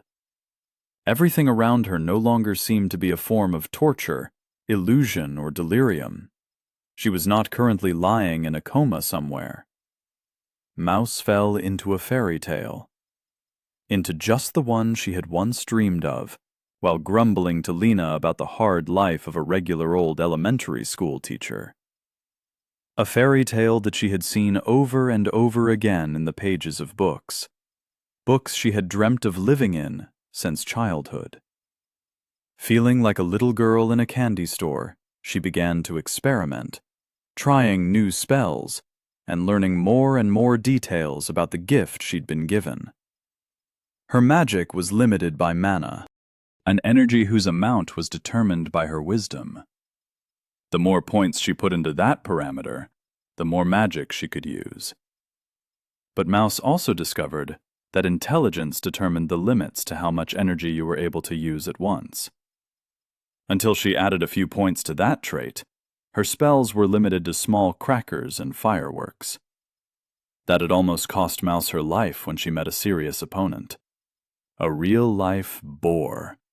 An enormous, terrifying beast. What an effort it had taken for her to drive it away, not forgetting to set its skin alight as it escaped. Mouse dedicated herself entirely to studying the mechanics of the system, exploring the new particularities of her gift. She studied new spells. She worked on them to cast them faster, automatically, unconsciously. The higher her level, the easier it was.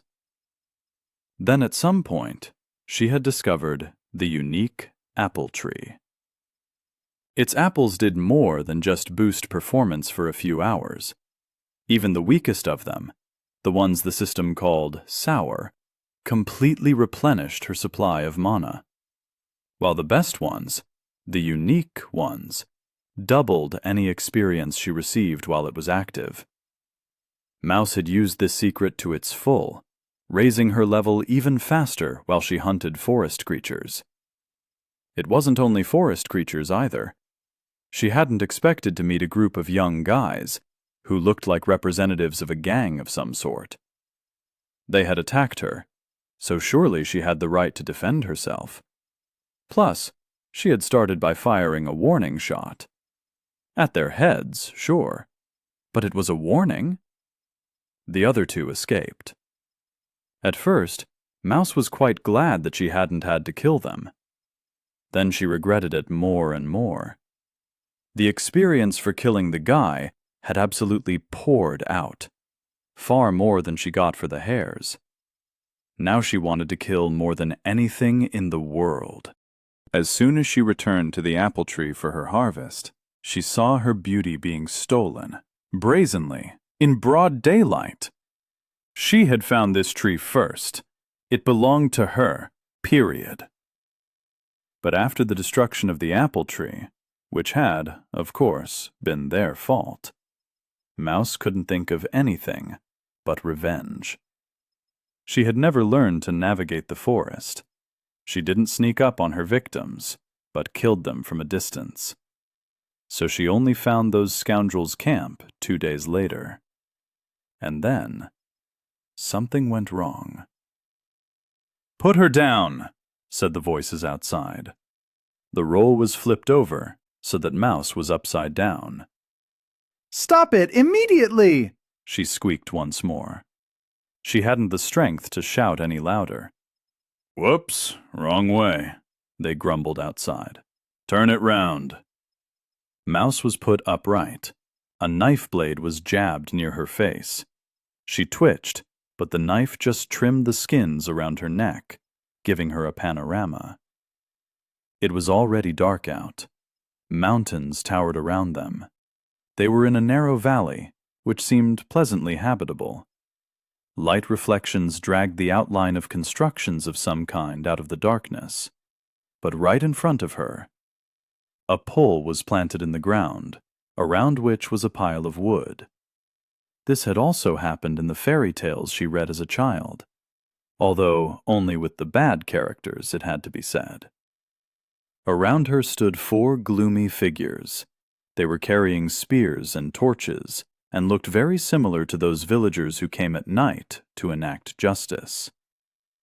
"You are accused of trying to kill me and my people with witchcraft," a young man proclaimed.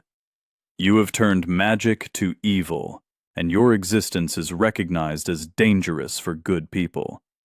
You were given a chance to atone for your sins, but you did not take it. Therefore, may you be treated according to your actions."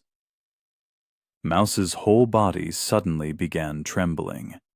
The first time she had seen this guy, she'd thought he was a simple weakling, or a self-confident idiot who smelled power from the gifts of the system. He didn't look like that anymore. In front of her was a collected, dangerous man who was ready to commit the atrocity of burning someone alive. Mouse thought that he hadn't killed her back in the clearing because he hadn't been strong enough, or was too naive. But now, she truly believed in his madness. It was stronger than her magic. He was going to burn her like some witch from the Middle Ages. Mouse looked at the rest of the audience in hope. "Burn the witch," the guy with the short, dark hair said with a frown. "Kill the bitch," said the only woman in the company, with a frightening grin.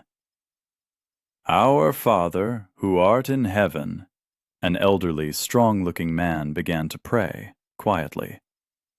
She was really about to be killed. The lit torches in their hands deprived her of any last doubts. Mouse hoped she could outsmart them. Who would kill a mage? This was irrational. She wanted to stall for time, take advantage of their timidity, and then improve her chances of escaping. Or even better, for taking revenge. "Out her on the pyre," the leader commanded. The elderly man and the younger guy picked her up and installed her on the pole. "Any last words?" the leader asked indifferently. "No? I thought as much." Their eyes met. There was not a bit of excitement or resistance in his. The torch neared its pedestal. "Ah, damn him. I give up. I give up!" Player White Mouse has joined the settlement of Sparta as a slave. Through her tears of defeat, she noticed a faint grin on the lips of this deceiver. What can I say? Everything went according to plan. I was mostly afraid that someone would start laughing. I had to somberly instruct Johnson and Jr. that the failure of the plan meant immediate death for Mouse. She was refusing to obey, and it was impossible to leave an enemy like that alive. It got through to them. They behaved very seriously. There was a chance that the mage would surrender, and it wasn't such a small chance either. All that we had to do was act as indifferent as possible to the woman's fate. Piggy took up this role play extremely enthusiastically. Who could doubt it? As a result of our amateur production, Sparta had its first mage at our disposal. And now that we knew for sure that Mouse really did care about her own life, we didn't need to worry that she would try any funny business. If she had been risking an implicit threat to her health before, the system now ensured that if she went against the will of her lord, she would be overcome with punishment. Even before removing her leather straitjacket, I had also explained the rules of the game to her. She couldn't hurt me. Johnson had writhed in pain just from trying to push me. If she attempted to cast any spell, a sharp pain awaited her, which would interrupt the casting. Any violence against other inhabitants, or intentional damage to property, would result in immediate death. I wasn't kidding, and Mouse believed me. In addition, without her book, she lost a significant portion of her power, and would no longer pose a mortal threat. Therefore, as the first order of the day, the captive mage was exiled to re-education. Under our best and most highly regarded teacher, Piggy, she would study growing the plantation every day. "Move your hips, pal!" Piggy barked like a lieutenant. Then she accelerated the whip in the direction of the mage's ass. Mouse squealed, distracted from destroying Colorado potato beetles, and shot daggers at Piggy. Only with her eyes, of course. "What the hell? That's violence against subordinates," Mouse grumbled. Piggy just chuckled. "No, it's not violence. It's just giving additional motivation," she said in a maternal tone. "A performance boost. You should be thanking me." "What are you talking about, you dolled-up bitch?" Mouse grinned crookedly. The argument didn't seem so reasonable from her point of view. "Just so you know, the hair's natural." Piggy smoothed it as she spoke. "And who did you call a bitch, you old hag?" Mouse crossed her arms under her chest and indignantly jutted her chin. She looked around for someone to take out her madness on. "Damn bugs! Take that!" Bang! A ball of fire ripped from her fingers and devoured the potato tops from one of the bushes with a cheerful crackle. "Are you crazy?" Piggy leapt over to her. "I wanted to burn the beetles," Mouse said, justifying herself. "I just overdid it." If I see you damage property one more time, you'll go without dinner, Piggy said. You could do with losing weight, too. Your ass has grown fat. Look at yours, Mouse blurted, unable to keep it in. You couldn't eat through those fat reserves in a month. Piggy growled quietly in anger. You know, I was right to think you were lacking in motivation, because you appear to have time for conversations, Piggy concluded. She immediately prescribed an experienced boss's whip on Mouse's ass. Hi-ya! Oh, you... Mouse emitted a decidedly spicy groan and immediately blushed all over. Back to the fields, my friend. The sun is still high, Piggy laughed, getting her new subordinate accustomed to her industrial discipline. I'd love some popcorn right now, I muttered to myself, watching this show from the sidelines. Or chips, Johnson agreed, shaking his head. She's not even that old, Junior said, which was certainly true. At our first meeting, Mouse had looked far different from how she looked now. Her hair, pulled into a tight ponytail at the back of her head with a prominent gray streak, had now blossomed and began to resemble noble platinum. Her skin had grown smooth, and her facial features acquired grace and refinement. Her figure had also undergone slight changes, becoming much more feminine and eye-catching. Charisma works wonders, that's for sure, I concluded from my observations. The tired woman had lost at least 20 years. She was now in no way inferior in her beauty to Piggy herself, who looked more like Mouse's younger sister. Okay, show's over, I shouted, clapping my hands after gathering my thoughts. The men came to their senses. This work won't do itself. Despite the mouse incident, there was still plenty of work to do. First on the agenda was the palisade, which we never got round to. Just because we hadn't had time to build it before the boars attacked didn't mean that we'd abandoned the idea. Somewhere out in the forest, Desk Jockey was still wandering around with his bonus sword and unknown Gastarbiters. Stace, of whom the Major was so afraid, was out there doing God knows what. The Major was not the kind to scare easily. Even though we now had our own flamethrower on the farm, it would be much safer if we were separated from the outside world by a strong log wall. We would be able to prepare the logs for it. Building the hut convinced me of that. I chopped down trees. The stone axe chewed through the wood a little, but my strength allowed me to literally force my way through the trunks. I would give a lot right now for some normal tools. Junior cleaned the knots from them, and Johnson sharpened them from above to prevent the attackers from climbing over the fortification. Then we had to dig a decent-sized moat around Sparta so that the logs could be rooted underground. Then finally, all this beauty needed to be tied together with ropes, covered with earth, and compacted. It was hard work, but it needed doing. I noticed that in the New World, the process of work and fatigue was different. Back on Earth, fatigue accumulated over time, and rest did not bring complete relief. Here, when our stamina ran out, we literally fell to the ground. But after restoring it, we took the work straight back up again, like robots. As soon as I got involved in the process, my thoughts habitually flowed of their own accord, scrolling through events from the recent past in my mind. Having attached Mouse to the settlement, I immediately seized her bonus book from her. While Piggy was chasing the mage round the potato beds, knocking the pride out of her, I carefully studied my trophy. Name: Ancient Tome. Level: Legendary. Just what Harry Potter lacked as a child, a book like this. If he'd given this a read, he'd have had no worries. But only until the sleeping spirit of the tome ate his soul. Handle with all possible care and caution. Characteristics: contains all sorts of incarnation school spells. Allows its master to learn the magical arts. Increases magic damage by 50%. Cannot be lost, /sold, /destroyed. Hides within itself an ancient spirit. As it turned out, only the owner of the tome was able to understand the language in which the collection of spells was written.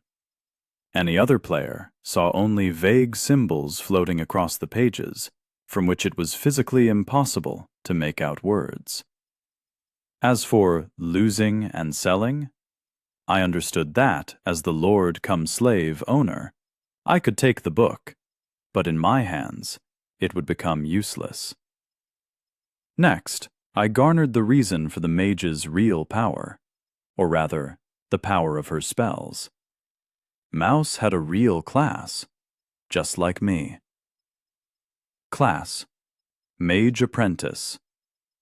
A larva in the magical world can only boil water a little faster than an electric kettle, and charge it with lightning, like fireworks. Bonuses: plus 10% to intelligence and wisdom. Facilitates the understanding of magical craft at an intuitive level. Charisma, plus 2. Stamina, minus 2. It was easy to believe that she had received that achievement for being the first to discover magic in our location. Yet again, the starting bonus showed its power.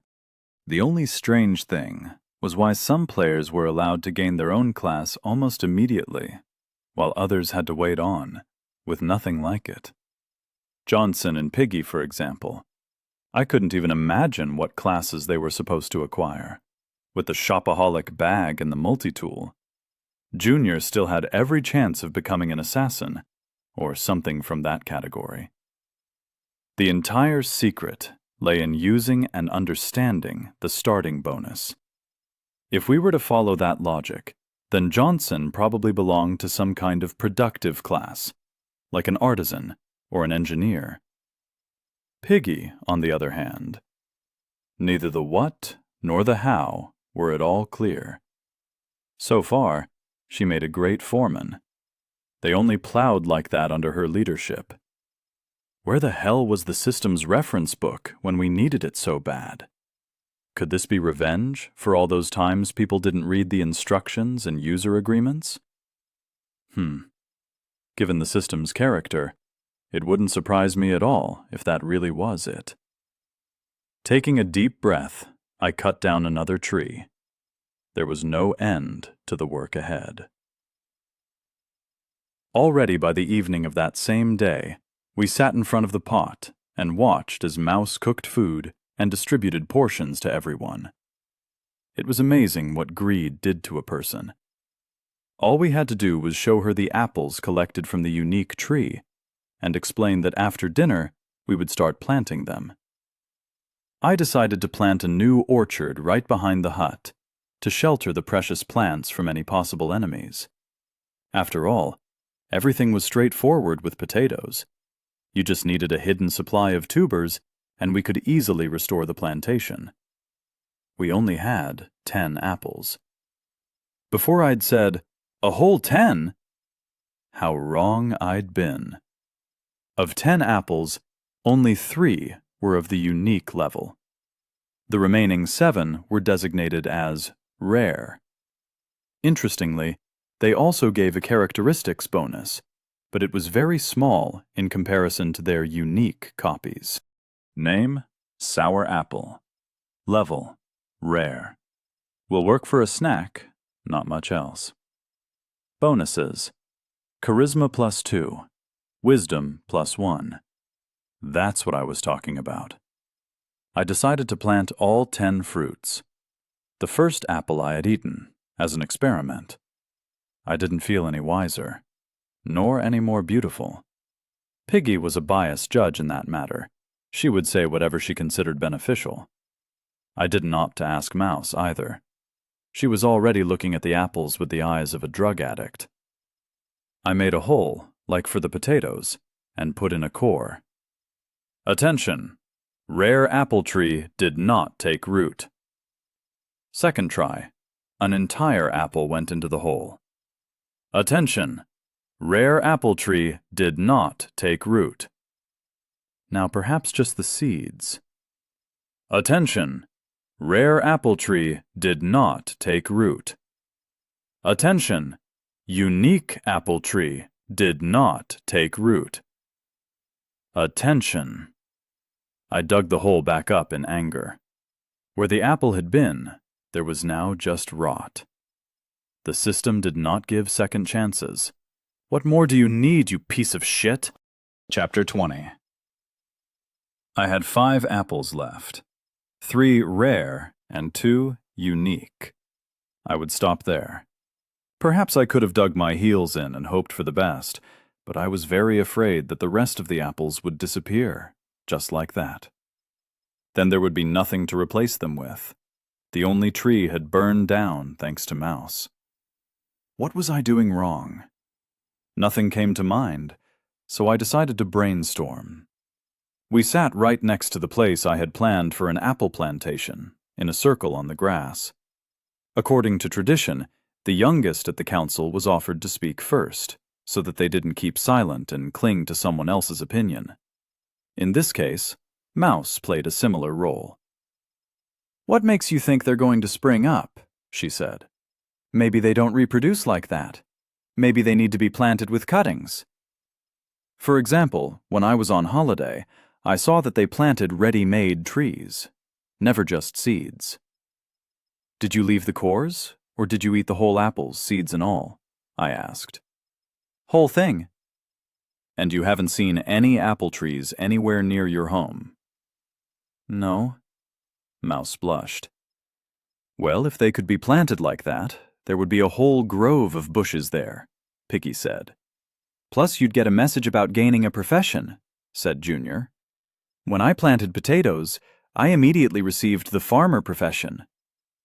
"By the way," I thought aloud, "what are your farmer levels now?" "Level 2, reported Piggy. "Me too," Junior added. "You get it for planting 20 potato bushes." "Do you think farmer affects the survival of the crops?" Johnson guessed. "It seems to take all possible factors that could affect it into account together. Just like how tracker helps you sneak up on animals? Not to mention the cooking becoming tastier and more varied," I reasoned out. "Then why did Desk Jockey's apple core grow?" Junior asked. "What?" Mouse asked, stunned. "Did you think that your miracle tree just grew up like that?" I said. "It was Desk Jockey's starting bonus." "There you were, screaming about private property. My beauty." Piggy laughed. "In fact, it wasn't yours at all." Mouse looked indignantly at the girl, but said nothing. "So why do the potatoes grow without any misfires?" Junior frowned. "We've had no problems with it up to this point, even though we've managed to plant more than a dozen bushes." "Don't you think there was something in common between Desk Jockey's apple tree and the very first potato?" Johnson suggested. "One's a fruit-bearing tree, and the other is a bush that grows in the ground." Mouse snorted. "My potato was legendary too," I explained. "That must be why it grew without any profession. Then as soon as I harvested the first crop, I immediately received farmer. Even Piggy wasn't allowed to work on the plantation until she joined the settlement." "So that means the higher level we are on farmer, the greater the chances of the new plants surviving," Piggy concluded. "Perhaps higher-ranking plants also survive better," I said. "So why did the potatomus only lose 1 level during planting, when the apple tree lost 2? Johnson wondered. "Doesn't that mean all our plants are eventually going to turn to garbage?" "Hopefully. It's because Desk Jockey ate his apple almost entirely," I said. "That would have used up all his available bonuses. So let's plant the whole fruit. Piggy, Junior, why don't we test out whether our ideas are correct?" "And if it doesn't work?" Mouse worried. "We have no other options," I said. "So believe in your luck, and we'll give it a try." Piggy and Junior got 1 unique apple each. I gave Junior 1 rare apple, and Piggy 2. After all, she had spent the most time on the plantations. As it happened, she was the first to get lucky. "Attention! Unique apple tree has taken root." You have established a new plantation. Apple orchard. Plant survival within a radius of 50 meters increased by 20%. There was the answer to our riddle. After that, Junior calmly planted another unique apple tree. Only one of the rare apples failed. As a result, we got 4 trees, 2 unique, 2 rare. In truth, it wasn't yet clear how long they would take to grow, but there were prospects. All we had left to do was wait. The first shoots appeared on the second day, and the day after that, the small trees turned green on the plantation site. In appearance, despite their level, they did not differ from one another whatsoever. Mouse walked around them in circles, like the fox circling the cheese in the old fable. She watered them regularly and collected some kind of disgusting caterpillar from their branches. The rest of us weren't wasting time either. It took us a little less than 5 days to create the palisade. It was hard. I won't pretend otherwise. The idea that came to mind for me immediately after planting the apple trees sped up the process significantly. For mastering a new profession, the system gave you a bronze box. Its generosity spread no further. For all levels after that, players only received experience. As a result, I considered it unprofitable to grind non-core professions, even for the sake of 500 XP. We spent no less than a full day on that. But we each had to reach level 1 on farmer, cook, builder, craftsman, and livestock breeder, and then deposit the reward in the Lord's treasury. Eventually, I planned to force everyone outside too, so that under Junior's strict guidance, they gained Tracker Level 1 as well. As a result, we received 4 garbage-level copper knives, 2 shirts, 1 pair of pants, 1 set of sandals, 2 very necessary pots, and 2 more items that our ladies almost got into a fight over: a copper comb and a polished metal mirror, most likely made of bronze. Once applied, both items gave a +1 charisma buff for 2 hours. But for that, you needed to comb your hair for at least 15 minutes, or peer at your reflection for the same amount of time. I was forced to confiscate both items immediately, declaring that I would issue them only on a strict first-come, first-served basis, once all household chores were completed. As a result, I got 2 offended pouts, and realized that I had acquired another powerful lever of influence over the team. But for me, the main reward was an axe. Native copper, garbage level, only +1 to strength, but a real axe. Things would go much faster with its aid. I was very pleased with that result. Sparta was now protected by a real wall, more than 2 meters high. Our settlement was situated in a valley, surrounded on 3 sides by mountains. Perhaps there were some secret paths that would allow you to cross them, but so far I hadn't found any. The main danger, time after time, had come from the south, from the forest. All of our as-yet undefeated co-travelers were based there. Now this single passage, narrow as a bottleneck, was blocked by our palisade. To prevent the wall from being demolished by a direct ramming attack, as the wild boar had at one point, we erected a rampart on the inner side of the palisade, packing the logs with earth to almost half their height. In that simple manner, my settlement acquired additional protection, and at the same time allowed us to peek through the wall, forewarning of possible onslaughts by future guests. Strategically, this is a great decision, Johnson approved. He had thought we were just going to bury the logs and stop there. But I was relentless. If you make a line of defense, then make it as reliable as possible. The main problem was that the stream had to intersect the wall. I decided to make the logs here a little shorter, cutting them at the bottom over the water itself. They were tied to the adjacent logs on either side, and reinforced with transverse poles. Paying tribute to my paranoia, we blocked the narrow through channel with a grid of thin tree trunks so that no creature could slip through unnoticed. Eventually, I wanted to completely hide the water here in a pipe and put it underground if we ever reached that level of technology. I wanted to believe we would. We had no gate due to the same technical backwardness. We just had to climb up the wall with a ladder, then pull it back in. After completing the work, Sparta became a fortress, and for the first time, I could breathe calmly. Come visit, dear guests. We were ready to meet you. 6 days after his departure, the Major returned. He had managed to complete the additional quest, his search for tobacco. Mission Tobacco for Johnson complete. Reward of 300 XP given to player Major. Clink. The clatter of invisible coins rang out, and my experience panel shed 300 points. There was that explanation then. The system did not tolerate imbalances. No freebies. I was a little upset, but I didn't give a damn. Pleasure doing business with you, I said, extending my hand to the Major. The pleasure is all mine, the man smiled, shaking my hand. Oh yes, that's the stuff. Johnson, who also accepted his order from the soldier, looked thrilled to be holding a bundle of tobacco leaves in his hands. How are you going to smoke them? I asked. We don't have any paper or a pipe. I'll figure something out, he waved his hand.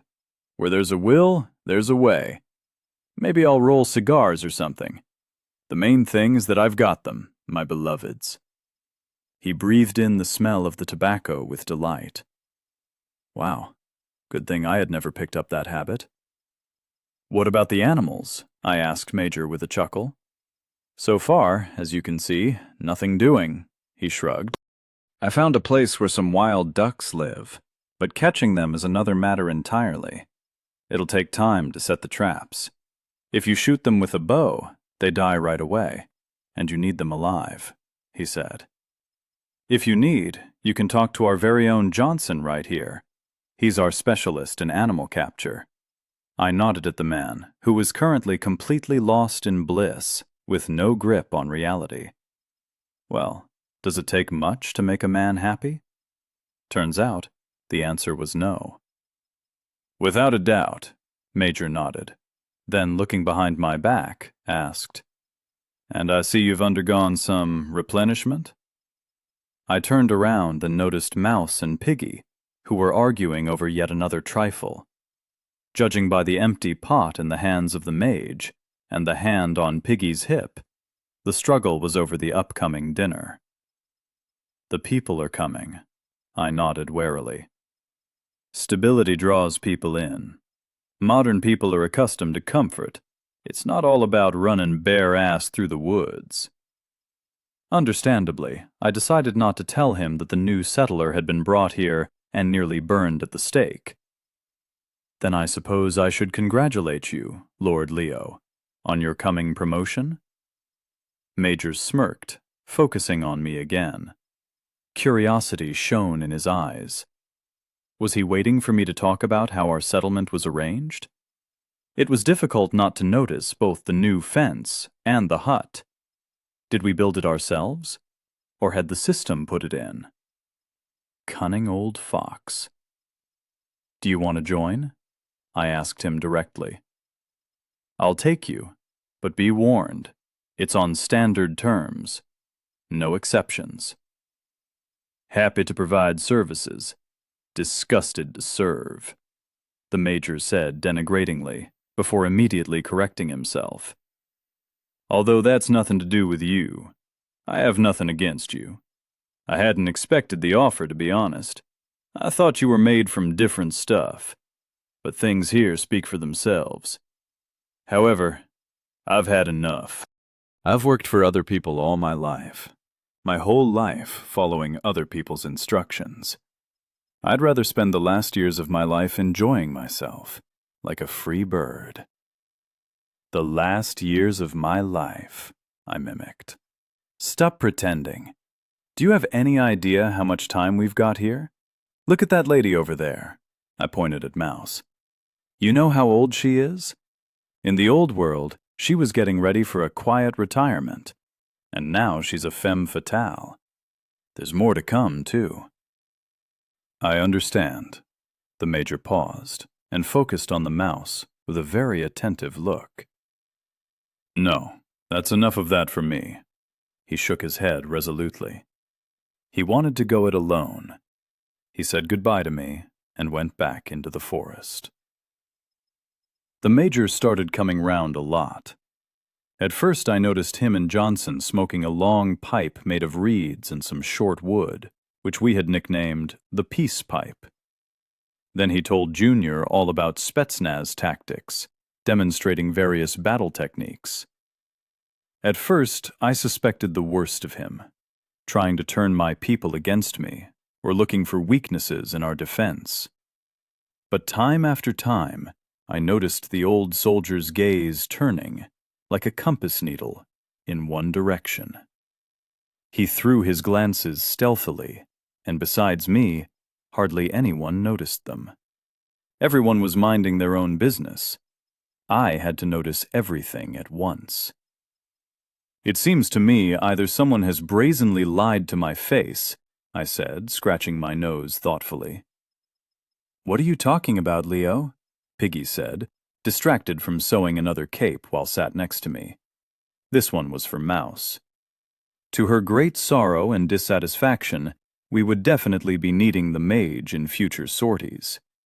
That meant we would have to build some armor for this tough madam. Look at that. I gestured to the funny picture unfolding in front of us. Junior and Mouse were silently peeling potatoes for dinner.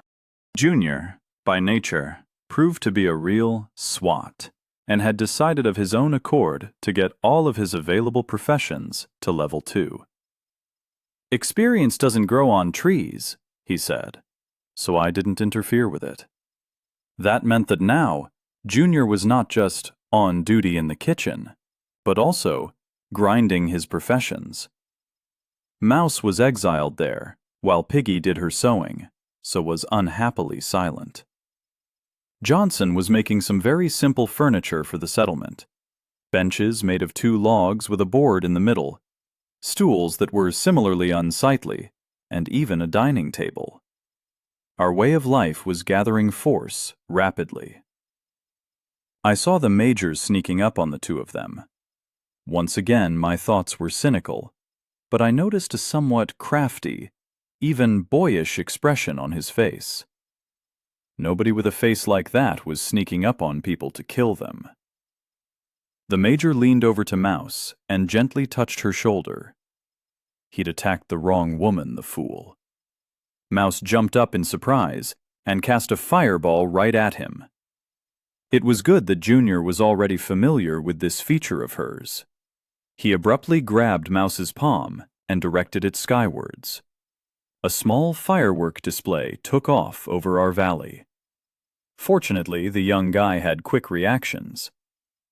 "Didn't they teach you not to sneak up on people, you old fool?"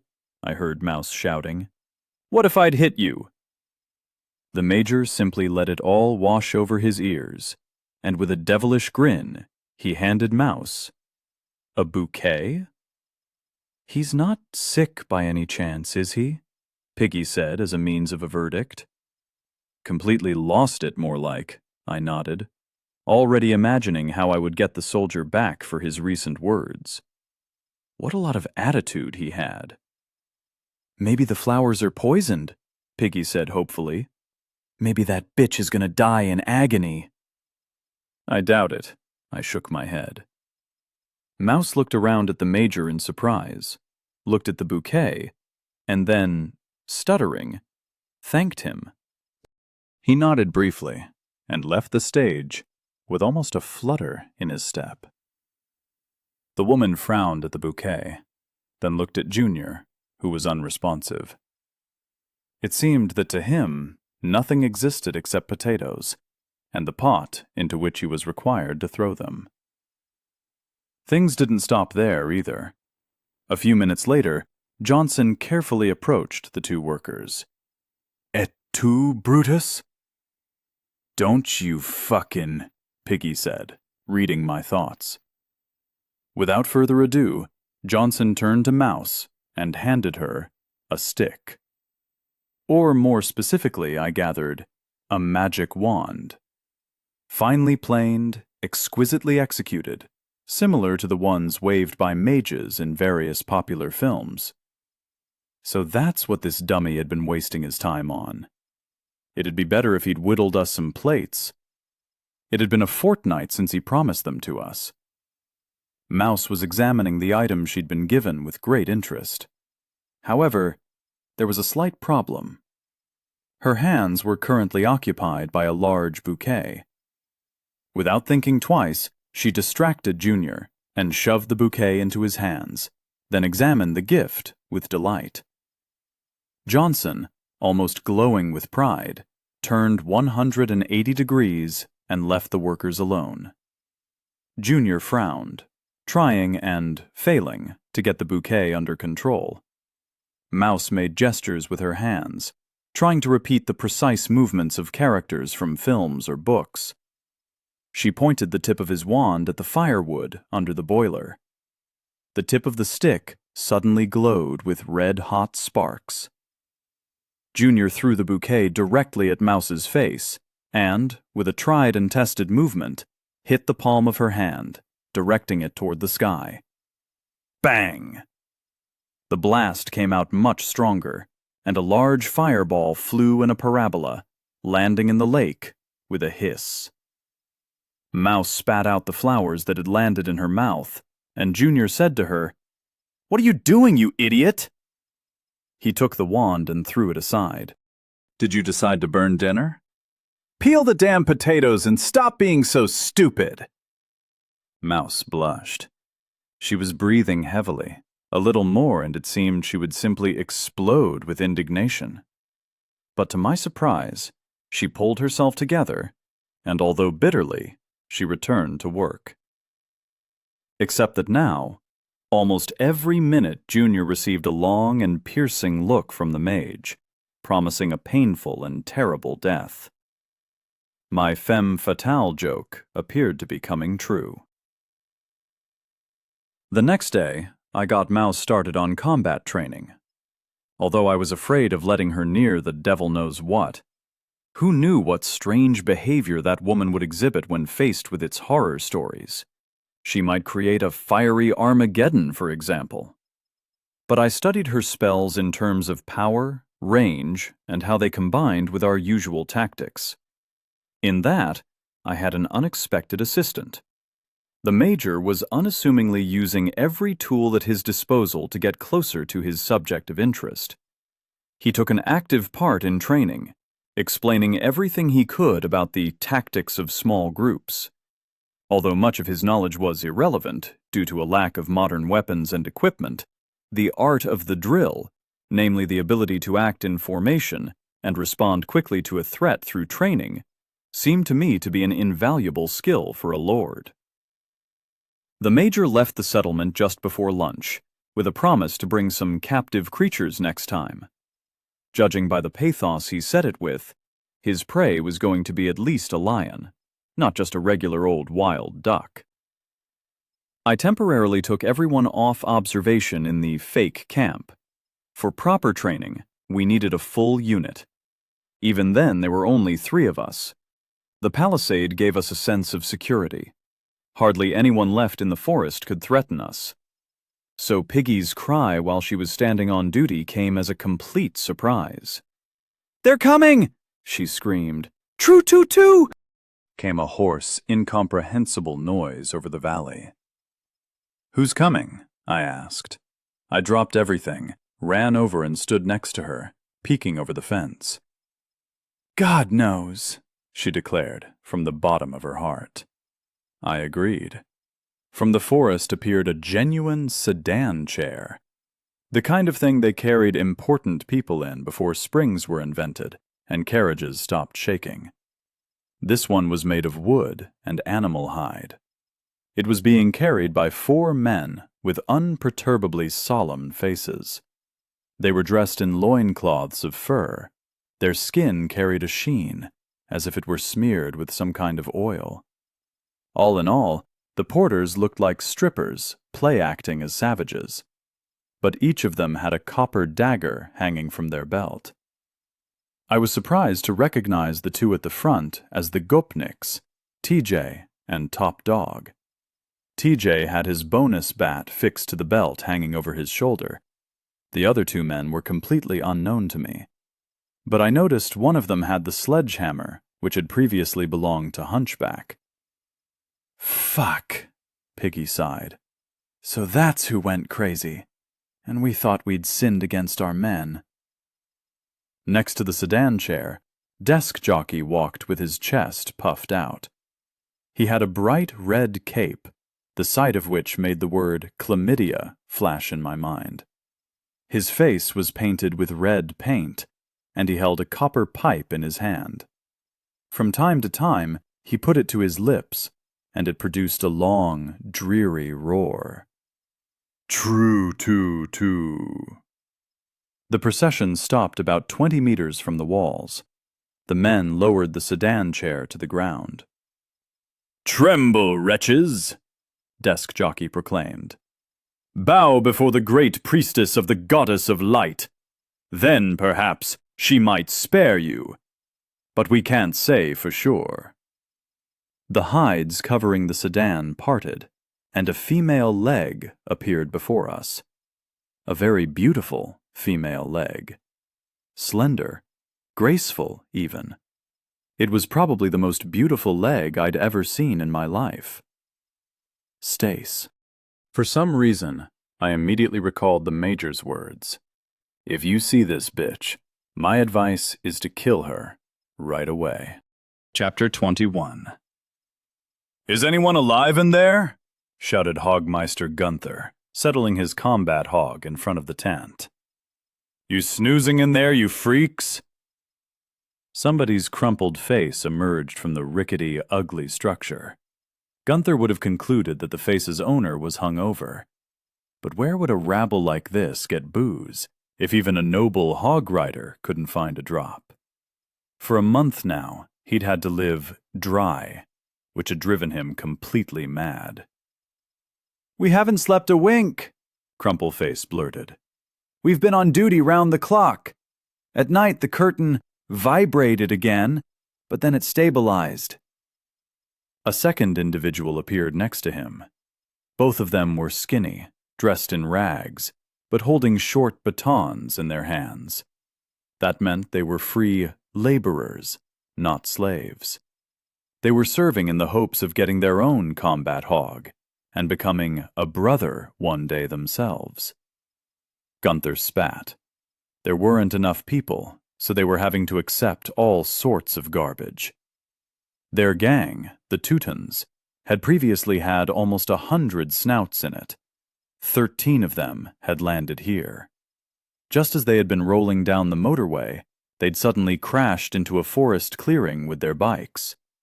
Worst of all, the bikes wouldn't start. Even worse, the guns in their bags refused to fire.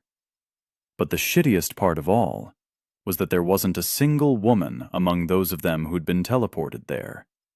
The bonuses they'd gotten had been boring. Knives, brass knuckles, bats. Only Redhead had got a bridle.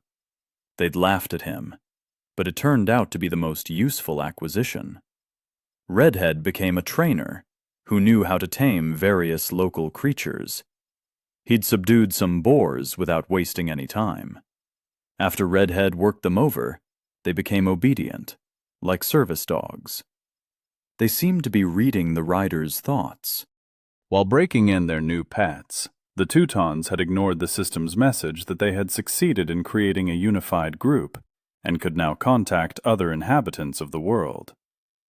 They only realized what this meant when they came across a bunch of the spectacled, beardy types who had come to fraternize with them and invited the bikers to join their new society. In this new land, their leader said, we will build a new world without borders, wars, or violence. They'd beaten him up right away, just in case. Suddenly, the madness was contagious. The rest turned out to be scientists from some design institute. There weren't many broads, only 2, and they were ugly. The Teutons were not embarrassed by their looks, but the women turned out to be frail and died quickly. In their place, the system handed them a couple of Asians. For the sake of experimentation, they killed 3 more prisoners, and only then did they realize that when each person died, a living one appeared at the starting location, but only level 1, and only with starting characteristics. The scientists made good slaves, obedient and cowardly. They collected mushrooms and berries in the forest. They caught small animals and acted as domestic capturers. One of the slaves had even called them hog riders for the first time. The name stuck. The lack of booze and broads pissed them off. The Teutons surveyed the area. It was similar to a honeycomb cell. 5 sides were covered with a veil, like a curtain or a membrane, and only one was open, the one where the scientists lived. Behind the next membrane, the bikers pulled out a jackpot. 2 rooms of a female student accommodation block had landed in there. The dumb broads couldn't decide which of them would be the leader. That gave them a few days of quiet life. The Teutons protected them. They even grinded their characteristics pretty well. Sure, the skills and professions weren't anything to boast about in decent society. But no one believed that society was ever going to appear. Now all that was missing was the booze. For each membrane that fell, the hog riders broke through like it was an open bar after 100 miles on the freeway. They only met with any resistance once. The new location turned out to be a swamp. On the narrow path, their hogs had fallen into traps. 2 brothers were killed. That was the first time they'd had to replenish their troops with slaves. Then the laborer infantrymen had appeared. They were kept in sparse, hungry conditions, but they were also given hope for a great future. They were killed at the slightest showing of resistance. True, once the brothers grew to level 5, the system stopped giving them experience for killing ones. The Teutons had already crushed 5 locations beneath their feet. Each brought their own goodies. In one, they'd learned how to smelt metal, and the riders got short combat knives and armor for their hogs. In another, they learned how to work hides, so now the Teutons walked around in identical leather pants and vests. In the third, to the hogs' delight, they learned to grow carrots. The rest were still covered by curtains.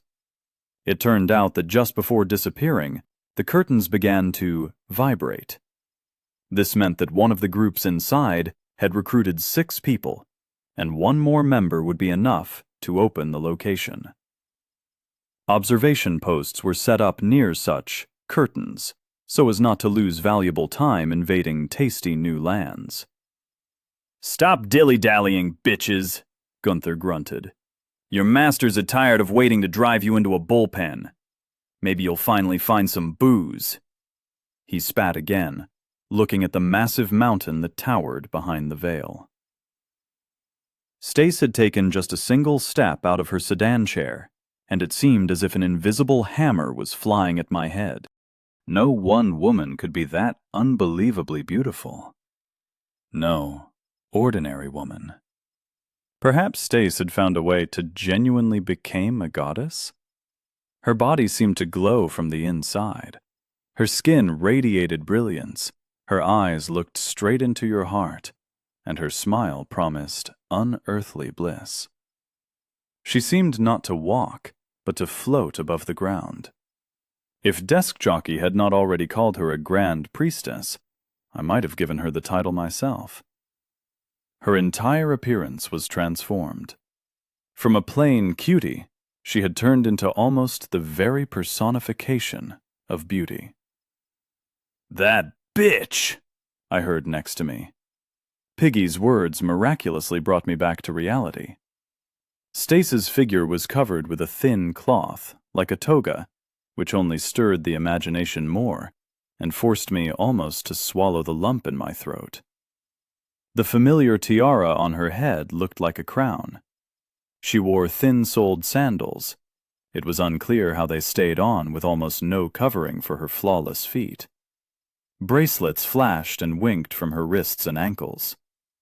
Where had she got all this? Had some kind of craftsman really managed to make this for his leader? Or had the system adorned her with gifts? Some of us just got given shitty sandals, while others... Once I'd come to my senses, I gave the dumbfounded Johnson and Junior both a slap round the back of the head. They were both completely lost, unable to tear their eyes from Stace. Junior was even drooling at the sight of her. This girl worked like the devil knows what, this time in a skirt. The only difference was that, while the dummy was trying to scare the shit out of us, the girl, on the contrary, simply disarmed us with her appearance. The most unpleasant thing of all was that even Mouse and Piggy couldn't resist her charisma. Piggy may have been mad, but she couldn't take her eyes off Stace. How high were her stats to produce this level of devilry? The High Priestess demands to speak to the leader of your pack. Or else you won't be happy, Desk Jockey shouted pathetically. But Stace's held-out palm stopped him. Enough, Desk Jockey. There's no need to drive us into conflict through words alone. After all, we're no barbarians. Her voice flowed like a refreshing stream. If she spoke a little longer, I could close my eyes with pleasure, as if my favorite melody was being sung straight into my ear. What the hell was this? How on earth were you meant to fight it, if just a few words almost put you into such a ridiculous trance? Yes, of course, my goddess, the man babbled, bowing to his waist and almost drooling. There was a blissful smile on his face, which made me feel, bubbling up inside me, jealousy? Why was he the one standing next to her, when it could have been me? Why him? Why not me? I gave my leg as painful a pinch as I could manage, and felt an invisible toxin release my consciousness. It became somewhat easier to think. No pink haze or flying hearts flashing before my eyes. Was I hallucinating? Stace continued to walk towards us, and once more my inhabitants were glued to her. Mouse! I shook the mage with force, and her face regained consciousness. Zap her with something! A warning shot! Don't hurt her! Mouse's dark eyes lit up with flickers of flame. She pointed her wand. It turned out that it really was easier to concentrate her energy with the help of that piece of wood, and launched a ball of fire right in front of Stace's legs. Bang! Splashes of flame flew up along with lumps of earth. Stace squealed and froze like she was dug into the earth. She definitely had not expected long-range artillery from us. Stay where you are, I shouted. Tell me why you came, or get out! I come in peace, Stace purred. I carry out the will of the Light Goddess, and acquaint people with her wonders. But who are you, brave warrior? Identify yourself. Given that each of us was able to see the other's nickname, it sounded a little theatrical and funny, like a school play. I am Lord Leo, I said, patron of these lands and these people. We need no goddesses. That's an opium of the people. I was being rude on purpose, to infuriate her and disrupt the enchanting effect she was having on the others. It didn't work that well. Stace looked at me, and a slight smile blossomed on her lips. Meeting her gaze alone made it difficult to breathe. Reason began to drown again in all sorts of dreams. My heart was beating like clockwork, preparing to break through my chest at any moment and fly into the arms of the girl in the toga. Will Lord Leo deign to come out for a one-on-one conversation? She smiled cutely. "Why would I?" I answered. Leo, She sighed, as if talking to a fool. you and I are the leaders of the two largest parties in this area. There's no one else left. We have matters to discuss. Or are you afraid of me? In actual fact, I was so afraid that I was on the verge of hiccups. I hated losing control of myself, but as soon as you got a little distracted, butterflies and pink ponies floated before your eyes. That said, I was definitely better than my subordinates. "1-on-1, I said. "Send your gang into the forest, and you stay where you are." Why not? Stace commanded her men to retreat, and they complied with the synchronization of mechanical toys. I'm waiting for you, Lord Leo. What to do? Zap her with lightning, just in case? Be the first to declare war? Even if it proved to kill her from a single blow, her followers would rush to take vengeance. There were 5 of us against 5. I was sure we would win, but who knew if we would survive without any sacrifices on our part? What if we didn't? What if she lived? Who knew what tricks she had up her sleeve? In that case, the war might not turn out so straightforward. The only reason I was resisting Stace's influence more easily than the others, and wasn't drifting away in pink clouds, was because of my high level of will. It was my most grinded characteristic. What's more, I hadn't invested a single point in it when leveling up.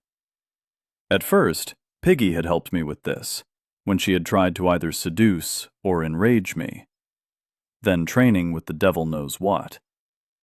Now my will had reached 18. If I couldn't resist during the negotiations, then afterwards it would be a piece of cake to capture us all. Before I went out, I returned Mouse her magic book. Now she could do more than just frighten with her spells.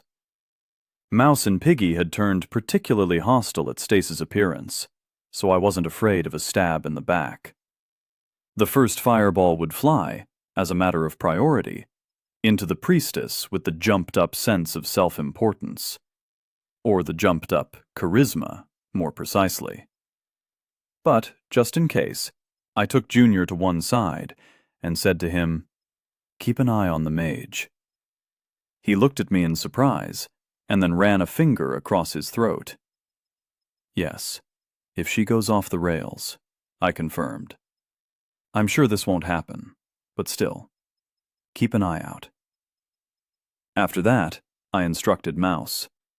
I went through it in great detail, asking her to repeat it back to me so I knew she understood. Then I explained again. "If they capture me, kill Stace," I said. "If I suddenly start running away, kill Stace. If, after our conversation, I don't walk back and start walking over to their side, kill Stace. In every instance, the first lightning strike goes for her." Mouse nodded grimly. "And remember, they are our enemies." I addressed this part to everyone. Powerful enemies. Unbelievably dangerous enemies. But enemies all the same. If something goes wrong, it doesn't matter what, spare no one. I am not going to take any risks at all right now. Not with myself, not with you, not with Sparta, not at all. The only good enemy is a dead enemy. Got it? I went down the ladder, and taking my time, made my way over to where Stace was stood. She awaited me with a calm smile. I walked carelessly along the path between our traps. If her porters went on the attack, some of them would find their death on pointed stakes. Johnson was improving them, and even I could hardly notice the boundaries of the danger zones, even though I helped build them myself. Grass swayed on top of them. Daisies bloomed. This was the mound that the wild boar leader had dug up when he jumped out of the trap pit. For some reason, it seemed that the enemy we had approaching us now was more dangerous than the boar herd. Either Stace had reduced her pressure, or I was starting to get used to it. I no longer wanted to fall to my knees and kiss her feet, but I still tried not to look her in the eye. Good devilry! It was hard to imagine such an angelic creature as my enemy. Instead, I looked at her subordinates, who were stood at a distance. They looked strange. TJ, once an arrogant, bold Gopnik, now looked like a monk. There was a ridiculous, sickly smile on his lips, a relaxed facial expression, and half-closed eyelids. It seemed like the guy had found Zen. That put me even more on edge. If the influence of the priestess, or goddess, changed your character that much, then it was extremely dangerous. Up close, Stace turned out to be even more beautiful than she was from afar. Some kind of fresh, very pleasant aroma emanated from her, which was difficult to identify or understand. It was jasmine, and cinnamon, and vanilla, and the smell of a perfume that I had smelled by chance on the street, only for its owner to disappear immediately into the crowd. It was as if my consciousness itself was providing me with my most pleasant smells, and immediately projecting them onto Stace. We stopped a meter apart from one another. Stace spread the skin of some or other animal over the ground and sat on it, somehow even bending her knees gracefully, touchingly. Her whole figure was calling to be protected, preserved, defended. You have resisted seduction. Will +1. Phew! I unclenched my fists and found that my fingernails had bitten into my palms. The obsession receded again. I carelessly sat on the ground right in front of her. And you, Leo, it turns out, are not like everyone else. You're not that weak, said Stace. Honestly, at first glance, I paid no attention to you at all. But now you're a lord. You have a fortress. Slaves. I didn't expect all this from you. She stared at my face, as if looking for something in it. You're not the first to mention it, I answered. You wanted to negotiate. I'm here now. So, what are we talking about? Stace laughed, as if everything that had come before had just been a gain. Typical female coquettishness. We're talking about you. And about me, Stace purred, leaning towards me. You understand that we will have to wage war against each other, right? The system says that there must only be one leader. That's right, I nodded. But we can choose another path. Stace leaned towards me. Her hot breath burned my ear, worse than the heat of Mouse's fireballs. Much easier and more pleasant for both of us. A picture of Stace lying on a fluffy animal hide involuntarily popped up before my eyes. In just her toga, hardly covering anything. One word, and all her beauty would belong to me, and me alone. Fuck charisma. Fuck politics. She was just incredibly beautiful. What are you talking about? I pretended not to understand. It's simple. Her smile almost illuminated the entire valley. Marry me, Lord Leo. Be my husband, and we shall rule this world together.